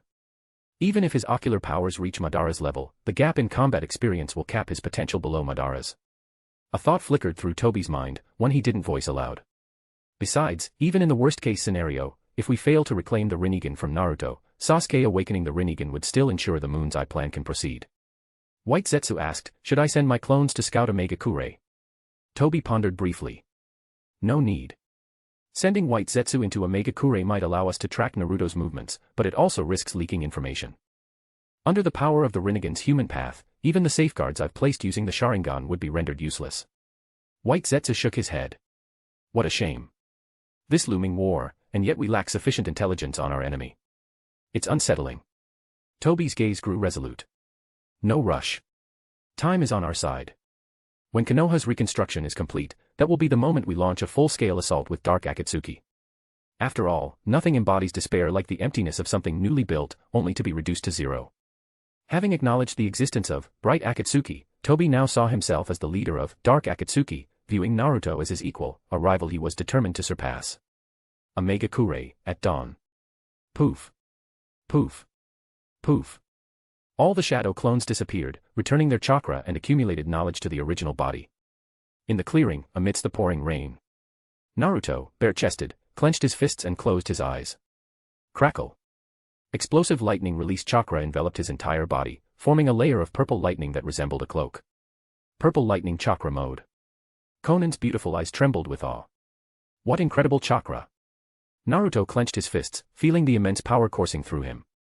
Yeah, this mode exceeds even my expectations. Now, even without Kurama's cooperation, I won't have any gaps in my combat strength. Naruto looked up at the rain falling from the sky. Through the rain he controlled with the Rain Tiger at will technique, he sensed the presence of a powerful chakra entering the village. Conan's gaze sharpened. What is it? Naruto smiled. Orochimaru has finally returned. Without his presence, the next steps would have been difficult to manage. Chapter 56, Standing Alone. To unlock bonus chapters. Reach 50/100/200/400 Power Stones. 3 extra chapters. Reach 800 Power Stones to activate NP. Resets weekly. Monday. Naruto assisted Orochimaru in setting up the recovered experimental equipment. Although it's somewhat rudimentary, I finally have my own laboratory here in Omegakure, Orochimaru remarked with a sly grin. Standing in front of the experimental base, Orochimaru, dressed in pristine white robes, stood shoulder to shoulder with Naruto. Naruto-kun, during my absence, bright Akatsuki has already made its mark in the ninja world, Orochimaru said, his tone laced with intrigue. As a debut battle, it was passable, Naruto replied nonchalantly, his peripheral vision catching sight of the dark red ring with the kanji 4 sky on Orochimaru's left pinky finger. That was the ring of Akatsuki Sky, Orochimaru's former codename. After leaving Akatsuki, Orochimaru had preserved both the ring and the severed hand Itachi had taken from him in one of his laboratories. This time, Orochimaru had retrieved the ring during his journey, symbolizing his resolve to officially join Bright Akatsuki. Back in the tower's meeting room, Naruto took his seat and directly asked, Orochimaru, do you have any of Itachi's biological material? Orochimaru's eyes lit up with interest. I do. I've been closely observing Itachi's growth since his youth, and I managed to collect some samples without him noticing. Why, Naruto-kun? What are you planning? Naruto's gaze darkened beneath his mask. I want to attempt his Edo Tensei. Orochimaru chuckled. That's not difficult, but I'll need a living sacrifice. Wait here. Naruto stood up and disappeared, only to return moments later with a man whose eyes were lifeless and hollow. Whether in the past, present, or future, Naruto would never harm innocent people. This man was a remnant of Hanzo's faction, caught while attempting to infiltrate the village during Naruto's lightning release training. Naruto had spared him precisely for this moment. How considerate, Orochimaru said with a twisted smile. Rising from his seat, he drew a ritual circle on the ground. He placed Itachi's biological material and the living sacrifice within the circle, his long, flowing hair swaying as if caught in an invisible breeze. Forbidden Jutsu, Edo Tensei. But nothing happened. Orochimaru frowned, lowering his hands slowly. There are 2 possibilities, either Itachi is still alive, or he's already been reanimated through Edo Tensei. Naruto wasn't surprised. So it's true. Kabuto has already made his move. Orochimaru's expression darkened. Kabuto, is it? I see. Naruto rested his chin on the back of his hand, his gaze deep as he stared out at the rain-soaked landscape beyond the tower. Itachi once planted a crow inside me, a crow that carried Shirsue's left eye with the Koto Amatsukami ability. Itachi inscribed a genjutsu into that eye, one designed to protect Konoha. The trigger condition was seeing Itachi's eyes. This technique was meant for Sasuke. Itachi anticipated that Sasuke, in seeking revenge on Konoha, would transplant his eyes to gain eternal light. To stop Sasuke, I would inevitably clash with him. In my previous life, I knew nothing about this. When I encountered Itachi after he was reanimated, I accidentally triggered the technique, which allowed Itachi to break free from Kabuto's control. Naruto's thoughts turned to Sasuke. Unlike our encounter in the Land of Iron, Sasuke should have already transplanted Itachi's eyes by now. When I face Sasuke again and our eyes meet, the crow inside me will respond, and Koto Amatsukami will activate on Sasuke. Naruto clenched his fist.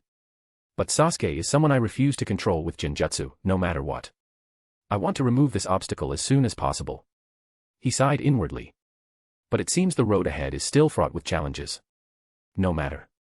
Bright Akatsuki's plans are massive and won't be executed overnight. I'll find another way when the time comes.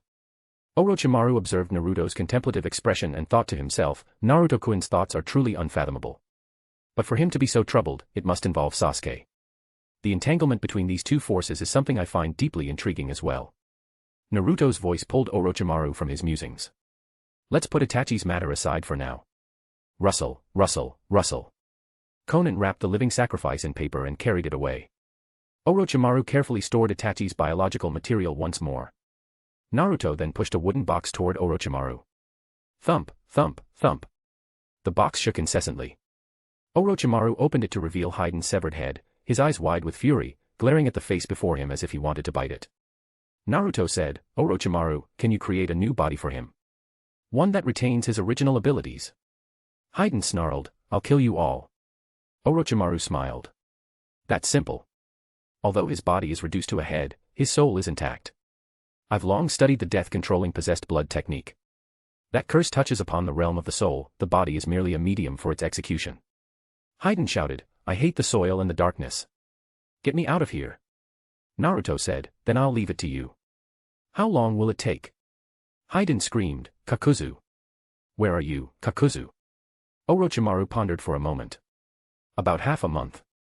Haiden wailed, damn it. I can't feel my body anymore. Naruto nodded. Good. He'll be a valuable asset for us. Haiden growled, don't let me stand again, or I'll turn you all into sacrifices for Lord Jashin. Naruto frowned. He's so noisy. Orochimaru chuckled. I agree. Konan's cold gaze shifted to Naruto. It's been over half a month since you last used that technique, hasn't it? Oh, is that so? I almost forgot, Naruto replied. He removed his mask. ZZZ. The tomo in his right eye transformed into the Mangekyo Sharingan. Naruto lifted Haiden's head from the box. Haiden snarled, what are you looking at, you spiky-haired brat? ZZZ. Naruto's right eye glowed with power. Koto Ematsukami. Haiden, you may continue to worship your Lord Jashin, but first, you must obey me. Understood. Haiden's expression instantly turned fanatical. If it's for Lord Naruto, I'd even offer Lord Jashin's head as a sacrifice. ZZZ. The Mangekyo Sharingan reverted to its three-tomo form as Naruto replaced his mask. Cooperate with Orochimaru and don't cause him any trouble. Orochimaru took the now quiet Haiden's head with a smile. I'll get to work, Naruto-kun. Naruto nodded. Go ahead. Orochimaru left the room. Konan spoke up. During your training, I've completed the formation of the Intelligence Division. Would you like to inspect it? Naruto's eyes lit up. Oh. Then what are we waiting for? Lead the way. In a cold and solemn plaza adorned with statues, over 100 rain ninja, their faces hidden behind masks and their bodies clad in armor, knelt on one knee in the rain. Konan explained, a total of 108 members, all elite shinobi who have survived the harshest conditions. Beneath his mask, Naruto's Rinnegan scanned the crowd. Among them were men and women, young and old, all of them at least at the Jonin level. Naruto was deeply moved. For a small nation and village like Megakure, this was nearly all of their strength. Konan had entrusted him with everything, holding nothing back. Because of this, Naruto felt an even greater responsibility for their lives. Let's see what you're capable of. Whoosh. His cloak billowed as Naruto strode forward, the explosive lightning released chakra forming a cloak of purple lightning around him. All of you, come at me at once. Chapter 57, The Three Rain Sannin. To unlock bonus chapters. Reach 50/100/200/400 Power Stones. 3 extra chapters. Reach 800 Power Stones to activate NP. Resets weekly. Monday. Naruto's words caused an uproar among the Rain Shinobi. All of us at once. Is he serious? Even if he's Lord Pain, this is.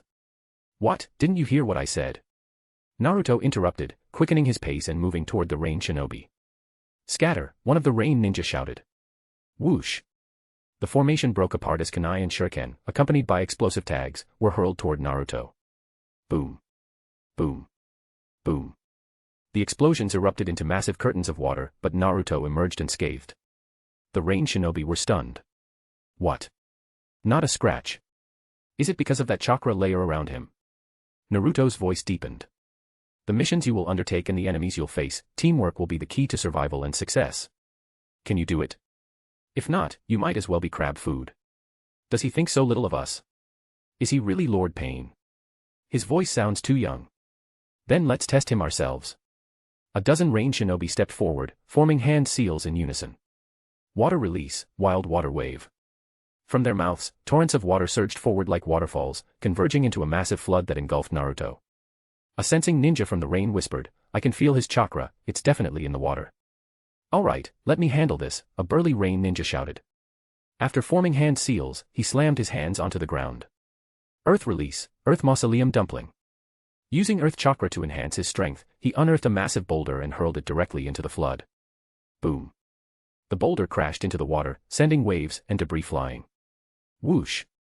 6 oil paper umbrellas spun into the air above the boulder, one of the signature techniques of Omega Kure. The masked rain ninja controlling the umbrellas formed hand seals. Ninja art, 1,000 needles of rain. Swish. Swish. Swish. Countless senbon needles rained down, piercing through the boulder with ease. The rain shinobi surrounded Naruto on all sides, forming hand seals once more. Earth release, rising stone spears. Crack. Crack. Crack. Sharp stone spikes erupted from the ground, shattering the boulder into pieces. After all that, there's no way he's unharmed. Boom. But with a deafening explosion, the rubble scattered as Naruto leapt into the air, his body cloaked in crackling purple lightning.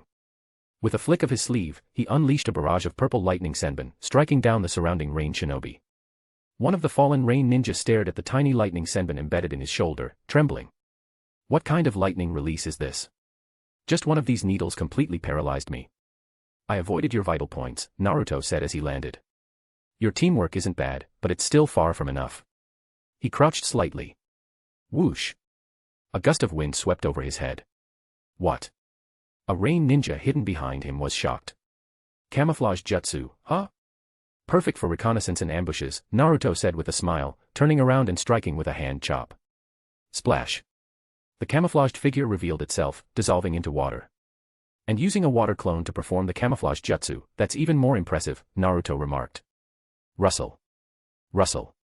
Taking advantage of the distraction, another rain ninja emerged from underground, hurling chains that coiled around Naruto's body and tightened instantly. Naruto glanced at the chains. Oh. Insulated gloves to prevent electrical conduction. Clever.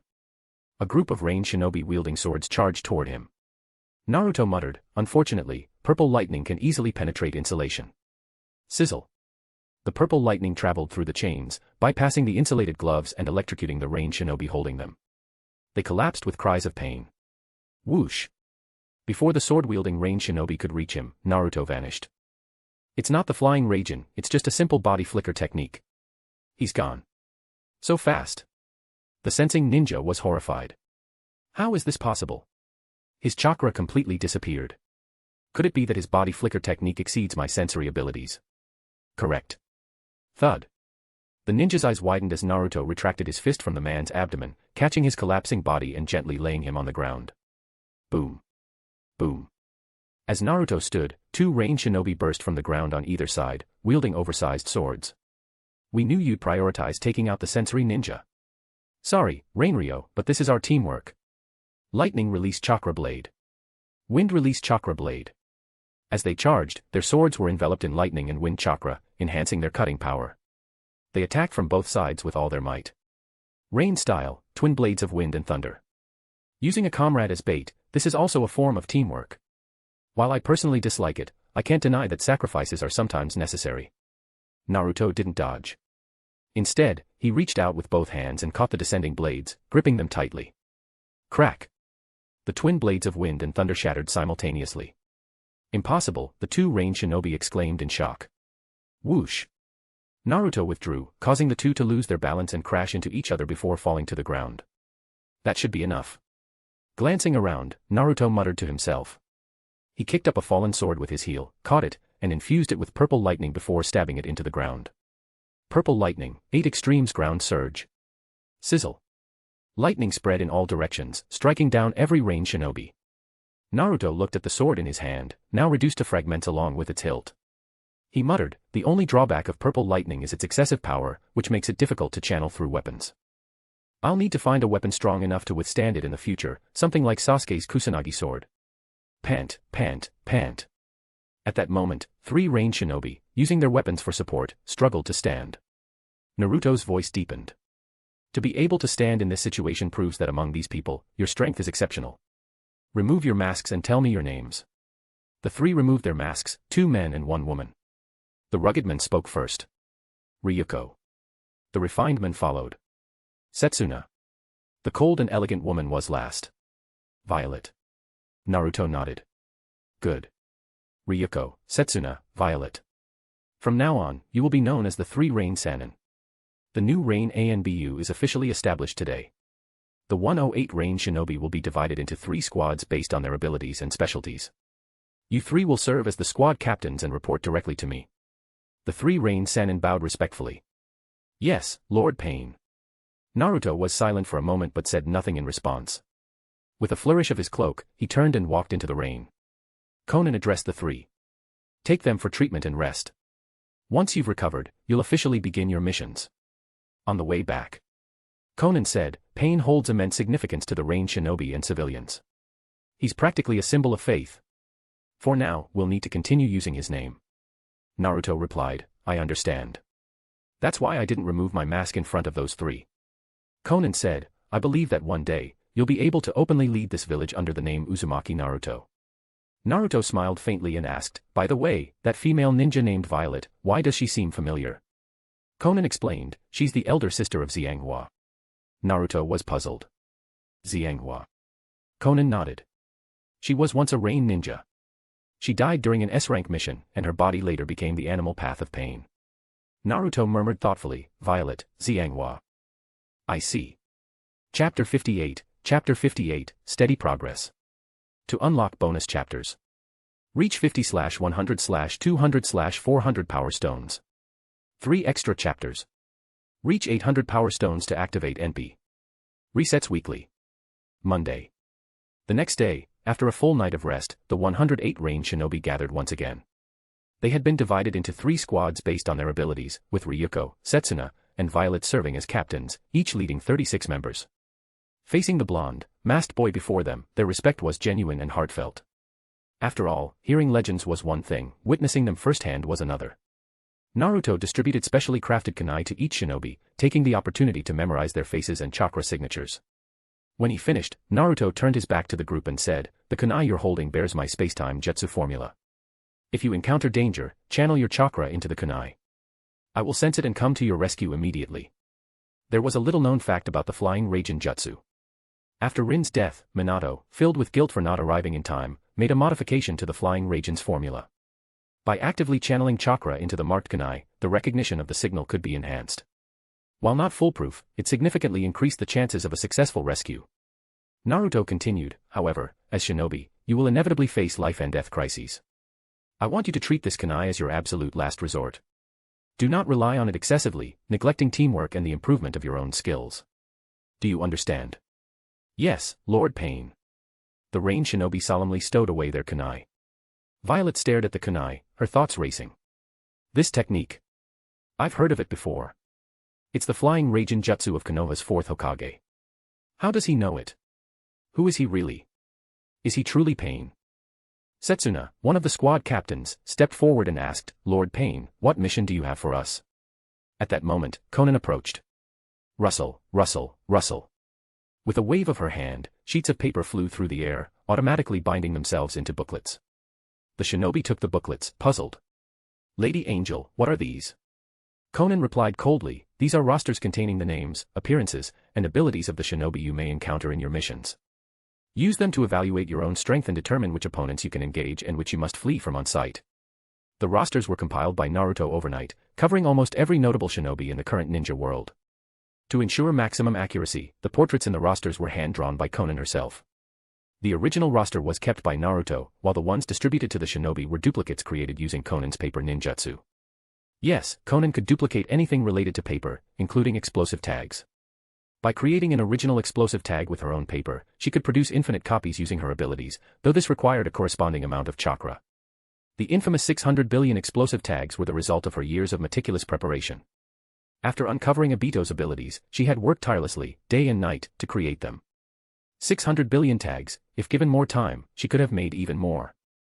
The Rain Shinobi quickly flipped through the rosters. So comprehensive. It even includes the Kage and Jonin from the major villages. Unsurprisingly, a masked man in the roster caught their attention. What is this? Phasing through objects. Teleporting at will. Is this some kind of joke? Are we really going to face someone like this in the future? Konan said, the possibility isn't zero. In any case, he's far beyond your current abilities to handle. If you can't escape, I hope you'll take your own lives. This was something Konan later told them in private. Knowing that Obito possessed abilities she couldn't fully understand, she was deeply wary. She didn't want Naruto to risk an early confrontation with Obito while trying to save subordinates. One of the shinobi from Squad 1, a rather brash man, pointed at another entry and said, wait, is this thing even a ninja? It has barbs growing out of its crotch. Conan's gaze immediately turned toward him, not looking particularly friendly. Ryuko, the captain of Squad 1, scolded him. Watch your mouth. You're speaking in front of Lady Angel. The men quickly apologized. Sorry. That was out of line. Retracting her gaze, Conan explained coldly, that's White Zetsu, a key pawn of our greatest enemy faction. They use it for intelligence gathering. White Zetsu has countless clones that can communicate telepathically, though this ability has a range limit. Occasionally, when isolated, they may fail to relay information in real time. She continued, additionally, they excel in disguises using the spore technique and can move quickly underground. Their chakra is undetectable. The Rain Shinobi were shocked. Undetectable chakra. Doesn't that mean they could be right next to us without us knowing? As for how to detect them, a low, raspy voice interrupted, allow me to teach you. A man with flowing, elegant hair approached through the rain, holding an umbrella. Naruto turned toward him. Orochimaru, what are you doing here? Orochimaru smiled. Just getting some fresh air. I happened to see something interesting. So, these are the newly formed Rain ANBU. Naruto replied softly, yes. Intelligence is the foundation of development. It's crucial to start cultivating it now. Orochimaru nodded. Indeed. Not only did Orochimaru share one of his key research findings on detecting White Zetsu, but he also provided each shinobi with a specially developed poison specifically designed to counter White Zetsu. Naruto-kun, I hope you don't mind me meddling. Not at all. You've been a great help. This will significantly enhance our strategic advantage. Naruto turned to the Rain Shinobi. From now on, during your missions, gather information on the major ninja villages, surrounding factions, and our enemy faction, Dark Akatsuki. Whether or not you obtain useful intel, you must report back regularly. Yes. Go. I have high expectations for you. Understood, Lord Pain. The shinobi dispersed. Violet, after adjusting her mask, glanced back at Naruto's retreating figure before leaving. That night, Naruto and Conan stood atop the tower, gazing at the rain. Naruto said, finally, one major task is complete. Conan, nay, you've worked hard. Conan replied, it's what I should do. Naruto nodded. For now, there's nothing in Omegakure that requires my immediate attention. It's time for me to focus on my own growth. Conan asked, are you planning to visit another village to acquire more secret techniques? Naruto shook his head. Obito and Sasuke are about to make their moves. At this time, it's unwise to create new enemies. Then how will you improve? Naruto explained, the lightning release chakra mode enhances reflexes and physical capabilities through lightning chakra, but it also places immense strain on the body. Every technique has its self-protective mechanisms, and the body's strength limits the technique's potential. My current physical strength isn't enough to unleash the deeper power of the lightning release chakra mode. In other words, I'm still at the initial stage. Next, I must train my body. That's why I'm going to that place. Conan asked, what place? Naruto's gaze turned resolute. Kumogakure, Hell Valley. Chapter 59, Hell Valley. To unlock bonus chapters. Reach 50/100/200/400 Power Stones. 3 extra chapters. Reach 800 Power Stones to activate NP. Resets weekly. Monday. Conan asked, Hell Valley. I've never heard of such a place before. Naruto smiled. That's because it's one of Kimogakure's most closely guarded secrets. I only learned about it after I became Hokage in my previous life. Extremely hot, extremely cold, the climate there is brutally harsh, an absolute nightmare even for shinobi. But it's also the perfect place to temper one's body. Only the Raikage or their chosen successors have the privilege of training there. If you can endure its conditions, a single day of training there is said to be worth 100 days elsewhere. Conan was intrigued. A place like that must have an extraordinary origin. Was it naturally formed? I can't imagine any shinobi creating such a unique location. Naruto shook his head. It wasn't natural. It was the handiwork of a disciple of the Sage of Six Paths during the era of Ninshu. Conan's curiosity deepened. A disciple of the Sage of Six Paths. During the era of Ninshu. Naruto's gaze turned solemn. The Land of Lightning, where Kimogakure is located, has deep ties to the legacy of Ninshu and the Sage of Six Paths. His descendants once flourished there. As a result, several ninja tools that belonged to the sage were inherited by Kimogakure. Even the infamous Gold and Silver brothers, who brought shame to Kimogakure, carried not only the blood of the Otsutsuki clan but also traces of Uzumaki lineage.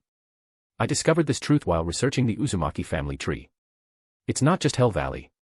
There's also the Falls of Truth on Turtle Island, a sacred place for inner reflection, which is also under Kimogakure's control.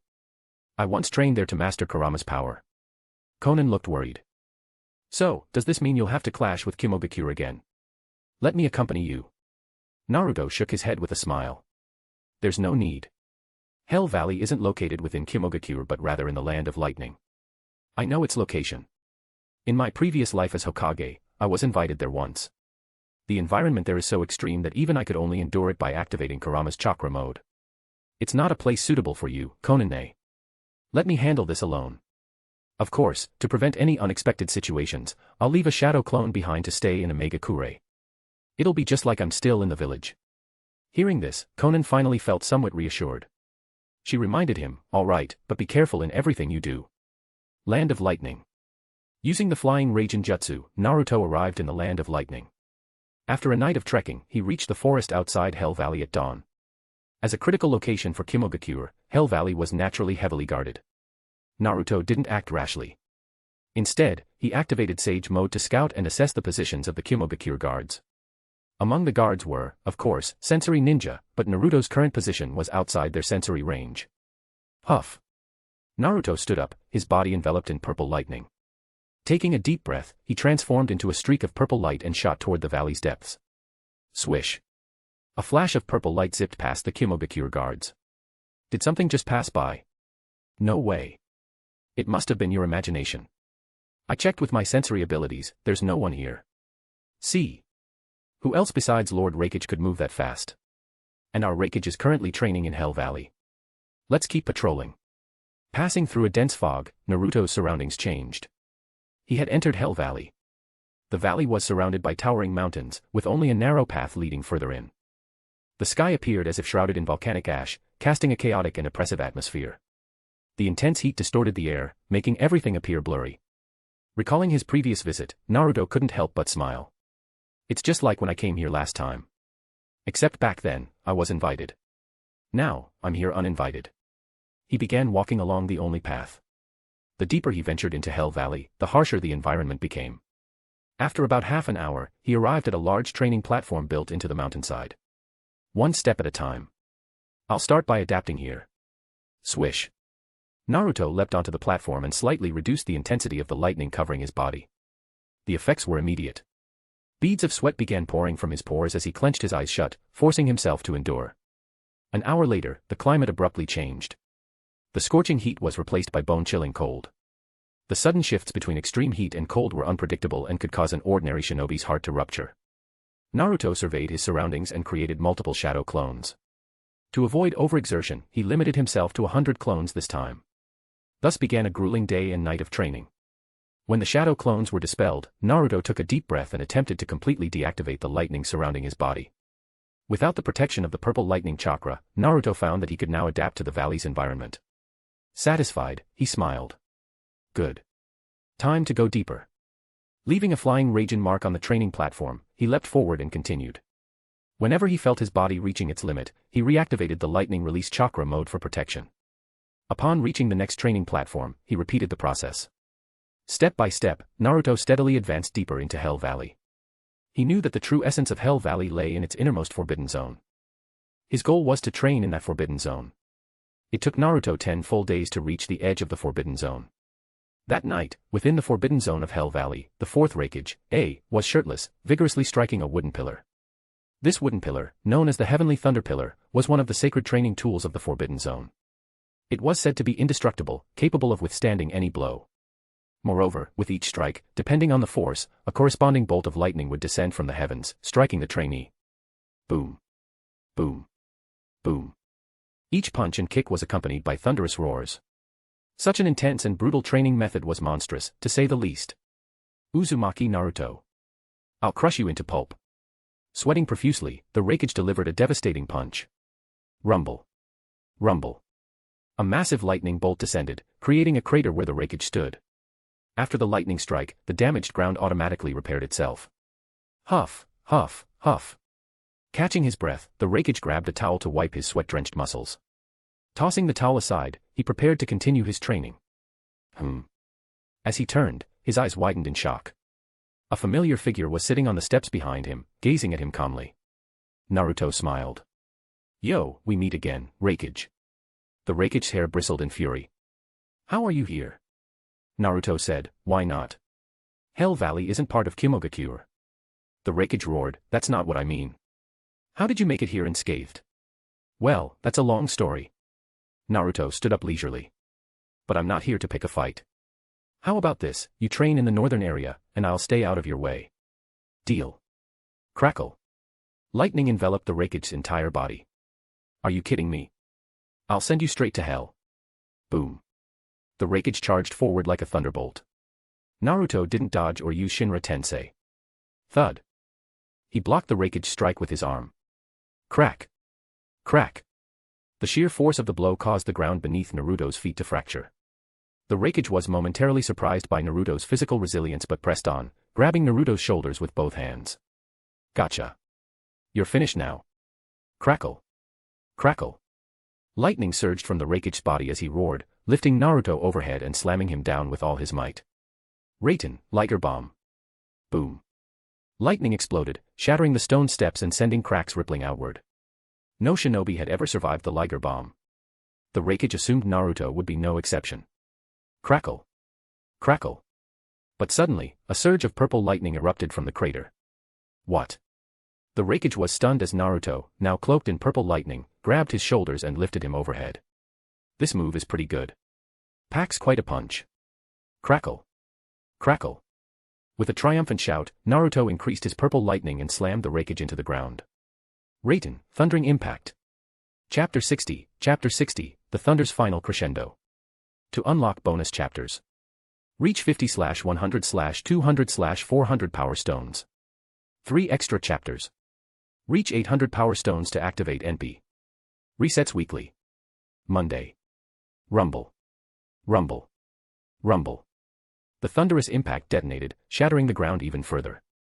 Arcs of purple lightning spread outward, extending more than 10 meters. Ugh. The Rakage spat out a mouthful of blood from the heavy blow. The lightning released chakra mode armor that enveloped his body had significantly weakened. Naruto's arms trembled slightly as he remarked, using such high-intensity taijutsu for real makes me realize my body still can't fully keep up with this mode. That's great, this means there's still room for improvement. Arg. The Rakage gritted his teeth and forced himself to his feet, quickly putting distance between himself and Naruto. His eyes locked onto the purple lightning surrounding Naruto as he shouted, how do you know this technique? Naruto smiled. Who knows? The Rakage thought hard, and suddenly, everything became clear. It was Dodai. That bastard. When I get back to the village, I'll make him pay. Naruto advised, don't be so ungrateful, Rakage. If it weren't for Dodai, your casualties would have been even greater. Damn it. The Rakage clenched his fists tightly. Even with his fiery temper, he couldn't deny that Naruto's words were true. He then asked, why is your lightning release chakra mode different from mine? What's with that purple lightning surrounding you? Naruto smiled. How about this? If you want to learn, I can teach you slowly. But I hope you'll change your attitude and stop being so hostile toward me. Naruto's offer was well-intentioned, but for the Rakage, a veteran master of taijutsu, hearing such words from a younger shinobi felt like a humiliating slap in the face. Enraged, he roared, don't get cocky. You're still far beneath me, brat. Naruto raised an eyebrow and said meaningfully, if we're being precise, not just you, even Inoki could be considered my junior. I just habitually use respectful language. Ridiculous nonsense. Die, Uzumaki Naruto. Crackle. The Rakage unleashed his full lightning release chakra mode, his hair standing on end. Naruto observed with interest. Your chakra is even stronger than before. Looks like you've been working hard lately. The Rakage bellowed, every day, I think of only one thing, to kill you, destroy the Akatsuki, and avenge my beloved brother. Boom. He charged forward, his lightning-clad fist aiming directly for Naruto's face. Lightning Taijutsu, Liger Bomb. Swish.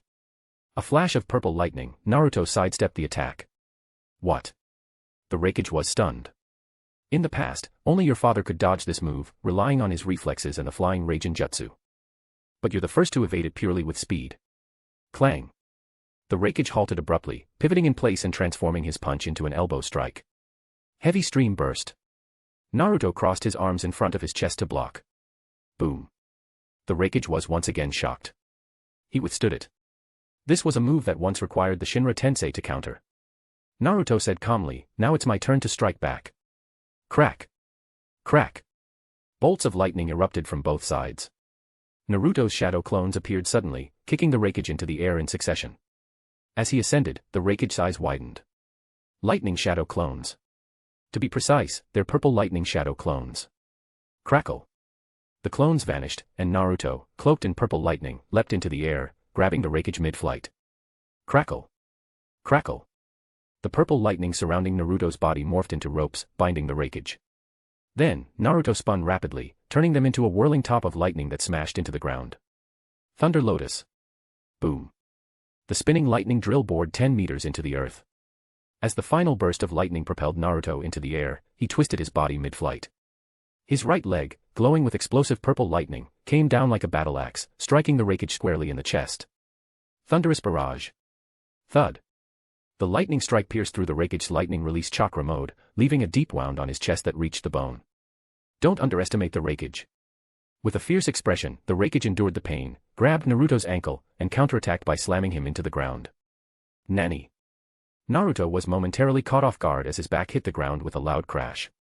Raising his leg high, the Raikage concentrated terrifying amounts of lightning release chakra into his foot and brought it down with immense force. Obliteration Thunder Axe. Naruto chuckled. Now this is exciting. Rinne Tensei. Boom. Repulsive force erupted. The Raikage's Thunder Axe stopped midair, and his body was flung backward.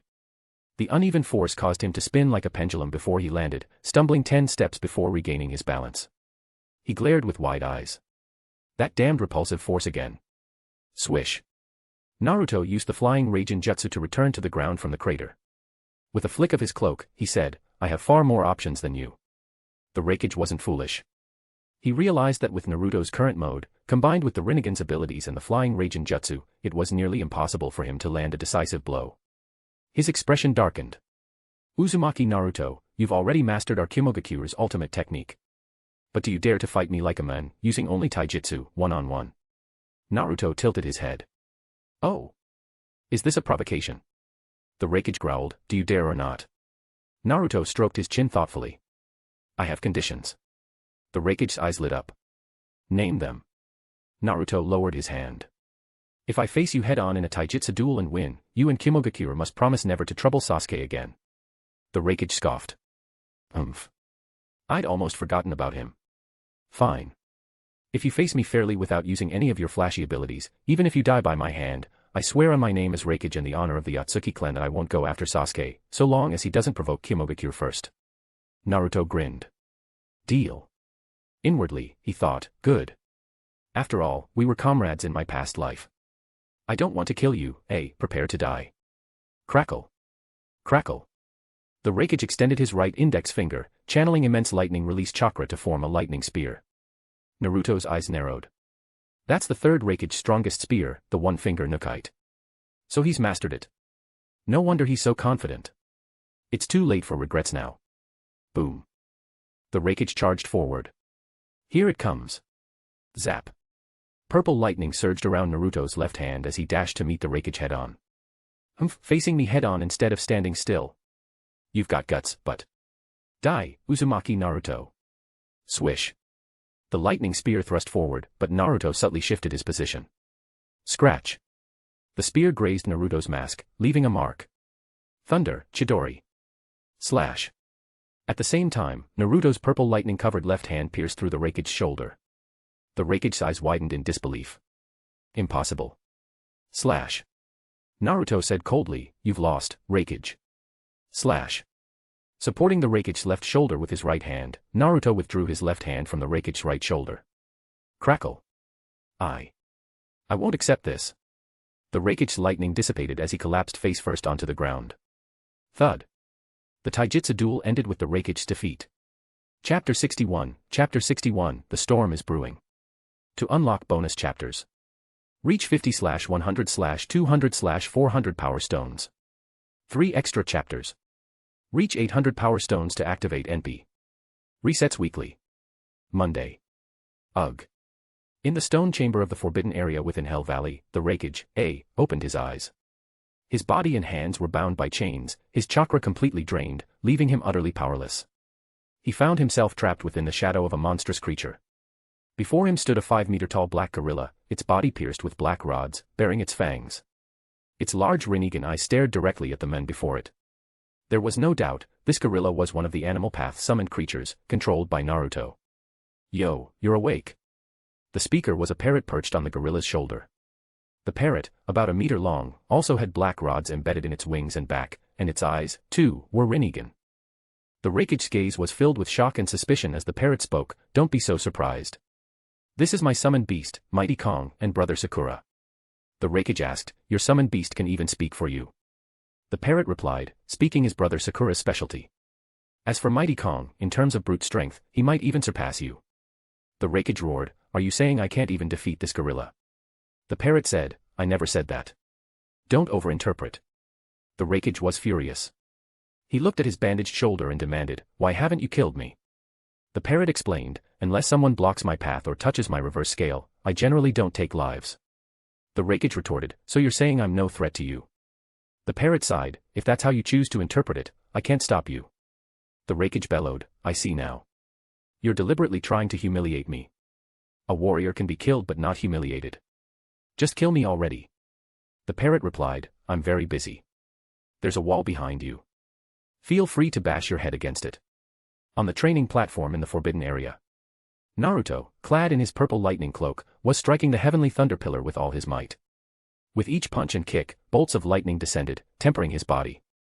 As mentioned before, the heavenly thunder pillar was one of the treasures of the Hell Valley forbidden area. It could withstand any attack and would release a corresponding bolt of lightning based on the force it received. Crackling sounds filled the air. As Naruto struck the black wooden pillar, he couldn't help but marvel at it. How fascinating. It's clearly a piece of wood, yet it absorbs all my attacks. This is definitely no ordinary wood. Could it be a product of wood release? Tap. Naruto paused his fist on the pillar, spreading his hand to feel its surface, lost in thought. Hell Valley was a masterpiece left behind by a descendant of the Sage of Six Paths. Everything here, the ever-changing climate, the self-repairing land, and this wooden pillar, was crafted by that descendant. The first two abilities were likely related to yin-yang release techniques. As for this wooden pillar, it was extraordinary, likely a combination of wood release and yin-yang release. Thinking about it, a descendant of the Sage of Six Paths, possessing the abilities of Sage Arts, wood release, and yin-yang release. Could it be? Naruto suddenly considered a possibility. The creator of Hell Valley was actually Azura. Azura, the youngest son of the Sage of Six Paths. And Naruto was the reincarnation of Azura. If that were true. Naruto looked around at the mountains and rivers, feeling a newfound sense of kinship with Hell Valley. In the stone chamber, through shared vision, Naruto saw the Raikage's gloomy expression. Intending to tease him, Naruto spoke through brother Sakura, Raikage, Hell Valley is my home. You're not allowed to train here anymore. The Raikage remained silent.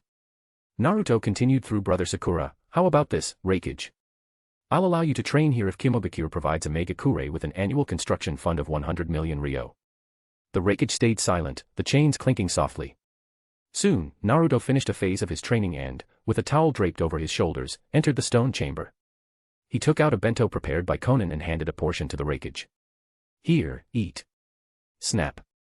Naruto broke apart his chopsticks and began eating with relish. After finishing, he looked up at the Raikage and asked curiously, why aren't you eating? The Raikage lifted his head, his eyes blazing with fury. How am I supposed to eat when I'm still tied up? Naruto scratched his head. Oh, sorry. That wasn't intentional. After the meal, Naruto returned to the training platform. Alright, time to start some high-intensity training. He used the multiple shadow clone jutsu and began a grueling training regimen in the harsh environment. In the stone chamber, the Raikage listened to the deafening sounds outside, unsure of what to think. Late at night, Naruto returned from his training. The Raikage scoffed, if you're so capable, try striking the pillar without using lightning release to protect yourself. I managed that 3 years ago. Naruto didn't argue. Don't compare me to a musclehead. But your suggestion. I might give it a shot. Humph, overestimating yourself. The Raikage knew full well that without 20 years of taijutsu training, such an attempt would be suicidal. Naruto actually tried it. However, he used the Predapath's Rinnegan ability to absorb a portion of the lightning with his body, redirecting the rest through the Predapath's power. This made his training even smoother. Before he knew it, his physique had become lean and muscular, not bulky like the Raikage's, but compact and brimming with strength. ZZZZT. Days later, Naruto's Kotoamatsukami ability had recovered. He approached the Reikage and asked, "Hey, my previous actions against Kimogakure had their reasons. Would you be willing to turn from enemy to ally?" The Reikage replied, "Naruto Uzumaki, I admit you're capable. But in my ninja way, there is no such thing as retreat. Unless you kill me today, I will come for you another day. As expected, you're still the same. I admire your resolve." So. Naruto smiled faintly and reached for his mask, revealing his right Sharingan eye. Boom. At that moment, his shadow clone stationed in a Megakure was dispelled. Naruto paused, then redonned his mask. Very well. War has a way of making ninjas stronger. One day, that strength will be directed at the true enemy. I look forward to seeing you grow, eh? Whoosh. Naruto disappeared in the light of the flying Raijin, leaving a bewildered a Megakure atop the tower. Konan said coolly, "We've just received intel. Akatsuki is preparing to launch a full-scale assault on Konoha." Naruto replied solemnly, "I know. That's why I've returned." Boom. Outside the tower, thunder roared and lightning flashed as torrential rain poured down. Since Naruto's return, the largest battle yet was about to erupt. Chapter 62, Winds of Turmoil. To unlock bonus chapters, reach 50/100/200/400 Power Stones. 3 extra chapters. Reach 800 Power Stones to activate NP. Resets weekly. Monday. At the Akatsuki's hideout. All the clones are ready to deploy, White Zetsu reported. Go. Assemble outside Konoha and wait for my signal, Obito ordered. Understood. Rustle, rustle, rustle. The White Zetsu clones burrowed into the ground, leaving the hideout empty. Obito turned his gaze toward the seat behind him. Sasuke sat with his head lowered, his expression dark and brooding. The members of Team Taka surrounded him.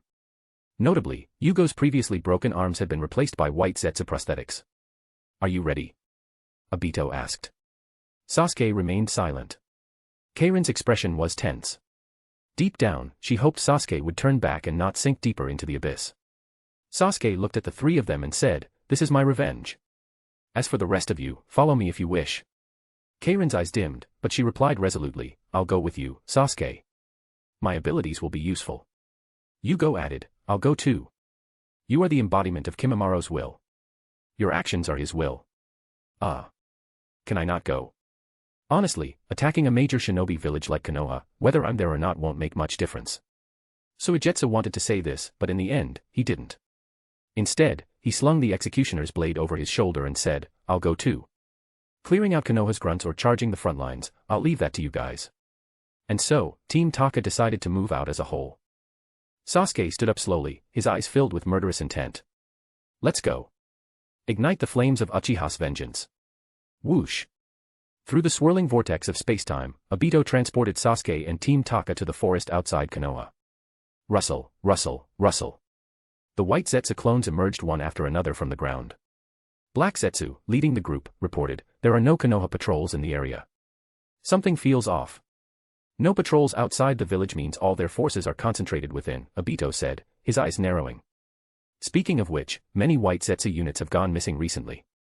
While such incidents aren't unusual, the frequency has increased significantly over the past 2 weeks. So, they've caught on after all. No matter. It won't affect the overall plan. I had intended to leak the attack to Naruto at the start anyway. This saves me the trouble of unnecessary steps. Obito turned to Sasuke. "Sasuke, you will lead the main force of the White Zetsu army to attack Konoha. Since they've received advance warning, their defenses will be stronger than anticipated. Do not underestimate them." Sasuke sneered coldly. "No matter what formation Konoha sets up, under the power of the Uchiha's eyes, they'll crumble like tofu." "Good. That confidence suits you. Go. March straight toward Konoha. Leave the rest to me, including Naruto." Swish. With a dramatic sweep of his cloak, Sasuke strode forward. Team Taka followed closely, with the White Zetsu army trailing behind. The group moved in a grand procession toward Konoha. As they neared the village gates, Sasuke's eyes flickered. Suddenly, he dashed ahead. "Hey, Sasuke! What are you doing?" White Zetsu shouted. "You surround the village from the outside. Team Taka will act from within." Sasuke called back. Swish. Swish. Leaving those words behind, Sasuke moved with incredible speed, slipping through Konoha's barrier and disappearing beyond the high walls. The members of Team Taka followed suit. Damn it. These guys never stick to the plan. This will only increase our casualties. White Zetsu fumed. Clang, clang, clang. A large number of Konoha shinobi gathered at the village gates. Shikaku Nara observed the White Zetsu army's formation and said calmly, just as our informant described, the enemy's main force consists of numerous White Zetsu clones. That mysterious individual also informed us of the White Zetsu's abilities. Thanks to that, we were able to call for reinforcements in time. We appreciate your presence on such short notice, Kazekage-sama. Standing beside Shikaku, Gaara replied calmly, it's only right. Tsunageki owes Konoha too much. Consider this a small act of repayment. Flowing sand waterfall. Whoosh. Streams of sand surged forward as Gaara extended his hand, sweeping toward the enemy lines. It's the Kazekage's ability. Why is he in Konoha? We didn't detect any movements from Tsunageki, a White Zetsu clone exclaimed. Of course not. To avoid alerting you, I left the village secretly, accompanied only by Temari and Kankuro, Gaara explained. Boom. The White Zetsu army clashed with Konoha's forces, bolstered by reinforcements from Tsunageki. The battle had begun. Sasuke stood atop Konoha's tallest structure, gazing out over the village. Before launching the full-scale assault, he wanted to confirm his resolve once more. Back when Orochimaru attacked Konoha, he had experienced similar thoughts. Konoha had been rebuilt, now grander than ever. The Hokage rock now included the face of the sixth Hokage, Danzo Shimura. His chiseled features stood out prominently, glaringly offensive to Sasuke. Sasuke withdrew his icy gaze and looked toward the edge of the village. Konoha had been rebuilt, but there was no longer a place for the Uchiha. These people hadn't even considered it. Instead, they sought to erase the history of the Uchiha's existence and the blood debts Konoha had incurred, as if they had never happened. This was the village that Itachi had sacrificed his life to protect. Sasuke Uchiha closed his eyes. Swish. Swish. Swish. Several ANBU operatives in white cloaks landed on the rooftops nearby. Speaking into their earpieces, one of them reported, "We've located the intruders. Their numbers match the barrier's detection. The leader is confirmed to be Sasuke Uchiha." On the other end of the line, Kakashi Hataki's gaze darkened. So, the day has come after all. Kakashi closed his eyes. Beside him, Might Guy looked at his comrade's profile and said solemnly, "Kakashi, we're shinobi." "Yeah. I know." Sasuke Uchiha and Kakashi Hatake opened their eyes. To destroy Konoha. To stop Sasuke Uchiha. Outside Konoha. Swish. Naruto and Konan appeared together. "Well, Naruto Uzumaki, I've been waiting for you. If you want to see Sasuke, you'll have to get past me first." Obito's eerie voice echoed from beneath his mask. "Of course, you could just use the flying Raijin to teleport directly into the village. But if you do, I'll follow. Things won't be so simple then. Beneath his mask, Naruto's eyes gleamed. "You went to such lengths to set up this confrontation. Honestly, it wasn't necessary. Even if you'd come straight to Omega Kure, I wouldn't have run." Obito's gaze darkened. "That won't do. With my Rinnegan in your hands, fighting on your turf is far too risky for me." "As expected, your actions are as inscrutable as the patterns on your mask," Naruto said with a smirk. Then his expression turned sharp. "But let me correct you, that's not your Rinnegan, Obito Uchiha." Obito's pupils contracted sharply. Chapter 63, Unstoppable Force. To unlock bonus chapters. Reach 50/100/200/400 Power Stones. 3 extra chapters. Reach 800 Power Stones to activate NP. Resets weekly. Monday. Inside Konoha Village. Before reinforcements arrive, we'll hold them off ourselves. The captain of the ANBU squad, Zhu, wearing a pig-shaped mask with 3 red markings on top, spoke calmly as he formed hand seals. Earth release, heavenly descending lid. Swish. A section of the sky darkened, and a massive lid engraved with a beast's head descended, trapping Sasuke, the building he stood on, and the members of Team Taka below. "Trying to trap us in here?" Yugo asked, his tone cold. "Umph." Sasuke snorted disdainfully, leaping off the building. Crackle. Lightning danced across his left hand, forming into a sharp spear. With a single motion, he pierced through the lid, shattering it into pieces as arcs of electricity scattered. "Not bad for a lightning release user," said Yuan, another ANBU captain wearing a birdbeak mask with light whisker-like patterns. He quickly formed hand seals. Wind release, wind blade slash. Swish. A white current of air transformed into sharp wind blades, sweeping toward Team Taka. Clang. Clang. Suigetsu Hozuki swung his executioner's blade swiftly, deflecting the wind blades. Sasuke, a large amount of chakra is converging on us. Karen warned. That woman, a sensory type. Xiang, the third ANBU captain wearing an elephant-shaped mask, murmured to himself as he formed hand seals. Lightning release, 4-pillar bind. Boom. Boom. Boom. Boom. Four massive stone pillars rose from the ground in the cardinal directions, releasing intense streams of electricity. This doesn't look good. Suigetsu exclaimed. Umph. Sasuke snorted again, his eyes transforming into the straight bar Mangekyo Sharingan. Whoosh. Purple flames of chakra ignited, forming the skeletal frame of Susanoo, shielding him from the lightning surging from all directions. The three ANBU captains showed surprise beneath their masks. Whoosh. A massive sword materialized in Susanoo's skeletal hand. With a single sweep, the 4 stone pillars were sliced apart. Scatter. Zhu, Yuan, and Xiang retreated, putting distance between themselves and Sasuke. That thing is massive. Its wind resistance must be immense. Yuan said as he formed hand seals. Wind release, great net technique. Boom. Boom. Boom. Sharp wind blades intertwined into a massive net, striking the front of Susanoo. But that alone won't stop it, Xiang said as he formed more hand seals. Lightning release, 16-pillar bind. Boom. Boom. Boom. Boom. 16 enormous stone pillars rose, completely enclosing the area. Crackle. The lightning that followed was several times more violent than before, engulfing Susanoo entirely. This reminds me of when we dealt with pain-summoned beasts, Zhu remarked as he formed hand seals. Earth release, clay fall. Gurgle, gurgle, gurgle. The sky darkened even more than before, and a massive amount of clay rained down from above. Bang. Bang. Bang. The 16 pillars closed at the top, forming a giant box. Let's add some fire to the mix, just like we did back then. Xiang said, forming additional seals. Fire release, burning technique.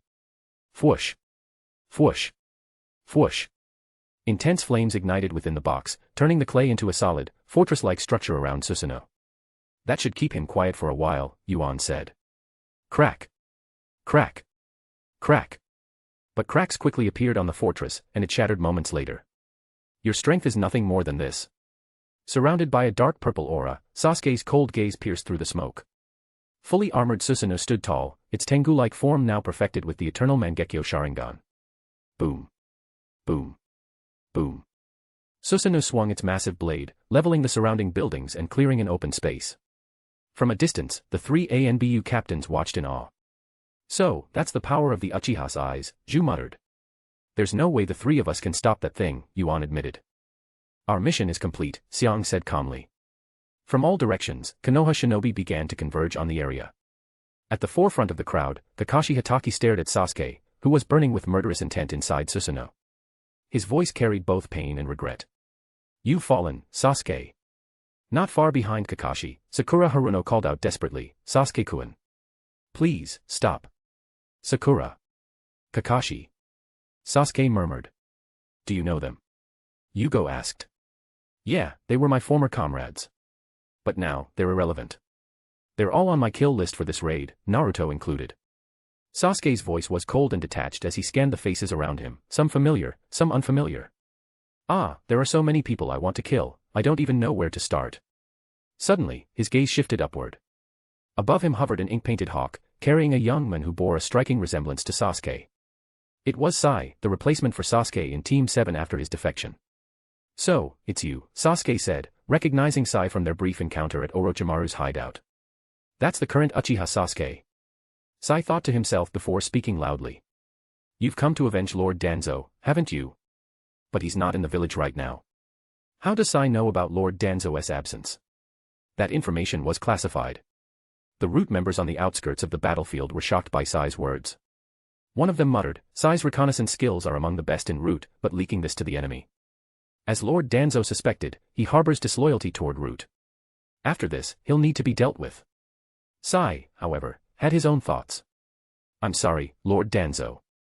I may be a member of Root, but first and foremost, I'm a shinobi of Konoha. If Sasuke is truly here for you, at least this might prevent the destruction of the village. I already knew that, Sasuke sneered coldly. His voice then turned icy and murderous as it echoed across the battlefield. Not just Danzo, I'll annihilate all of Konoha. Every shinobi, every civilian, no one will be spared. Sasuke. Sakura's heart shattered as she bit her lip, tears streaming down her face. Kakashi narrowed his eyes and lifted his headband, revealing his Sharingan. And I hate it when people talk down to me, Sasuke said, his lips curling into a sinister smile. So, I'll start with you. Clang. Susanoo hurled its massive sword toward Sai in the sky. In the forest outside Konoha, two men who once shared the dream of becoming Hokage now stood in opposition. Beneath his mask, Obito's bloodshot eye glistened with cold sweat as he clenched his fist, his voice trembling with disbelief. How do you know? Naruto's expression was both playful and sharp. Oh, that's a long story. How about this, you step aside, I'll stop Sasuke, and then I'll explain it to you later. Obito's gaze flickered before settling into a cold resolve. His voice, now devoid of disguise, was low and threatening. No. I'll listen, after I take back Madara's Rinnegan. Naruto smirked. We're both stubborn, aren't we? Looks like we'll have to settle this with a fight. Conan, step back. I'll handle him. Obito responded, Toby, fall back. I'll deal with him myself. Conan and White Zetsu's clone, Toby, withdrew, leaving the battlefield to the two men. The Kamui Mangekyo and the Rinnegan flared to life simultaneously. Let's go. Chapter 64, 8,000 Blossoms in Full Bloom. To unlock bonus chapters. Reach 50/100/200/400 Power Stones. 3 extra chapters. Reach 800 Power Stones to activate NP. Resets weekly. Monday. Naruto had already activated Sage Mode in advance. His gaze was cautious. Obito's Mangekyo Sharingan technique, Kamui, is no longer a secret to me. But Kamui is not a technique that can be easily countered just because you know about it. It's better to start conservatively. He formed a hand seal in front of his chest. Multiple shadow clone jutsu. Poof. Poof. Amidst the smoke, dozens of shadow clones appeared, each holding a Rasengan, charging toward Obito. Obito narrowed his eyes, shadow clones. Trying to use feints to increase the chances of touching me. But I won't let you succeed. Swish. Naruto's shadow clones repeatedly phased through Obito's body, as he used Kamui to become intangible. Remaining calm, Obito seized the moment and released iron spikes from his eye, piercing and dispelling the shadow clones one by one. Swish. Obito phased into his own dimension and reappeared above and behind Naruto, hurling a wooden spike downward. Naruto smirked slightly, spinning around to deflect it with a kunai. Clang. The wooden spike was knocked aside. Obito's gaze sharpened, so this is the sensory capability of Sage Mode. Whoosh. Whoosh. Naruto formed hand seals and pressed his palms onto the ground. Summoning jutsu. Poof. Poof. Poof. One by one, large summoned beasts appeared amidst the smoke. Obito's eyes swept over them, with the Rinnegan's shared vision, there's almost no opening to exploit. Swish. He phased into his dimension again, reappearing dozens of meters away from Naruto. Fine. Let's face off head-on then. He formed the hand seals for a fire release technique, while his right eye unleashed the spiraling vortex of Kamui, complementing his jutsu. Fire release, storm dance. Boom. A ferocious torrent of fire, enhanced by Kamui, surged toward Naruto in a chaotic blaze. How nostalgic. Facing the fiery wave, Naruto formed hand seals, his chest swelling as he prepared to counter. Sage Art, Toad Oil Flame Bullet. First, a jet of oil sprayed forth, followed by flames igniting it, transforming it into a massive flaming projectile that collided with the storm dance, creating a sea of fire. The two fire release techniques clashed for a moment, but ultimately, the Toad Oil Flame Bullet gained the upper hand. Obito's gaze darkened, he's overpowering me. As expected of the Uzumaki clan, their chakra reserves are unparalleled. However, though his fire release technique was nearing its end, the vortex from his eye grew even more intense. Swish. A pitch-black tailed beast bomb emerged from his eye, hurtling forward with overwhelming force. A tailed beast bomb, from his eye. Naruto was as shocked as Sasuke had been before. While he was stunned, the tailed beast bomb closed in. Naruto quickly extended his palm, activating the Pretapath sealing barrier. The tailed beast bomb began to shrink upon contact. Obito's gaze turned cold, even with the Rinnegan's Pretapath, absorbing a tailed beast bomb takes time. Its destructive power may diminish, but its essence remains formidable. He raised two fingers. Detonate. Boom. The explosion engulfed a vast stretch of forest. Obito, using his intangibility, ignored the blast entirely. Naruto. Conan's voice was filled with urgency. Crackle. Amidst the explosion, a flash of purple lightning appeared. Naruto, clad in a cloak of purple lightning release chakra, emerged from the flames. That was close. While this mode protects me from external injuries, the shockwaves from the tailed beast bomb still affected my internal organs, leaving me slightly injured. He wiped the blood from the corner of his mouth with the back of his hand. And if I were to take a direct hit, the damage would be far worse. Obito, observing Naruto enveloped in lightning, remarked, "So you've mastered the lightning release chakra mode. Though it's not as strong as the Raikage's, its unique purple lightning is something I've never seen before. Once again, you've surprised me, Naruto. But the tailed beast bomb can still harm you, can't it?" Naruto's eyes glimmered. "I think I've figured it out. You've hidden the eight tails in your eyes dimension and signed a contract with it to use it as a summoned beast, right?" Obito's eyes narrowed. "Oh. Just one hit, and you've deduced that. But even if you've realized it, what can you do about it?" Naruto chuckled. "We'll see about that. The eight tails wouldn't willingly cooperate with you, so you must constantly use genjutsu to control it. The Mangekyo Sharingan's control over a tailed beast can't last indefinitely. So, the number of times you can release tailed beast bombs from your eye is limited, isn't it?" Obito remained silent. Indeed, with his current state, he could only use his eye to control the eight tails to release six tailed beast bombs. Having used one already, he had 5 remaining. Naruto thought to himself, still, this method of utilizing a tailed beast is truly ingenious. Back then, before Obito became the Ten Tails Jinchuriki, his lack of powerful offensive capabilities was a major weakness. Now, that weakness no longer exists. Swish. As he pondered, another tailed beast bomb descended. Good. With Conan in a safe position, I can use the flying Raijin Jutsu without hesitation to dodge. Whoosh. Naruto teleported back to Omega-Kure using the flying Raijin Jutsu. Estimating that the explosion was nearing its end, he teleported back to the battlefield. On the devastated ground, Obito's gaze was heavy. "It seems you've mastered your father's signature technique quite well." Naruto grinned. "Kamui has its advantages, and so does the flying Raijin Jutsu. Fine. If releasing them one by one only allows you to dodge easily." Boom. Boom. Boom. Boom. Flames ignited at Obito's fingertips as he pressed his palm to the ground. Uchiha Flame Formation. A massive barrier of purple flames enveloped the battlefield.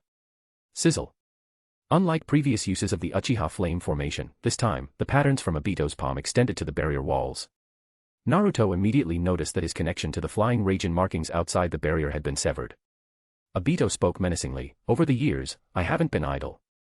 Especially after learning you've mastered the flying Raijin Jutsu, I modified the Uchiha Flame Formation by integrating it with Kamui's spatial principles. This barrier now has a new property. Within it, your flying Raijin Jutsu cannot transport you outside." Naruto remained composed. "So, I can still use the flying Raijin Jutsu freely within this barrier, right?" "That's meaningless. Because next comes an indiscriminate attack." Swish. Swish. Swish. Swish.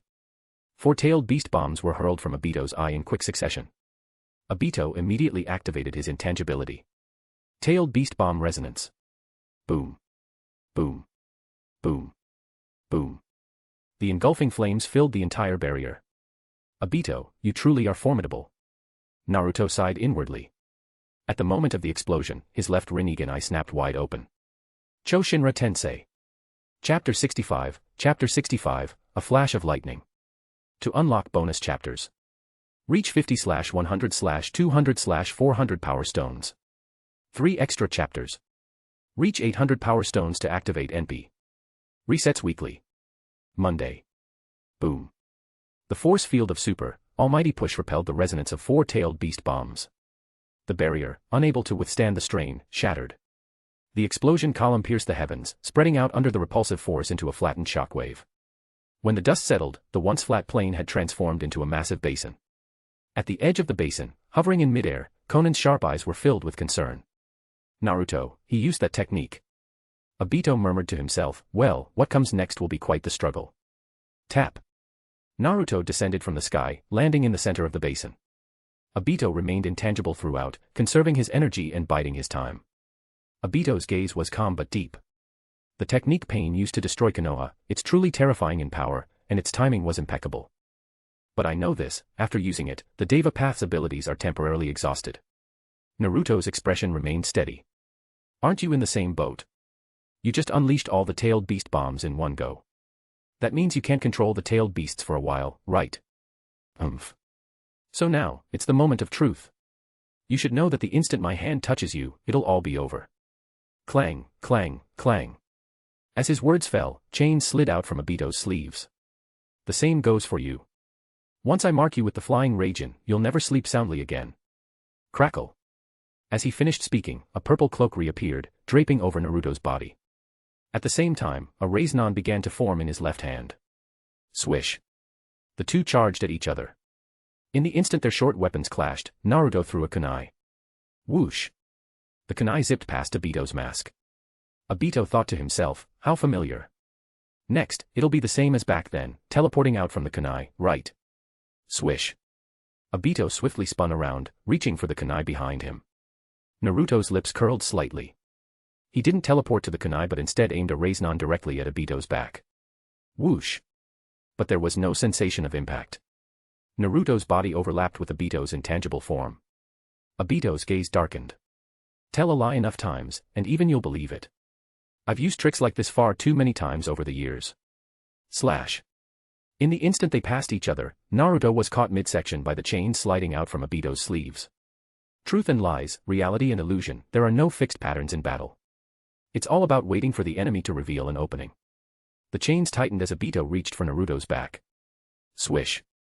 But just before his hand could touch him, Naruto teleported to the kunai that had already flown far away. This exchange, though seemingly long, occurred in the blink of an eye. Yet the danger and intricacies within were known only to the two combatants. In the end, it was a draw. Naruto slowly turned around. Compared to your fight with my father, you've improved a lot. Obito reached for his shoulder, his tone neutral. Your reflexes are almost as sharp as your father's, but you're even more cunning and unpredictable. Fortunately, the flying Raijin's markings can't be shared, or you'd be truly unstoppable. Next time, I won't miss. Naruto placed the kunai he had caught earlier in his mouth and formed a hand seal. Ninjutsu, Shadow Clone Jutsu. Poof. The Shadow Clone, also clad in the purple lightning cloak, moved to Obito's other side, holding a kunai in its mouth as well. Obito muttered, a pincer attack with the lightning release chakra mode, using the Shadow Clone to grab my tangible form the moment the real body is threatened. But my eyes have never left you. I know exactly which one is the real you. When your real body is absorbed, the Shadow Clone will dissipate simultaneously. So dividing your chakra like this is meaningless. The real Naruto, kunai clenched in his teeth, said, how would you know if you don't try? Obito's gaze turned sharp. Then let's try. Swish. Naruto's real body and Shadow Clone charged at Obito from the left and right. During the charge, both the real body and the clone formed Rasengan in their left hands. Obito stood still, his right eye scanning left and right. He thought to himself, deliberately placing his real body on my left side, not even overlooking the fact that my right eye's left field of vision is slightly weaker. The current Naruto is full of schemes. But I've known from the start which one is the real you.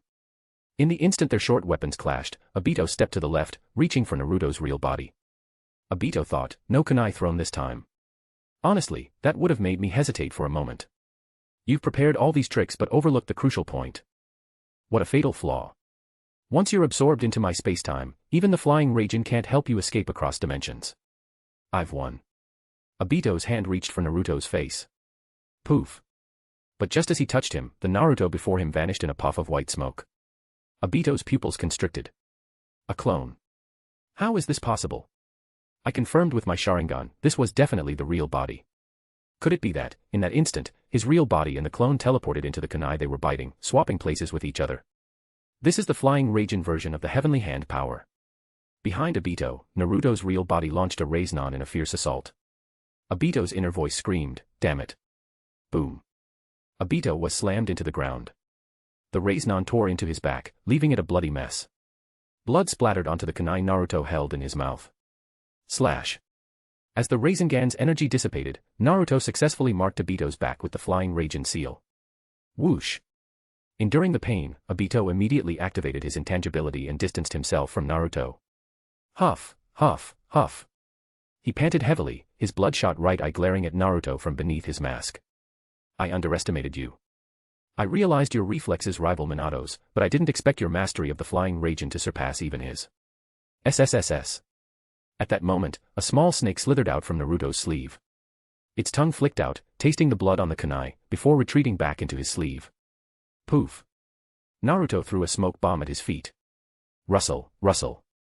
Under the cover of the smoke, the small snake slipped away from Naruto, its destination unknown.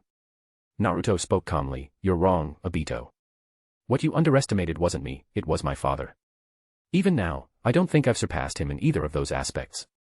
Obito's gaze darkened. "Regardless, I won't give you another opportunity." Swish. Toby landed beside Obito. Simultaneously, paper gathered around Naruto, forming Conan's figure.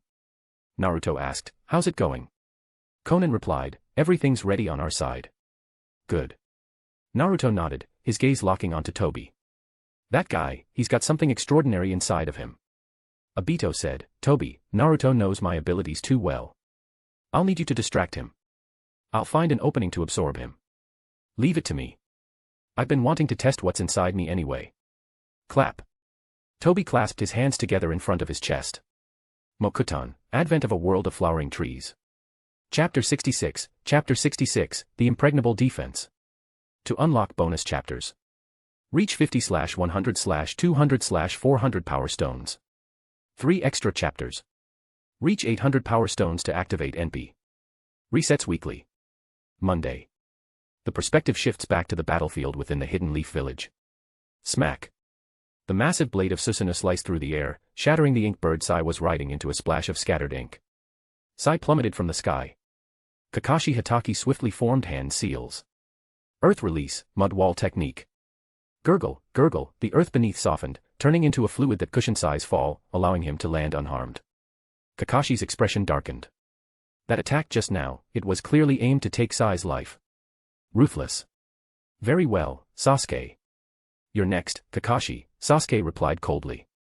Sasuke's Susanoo once again materialized a massive blade in its hand. Swish. At that moment, several dozen members of the Nara clan, led by Shikamaru, simultaneously activated their jutsu. Ninja art, shadow binding formation. Whoosh, whoosh, whoosh. Dozens of shadows shot out at high speed, connecting with Susanoo's shadow. Snap. The arm of Susanoo, which was raising its sword, froze in place. Sasuke's brows furrowed. "A bunch of insignificant pests. Our fathers aren't here, and with just our strength, we can't restrain that thing for long," Shikamaru analyzed calmly. "Everyone, use long-range ninjutsu to attack it. Whatever you do, don't get close." Boom. Boom. Boom. Boom. The ninjas skilled in long-range attacks launched their jutsu simultaneously. In an instant, earth release, water release, fire release, wind release, and lightning release intertwined, creating an endless cacophony of explosions. When the chaotic barrage subsided, the earth and rock scattered, but Susanoo remained standing tall. Its armor was completely unscathed. Our attacks had no effect. What is that thing? Its defense is terrifying. Shikamaru, who had never seen Susanoo before, was momentarily stunned, but he quickly regained his composure and began to observe closely. A giant chakra construct, protecting Sasuke and his comrades within it. But if you look carefully, they're still standing on solid ground. Maybe there's a way. Shikamaru's hand seals changed. Whoosh. The shadow behind Susanoo shifted, silently infiltrating its interior and extending towards Sasuke's feet. Something's wrong with the chakra, Karen sensed the anomaly and urgently warned, "Sasuke, behind you." Sasuke's eyes narrowed as he quickly dodged to the side, causing Susanoo to move with him. The Nara clan's shadow binding was already nearing its limit, and this sudden movement caused it to collapse entirely. Ugh! The Nara ninjas stumbled backward in unison, their strength drained. Wiping the sweat from his face, Shikamaru chuckled. "Just as I thought. That thing's weakness is at its feet. An underground earth release attack could effectively target it." Humph. Sasuke snorted coldly, his eyes gleaming with the light of his eternal Mangekyo Sharingan. Whoosh. The heavy armor of Susanoo vanished, and its form elongated. Legs appeared as it stood upright. This was the full-body form of Susanoo, achievable only with the eternal Mangekyo Sharingan. Though not yet the complete form, the removal of its armor reduced its defense but greatly enhanced its mobility. Additionally, its previous weakness at its feet was now gone. Boom.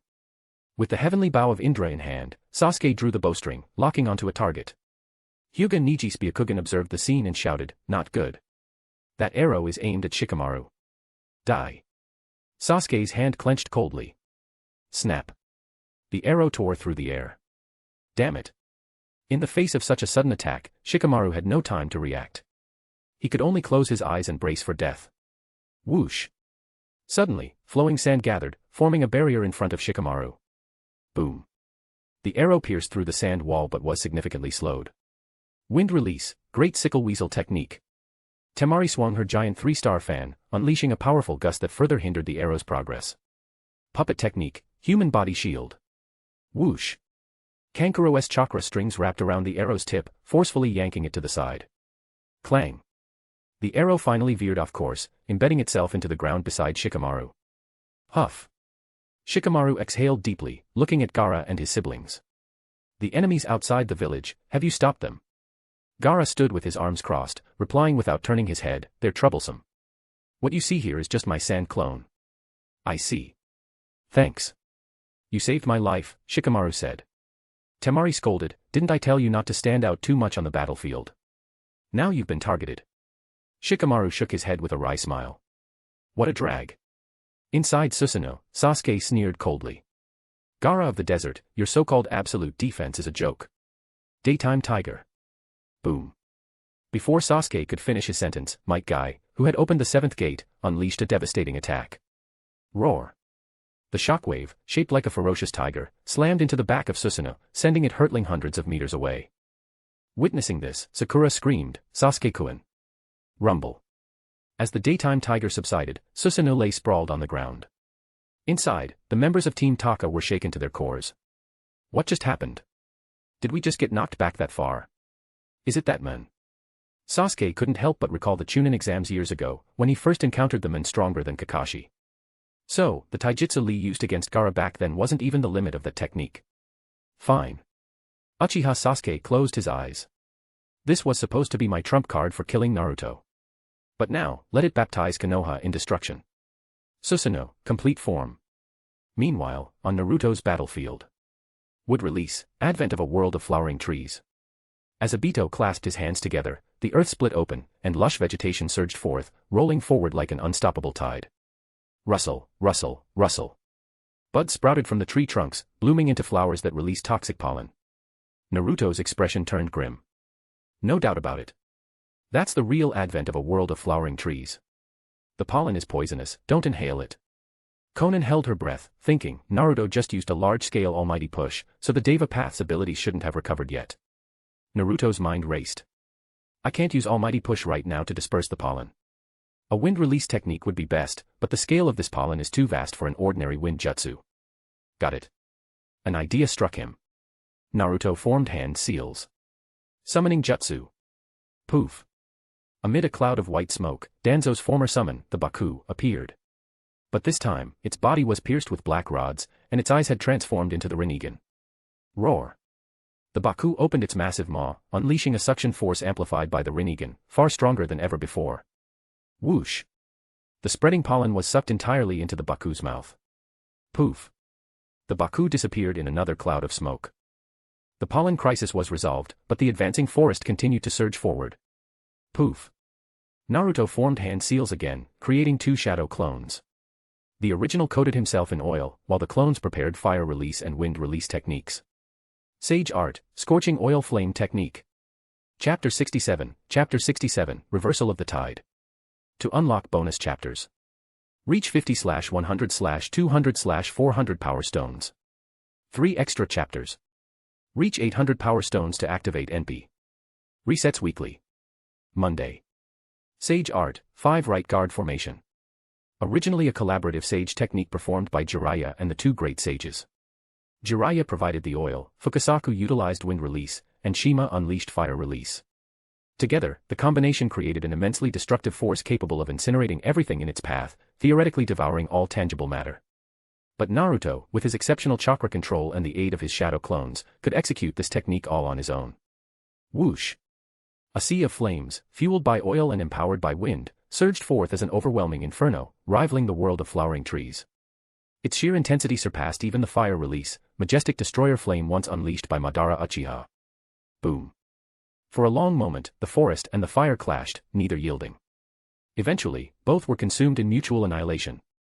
Thick, hot smoke billowed into the sky, obscuring vision. Well, that was blocked, Toby remarked casually. Obito observed with a calm yet calculating gaze. That's the current Uzumaki Naruto for you. Even without the Rinnegan, his combat power rivals Sasuke's. With the Rinnegan, he could almost stand toe-to-toe with Madara. Speaking of Madara. Toby clapped his hands together. Boom. Boom. Boom. The ground quaked as the wood release, thousand-armed cannon rose from the earth. As the smoke cleared, Konan stared at the colossal figure in shock. What is that? Naruto's expression turned solemn. It has finally appeared. That's the ninjutsu version of the true several thousand hands. Without the infusion of Sage Chakra, it's essentially an enhanced version of the Wood Golem technique, but it can already contend with the complete body Susanoo. Konan's face hardened. How do we fight something like that? Atop the cannon's head, Toby and Obito stood side by side. Let's start with an appetizer, Toby said nonchalantly. The 5 faces on the cannon's head opened their mouths simultaneously. Whoosh. Whoosh. Whoosh. Whoosh. Whoosh. Powerful ninjutsu representing the 5 elements, water, fire, earth, wind, and lightning, descended like a storm. Naruto formed hand seals. Bring it on. Poof. Poof. Poof. Poof. 4 shadow clones appeared, each forming different hand seals in coordination with Naruto. Sage Art, 5-element barrage. Streams of the 5 elements collided midair, neutralizing each other. Impressive, Konan remarked. You know so many techniques. Poof. The shadow clones vanished. Naruto chuckled, though his heart was tense. I've mastered almost all of Konoha's ninjutsu, except for bloodline limits and secret clan techniques. But inwardly, he thought, the true power of the true several thousand hands isn't its elemental attacks. Toby formed hand seals. Now, for the main course. Pseudo, top transcendence Buddha. Boom. Boom. Boom. The cannon advanced, and countless arms extended from the oval plate on its back, forming a canopy of fists that rained down like a storm. Naruto's gaze sharpened. Without the power of the Deva path, that's nearly impossible to counter. But it's not unbeatable, as long as I'm willing to spend the chakra. Ninja art, multiple shadow clone jutsu. Thousands of shadow clones appeared, each wielding a massive Raiznon. Using the enhanced leap power of Sage Mode, they launched themselves toward the descending fists. Sage Art, Massive Raiznon Barrage. This was the same technique Naruto had used to dismantle Sasuke's Crotengu Susanoo in the Land of Iron. But now, the number of shadow clones was several times greater. Boom. Boom. Boom. The massive Raiznon barrage clashed with the pseudo, top transcendence Buddha's fists, shaking the heavens and earth. Boom. Boom. Boom. Poof. Poof. Poof. The wooden fists shattered one after another, while the shadow clones dissipated in turn. Finally, the pseudo, top transcendence Buddha was neutralized, and the cannon lost all of its arms. Naruto's shadow clones vanished completely, and his Sage Chakra was depleted. He reverted from Sage Mode, breathing heavily. Huff, huff. Naruto panted. This is bad.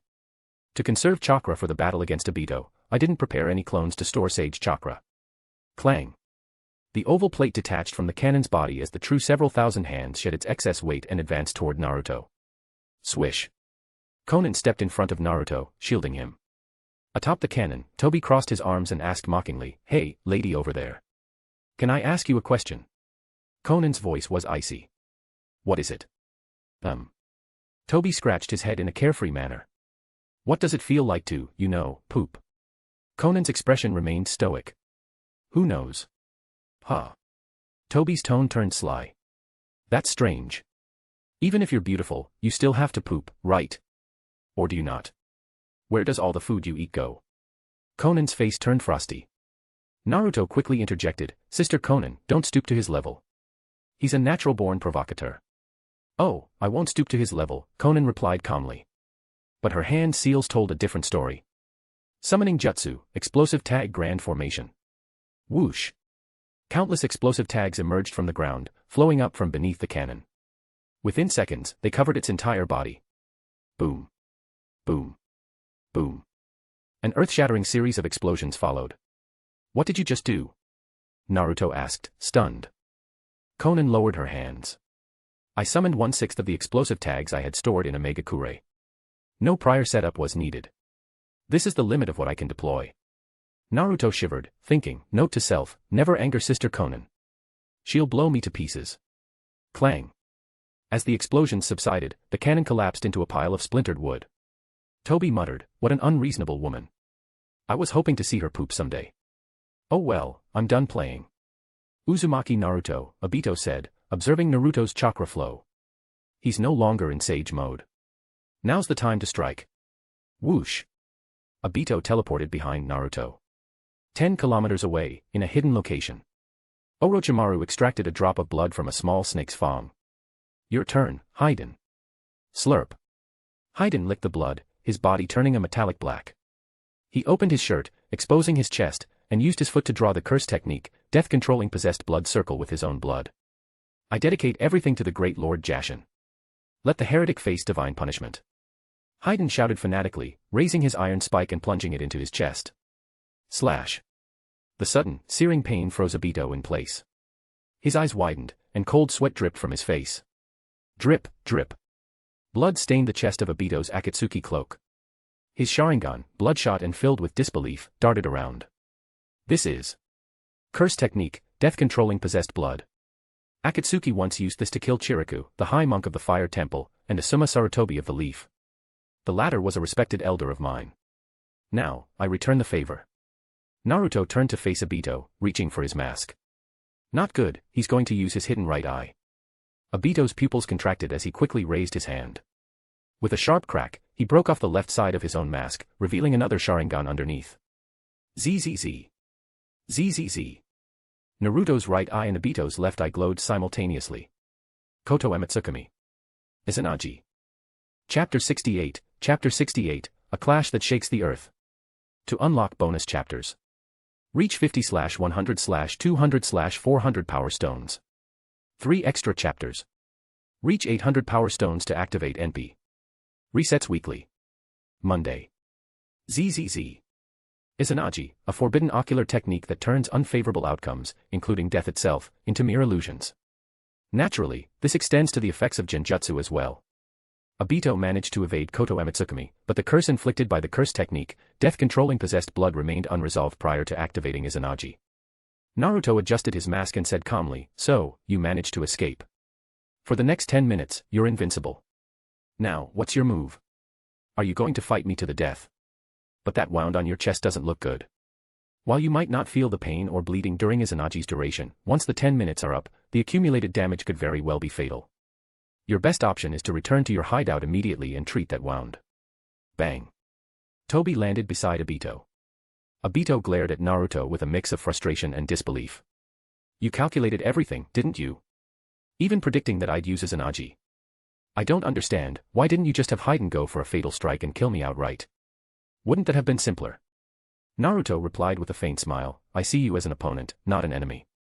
Perhaps in the future, we might even stand together to face the true enemy." "Heh, the true enemy," Obito thought to himself. "This dull, decayed, hopeless world, that is my true enemy. Naruto, let's say you've won this battle. But in the future, I won't yield to you."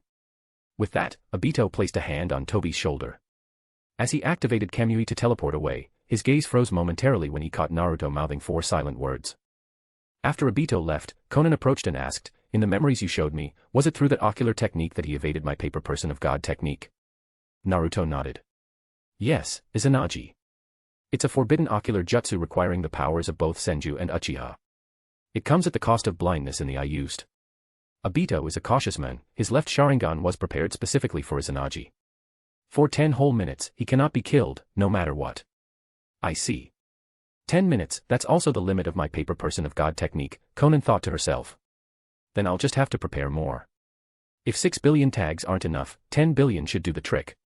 Naruto gazed at the spot where Obito had disappeared, a hint of melancholy in his eyes. "Obito, he's like another version of me. In my previous life, I was ostracized and shrouded in darkness. If things had gone differently, I might have become just like him." Konan asked, "Are you planning to find Sasuke next?" Naruto sat cross-legged and closed his eyes. "Yeah. Once I re-enter Sage mode, I'll go." With Obito and Toby retreating and their plan failing, the White Zetsus attacking Konoha began to withdraw to preserve their forces. "Those bastards are retreating. Damn it, after all the comrades we've lost, there's no way we're letting them escape." The hatred in Konoha's ninjas drove them to pursue relentlessly. "Let them go," Narashikaku commanded. The ninjas turned in confusion. Shikaku-sensei. Shikaku explained, their numbers are too great. If we continue fighting, our casualties will only increase. Besides. He looked out at the devastated battlefield and the trembling ground behind him. With a heavy voice, he said, we have more important things to do, treat the wounded and support the village. The ninjas swallowed their hatred and began organizing rescue efforts. At the heart of Konoha, the fully formed Susanoo stood like a revered war god, shaking the heavens and earth. Its dark purple hue was a reflection of Sasuke's heart, now consumed by hatred. Ha ha ha ha ha. Tremble and despair before this power. Then die like the ants you are, crushed under my feet. This is the retribution for what you did to the Uchiha clan. Sasuke's maniacal laughter echoed from the cube on Susanoo's forehead. Whoosh. The swing of its massive blade shattered mountains and rivers. Oh. The screams of ninjas echoed endlessly. Sasuke, please stop. Sakura cried out as she ran to the foot of Susanoo, tears streaming down her face. From above, Sasuke looked down coldly. Sakura, at this point, what meaning do your words hold? Sakura spread her arms wide. If you want to keep destroying the village, you'll have to step over my dead body first.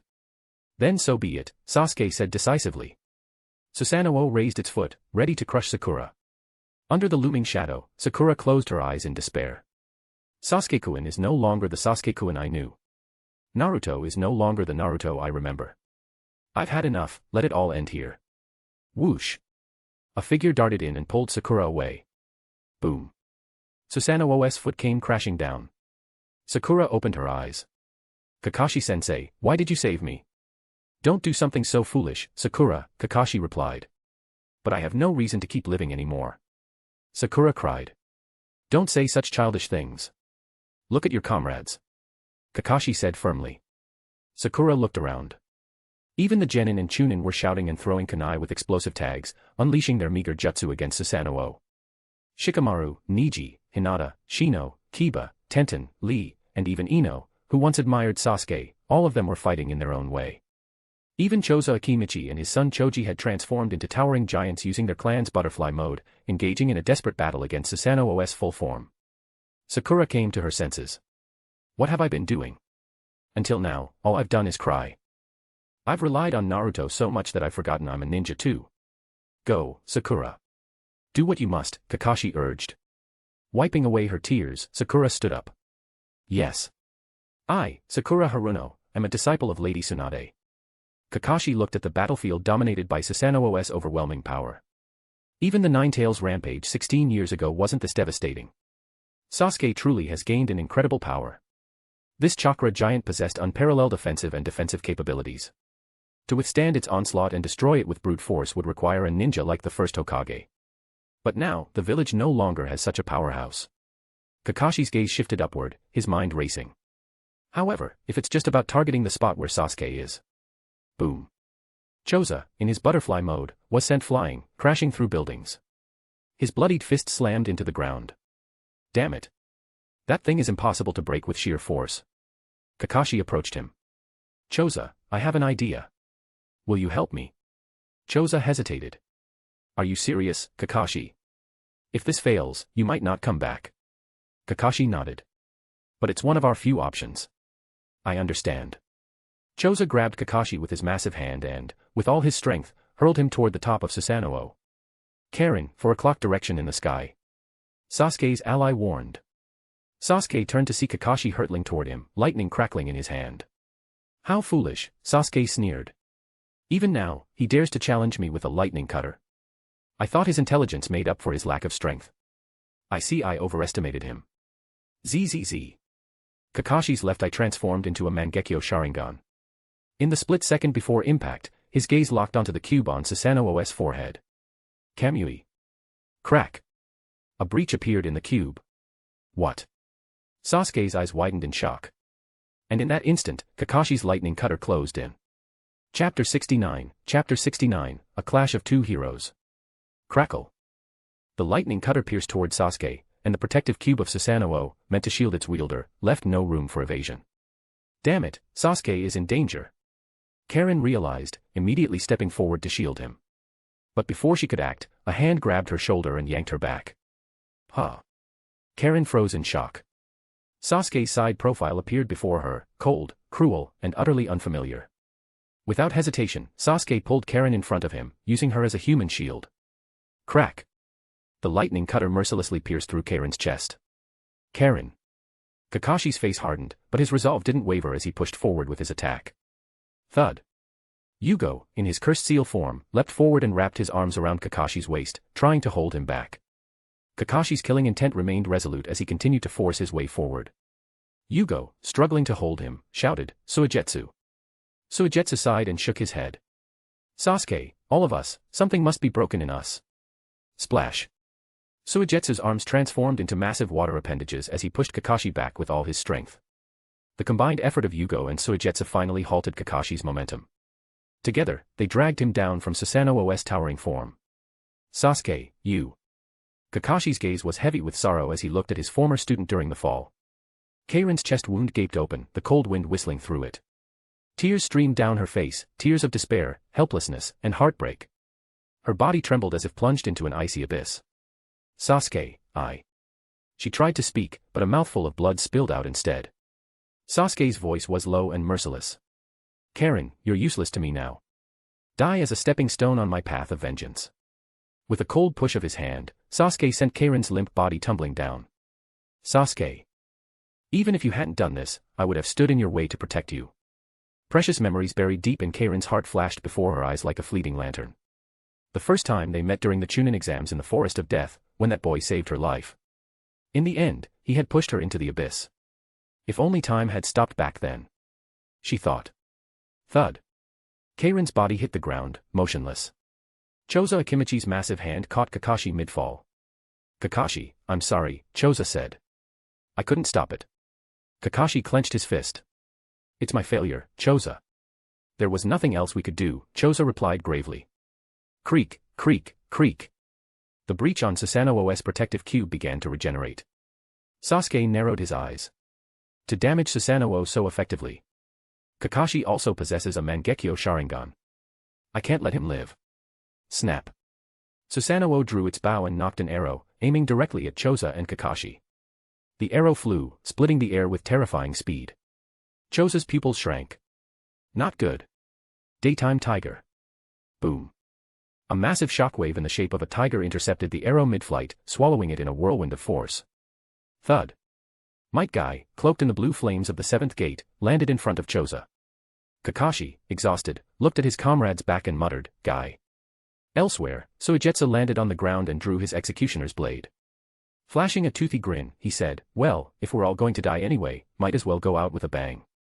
Whoosh.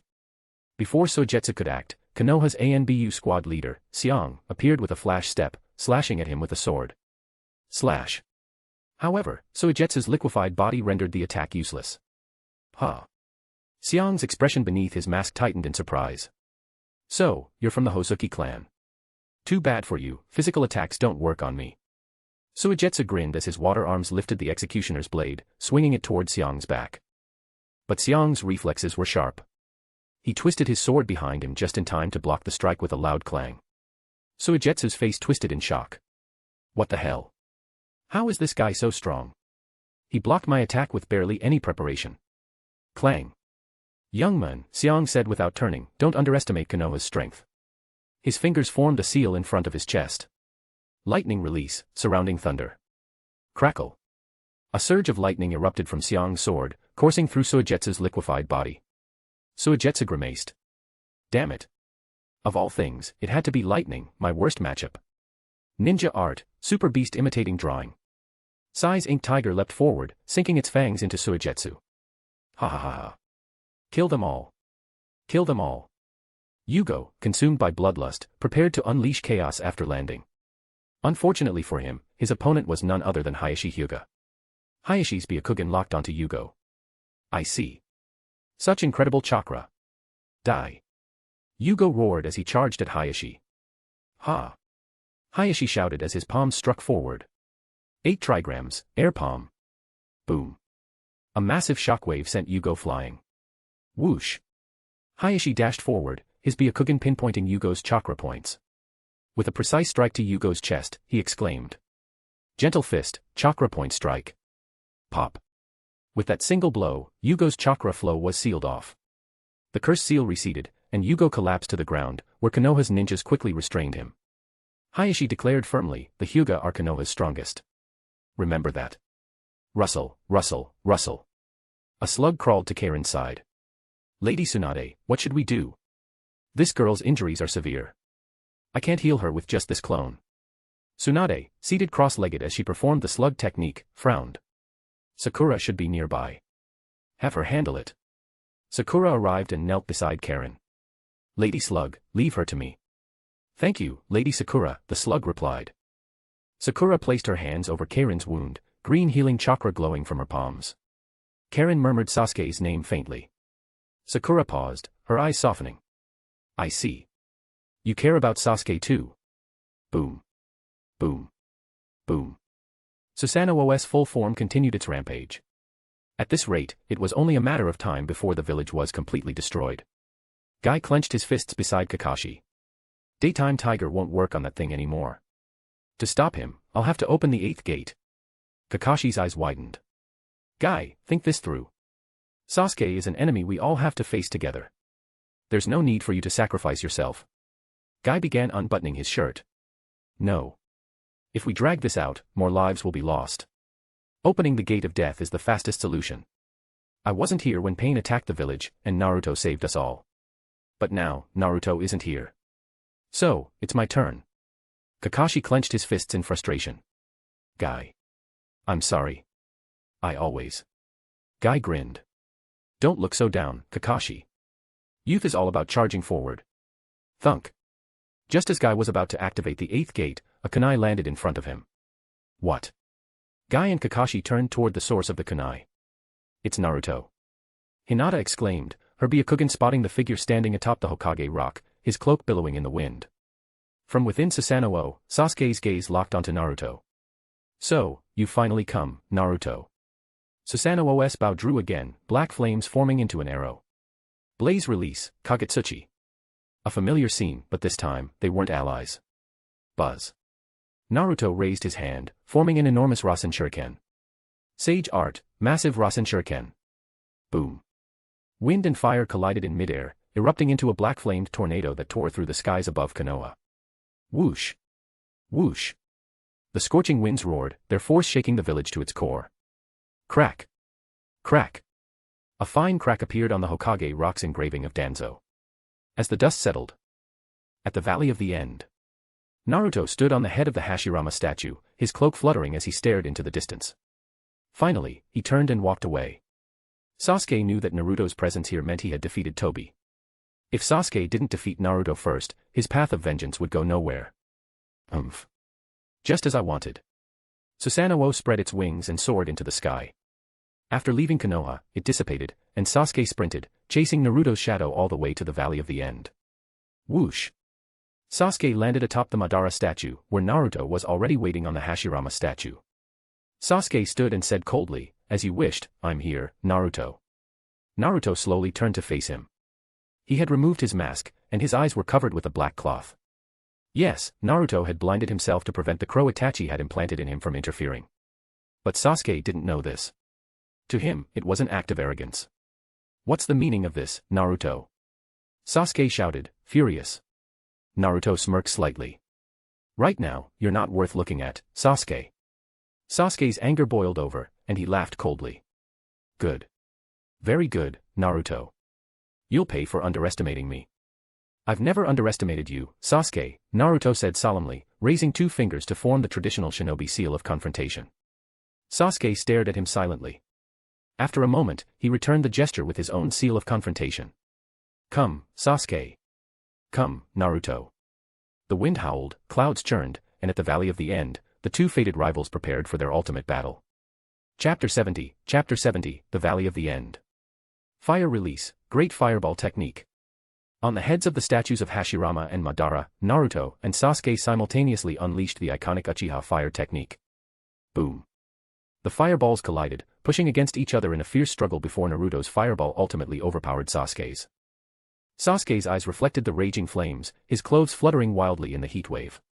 As always, his chakra reserves are immense, which makes his jutsu more powerful. But under the gaze of my ocular powers, all his techniques are meaningless. Drip. A streak of blood trickled down from Sasuke's left eye. His Mangekyo Sharingan, divided by bloodshot veins, focused intently on the approaching flames. Amaterasu. Whoosh. Black flames erupted, consuming and extinguishing the oncoming fireball in an instant. Swish. Naruto flipped through the air and landed on Madara's statue. Sasuke, recklessly using Amaterasu like that isn't a wise move. Sasuke smirked dismissively. Humph. I have attained eternal light. This level of exertion is nothing more than a sip of water. Thud. Thud. Thud. The two clashed in a fierce taijutsu battle. The longer they fought, the more alarmed Sasuke became. The force behind Naruto's punches and kicks was overwhelming, beyond comprehension. It wasn't just the enhancement from Sage Mode. Naruto's base taijutsu had undergone a qualitative leap. Thud. Thud. Thud. Each collision left Sasuke's fists and legs numbing, his movements growing more strained, while Naruto remained calm and composed, fighting with ease. How is this possible? It's only been a few days since I last saw him. How has his strength increased to such an extent? And, even though his eyes are covered, how can he predict my every move so precisely? Naruto casually threw a punch. Hey, Sasuke, have you heard of Sage Mode? Thud. Sasuke crossed his arms to block, sliding back 3 steps. His expression darkened. What's that? Swish. Naruto dodged a kunai Sasuke threw at him and replied leisurely, I trained at Mount Myaboku and mastered the power of Sage Mode. It allows me to sense natural energy, so even with my eyes covered, I can predict your movements perfectly. Sasuke frowned. Natural energy. Like this. Naruto swung his fist casually. Frog kata. Thud. A punch imbued with natural energy struck Sasuke's face, creating ripples across his skin. He plummeted from the statue into the water below. Standing atop the statue, Naruto looked down calmly. You could learn Sage Mode too, but I don't think Mount Myaboku's method would suit you. Between Ryuchi Cave and Shikatsu Forest, I'd recommend Shikatsu Forest. Sasuke emerged from the water, his expression grim. Naruto continued, I've had a brief experience with the sage power of Ryuchi Cave. It's volatile, absorbing too much could even make you grow horns, like your old cursed seal. Shikatsu Forest, though I haven't been there, is said to focus more on mental cultivation. It could help calm your rage and refine your mindset. Sasuke's voice was icy. Are you saying I'm too full of rage and lack discipline? Naruto countered, isn't that the case? I already told you, Danzo isn't in Konoha. He's with Kabuto. If you want revenge, go find Kabuto. But instead, you keep coming after me. You're acting like a child. Shut up. Sasuke clenched his fists. This is my revenge. I don't need your meddling. Naruto sighed, exasperated. Honestly, Sasuke, you really need to visit Shikatsu Forest. Let the slug sage teach you how to cultivate your mind. The Uchiha's ocular powers are closely tied to mental chakra. It would definitely help you master your abilities. Sasuke sneered, the noble Uchiha doesn't need such trivial methods to enhance our power. The abilities awakened in these eyes are more than enough to obliterate any obstacle. Sage Mode. I, Sasuke Uchiha, have no use for it. You're as stubborn as ever during your rebellious phase. Fine. Naruto shook his head and leapt down from the statue. Swish. Sasuke stepped back, feigning engagement with Naruto, and deliberately left an opening for Naruto to exploit. Boom. Sasuke's substitution jutsu activated, leaving a wooden log in his place. Naruto's lips curled into a faint smile. Swish. Sasuke appeared behind Naruto, his Kusanagi sword crackling with lightning as he slashed downward. Uchiha style, lightning blade slash. Clang. To Sasuke's shock, Naruto blocked the slash with his bare arm. What?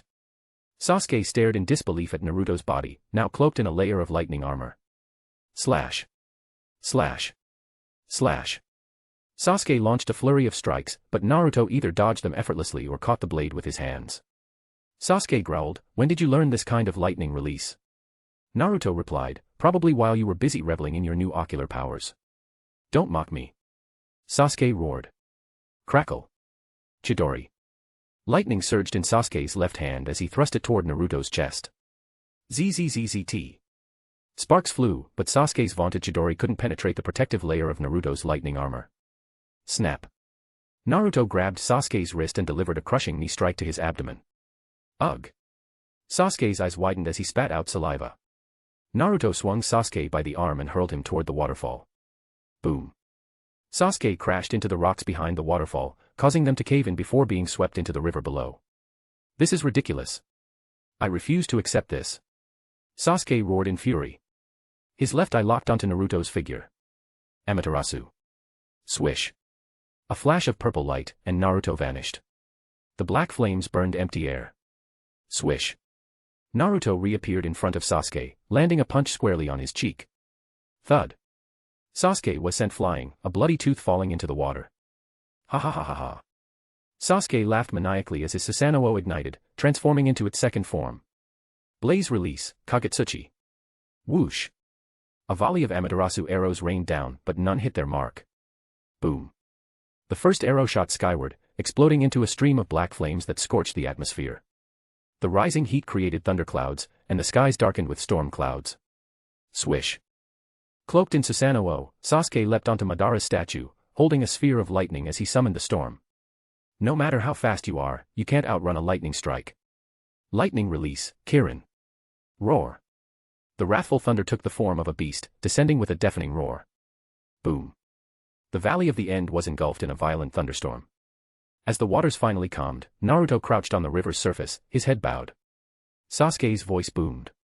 How's that? Naruto looked up. If it had hit, it probably would have hurt. What? Sasuke's disbelief was palpable. You're saying it didn't hit? Naruto sighed. Just before the lightning struck, I used the flying Raijin jutsu to teleport back to Omegakure. It was probably within a millisecond. What a shame. Sasuke asked coldly, what's a shame? Naruto replied, if it were my father, he would have been even faster. Sasuke lowered his head, trembling, before bursting into laughter. Ha ha ha. Fine. Fine. Fine. Then I'll send you to meet your father. Boom. Susanoo evolved into its complete form, towering over the battlefield. Wielding twin blades, it struck down with immense force. Naruto dodged with electrifying speed, his body glowing with lightning. Finding an opening, he performed a summoning jutsu. With the enhanced animal path, Naruto summoned a myriad of creatures. Though they couldn't match the full power of Susanoo, they effectively stalled it. Inside Susanoo's head, Sasuke stared at the battlefield, which now resembled a zoo. What's with these summons? Aren't you only supposed to summon toads? Could it be that left eye of his? Truthfully, Naruto was tempted to summon Manda just to see Sasuke's reaction. But Manda had been prepped with chakra and was currently searching for Jiraiya's remains in the seas around Omegakure. Naruto wasn't about to waste resources. Slash. One of Susanoo's blades skewered the three-headed hellhound, black flames consuming it entirely. Boom. The hellhound vanished in a puff of white smoke. Swish. Swish. Swish. More summons fell under Susanoo's relentless assault.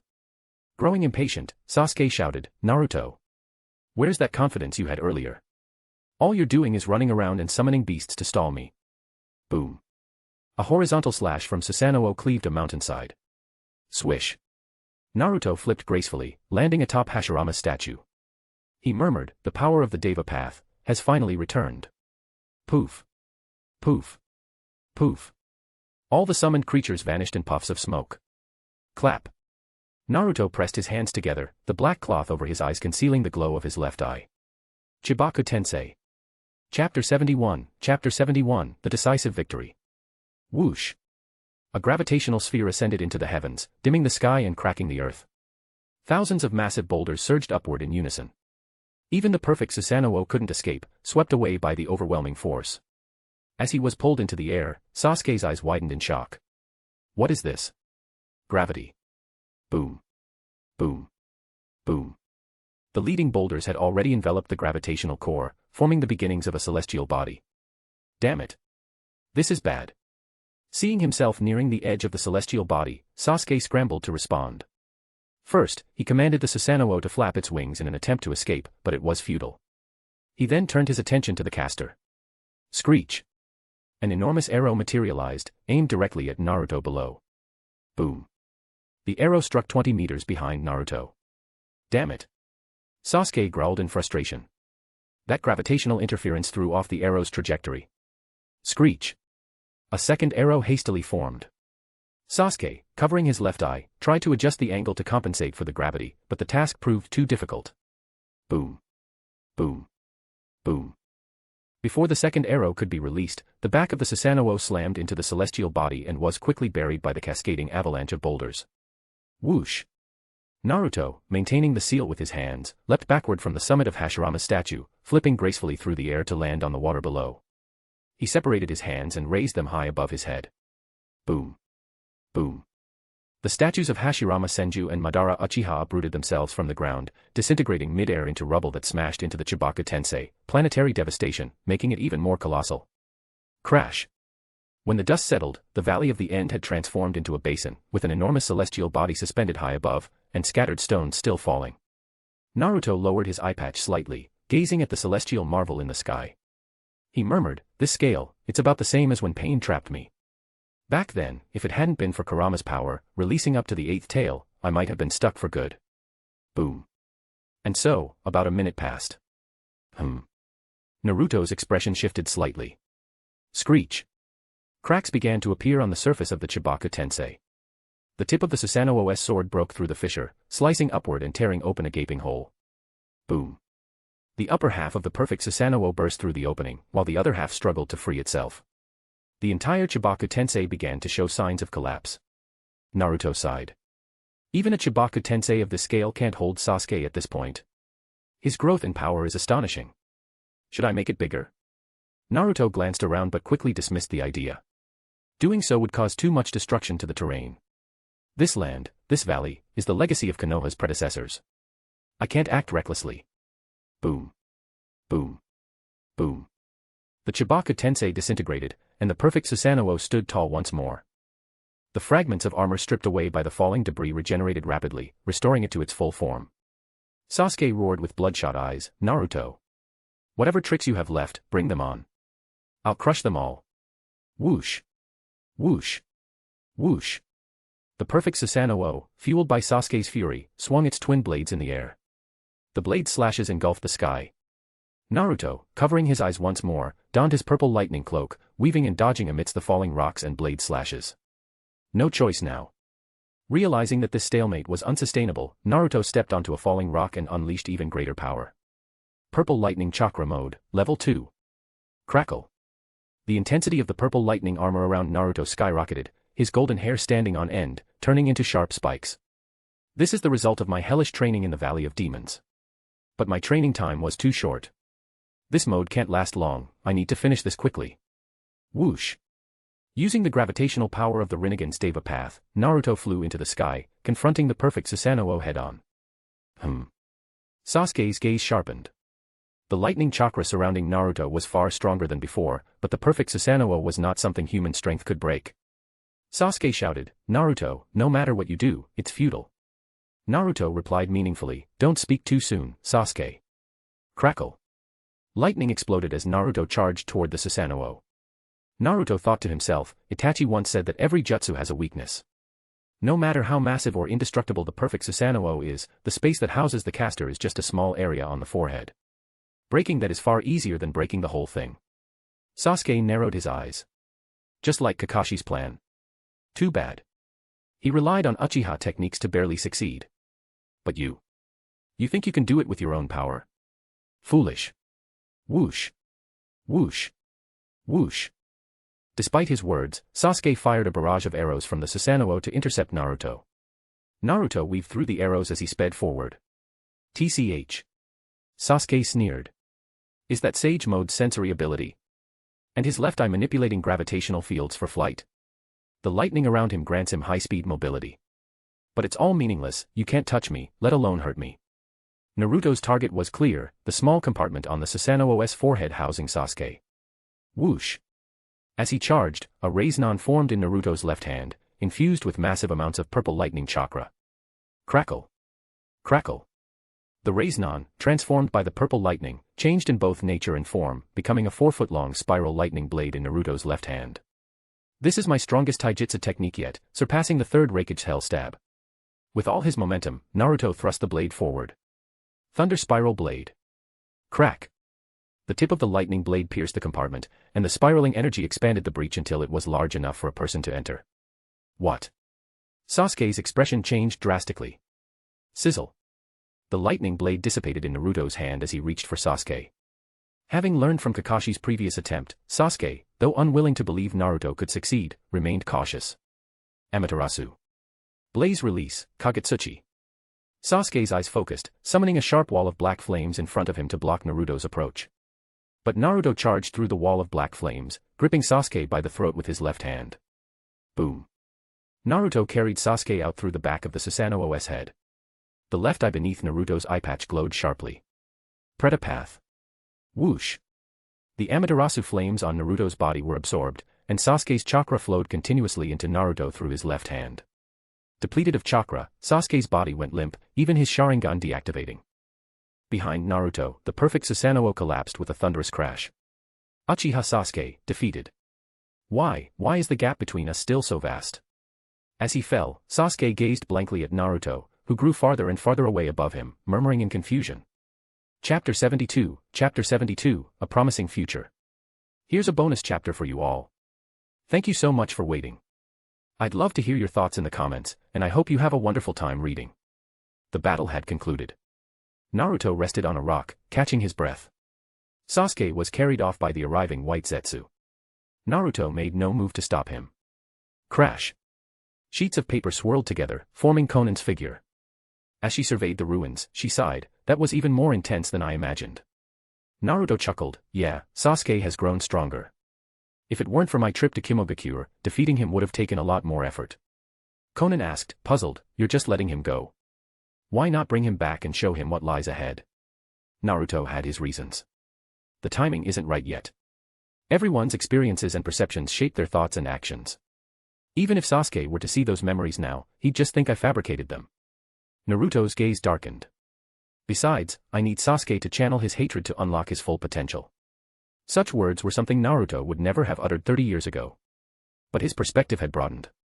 Thinking back, the power Sasuke once obtained was born from hatred, which itself stemmed from love. In the end, it was that very power, however tainted its origins, that saved the ninja world from Kaguya. Perspective grows with maturity, becoming more expansive. Hatred, too, fades as perspective broadens. Conan asked, "But what if Sasuke loses his way again and attacks Konoha?" Naruto smiled, "Then I'll stop him again." Whether it's Sasuke or Obito, the Uchiha's deep emotions often give rise to extreme thoughts. The reason I've spared them repeatedly is something they'll come to understand eventually. When they truly become curious and seek answers, that's when I'll open my heart to them. Conan was surprised. Not just Sasuke. Even Madara, no, Uchiha Obito, you want to win them over too. Naruto looked up at the sky and replied, "Yes. Just one Otsutsuki like Shirbai could wipe us out. And there are many among their clan even stronger than him. I'm not naive enough to think I can fight them alone. Beyond strengthening myself, I must seize every opportunity. In the future, everyone will stand with me. It's just that, for now, due to asymmetry in information and differences in understanding, I have no choice but to act as the pioneer. That's why I won't suppress them. Instead, I'll encourage them to grow stronger, whether through opposing me or pursuing other goals. As long as they grow stronger, they'll become part of our force against the extraterrestrial threats." Naruto's words were convincing, but Conan couldn't help but worry. After all, the enemy's power was overwhelming, and Naruto's mission was fraught with risk. Seeing her concern, Naruto smiled and said, "Conan, nay, you don't need to worry. I've lived through one life already. I know exactly who is worth winning over, who can be won over, and who will only hinder us and must be eliminated." Conan asked, "Can you tell me who you plan to win over and who you plan to eliminate? It would put my mind at ease." Naruto pondered for a moment and replied, "Sasuke, Obito, the previous Hokage, Madara, Kabuto, and Kaguya, these are the ones I aim to win over." Madara and Kaguya. Conan thought she had misheard. Naruto's gaze grew deep. Yes. Madara is merely blinded by a flawed ideal, and Kaguya, she simply lacked someone to walk alongside her and guide her. That's why she stood against us. Conan asked, "But isn't Kaguya an Otsutsuki herself?" Naruto lowered his eyes. "But she coexisted with humanity once. What embodies her isn't just divinity but also humanity. She behaves more like a woman desperately lacking a sense of security than a tyrannical god who looks down on all living beings.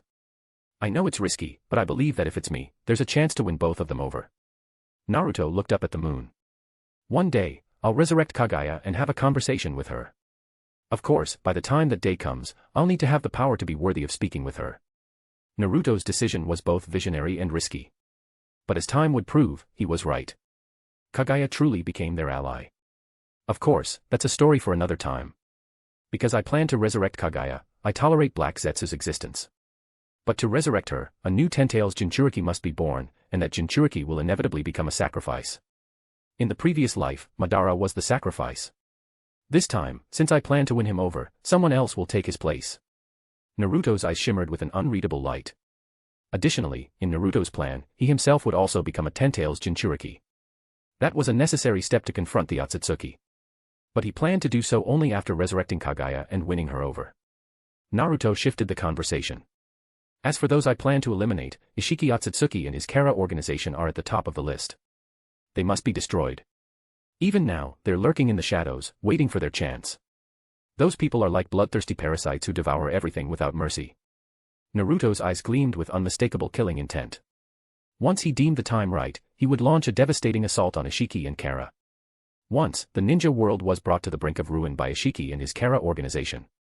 This time, the tables will turn. Konan felt deeply honored. After all, she was the first person Naruto had ever shared such an important and comprehensive vision of the future with. That represented trust. After resting, Naruto stood up, brushing off his robes, and leapt down from the rock. This Valley of the End will surely become the stage for future duels between Sasuke and me. I might as well restore it for now. Clap. Naruto formed a seal. Earth release, creative transformation. Rumble. The ground shifted as Naruto reconstructed the statues of Hashirama and Madara based on his memory. Whoosh. Naruto changed his hand seals. Water release, waterfall basin technique. Crash. An artificial waterfall cascaded down the gorge between the two statues. Though not fully restored, the Valley of the End was now presentable. Hovering in midair, Konan's orange eyes scanned the statues and remarked, "Aren't the two statues a bit asymmetrical?" Huh. Naruto exclaimed in surprise. He stepped back for a better view. You're right. Madara's statue was noticeably shorter than Hashirama's. Naruto shook his head. Oh well, it'll do. Madara can't see it anyway. Puffed. Konan stifled a laugh. What if he does see it someday and comes after you? Naruto scratched the back of his head nonchalantly. Well, I'll deal with it when that day comes. Whoosh. With the flying Raijin Jutsu, Naruto and Konan returned to Omegakure. Chapter 73, The Road Ahead. Here's a bonus chapter for you all. Thank you so much for waiting. I'd love to hear your thoughts in the comments, and I hope you have a wonderful time reading. Inside the Akatsuki hideout, a dimly lit chamber. The gaping wound that had pierced through Obito's chest and back was now patched with white Zetsu's body tissue. At this moment, Obito's back was exposed, revealing two flying Raijin Jutsu marks symmetrically imprinted on either side. One mark was left by Minato, the other by Naruto. Initially, Obito hadn't paid much attention to Minato's mark, as Minato was long dead. However, the mark left by Naruto was a different story. As Naruto had warned, it made Obito restless, unable to sleep or eat in peace. He had to remove it immediately, even if it meant self-mutilation. Afe, I'm counting on you, Obito said firmly. Behind him, Afe hesitated, holding a kunai in his hand. Shouldn't we use some anesthetic? No need. Just do it. I want to remember the shame of this defeat. Obito growled. He folded a towel, biting down on it hard. Afe's hollow eye sockets betrayed a tinge of complexity. He raised the kunai and began to scrape at Obito's back. Ugh! Sweat instantly drenched Obito's deeply wrinkled face. Veins bulged as he bit down on the towel, suppressing his groans within the dark chamber. This pain was nothing compared to the agony of losing Rin. Scrape. Finally, the skin on his entire back was peeled off, exposing the raw white bone beneath. Exhausted, Obito bent over, blood pooling on the ground beneath him.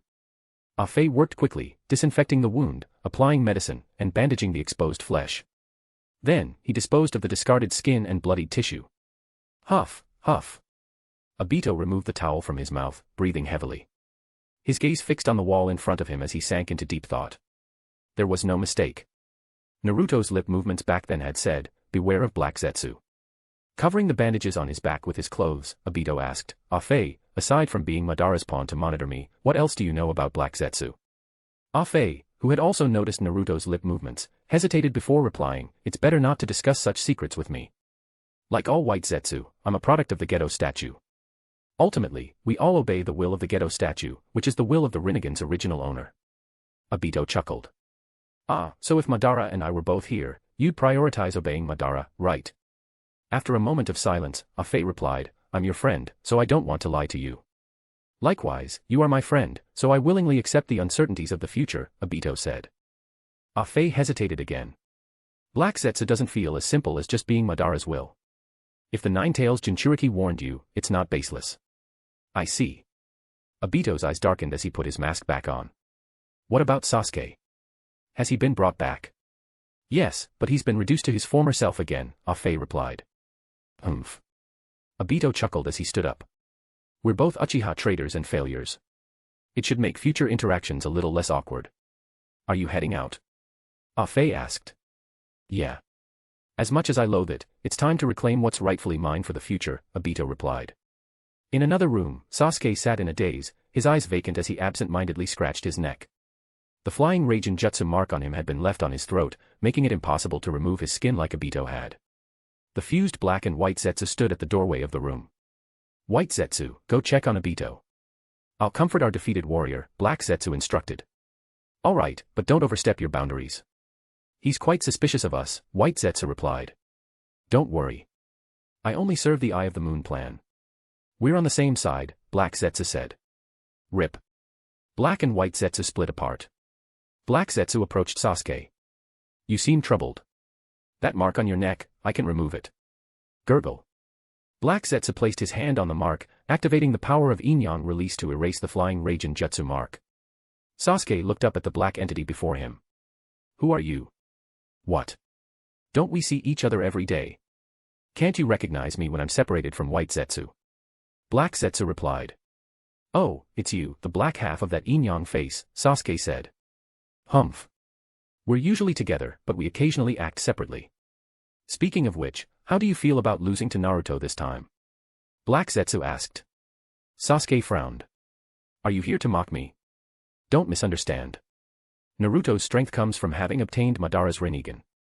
Your defeat was inevitable, Black Zetsu explained. Sasuke was shocked. What did you say? That Rinnegan isn't Nagato's. And Madara, isn't he? I'll keep it brief. That masked man is not Uchiha Madara. The real Madara is dead. The Rinnegan isn't Nagato's either, it was awakened by Uchiha Madara. After Madara, the former Uchiha clan leader, was defeated by Hashirama Senju, he didn't die. He gained Hashirama's power and awakened the Rinnegan before his death. So, if you want to defeat Naruto now, you'll need the power of the Rinnegan. Perhaps Kabuto Yakushi can help you, Black Zetsu suggested. Black Zetsu's thoughts churned. Obito has no intention of reviving Madara according to the original plan, so I deliberately let Kabuto discover Madara's corpse to resurrect him through Edo Tensei. But both of Madara's Rinnegan are now in Naruto's hands. That boy is beyond ordinary comprehension. I must prepare a backup plan. Sasuke, as Indra's reincarnation, might also have the potential to awaken the Rinnegan. At the memorial stone in Konoha, Kakashi stood deep in thought. The person on the Hokage rock back then, though masked, was undoubtedly Naruto. Was Naruto's appearance what forced Sasuke to leave the village? If that's the case, then Naruto really. Yo, Kakashi, mourning your friends again, a mocking voice suddenly rang out behind him. Crackle. Kakashi's eyes sharpened as he turned, his Chidori slicing toward the source of the voice. Whoosh. But it passed right through the masked man's body. The masked man raised his hand eerily, reaching for Kakashi. Swish. Kakashi quickly retreated, putting distance between them. Impressive, Sharingan Kakashi. You're fast, the masked man said ominously. Kakashi's gaze turned sharp. You're Madara. Rip. Without hesitation, Kakashi pulled down his headband. His left Sharingan spun into a Mangekyo, focusing on the masked man's head. Madara, I'll deal with you here and now. Stop, Kakashi. That technique is meaningless against me, the masked man said. He raised his hand and removed his mask, revealing his true face. Boom. Kakashi was struck like lightning, frozen in place. I'll be taking that eye back, Obito said. Rip. In an instant, Obito lunged forward and gouged out Kakashi's left eye. Thud. Kakashi dropped to one knee, ignoring the blood pouring from his empty left eye socket. He stared at his former comrade's back with despair. Why? You're alive, yet. Holding the bloodied eye, Obito replied with his back turned, this world is an illusion. You, who failed to protect Rin, and Minato-sensei, who couldn't arrive in time, are all useless. No, even I am no exception. Whoosh. Obito activated Kamui, sucking himself into his own dimension. His voice echoed, Kakashi, let us continue living as failures until the day I bring the world the dream of hope. Then we'll meet again, with Minato-sensei and Rin. Thud. Kakashi's vision darkened, and he collapsed unconscious. Chapter 74, Storm Clouds Gather. Here's a bonus chapter for you all. Thank you so much for waiting. I'd love to hear your thoughts in the comments, and I hope you have a wonderful time reading. Omega-kure. To relieve the exhaustion from days of relentless battles, Naruto, at Konan's suggestion, visited a local inn's hot springs.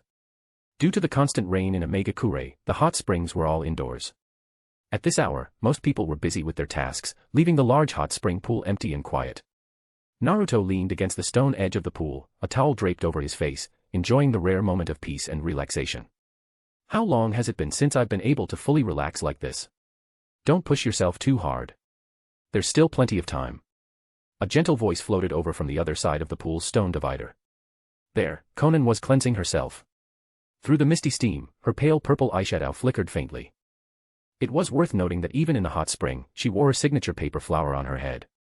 It was crafted from a special type of paper that wouldn't deform or fade, even when soaked. From the other side of the stone divider, Naruto asked, by the way, Konan-ne, there's something I've always wanted to ask you. Splash. Konan raised her slender, white legs from the water, her hands gently brushing water over them. Her beautiful eyes flashed slightly as she replied, what is it? Ask away. Naruto asked, why do you like origami so much? Konan's expression paused for a moment before softening.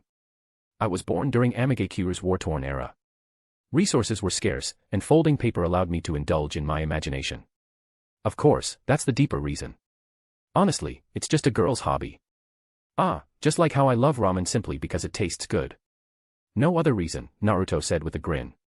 But Konan-ne, I really admire you. You managed to combine your hobby with ninjutsu.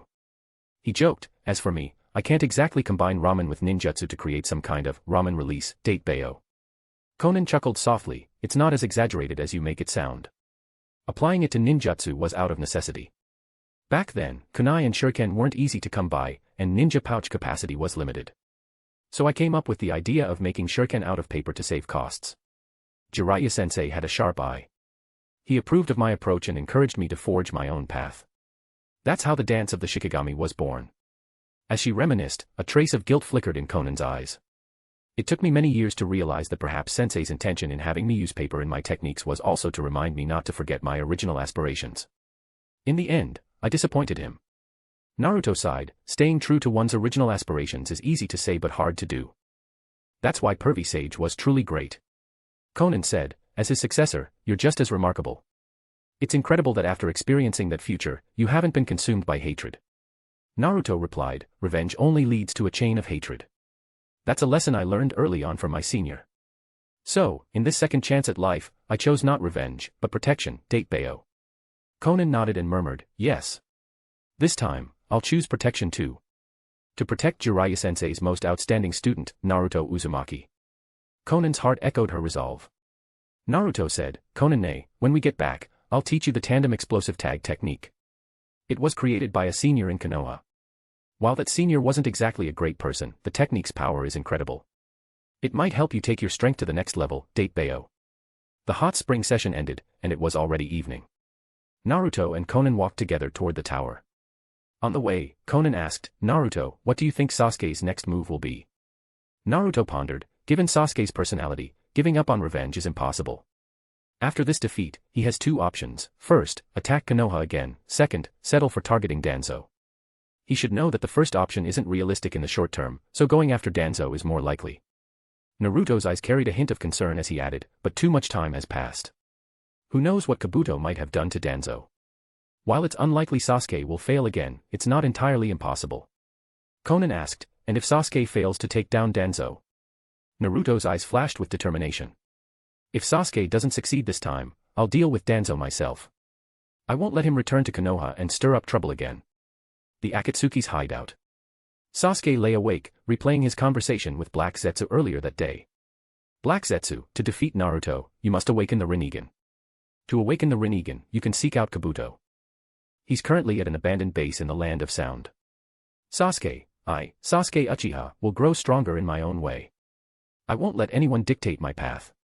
So I won't listen to you. Black Zetsu, I'm trying to help you. Sasuke, get lost, or I'll kill you right now. Black Zetsu, heh, fine. But one day, in your pursuit of greater power, you'll walk the path I've pointed out. Snapping back to the present, Sasuke stared unblinkingly at the dark ceiling above him and murmured, these eyes, Itachi's eyes, still hold the sorrow he carried in life. I'll use these eyes to see through everything, including the darkness. So I'll never covet that so-called Rinnegan. As for Kabuto, I'll seek him out for one reason only, to kill Danzo. Splash. Sasuke sat up, dressed, strapped the Kusanagi sword to his waist, and left the Akatsuki hideout, disappearing into the night. He's gone. He's heading north. As soon as Sasuke left, White Zetsu reported the news to Obito. Obito stood before a mirror, adjusting his attire.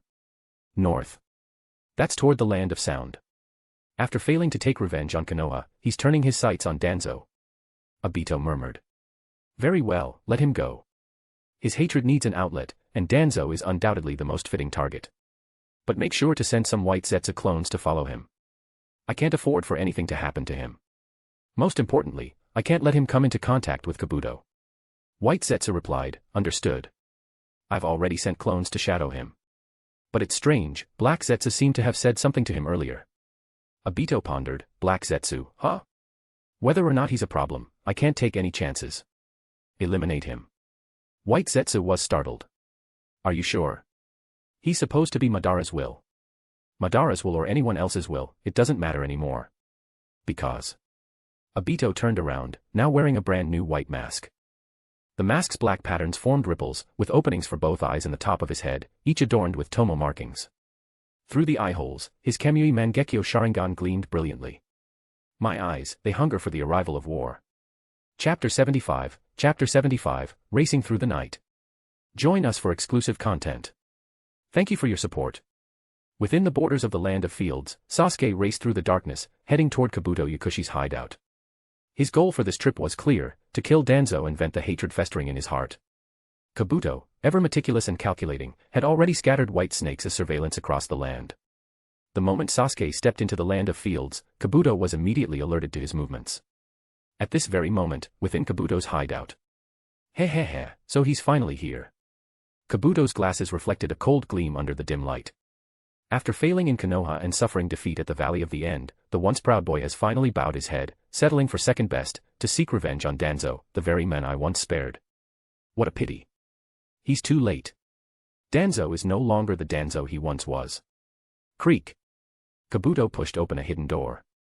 Danzo sat at a table, propping his chin up with one hand. His right eye was covered by a bandage, while his left eye gazed into the flickering candlelight. This body, it has become so strong that even I find it hard to believe. I dare say it rivals that of my former mentor, the second Hokage, Tobirama. Kabuto adjusted his glasses with a finger and said, of course. I spared no expense. Besides the 200 Mangekyo Sharingan from Shin, I even gave you my most prized possession. Danzo glanced at him. Uchiha Kageme's right eye, where did you find it? And where is his left eye now? Kabuto smirked. I have my ways. But, speaking of which, I do owe Naruto some thanks. Danzo narrowed his eyes. Thanks to Naruto. Kabuto explained, indeed. That place was incredibly dangerous. If Naruto hadn't interfered and forced the masked Madara to declare war at the 5 Kage summit, I might have abandoned my trip there to prepare for the war instead. And if that had happened, I wouldn't have found this eye. In any case, Uchiha Sasuke is on his way here. His target is you. Danzo stood up, his gaze dark and foreboding. Uchiha Sasuke, the one stain left behind by Itachi. It's time to erase it.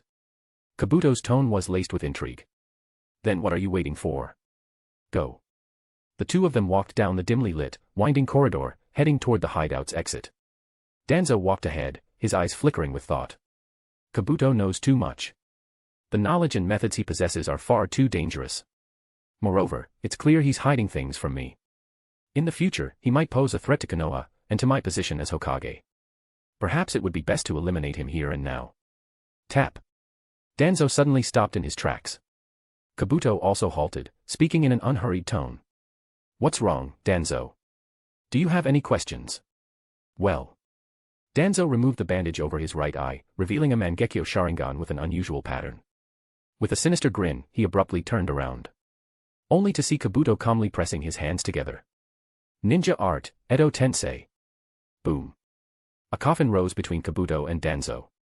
As the lid fell away, the man inside was revealed. Danzo's pupils contracted sharply. This is... Kabuto chuckled. Danzo, if I dare to give you everything, it's because I have the means to take it all back. I suggest you abandon those foolish thoughts and don't let my efforts go to waste.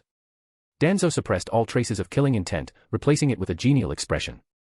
What are you talking about? We're partners. I was merely testing the vision of this right eye. Kabuto tilted his head. And? Have you confirmed it? Danzo recovered his right eye with the bandage. I have. It's indeed an excellent eye. Kabuto smiled faintly. Then let's keep moving. Indeed, Danzo replied, turning to continue forward. But inwardly, he was filled with dread. I never expected him to summon that man. What is his true goal? Does he intend to destroy the ninja world? With doubt and lingering fear, Danzo left Kabuto's hideout. Atop the tower in Omegakure, Konan received a message delivered by a paper bird. After reading it, she turned to Naruto. The ANBU have reported in. Sasuke has entered the Land of Fields. Naruto's gaze deepened. The Land of Fields, a small country where Otogakure is located. It's also suspected to be Kabuto Yakushi's hiding place. Konan sighed. You were right. Sasuke has chosen to seek revenge on Danzo. Then we need to prepare for the aftermath as well. Whoosh. Naruto stood, draping his flame-patterned cloak over his shoulders. Are the kunai in place? Konan nodded. To be cautious, Violet only left flying Raijin kunai near the border of the Land of Fields. She didn't pursue Sasuke further. Naruto smiled. That was the right decision. There's no way Sasuke wouldn't notice someone tailing him at this point.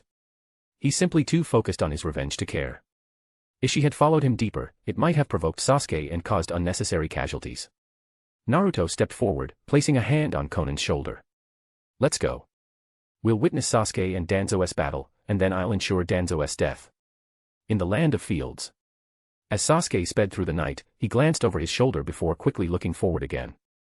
He muttered coldly, they were smart not to follow me.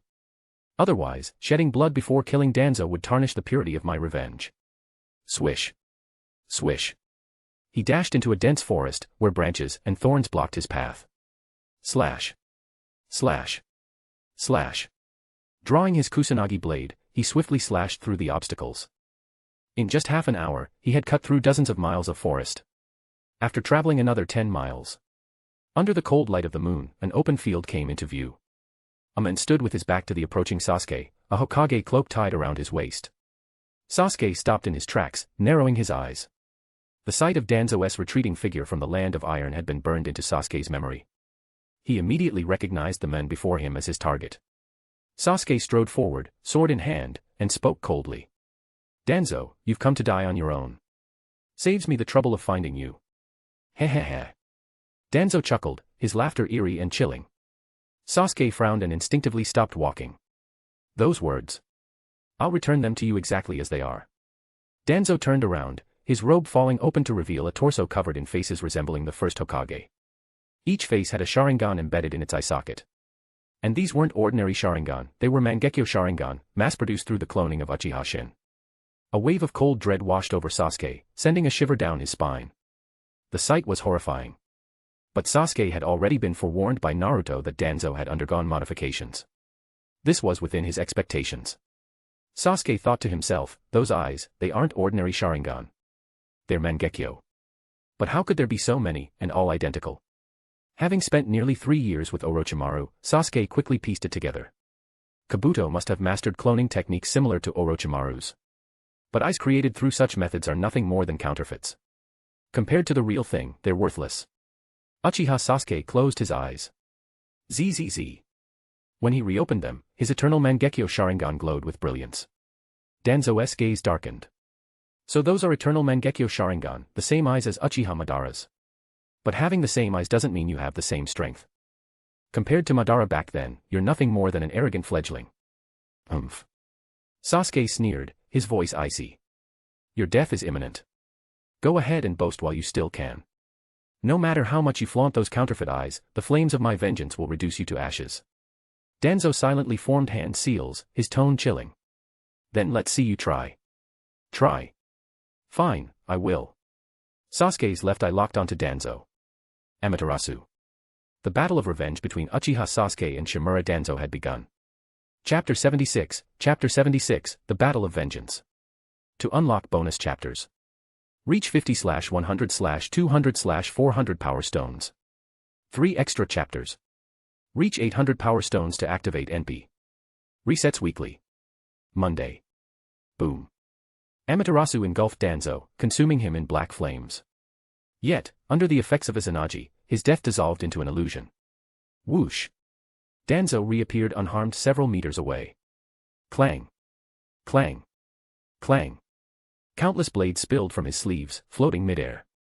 After adjusting their angles, they all pointed at Sasuke. By marking the weapons and controlling them with ocular power, this was the ability granted by Shin Uchiha's cloned Mangekyo Sharingan. Swish. The blades shot toward Sasuke.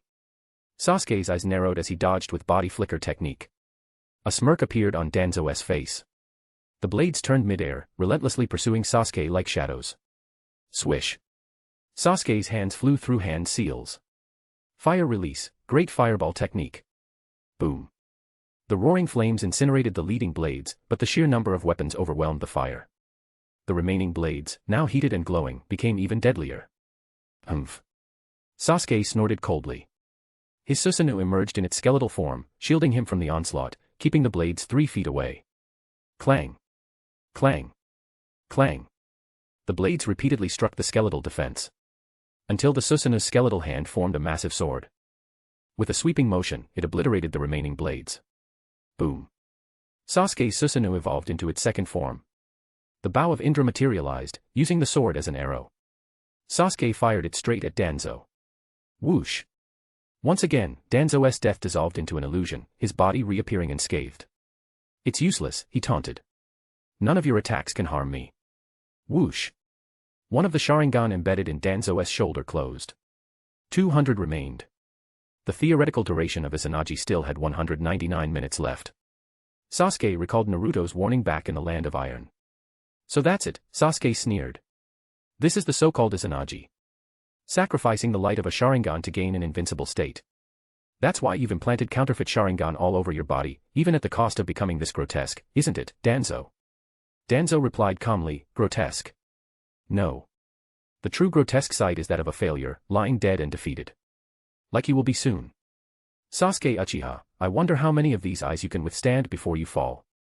Crack. Sasuke's voice was icy. Go ahead, keep playing with those eyes. I'll keep killing you until I send you to hell. Whoosh. Sasuke's skeletal Susanoo charged at Danzo, balancing defense against the blades while maintaining its offensive power. Kabuto, observing from a distance, commented, oh. It seems Sasuke understands this will be a prolonged battle. To conserve chakra, he's opted for an energy-saving mode. Pushing his glasses up the bridge of his nose, Kabuto smirked. Unfortunately, Danzo isn't just enhanced with more Uchiha eyes. He also has the robust vitality of the Senju. Clap. Danzo clasped his hands together.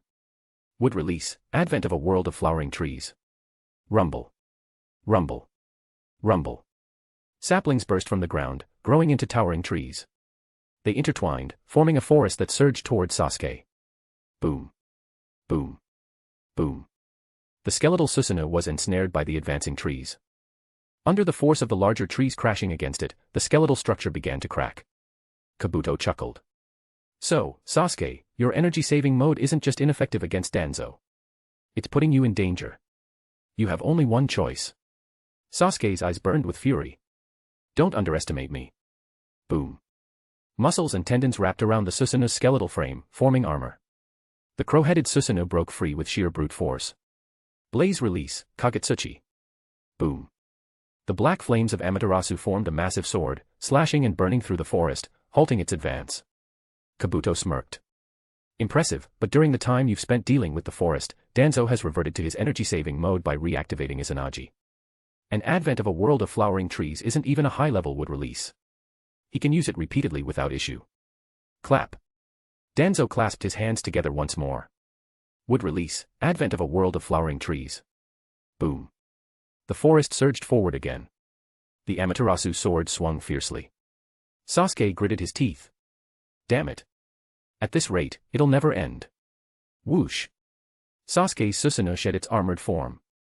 Using the remaining chakra, it grew legs, transforming into a full-body form, though not yet its perfect form. Whoosh! The full-body Susanoo leapt high into the air, firing an arrow downward. Kabuto raised an eyebrow. Oh!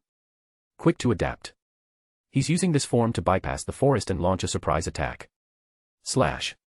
The arrow pierced through Danzo. But Kabuto sneered. However, the Mangekyo Sharingan allows for preset ocular techniques. Izanagi can be programmed to activate automatically in the face of danger. It's energy efficient and nearly flawless. Whoosh! Danzo's death once again dissolved into an illusion. He reappeared in a different location. Sasuke growled. Damn it. I didn't make it in time. Crash. The Susanoo landed, but before it could leap again, the forest entangled it once more. In this full-body form, the Susanoo had greater mobility but lacked the defense of its armored crow-headed form. The forest's interference severely hindered its effectiveness. Sizzle. Sasuke's eternal Mangekyo Sharingan glowed with savage intensity as he made up his mind.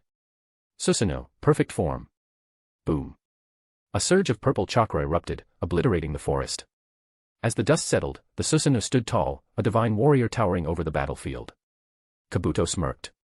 Finally using this, huh? That's right, Sasuke, you have no other choice. Danzo gazed up at the colossal figure and murmured, so this is the perfect form of Susanoo. Only Madara Uchiha was said to wield this legendary Uchiha power. Truly extraordinary. Danzo, I'll crush you into dust. Aya. Sasuke's roar echoed through the night sky. The perfect form Susanoo raised its massive foot and stomped down with immense force. Boom. Boom. Boom. The ground caved in, and Danzo was reduced to a bloody pulp beneath the colossal foot. Whoosh! Izanagi activated, and Danzo reappeared at the Susanoo's feet. He sighed, with this power, you could destroy an entire great ninja village. It's a pity, you're unworthy of it. Boom. Boom. Boom. The Susanoo stomped repeatedly. Danzo had no chance to resist. One by one, the Sharingan on his body closed. Izanagi was being consumed. Panting heavily, Sasuke felt his stamina and ocular power draining rapidly. Having only recently awakened his eternal Mangekyo Sharingan, the toll of maintaining the perfect form Susanoo was immense. Damn it! Sasuke cursed. But he had no choice. He continued to drive the perfect form Susanoo, launching relentless attacks to exhaust Danzo's supply of Izanagi. Whoosh! After another resurrection, the Susanoo hesitated to attack. Danzo muttered, the frequency of Susanoo's attacks is decreasing. It seems his stamina is running low. Now is the time to turn the tide. Boom. Boom. Boom. The forest surged upward, carrying Danzo into the sky. Sasuke's eyes sharpened. Slash. The perfect form Susanoo swung its massive sword, slicing through the forest and the mountains in the background. But in the instant the forest was severed, Danzo leapt forward, using the momentum to approach the Susanoo's core. As he neared Sasuke, Danzo unwrapped the bandages covering his right eye. The Mangekyo Sharingan of Kagami Uchiha was revealed, locking onto Sasuke's gaze. Koto Ematsukami. Chapter 77, Arrogance in Chaos. To unlock bonus chapters. Reach 50/100/200/400 Power Stones. 3 extra chapters. Reach 800 Power Stones to activate NP. Resets weekly. Monday. Heavenly Subjugation of the Omnipresent God. The moment their eyes met, Danzo activated the ocular technique of his right eye. Thud. Sasuke's pupils trembled as he found himself trapped in a dark crimson dimension, his entire body immobilized. He quickly realized, this is a genjutsu. A flash of red light, and Danzo was already closing in. Even within the illusion, Sasuke's instincts kicked in, prompting him to attempt an evasive maneuver. But due to the binding effect, his movements were severely restricted. He barely managed to avoid a fatal blow, suffering only the loss of his left arm within the genjutsu. However, in reality, Sasuke's left arm was severed as well, blood gushing out like a fountain. Hey! The excruciating pain jolted Sasuke out of the genjutsu. He clutched his severed arm, screaming in agony. A mistake. What a pity. Danzo muttered regretfully, his right eye covered as he observed the Susanoo that surrounded Sasuke. Boom. The giant fist of Susanoo came crashing down on Danzo's flesh and blood body. Blood sprayed into the air, but with the power of Izanagi, it all turned into an illusion. The only reality was Sasuke's lost arm. The toll on Sasuke's body was immense, the physical exhaustion, the searing pain of the severed limb, and the dizziness from blood loss all gnawed at his willpower. Boom. The fully formed Susanoo began to collapse, unable to sustain itself. Watching from a distance, Kabuto's gaze deepened. Heavenly subjugation of the omnipresent god, he murmured. The ocular technique born from Uchiha Kageme's right eye. It traps the target in a genjutsu, binding them and inflicting real damage. Kagami, the ancestor of Shursui. This genjutsu rivals Koto Amatsukami in potency, effective even against eyes below the level of the Rinnegan. Kabuto adjusted his glasses, the lenses reflecting a cold light, much like his unfathomable thoughts. But Sasuke, possessing the eternal Mangekyo Sharingan, can still resist some of the binding effects within the genjutsu due to his superior ocular power. Additionally, the heavenly subjugation of the omnipresent god is a true killing genjutsu. If it fails to deliver a fatal blow, the target will awaken from the illusion due to the pain, creating a risk of counterattack. Hehehe, and that's precisely the outcome I wanted to see. The collapsing Susanoo was barely maintained in its half-body second form by Sasuke's sheer willpower. Huff, huff, huff. Inside the Susanoo, Sasuke knelt on one knee, clutching his severed arm, panting heavily. Outside the Susanoo, Danzo looked down at his chest, then raised his gaze. You managed to exhaust 30 of my eyes. Unfortunately, this is your limit. Clench. Sasuke's teeth ground together audibly. He prepared to fire another Kagetsuchi arrow at Danzo. Danzo sneered coldly, curling two fingers slightly. During the brief collapse of the Susanoo, Danzo had embedded blades into the ground beneath Sasuke. Now, using Shin's ocular power, he manipulated them to shoot up from the ground within the Susanoo's protective barrier. Arg. Sasuke screamed as the blades pierced his chest, the pain breaking his concentration. Boom. The Kagetsuchi arrow veered off course, striking the ground behind Danzo, who didn't even need to activate his Izanagi. Danzo mocked, with those eyes of yours, you should have been able to detect the chakra-infused blades beneath the ground. Is it the blood loss that's clouding your vision? Or are you just a failure wasting a pair of good eyes? Either way, it doesn't matter. Soon, you'll be joining your clan in the afterlife. Zzzzz. Danzo curled his fingers again, causing the blade in Sasuke's chest to rotate and drill toward his heart. Ay. Sasuke screamed, grabbing the blade with his right hand and struggling desperately as blood seeped through his fingers. Shing. Driven by sheer will to survive, Sasuke wrenched the blade from his chest and extinguished the ocular markings on it with the black flames of Amaterasu. But the cost was steep, even the half-body Susanoo crumbled. Whoosh. Danzo seized the opportunity, forming hand seals and taking a deep breath. Wind release, vacuum bullets. Bayou. Bayou. Bayou. Chakra-infused wind bullets shot out like projectiles, tearing into Sasuke's flesh and sending him flying backward. Wind release, vacuum blade. Danzo drew a kunai, exhaling wind chakra that enveloped the blade, forming a razor-sharp wind edge. Charging at full speed, he aimed to deliver the final blow to Sasuke. Severely injured, bleeding profusely, his chakra depleted, and his consciousness fading, Sasuke couldn't even maintain his Sharingan. Fully aware of his impending death, he recalled Naruto's warning, delivered through Yugo. Sasuke, Danzo isn't in Konoha. He's with Kabuto, seeking to rise again. You'd better strike first. What have I been doing all this time? Haunted by regret, Uchiha Sasuke closed his eyes. Die, Uchiha scum. Danzo roared, his killing intent surging as the wind blade thrust towards Sasuke's heart. Swish. At the critical moment, a kunai flew through the air, intercepting the attack. Danzo's pupils contracted. This is. A figure cloaked in purple lightning appeared, traveling through the kunai's trajectory. Clang. The wind blade shattered upon contact with the lightning-cloaked figure.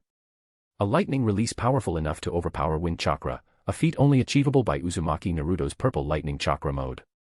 Lightning prelude. Naruto delivered a devastating kick. Crack. Lightning crackled as Danzo was sent crashing into the ground. Whoosh. Naruto retracted his leg and turned to catch Sasuke, holding the unconscious and gravely injured Uchiha in his arms.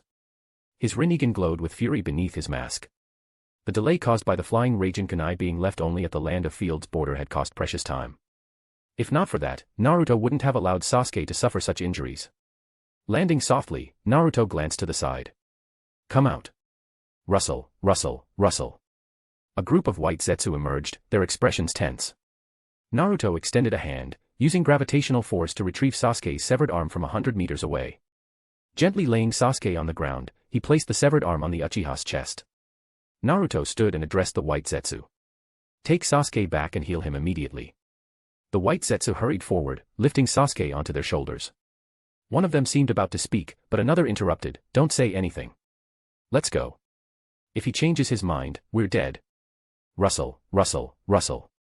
The white Zetsu disappeared into the earth, carrying the barely alive Sasuke away. Naruto turned his gaze toward Danzo, who was climbing out of the crater. The numerous eyes on Danzo's body were all too familiar to Naruto. After all, in his previous life as Hokage, he had faced Uchiha Shin and his clones. Those are Shin's eyes. And this number. I see. I understand what Kabuto has done to you. Naruto's gaze shifted to Danzo's right eye. He murmured, that right eye. I've never seen it before. A curved Mangekyo pattern. It seems adept at genjutsu. Judging by its chakra color, it shares a bloodline connection with my right eye. Is it Uchiha Kageme's eye, the eye of Shirsue's grandfather and Tobirama's student? Once again, Naruto faced the enemy who had once driven him to the brink. Danzo's rage boiled over. Uzumaki Naruto. You've come just in time. Here and now, I'll erase the shame of the 5 Kage summit and restore the Hokage's glory. Naruto's expression remained cold. Shimura Danzo, tonight you will die. Not even the past Hokage can save you.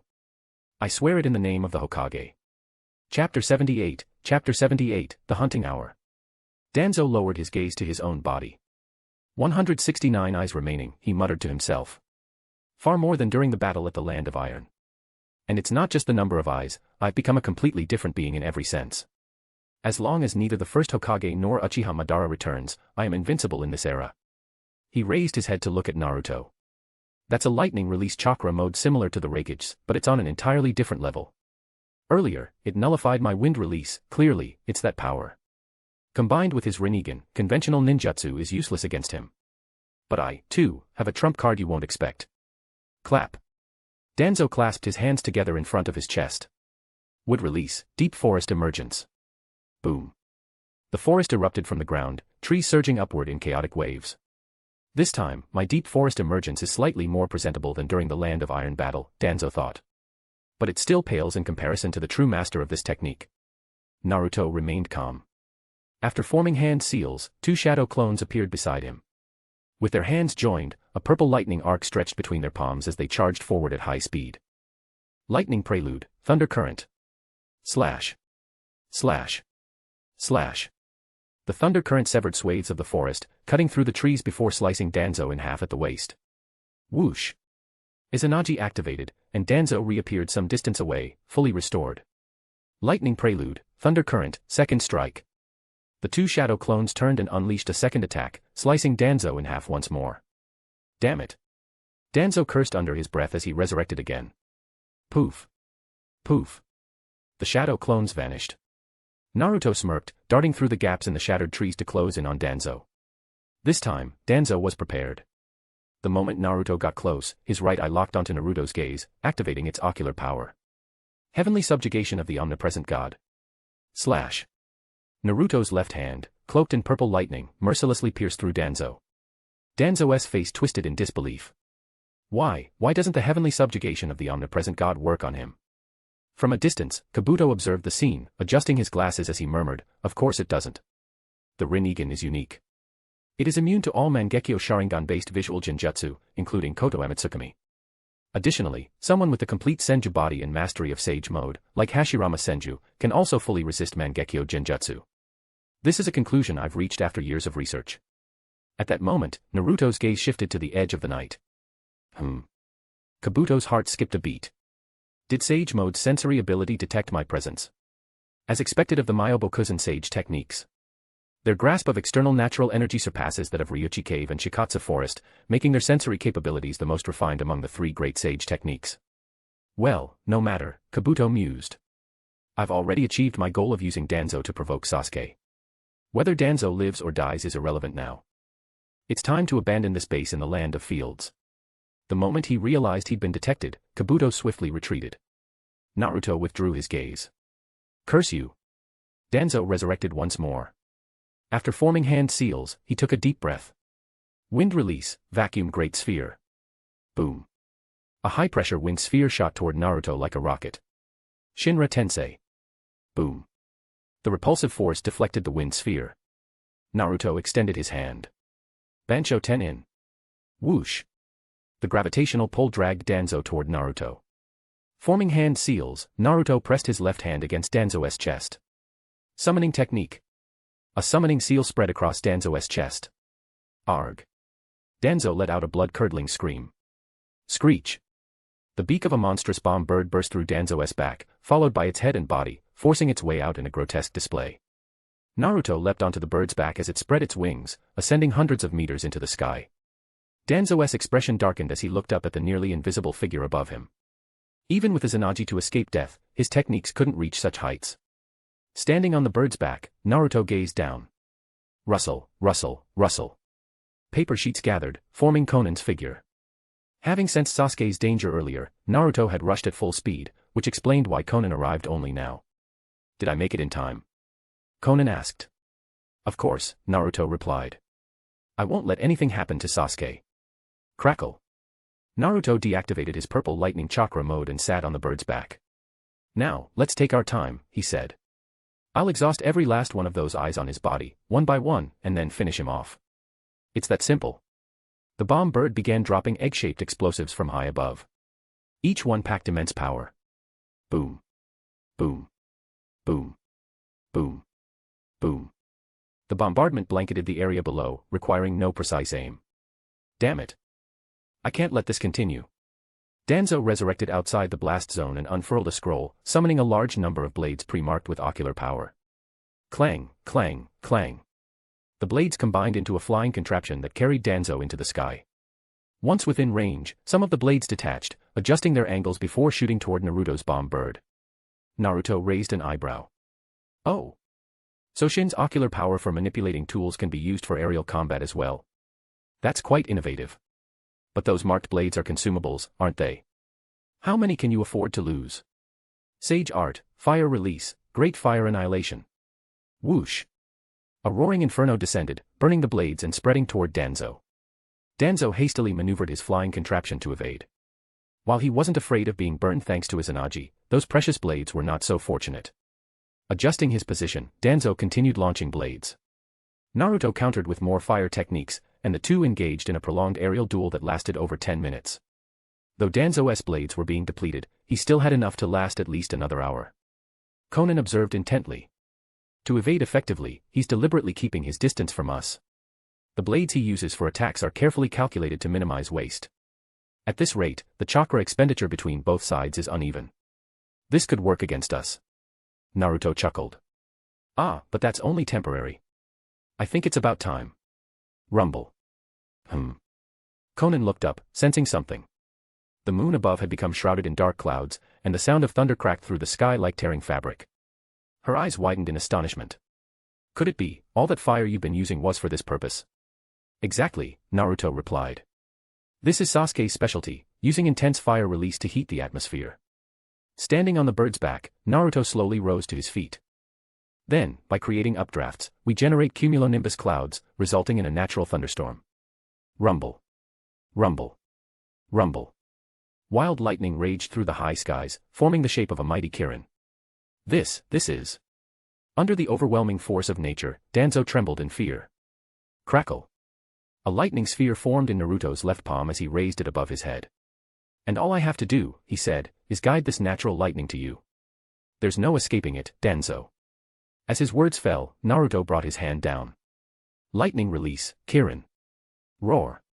The Kirin roared as it descended, striking Danzo in an instant. Boom. The flying contraption beneath Danzo shattered and disintegrated. In the cratered earth below, Danzo resurrected once more through his Izanagi, but he had completely lost his means of aerial combat. This meant that in the ensuing battle, he was nothing more than a sitting duck for Naruto. Rustle, rustle. After the thunderstorm, torrential rain poured down. As long as I live, I can regroup in Konoha, Danzo thought. Once there, I'll consolidate the village's power under the Hokage's authority to fight Uzumaki Naruto. But as he fled toward Konoha, seeking a sliver of hope, Naruto's cold voice echoed behind him. Danzo, you won't make it back to Konoha alive. Riding his bomb bird, Naruto pursued the fleeing figure. The hunting hour had begun. Join us for exclusive content. Thank you for your support. Chapter 79, The Death of Danzo. Danzo sprinted desperately, having left the land of fields and crossed into the borders of the land of fire. Boom. Boom. Boom. Boom. Boom. Explosive clay birds trailed him relentlessly, raining bombs from above. However, due to Danzo's high-speed movements, the bombs often missed their mark, failing to deliver decisive blows. Swish. Naruto hurled a kunai downward, teleporting to the ground using the flying Raijin Jutsu. Forming hand seals, he pressed both palms to the earth. Summoning Jutsu. Boom. With a puff of white smoke, the massive form of the Baku appeared. Swish. Naruto teleported back onto the clay bird's back. The Baku charged forward, its Rinnegan fixated on Danzo's retreating figure. Opening its enormous maw, it unleashed an overwhelming suction force. Whoosh. The sudden, powerful vacuum caused Danzo, who had been sprinting at full speed, to skid backward uncontrollably. The Baku. Danzo glanced back in shock. Damn it. I killed that creature long ago. How is it now Naruto's summon? And this suction power, it's far beyond its original limits. Faced with the dual threats of the Baku's suction and the bombs raining down from above, Danzo turned and performed a rarely used jutsu. Fire release, dragon fire technique. Boom. The dragon-shaped flames were drawn into the Baku's vacuum and swallowed whole. The Baku vanished in a puff of smoke. On the clay bird, Naruto observed the scene and shook his head. As expected, the Baku isn't suited for dealing with fire-style attacks. Its main use is absorbing sand, pollen, and the like. Don't you think so, Conan? Conan replied coldly, yes, I agree. Freed from the Baku's interference, Danzo pushed himself to run even faster. Boom. Boom. Boom. Boom. Under Naruto's relentless aerial bombardment, the Sharingan embedded in Danzo's body began closing one by one. Naruto glanced at his watch, puzzled. Strange, it's already been 2 hours, yet Danzo's eyes haven't all been depleted. I need to confirm something. I'll handle it, Conan volunteered. Swish. Paper fragments folded into a streamlined paper bird, maximizing speed. Whoosh. The paper bird dove toward Danzo's path. Humph. Danzo frowned mid-sprint, exhaling a gust of wind to shred the paper bird. Conan furrowed her brows.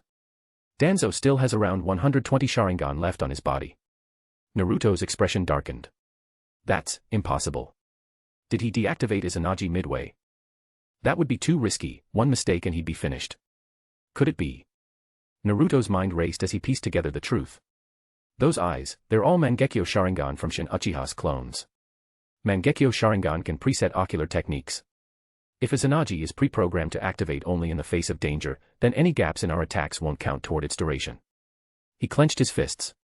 Which means the remaining 120 eyes represent 120 minutes of Izanagi's invincibility. To defeat him, we must maintain uninterrupted, effective attacks for 2 full hours. Conan's frown deepened. Uninterrupted attacks for 120 minutes. The chakra required for that is unimaginable.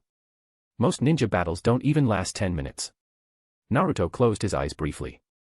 That's why I'll use Sage Chakra to sustain the assault. I'll combine it with the widest range and fastest speed techniques I have to ensure continuous coverage. ZZT. ZZT. ZZT. Naruto's golden hair began to grow rapidly, cascading down his back. Conan's eyes widened. Is this? Naruto opened his eyes, his voice steady. This is the Pervy Sage's technique. To maximize power, I'll combine Sage mode with the Purple Lightning Chakra mode. Crackle. Purple lightning enveloped Naruto's body like armor. Standing atop the clay bird, Naruto's hardened hair transformed into countless needles. Sage Art, Thunderstorm Needle Barrage. Whoosh. Whoosh. Whoosh. Golden hair needles, infused with purple lightning, rained down on Danzo like a storm. Boom. Boom. Boom. Boom. What? Danzo exclaimed in shock, dodging frantically as he ran, trying to escape the attack range. But with the Rinnegan and his natural sensory abilities, Naruto adjusted his aim with pinpoint precision. There was no escape. Danzo could only pray that Naruto's chakra would deplete quickly. 5 minutes later, Naruto's Sage Chakra was exhausted. His hair returned to its short length as he sat cross-legged. Conan, I need time to replenish my Sage Chakra. Cover for me. Leave it to me. Dance of the Shikigami. Conan's paper wings unfurled as she dove from the sky, raining paper spears down on Danzo. Though not every spear hit its mark, her accuracy remained above 50%. In 5 minutes, she managed to close 3 of Danzo's eyes. After recovering, Naruto re-entered Sage mode, his hair growing long once more. Take a break, Conan. I'll handle it from here. Conan returned to the clay bird, swallowing a soldier pill to recover her strength. The deadly needle barrage resumed. Danzo cursed inwardly. Damn it. He's figured out that my Izanagi can activate and deactivate automatically. Despite his mounting frustration, Danzo could do nothing but continue running, praying that his luck as Hokage would see him through the night. Naruto and Konan took turns attacking, gradually depleting Danzo's eyes. As dawn broke, the last Sharingan on Danzo's chest entered its countdown phase. Within this final minute, his bloodshot eyes darted downward to check his surroundings. The Hidden Leaf Village was still a kilometer away, with a forest standing in his path. Even with his blind confidence, he knew the odds were against him. Is this the end for me? No, the forest ahead could provide cover. Perhaps, there's still hope. Danzo summoned his remaining strength for a final sprint. Naruto raised 2 fingers. Boom. A massive scorpion, 10 meters long, burst from the ground in front of Danzo. It was one of Naruto's Rinnegan summons, named Abyssal Burrowing Scorpion, kept as a hidden trump card alongside the Baku. Get out of my way. Danzo roared, unleashing a surge of trees from his arm to crush the scorpion, which vanished in a puff of smoke. Snap. The trees shattered as Danzo broke through, diving into the forest. The Sharingan on his chest closed, leaving only his right eye. From the clay bird, Naruto observed. He's persistent. Konan asked, what now? Naruto's voice was cold. I said he'd die tonight, and I meant it. He won't live to see the sunrise. Poof. The clay bird was dismissed. Cloaked in purple lightning, Naruto descended into the forest, pursuing Danzo at high speed. He'll use Kageme's right eye for Izanagi. It's his only choice. But even that won't be enough to get him back to the Leaf Village alive. Naruto murmured to himself, casually throwing a kunai at Danzo's back. Slash. A wound opened on Danzo's shoulder. Drip. A drop of blood landed on Naruto's lightning cloak. Naruto's eyes narrowed. Blood. Does that mean he hasn't activated Izanagi? The Hokage rock. I must see it. Just once. Even from afar, I must engrave my visage into the mountain, into history. Driven by an unspoken conviction, Danzo burst out of the forest. The walls of the Hidden Leaf came into view, and beyond them, the Hokage rock was visible. Boom. At that moment, a deafening explosion echoed as the 6th Hokage's carving on the Hokage rock crumbled into rubble. Danzo's faith shattered. His right eye widened in disbelief as his steps faltered. Slash. Naruto's lightning-clad arm pierced through his back and out his chest, mercilessly ending his life. The commotion drew the attention of the Leaf's shinobi. What happened? The 6th Hokage's carving collapsed. Was it poor construction? No, it seems the damage was from when the village was attacked by the Akatsuki. The cracks must have widened over time. At least no one was hurt. Danzo fell, his lifeless eyes fixated on the Hokage rock. Even in death, he had not used Kageme's right eye for Izanagi. He had saved it, just to see his own Hokage carving one last time. Naruto stood over him. Your obsession with being Hokage is commendable, but it doesn't absolve your crimes. Danzo, I'll be taking Kageme's right eye. Reaching into Danzo's eye socket, Naruto extracted the Sharingan, sealing it in a container before tucking it into his sleeve. He cast a complicated glance toward the Hidden Leaf before turning and vanishing into the distance. The first rays of dawn illuminated the village. Shimura Danzo, the symbol of the ninja world's darkness, had fallen. Thank you for your support. Chapter 80, Naruto's Ambition. If I am to grow stronger at all costs to oppose that clan, then ocular power is indispensable. Whether it's a single Sharingan or a pair, whether they belong to the original owner or not, all of this determines the completeness of the ocular power. Orochimaru, however, had a deeper perspective on the matter. At the top floor of Amagekyu's tower, Naruto, who had just ended Danzo's life, immediately sought an audience with Orochimaru. The topic revolved around eyes, and Orochimaru began to share his insights. Whether or not the eyes belong to the original owner only becomes relevant at the level of the Rinnegan, Orochimaru explained. As for the Sharingan, the Uchiha clan naturally possesses bodies compatible with it. For those outside the clan, even if they transplant a Sharingan, it imposes a tremendous burden. To put it in simple terms, it's like installing a new plugin on hardware with fixed performance, it inevitably creates additional load. But, Orochimaru continued, his vertical pupils gleaming, there are rare exceptions among 2 clans, the Senju and the Uzumaki. Among their most exceptional members, there exists a unique compatibility. After an adaptation period, they can wield the Sharingan as if it were their own, with no difference from the original owner. In other words, Naruto-kun, you are now equivalent to the original owner of Shirsue's eye. I see, Naruto replied. Orochimaru's conclusion reassured Naruto. At the very least, he no longer needed to worry about Orochimaru performing any unnecessary experiments on his body. But then, Orochimaru changed the subject. However, when it comes to transplanting the Rinnegan, no matter how well you adapt, Naruto-kun, or how close you come to the original owner, you still cannot truly become their equal. Ah, I understand that, Naruto said, removing his mask. That's why, he continued, I intend to awaken my own Rinnegan. Boom. Outside the tower, a bolt of lightning streaked across the sky, and the rain intensified. Orochimaru's vertical pupils sparkled with intrigue. Naruto partially covered his right eye, where the Sharingan resided. From between his fingers, the black pupil spun, revealing 3 tomo. The Sharingan, the Mangekyo Sharingan, the Eternal Mangekyo Sharingan, and finally the Rinnegan. This is the progression of Uchiha ocular power. From the 3 tomo stage onward, each step requires incredibly stringent conditions. I already possess a Mangekyo Sharingan equivalent to its original owner, Naruto said. Additionally, reaching into his cloak, Naruto retrieved a vial. Inside the vial, suspended in a culture solution, was his spoils of war from the battle with Danzo, Uchiha Kageme's right eye. Pushing the vial toward Orochimaru, Naruto said meaningfully, I've heard that awakening the Eternal Mangekyo Sharingan requires transplanting eyes between a father and son or between brothers. Orochimaru picked up the vial, examining it closely. His vertical pupils deepened with thought. During times of war, it was rare for clans to have members spanning more than 2 generations meet. The Uchiha were no exception, which is why eye transplants were typically conducted between brothers or fathers and sons. However, based on my years of research, as long as the blood relation is within 3 generations, it is possible to trigger the fusion of Mangekyo Sharingan to awaken the Eternal Mangekyo Sharingan. Setting the vial down, Orochimaru added, Uchiha Kagami was Shisui Uchiha's grandfather, which places him exactly within the 3-generation range. Naruto's gaze deepened. So, the conditions for awakening are met, correct? Orochimaru nodded. Yes, the conditions for awakening the Eternal Mangekyo Sharingan are fulfilled. However, as for the next step, the Rinnegan, I still haven't fully grasped the true requirements for its awakening. Naruto's voice dropped. That, I already know.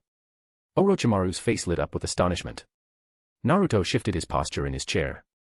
Very well, he said. I'll tell you about Asura, Indra, and their reincarnations. Orochimaru listened intently. The more he heard, the brighter his eyes became, and even his breathing quickened. In just 10 minutes, his understanding of the truth had advanced by at least 10 years. To awaken the Rinnegan, the power of Asura must be combined with the power of Indra, Naruto explained. Of course, this must also be on the foundation of having already awakened the Eternal Mangekyo Sharingan.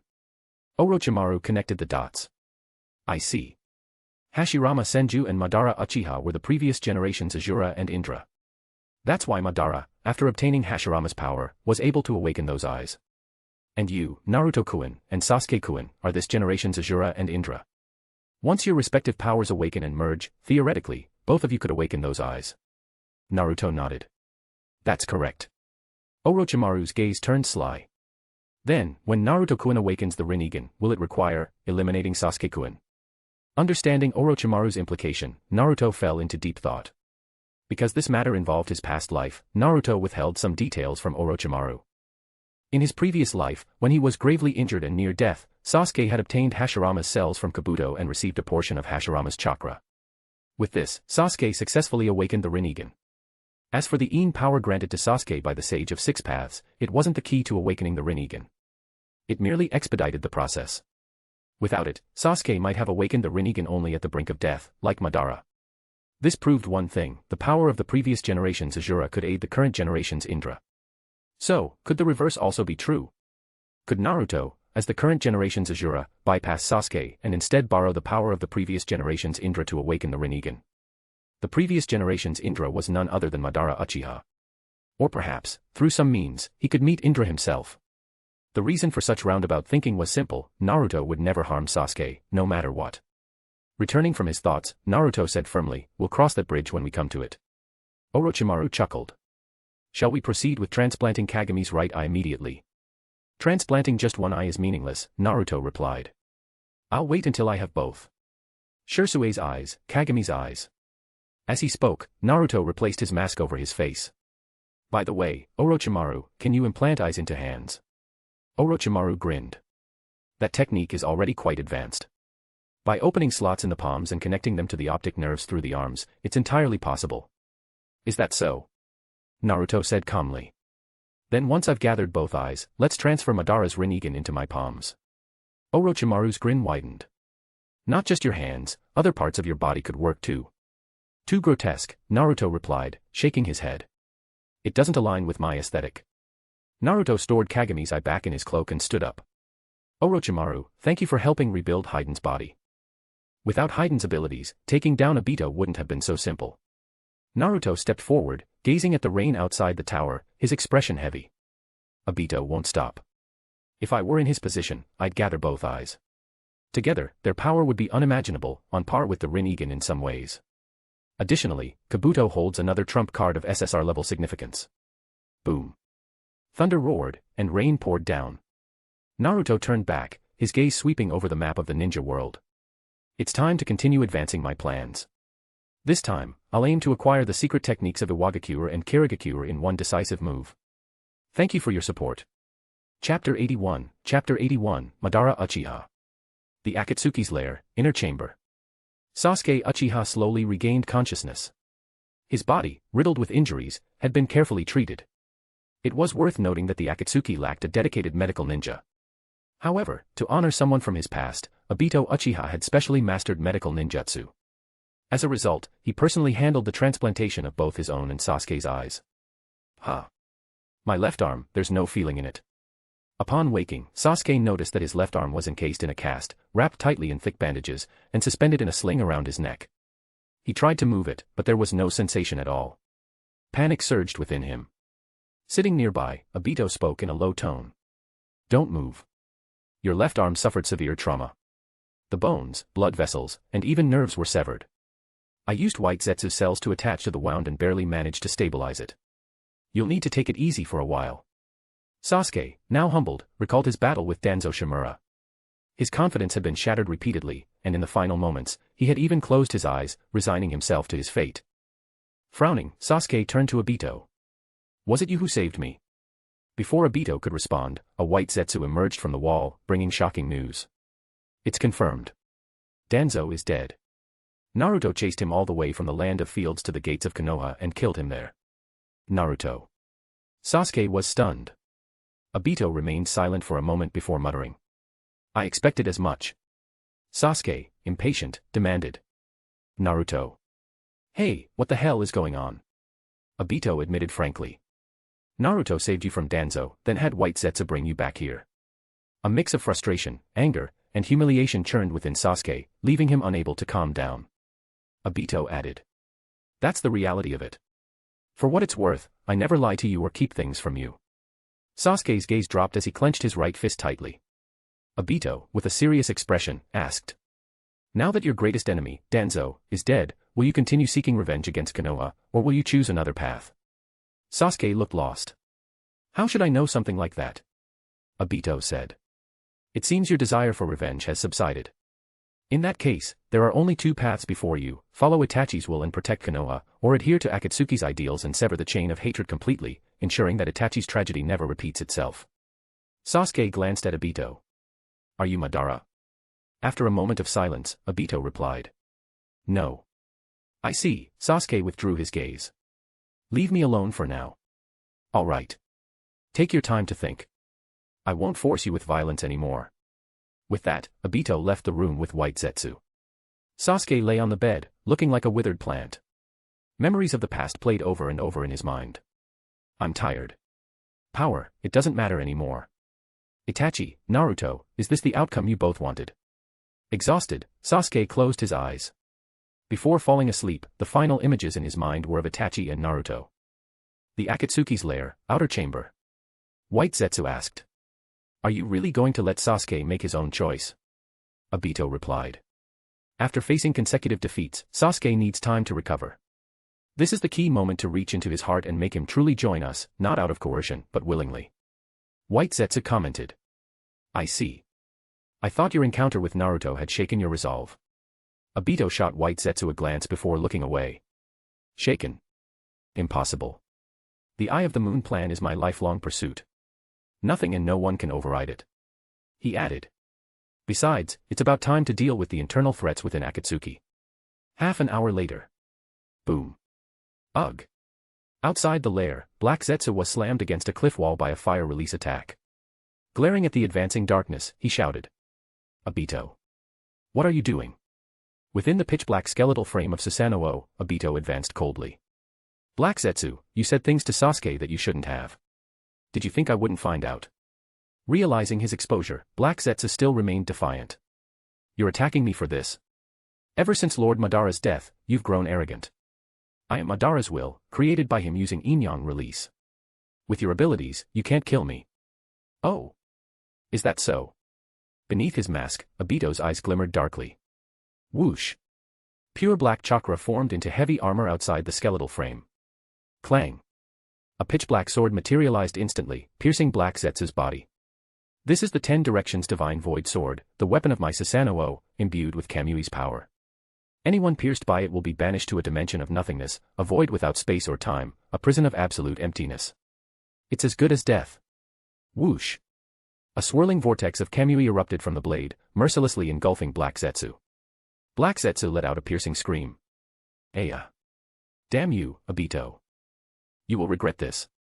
Whoosh. The vortex spun shut, banishing Black Zetsu. Clang. The 10 Directions Divine Void Sword vanished, and Susanoo dissipated. Ugh.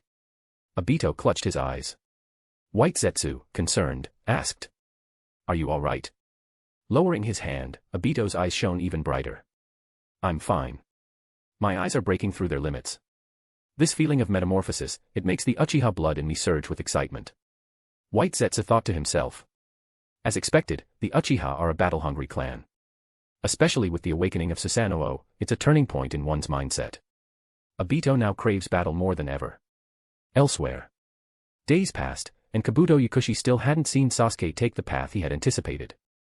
It seems Naruto's intervention has caused Sasuke's mindset to deviate from my plans. Very well. Though it's highly risky, it's time to summon him to stoke the flames within Sasuke. To ensure success, Kabuto decided to use a medium for the summoning. That night, on a dusty cliff at the edge of the Land of Fire. Whoosh. A man wrapped in bandages materialized from the void. Second Tsuchikage, Mu. With his dustless bewildering cover technique, he possessed the terrifying ability to erase his chakra presence entirely, earning him the title of the Invisible Man. He was one of Kabuto's Edo Tensei pawns, and the medium for summoning a certain someone. Mu formed seals and pressed his hands against the cliff face. Summoning, Edo Tensei. Boom. Boom. A coffin rose from the ground and exploded open. Tap. Stepping into the windswept dust was a man clad in Warring States-era armor, his long hair flowing undisturbed. Finally. It seems Nagato has grown quite a bit. Mu, solemn, said. I never expected this. To think the one being summoned would be you, the warlord of the Warring States-era, Madara Uchiha. Madara looked at his gloved hand, cracked and weathered. You say this is Edo Tensei? Not Rinne Rebirth. Thank you for your support. Chapter 82, each follows their own path. Nighttime, Fire Country border, on a cliff amidst blowing sands. Upon realizing that his resurrection was achieved through Edo Tensei, reanimation jutsu, rather than Rinne Tensei, samsara of heavenly life technique, Madara Uchiha immediately assumed. Was it that guy? It seems he didn't follow through with our agreement and dared to bring me back in this form. Without even turning his head, he asked the silent Mu beside him, who is the caster of this Edo Tensei? I don't know. Suddenly, Mu's eyes turned white as Kabuto Yakushi took control and introduced himself. I am Kabuto, someone privy to your plans. Madara, arms crossed, still didn't bother to look. Communicating with me through Edo Tensei. What a sly individual. Kabuto replied humbly, this Edo Tensei was prepared especially for you. Right now, you are even stronger than in your prime. Madara's gaze sharpened, piercing through Kabuto's words. And how would you know what my prime was like? Kabuto maintained his humility. No, I haven't seen it myself. I simply used my admiration for you as a foundation and did my best to imagine. Whether it meets your expectations will require your personal evaluation. At least that's a reasonable answer. Madara withdrew his gaze and looked at the desolate, sand-swept landscape ahead. Where is this place? You claim to know about our plans, what is your purpose in summoning me back to the living world? Kabuto explained, this is the border of the Fire Country. The other Madara, no, the executor of your plan, has already betrayed you. He never intended to resurrect you and has acted on his own. As for where he is now, no need to say more. I'll find him myself, Madara interrupted, leaping off the cliff. Kabuto, controlling Mu, attempted to follow but was stopped cold by Madara's stern voice. Do not follow me. I despise having anyone at my back. Through Mu's eyes, Kabuto watched Madara's figure disappear into the distance. He muttered to himself, as expected, he's not the easiest person to deal with. No matter. After being dormant for so long, let him stretch his legs a bit. As long as I am the caster of this Edo Tensei, he will eventually be under my control. Midway through his journey. While running, Madara sensed something unusual. He opened his armor to reveal the face of Hashirama Senju embedded on his chest. Humph, so that's how it is. That Kabuto guy is quite the schemer, Madara mused with a smirk. However, to dare summon me, he must be another presumptuous fool. No matter, I've waited decades. What's a little more time? I'll wander around for now. He paused briefly. Right, I should contact that guy. Using his thoughts, Madara connected with Black Zetsu, who was lurking far away. Lord Madara, you've returned. I've been waiting for you. Black Zetsu exclaimed. Madara's tone was cold. Your chakra feels unstable. What happened? Obito betrayed me. He attacked me viciously. Fortunately, I had prepared in advance and separated part of my body. He doesn't know I'm still alive. Madara's gaze darkened. That brat Obito. As expected, he's no ordinary pawn. And Nagato. Nagato used the Rinne Tensei to revive the people of Konoha, Black Zetsu reported. Madara's expression remained indifferent. One after another, they all disappoint me. It seems I'll have to handle things myself. Where is Obito's base? In the Fire Country. The exact location is.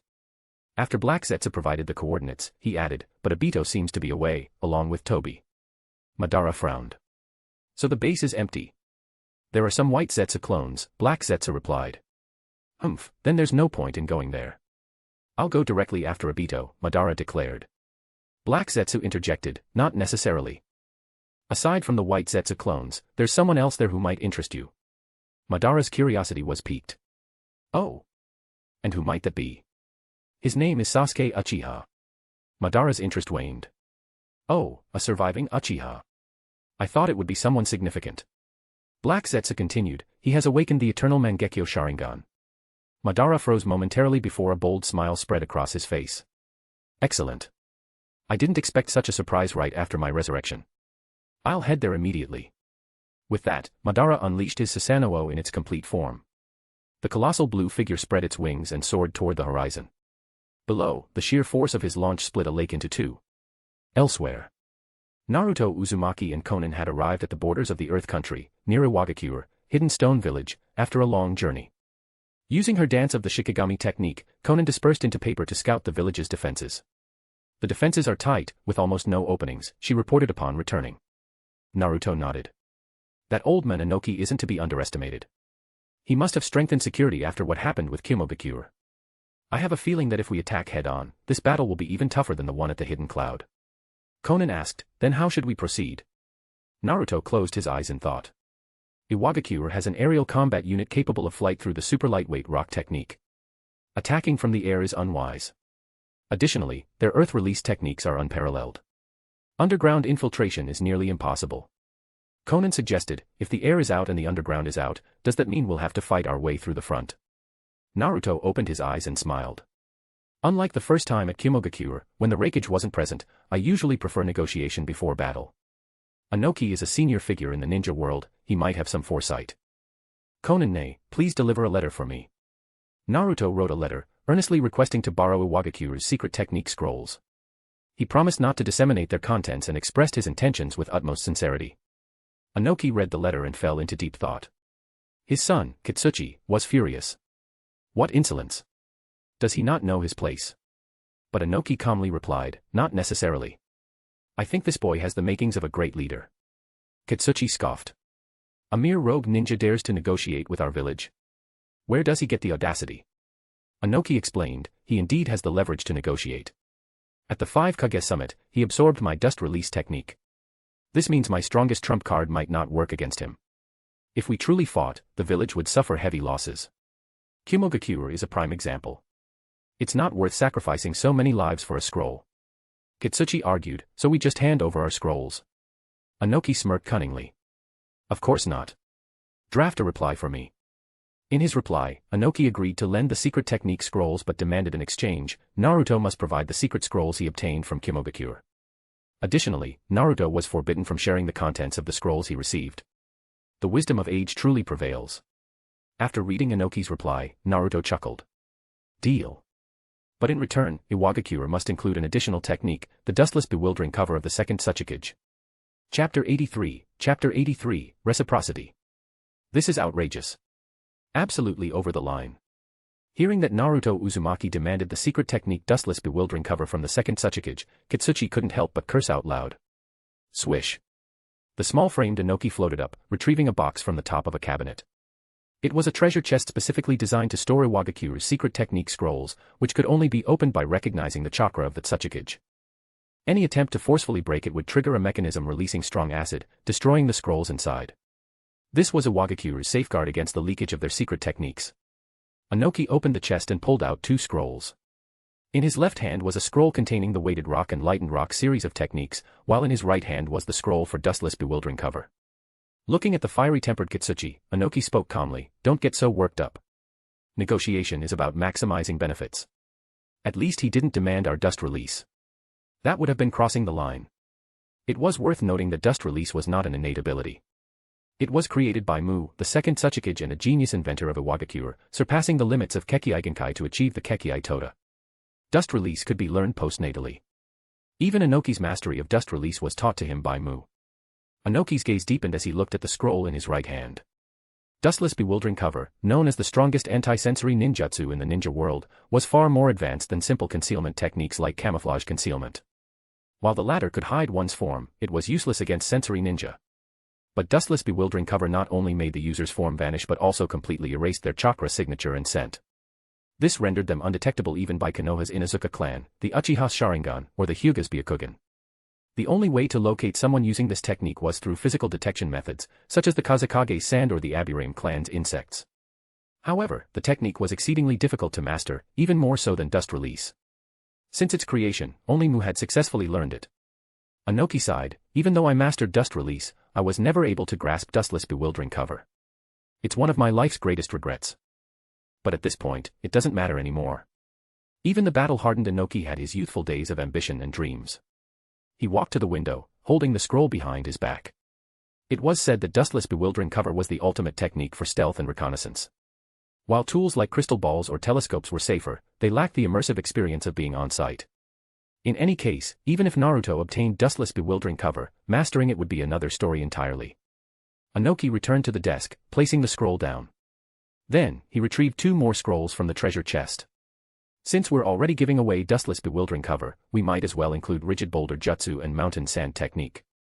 I hope this gesture will foster goodwill between us and Konoha. Inoki raised his eyes. "Kitsuchi, you deliver the scrolls." Kitsuchi turned his head away. "I'd rather not. I'm afraid I'll lose my temper and start a fight with him." Inoki shook his head. "What a headache. In that case, let me do it, old man." A lively female voice interrupted him. A short-haired, sharp-featured young woman leapt in through the window. She wore Iwagakure's standard flak jacket over a red, long-sleeved bodysuit. When she stood up, her long legs, wrapped in black fishnet stockings, were particularly eye-catching. She flashed a playful smile at her father and grandfather. "Kuratsuchi." Kitsuchi's expression changed immediately. "Absolutely not. That man is a rogue ninja from Konoha who even attacked Kumogakure." Kuratsuchi replied nonchalantly, "What's the big deal? It's not like he can eat me alive right in front of our gates." Inoki said, "Let Kuratsuchi handle it. We'll send a team of guards to protect her." At the gates of Iwagakure, Naruto waited patiently. Konan remarked, "They're taking their time." "Will they agree?" Naruto replied, "They should. After all, they don't want to repeat Kumogakure's mistake." Konan asked, "Then why not demand dust release? If you pushed harder, they might have had to give it up." Naruto smiled, "Always leave some room for negotiation. You never know when you'll need to deal with them again. Besides, while dust release is powerful, it's not irreplaceable." As someone who had once mastered the six-path sage mode, Naruto knew that truth-seeking orbs encompassed all the properties of dust release while being superior in both form and range. He was confident he would regain the power of the six paths and wield the truth-seeking orbs once more. So why obsess over dust release now? Konan glanced toward the village gate, her tone cool. "They're here." At the forefront of a group of Iwagakure shinobi, Kuratsuchi approached with a relaxed demeanor. The rest of the group, however, was on high alert, their tension palpable. Stopping 5 meters away from Naruto, Kuratsuchi stepped forward. "Let's trade. Hand over the scroll." Naruto casually tossed the Kumogakure scroll toward her. Kuratsuchi caught it, glanced at it briefly, then threw it behind her. She then tossed 4 scrolls toward Naruto. Naruto caught them without even checking, placing them directly into his ninja pouch. Kuratsuchi raised an eyebrow. Aren't you going to inspect them? Naruto smiled faintly. You're the Tsuchikige's granddaughter. If you're personally delivering them, there's no need for me to check. We'll take our leave now. Wait. Naruto was about to teleport away with Konan when Kuratsuchi called out to him. What is it? Naruto glanced at her. Swish. The Iwagakure shinobi tensed up, their nerves on edge. Kuratsuchi clasped her hands behind her back and said, I heard that when you attacked Kimogakure, you rode a giant explosive bird. Is that true? Naruto replied, something like that. Why? Kuratsuchi's eyes sparkled. Can you show me your bird? Naruto asked, why would you want to see it? Kuratsuchi lowered her gaze, kicking a pebble at her feet. I had an older brother, well, more like a sworn brother, who was also a rogue ninja. He loved fighting on birds, just like you. But he died recently. So, can I see it? Unbeknownst to Naruto, Kuratsuchi was referring to Deidara, her sworn brother. Naruto merely thought to himself, so this is what Kuratsuchi was like at this age, just a curious little girl. All right. Naruto formed a hand seal. Summoning jutsu. Poof. A giant explosive bird appeared amidst a cloud of smoke. Wow. Kuratsuchi's eyes lit up. Naruto explained, this is Yatagarasu, one of my summoning beasts. Kuratsuchi asked, can you take me for a ride? Konan's brows furrowed slightly. Naruto chuckled, I think not. You only get one extra request, and you've already used it. You should head back and report to your father and grandfather. Don't make them worry. Poof. The bird vanished, and Naruto teleported away with Konan using the Flying Thunder God technique. Phew. The Iwagakure shinobi collectively exhaled in relief. Kuratsuchi muttered to herself, why is it that other rogue ninjas are so composed and principled, while Deidara was just a madman obsessed with explosions? After a brief rest in Omegakure, Naruto set out for Kirigakure the following day. But that night was far from peaceful. Boom. Flames erupted, and debris scattered. Thud. Madara Uchiha dusted off his armor, his voice cold. Your dance is pathetic. All you've done is kick up a bit of dust. From the shattered mountainside, Sasuke Uchiha, clad in his Susanoo, strode forward. Who are you? State your name. Madara's eyes glinted. That face. Chapter 84, Moonlit Fireflies. Madara Uchiha, gazing at Sasuke Uchiha's face, was momentarily lost in thought. The resemblance to his younger brother, Izuna, stirred emotions long buried within him. Then, his eyes shifted to Sasuke's left arm, encased in a cast and held up by a sling around his neck. With a calm voice, he asked, what happened to your left arm? Exclamation point. Sasuke's expression darkened. He assumed Madara was mocking him and retorted angrily, mind your own business. I'll ask you one more time, who are you, and why do you have the Sharingan? Madara smirked. First, you attack me with fire release, and now you question my Sharingan. It seems you take pride in your Uchiha heritage. Then let me ask you, do you know what the true fire release of the Uchiha is? Sasuke frowned in confusion. What nonsense are you spouting? Madara's smirk deepened. Words are meaningless. Allow me to show you. With that, Madara lowered his hands from his chest and formed a single hand seal. Fire release, majestic destroyer flame. Boom. A massive sea of flame surged forward, engulfing everything in its path. What is this? Sasuke's face twisted in shock. Instinctively, he activated his Susanoo and retreated into a nearby cave for shelter. Crash. The flames obliterated the mountainside, swallowing Sasuke's Susanoo whole. Sizzle. The intense heat distorted the air around him. To his horror, Sasuke realized that the armor of his Susanoo was melting under the fiery onslaught. You've got to be kidding me. Desperately, Sasuke activated his left eye. Amaterasu. Black flames erupted, consuming the surrounding inferno and creating a protective barrier around his Susanoo. Madara's expression shifted slightly. Oh. Amaterasu, is it? Now that is fitting for an Uchiha. The molten armor of Sasuke's Susanoo began to reform, reconstructing itself alongside the manifestation of the Asaka Magatama bow and the Kagetsuchi arrow. Sasuke's voice dripped with disdain. I see now. You're just like Danzo, trying to wield counterfeit Sharingan to steal the power of the Uchiha. Whoosh. The arrow shot forth, piercing through the air toward Madara's position. Clang. Madara's eyes transformed into the eternal Mangekyo Sharingan, and a brilliant blue Susanoo materialized around him. With practiced ease, Madara intercepted the arrow using a Yasaka Magatama, shattering it into a field of black flames. Madara murmured to himself, a mere grain of sand compared to me. Sasuke's eyes widened in disbelief. Your Susanoo? How can someone with a counterfeit Sharingan wield that? Madara's voice turned cold. Why I can wield it is irrelevant. What matters is this, are your powers truly limited to this extent? Sasuke growled, don't underestimate me. Boom. The armor of Sasuke's Susanoo peeled away, revealing its fully formed humanoid shape, complete with legs and a towering presence. Madara raised an eyebrow. Impressive. That form, it brings back memories. Perfect timing, I have a technique I've been meaning to test. Clap. Madara brought his hands together in a decisive seal. Wood release, advent of a world of flowering trees. Rumble. The earth trembled as a forest of enormous trees erupted from the ground, their branches spreading chaotically toward Sasuke. Sasuke's eyes widened in disbelief. Wood release. This is far stronger than Danzo's. Slash. The Kagetsuchi blade materialized in Sasuke's hands, and he swung it wildly, slicing through the incoming trees. Madara chuckled. Using Kagetsuchi to compensate for your lack of skill. Very well. He formed another seal, adding to the chaos. Wood release, flowering tree whirl bloom. Rustle. Countless flower buds sprouted along the branches, blooming into vibrant blossoms that released a thick, pollen-filled mist. Sasuke's expression turned grim. What now? This mist. Before he could finish, his vision blurred, and he collapsed to the ground as the Susanoo dissipated. Madara strolled forward, his voice calm. I've controlled the concentration of the pollen. It won't kill you, yet. Uchiha style, lightning slash. Swish. As Madara approached, Sasuke mustered his remaining strength, unsheathing his Kusanagi blade and channeling lightning chakra through it for a surprise attack. Clang. But Madara's hand shot out like lightning, gripping Sasuke's wrist with precision. With a slight twist, the blade fell from Sasuke's grasp. Clatter.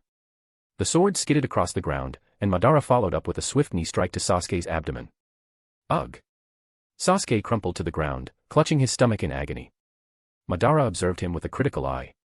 Your movements are decent, but your swordsmanship is lacking. Let me guess, your right hand isn't your dominant one. Kneeling beside Sasuke, Madara scrutinized his eyes. Your Mangekyo Sharingan is straight-patterned.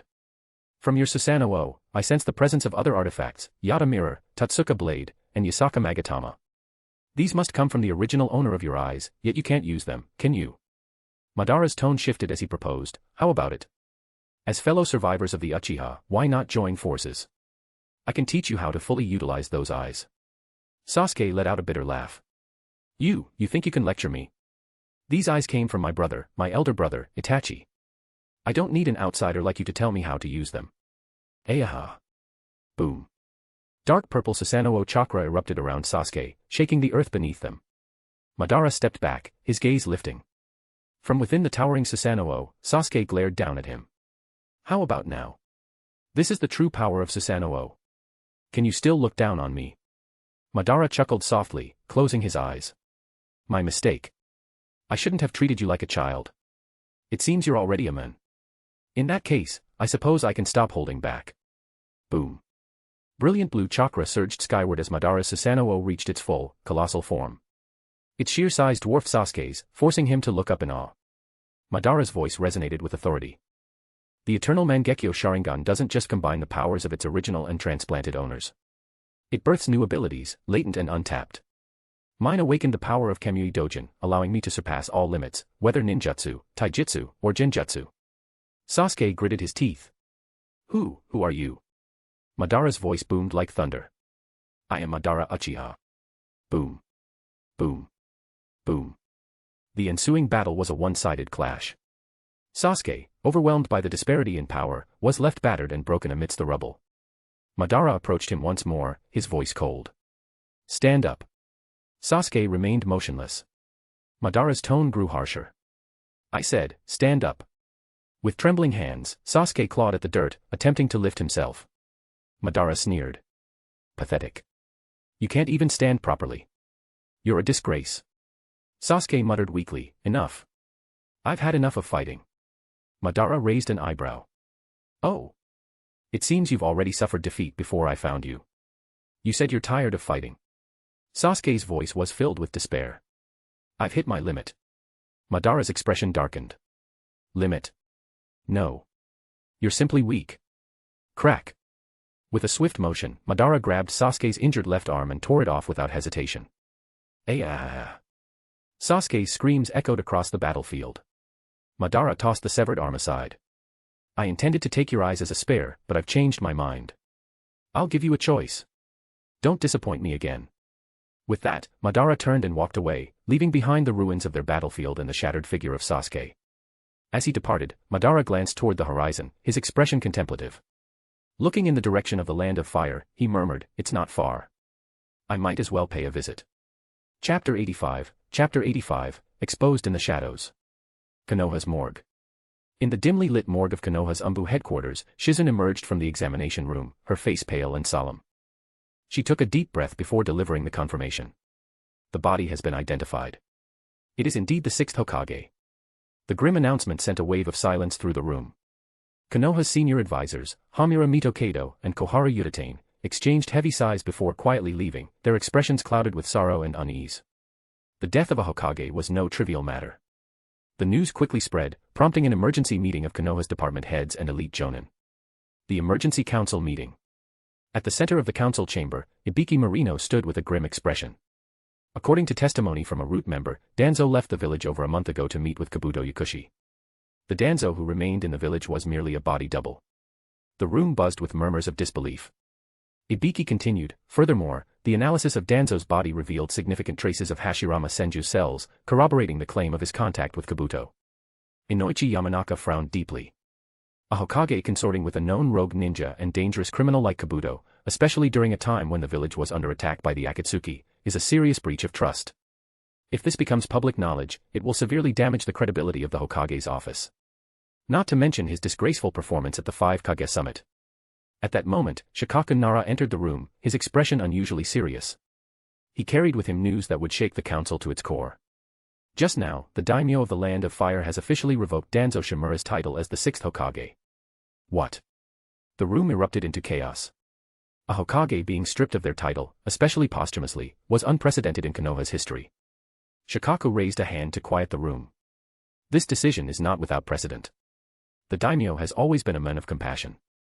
Even Tsukumo Hatake, the White Fang, was posthumously exonerated of his disgrace. For the daimyo to take such a drastic step, Danzo's actions must have been truly unforgivable. The room fell into a heavy silence. The weight of the situation pressed upon everyone present. Finally, someone voiced the question on everyone's mind. If Danzo is no longer the Hokage, then who will take his place? Shikaku took his seat, his tone measured but firm. The daimyo initially intended to reinstate Kakashi Hatake as the sixth Hokage. However, given Kakashi's recent ordeal, the responsibility will once again fall to Lady Tsunade. Tsunade's reflection. As the sun dipped below the horizon, painting the sky in hues of orange and red, Tsunade sat alone in a lakeside pavilion, a bottle of sake in hand. She stared at the rippling water, her thoughts heavy. The gentle breeze that stirred the lake's surface seemed to carry with it the weight of her memories. Her lips curled into a bitter smile. Danzo is truly gone. And now, I am Hokage once more. That kid, Naruto, he really doesn't take no for an answer, does he? Tsunade recalled the time when Naruto Uzumaki had secretly taken Shizune aside to deliver a message meant for her. Though she had dismissed it at the time, the memory now resurfaced with painful clarity. Shizune approached, cradling Taunton in her arms. Lady Tsunade, I believe Naruto, as both Shikaku and Kakashi have said, must have had his reasons. At the very least, his care for his comrades has never wavered. Tsunade's dull eyes flickered with a faint light. She lifted the sake bottle and drank deeply, the liquid burning her throat. After a long pause, she sighed. If Jiraiya were still alive, perhaps things wouldn't have turned out this way. None of the Hokage before me ever met a peaceful end. Her gaze softened as she continued, but even knowing the curse that comes with this title, we still dedicate ourselves to this village, giving everything we have until our final breath. That is what it means to be Hokage. She let the empty sake bottle slip from her fingers. It floated on the lake's surface, carried away by the gentle current. With renewed resolve, the fifth Hokage stood and turned toward the village, her steps firm and determined. Konoha Hospital. In the sterile quiet of the hospital, Kakashi Hatake stirred restlessly in his sleep. His dreams were vivid, a kaleidoscope of memories and regrets. He saw his teacher, Minato Namikaze, his teammates, Rin and Obito, and the countless moments they had shared. But the dream took a darker turn. He relived the moment his Chidori pierced Rin's chest, her wide, terrified eyes and pale face haunting him. Yet this time, the surrounding mist ninja morphed into countless versions of Obito, their gazes filled with contempt. Kakashi, they sneered, their voices dripping with disdain. You said you would protect Rin. So why did you kill her? Why?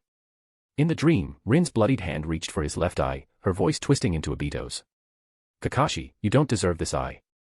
Give it back to me. Crack. Kakashi jolted awake, his breathing ragged. His hand instinctively clutched his left eye socket, now an empty void beneath the bandages. Kakashi, you're awake. Another nightmare. The gentle voice brought him back to reality. He turned to see Tsunade sitting by his bedside, her expression calm yet concerned. Kakashi lowered his trembling hand, offering her a weak, apologetic smile. Lady Tsunade, forgive me. I must have embarrassed myself. Tsunade shook her head. There's nothing to apologize for. Anyone who went through what you did would find it hard to sleep peacefully. The revelation of the masked man's true identity, Obito Uchiha, Minato's student and Kakashi's former teammate, had sent shockwaves through Konoha. For Kakashi, the betrayal cut deeper than anyone could imagine. The younger generation of Konoha ninja, unfamiliar with Obito's history, could only sympathize with Kakashi's pain. But for those who had grown up alongside him, the news was a devastating blow. To think that Obito survived and chose not to return to Konoha. Tsunade began, her voice heavy. Instead, he became the mastermind behind the Akatsuki, orchestrating years of chaos and destruction. It's unthinkable. Kakashi's voice was barely above a whisper. And to think, 16 years ago, it was Obito who controlled the Nine Tails, who caused the deaths of Minato-sensei and Kushina. If only I had realized sooner. Guilt, regret, and anger surged within him, threatening to consume him. Tsunade placed a reassuring hand on his shoulder. At least we can be thankful for one thing, Obito is not the real Madara Uchiha. Kakashi let out a bitter laugh. A small mercy, I suppose. The name, Madara Uchiha, alone is enough to incite war. The Valley of the End. Far from Konoha, at the legendary Valley of the End, Madara Uchiha arrived, his pace brisk and determined. The sight before him, however, stopped him in his tracks. The twin statues of himself and Hashirama Senju still stood, but his likeness had been defaced, his face now staring at Hashirama's chest. Madara's laughter echoed across the valley, starting as a chuckle before erupting into a maniacal roar. But as his laughter subsided, it was replaced by seething rage. Who dared to do this, he bellowed, his voice shaking the earth. A shadowy figure emerged from the ground, its voice dripping with malice. It was Naruto Uzumaki, the current Nine Tails Jinchuriki. And, Lord Madara, your Rinnegan, is in his possession. Madara's eyes narrowed, his fury boiling over. Naruto Uzumaki. You will pay for this insult. Chapter 86, Rising Winds and Surging Waters. The Nine Tails Jinchuriki. Madara Uchiha murmured to himself, his hands forming seals as he pressed them against the water's surface. Summoning Jutsu. Buzz. Rumble. Hundreds of miles away, across the vast ocean of the shinobi world, Naruto Uzumaki, racing toward the land of water, suddenly felt a searing heat in his abdomen. He crouched down on the water's surface, his face contorted in pain. Konan stopped abruptly, alarmed. Naruto. Inside Naruto's body, the long silent Nine Tails, Kurama, reappeared, its face full of panic. Bloodshot, vertical pupils darted wildly. This ominous chakra trying to summon me. Could it be? Ah, it's him. There's no mistake about it. Kurama growled. Though the timing is slightly different, that man has finally come. Naruto stood back up, placing a hand on his abdomen to calm the beast. Don't worry, Kurama. No matter what happens, I'll protect you. Though his words were firm, a trace of unease flickered in Naruto's expression. Konan asked urgently, what's going on? Naruto's face turned grim. The real Madara Uchiha has been resurrected, and he's detected my location. I'm afraid he'll be here very soon. Konan pressed, then we must return to Omegakure immediately and take shelter. Naruto smiled faintly. It's no use. That would only bring destruction to Omegakure. Besides, what's meant to come will come, and there's no avoiding it. The Valley of the End. Madara slowly rose from the water's surface. It seems you were correct. The Nine Tails is indeed still within the Jinchuriki. Black Zetsu asked, what now, Lord Madara? Madara glanced at the statues behind him and said in a low voice. What else? I'll reclaim both the Rinnegan and the Nine Tails. As for the Jinchuriki himself. He smirked coldly. Perhaps it's time to shorten his stature by a head. Black Zetsu chuckled. As expected of Lord Madara. But do take caution, since his battle with Nagato, that boy hasn't lost a single fight, even against Obito. Madara sneered dismissively. Don't compare me to some brat who spent years just trying to bring home a pet. There's only one person in this world who could ever make me taste defeat, and that was Hashirama. But he's long gone. Out at sea, Naruto's expression was tense. No choice now. I'll have to recall the summoning beast searching the ocean near Omegakure. Poof. Poof. Poof.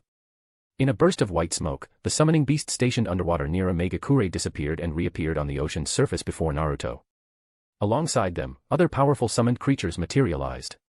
In total, 30 beasts. This was the limit of what Naruto could summon at the moment. Whoosh.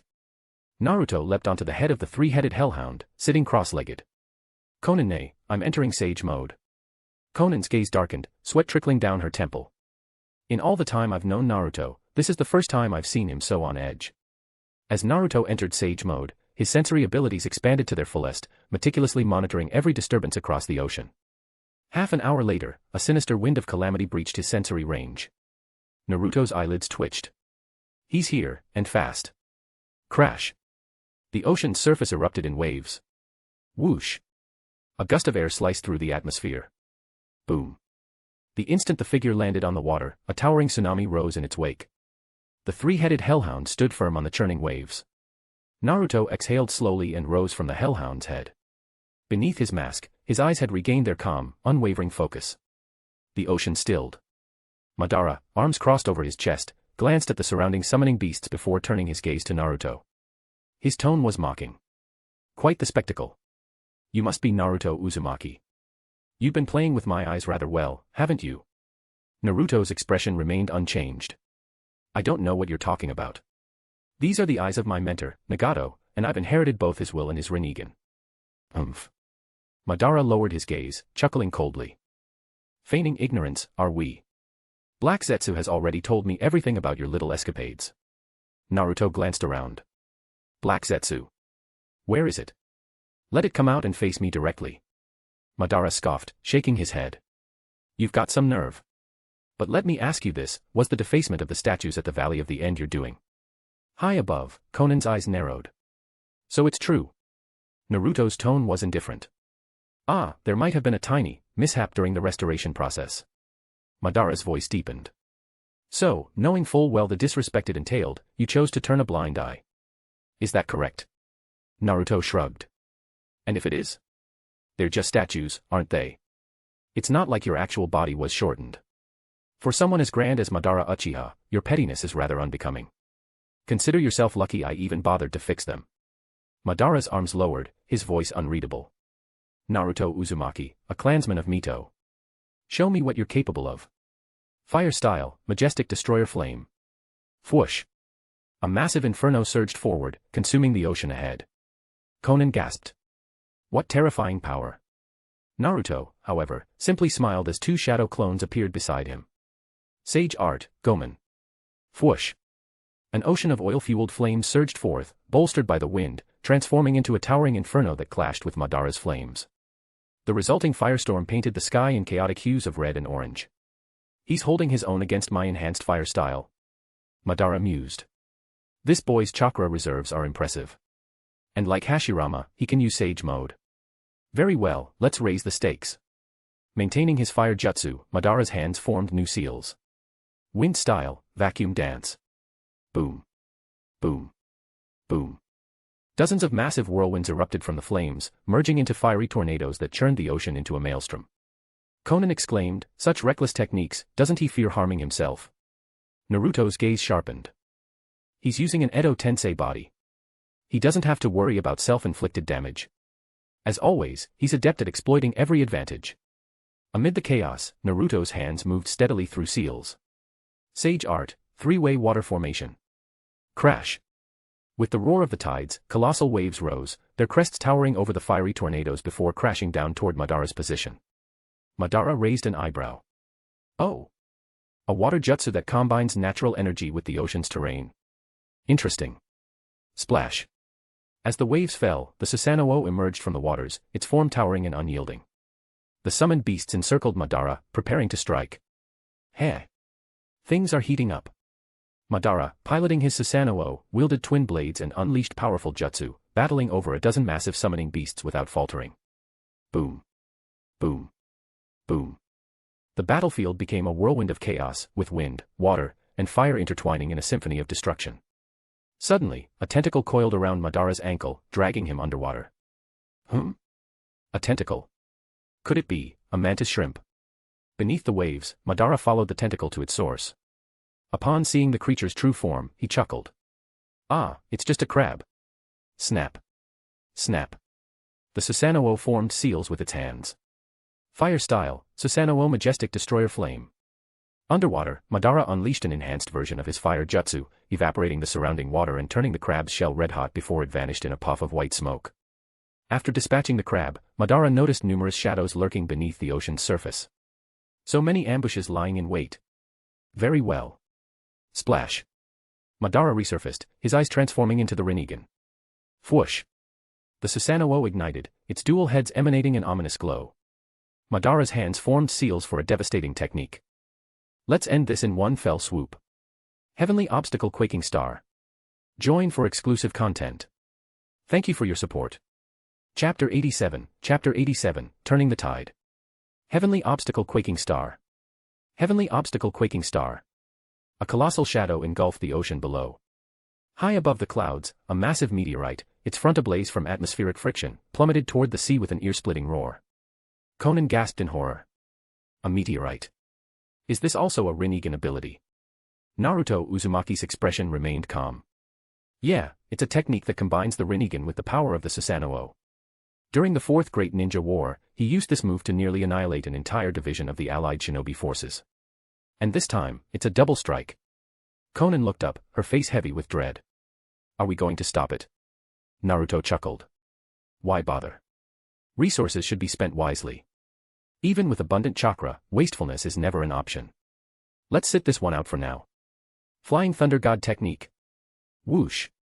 Naruto and Konan vanished from the ocean's surface. Flying Thunder God.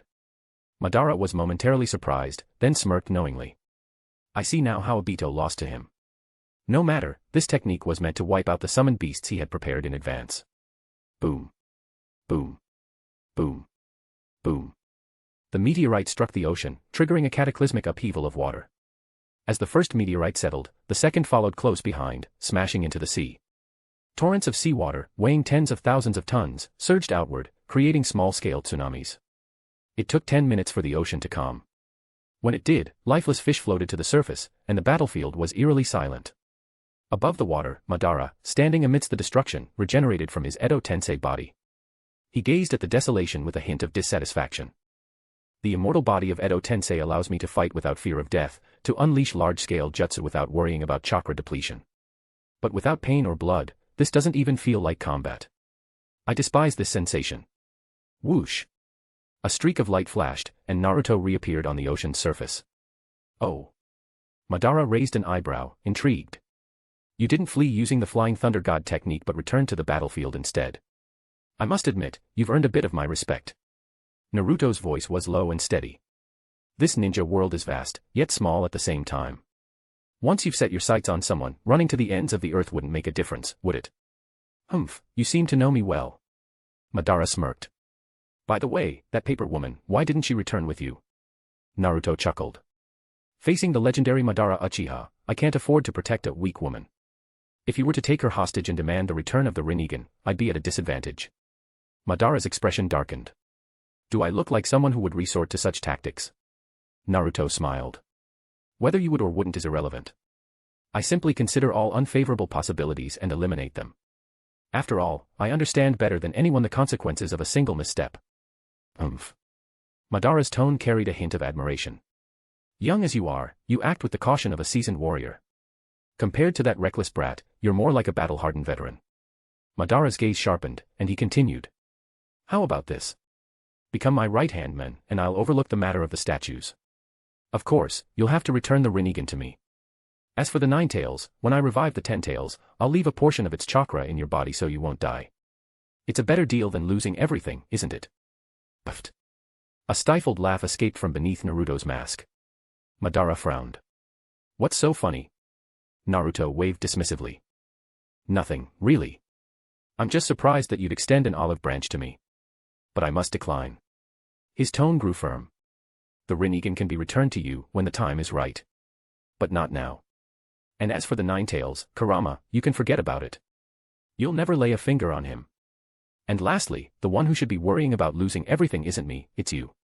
Naruto's calm yet unyielding words made it clear to Madara that recruiting him was impossible. I overestimated you, calling you mature for your age. You're still just a child. Very well, I'll break your arms and legs, reclaim the Rinnegan and the Nine Tails myself. With that, Madara lunged at Naruto like a storm. Boom. An invisible shockwave repelled Madara mid-charge. An unseen fist, natural energy. Clap. Taking advantage of the opening created by the frog kata, Naruto clasped his hands together. A black sphere of gravity began to form in his palms before he hurled it skyward. Planetary devastation. Rumble. The ocean roared as the two meteorites Madara had summoned earlier were drawn toward the gravity sphere, breaking apart into countless boulders that spiraled upward. Even Madara, despite his immense power, couldn't resist the pull of the gravity field and began ascending toward the sky. Just a slightly larger ant. Boom. Madara activated his Susanoo, its hands spinning Magatama beads before launching them skyward. Yasaka Magatama. At the same time, Madara compressed a massive amount of fire-style chakra into an arrow and fired it toward the gravity sphere. Fire-style, majestic flame arrow. Boom. Boom. Boom.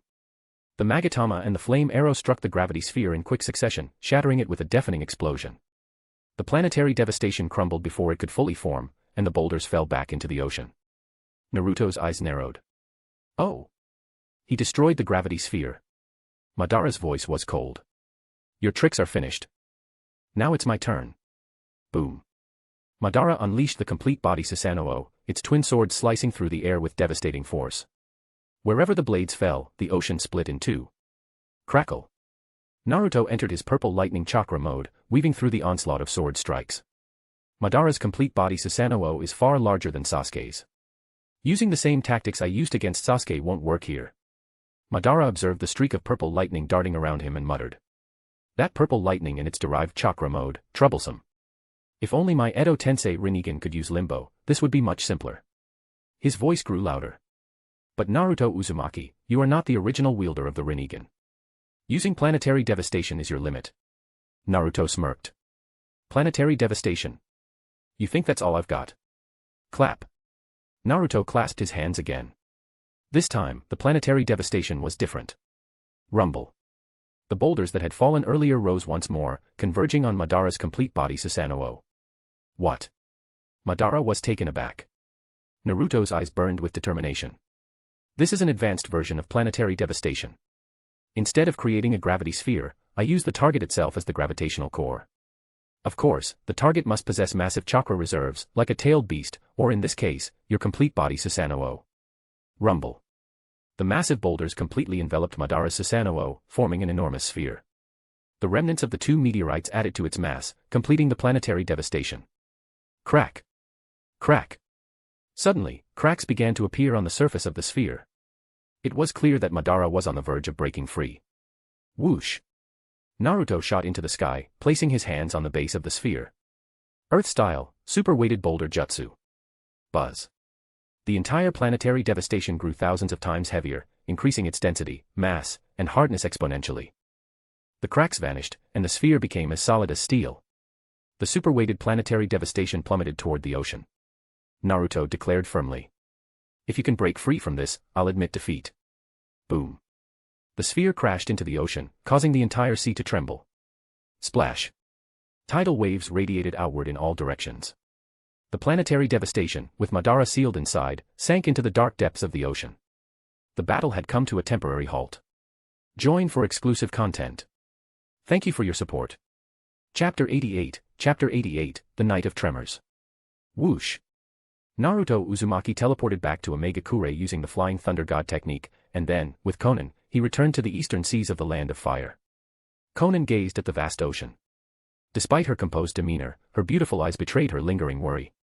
Madara Uchiha, is he truly sealed? Naruto reassured her with a calm tone. Don't worry, Konan-ne. The super-weighted boulder version of planetary devastation is 1,000 times stronger than the original.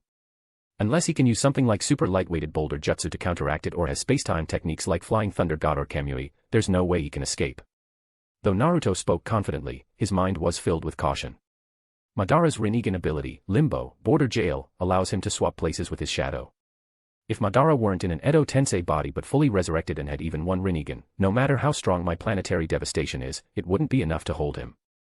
Konan exhaled deeply, finally allowing herself to relax. During her wait in Omegakure, she had been silently praying for Naruto's safety. Naruto, too, felt a sense of relief. Thankfully, I made a trip to Iwagakure and learned the secret technique. Without it, I wouldn't have had any other way to suppress Madara. Honestly, both Madara and Obito possess immense potential. In the past, their circumstances limited them, but moving forward, that may no longer be the case. This hard-earned victory didn't bring Naruto any sense of complacency. Instead, it heightened his sense of urgency. This urgency ignited a burning desire within him to grow stronger. Naruto gazed at the endless horizon, his eyes resolute. This is a race with no finish line. Each of us will move forward in our own way. But I will do everything I can to become the one leading the pack. Whoosh! With a dramatic sweep of his cloak, Naruto set off once more. Let's go. We need to keep moving. Our next stop is Kirigakure. We must secure the secret technique scrolls there. Date Bayo. As they sprinted forward, Konan's gaze lingered on Naruto's back. Her heart was filled with hope. Naruto, if you are the one leading the race, then I will make sure I stand where I can always see your back. The Akatsuki's shattered nest. Several hours earlier, Obito Uchiha had returned to the Akatsuki's hideout. From the white Zetsu left to guard the base, he learned what had transpired. Edo Tensei. The technique caster is Kabuto Yakushi, Obito and Zetsu had recently embarked on a mission to locate Kabuto. After discovering Kabuto's manipulation of Danzo, Obito had realized that Kabuto could pose a significant threat in the future and wanted to eliminate him preemptively. What he hadn't expected was for his prediction to come true so quickly. Beneath his white mask, Obito's eyes glimmered darkly. One Naruto Uzumaki is already troublesome enough. And now Madara is back too. White Zetsu broke the silence. So, what's the plan now? First, we move the hideout. Send your clones to track Madara's movements as much as possible. Obito hoisted the severely injured Sasuke Uchiha onto his shoulder and absorbed him into the swirling vortex of Kamui. He muttered to himself. Still, it's surprising that Madara didn't take Sasuke's eyes, even though they were right there for the taking. After relocating to a new hideout, Obito anxiously awaited news from Zetsu. Finally, Zetsu delivered a bombshell report. On the eastern seas of the Land of Fire, Madara fought Naruto, and lost. Obito remained silent for a long time before asking. Was Madara's Edo Tensei body destroyed? Zetsu shook his head. Apparently not. He was sealed at the bottom of the ocean using planetary devastation. Obito pondered this revelation. Planetary devastation is powerful, but it shouldn't be enough to trap Madara. What else did Naruto do? Zetsu replied. I don't know. Their movements are hard to track. The only reason I found out about this was because their battle caused such a massive disturbance. He added. However, before fighting Madara, Naruto reportedly visited Iwagakure and obtained some secret technique scrolls from Inoki, the Tsuchikage. Obito's eyes narrowed in thought. First the secret techniques from Kimogakure, and now Iwagakure. It seems Naruto is adept at combining these diverse techniques with Sage Mode and the Rinnegan's abilities, pushing them to new heights. Zetsu asked. So, what's the next move? Obito analyzed the situation. Naruto fought Madara in the eastern seas of the Land of Fire. That's the direct route to the Land of Water. Kirigakure, I think I know what he's planning. Obito stood and walked toward the wall. Allowing Naruto to continue growing will only make things spiral further out of control. For now, Madara can be set aside. He slung Madara's iconic war fan onto his back, his gaze deep and ominous. Kirigakure, the Bloody Mist Village. How nostalgic. That's where I'll end things with Naruto. A wall away. Unbeknownst to Obito, Sasuke Uchiha had awakened and overheard his conversation with Zetsu. Sasuke's entire body trembled. Naruto defeated Madara Uchiha. Are you kidding me? That suffocating monster was beaten by him alone. The massive psychological blow left Sasuke on the verge of losing control. Naturally, he recalled Black Zetsu's earlier suggestion. If you want to gain greater power, go to Kabuto Yakushi. Later that night. Wrapped in bandages, a figure landed on the surface of the ocean where Madara and Naruto had fought. It was Mu, the second Tsuchikage, controlled by Kabuto Yakushi. After surveying the area, Mu dove into the ocean. As he descended, the crushing water pressure began to break down his Edo Tensei body. Earth Style, Hardening Jutsu. Earth Style, Super Weighted Boulder Jutsu. By first hardening his body and then greatly increasing his weight and density, Mu successfully reached the ocean floor. There, he found the massive planetary devastation sphere buried in the seabed. Thankfully, this sphere is so heavy that even ocean currents can't move it. Its position hasn't shifted, making it easy to locate. Kabuto, controlling Mu, smirked inwardly. Madara, after your recent defeat, it's time to settle down and serve as my pawn. Landing on the planetary devastation, Mu formed hand seals. Earth Style, Super Light-Weighted Boulder Jutsu. Buzz. The weight of the planetary devastation sphere drastically decreased. Crack. Crack. Fissures began to appear immediately. From within the sphere, Madara Uchiha, encased in his Susanoo, broke free. Before Kabuto could react, Madara's hand shot out and clutched Mu's throat. Madara's Rinnegan glowed coldly as he sneered. I've had enough of that sealing technique. Now, give me your jutsu. Pretapath. Gurgle. Mu's chakra flowed into Madara's hand as cracks spread across his Edo Tensei body. Sensing danger, Kabuto severed his connection to Mu, human path. Madara extracted Mu's memories and soul in an instant. With the Edo Tensei undone, Mu's sacrificial body was crushed by the ocean pressure. Back on the ocean's surface, Madara formed hand seals. A word of advice to the caster: forbidden techniques shouldn't be used recklessly. Edo Tensei, release. Crack. Miles away, Kabuto was dumbfounded. He can release himself from Edo Tensei. On the ocean, Madara reflected on his battle with Naruto. That Naruto Uzumaki, to manipulate planetary devastation in such a way, he's no ordinary brat. Though my own arrogance played a part, I can't deny his exceptional combat instincts. Madara clenched his trembling hand. Umph. My body trembles, not from fear, but from excitement. Ha ha ha. Yes, this is how a ninja should be. Lowering his hand, Madara surveyed the vast ocean. When I first awakened the Rinnegan, I barely had time to explore its potential before giving it to Nagato. For now, I'll find a place to fully master its abilities, including the 6 paths. With that, Madara vanished into the night. Thank you for your support. Chapter 89, The Bloody Mist Village. The Land of Water, an isolated island nation with a unique culture, is nestled among towering mountains and shrouded in perpetual mist. It remains cut off from the other nations, its ninja village hidden deep within the fog. Surrounded by the sea, the land features a distinctive terrain of peaks and valleys. The main island is encircled by smaller islands, each with its own customs and traditions. Many islanders still live according to these ancient ways. The nation's isolation from the mainland, coupled with its oceanic barrier, explains why the Land of Water rarely intervened in past ninja wars. Kirigakure, also known as the Hidden Mist Village, is a mysterious ninja village cloaked in dense fog. It is the third largest ninja village, following Konoha and Sunagakure. As an island nation, the Land of Water thrives on its abundant fishing industry, producing a variety of seafood. Kirigakure is governed by the Mizukage, who leads the village with strict regulations and commands a formidable ninja army. Among its elite, the 7 ninja swordsmen of the mist are the most renowned. The second Mizukage, Gungetsu Hozuki, modeled his reforms after the second Hokage, Tobirama Senju, establishing the Kirigakure Ninja Academy and the ANBU to strengthen the village. He also emphasized the inheritance of the 7 ninja swords, training new generations of swordsmen to serve directly under the Mizukage for high-level missions. However, during the reign of the 4th Mizukage, the village fell into chaos. The 7 ninja swordsmen all became rogue ninjas, and the era of the Bloody Mist Village began. Many believe that the Bloody Mist era was orchestrated entirely by Obito Uchiha, but this is a misunderstanding. The Bloody Mist era had already begun before Obito descended into darkness.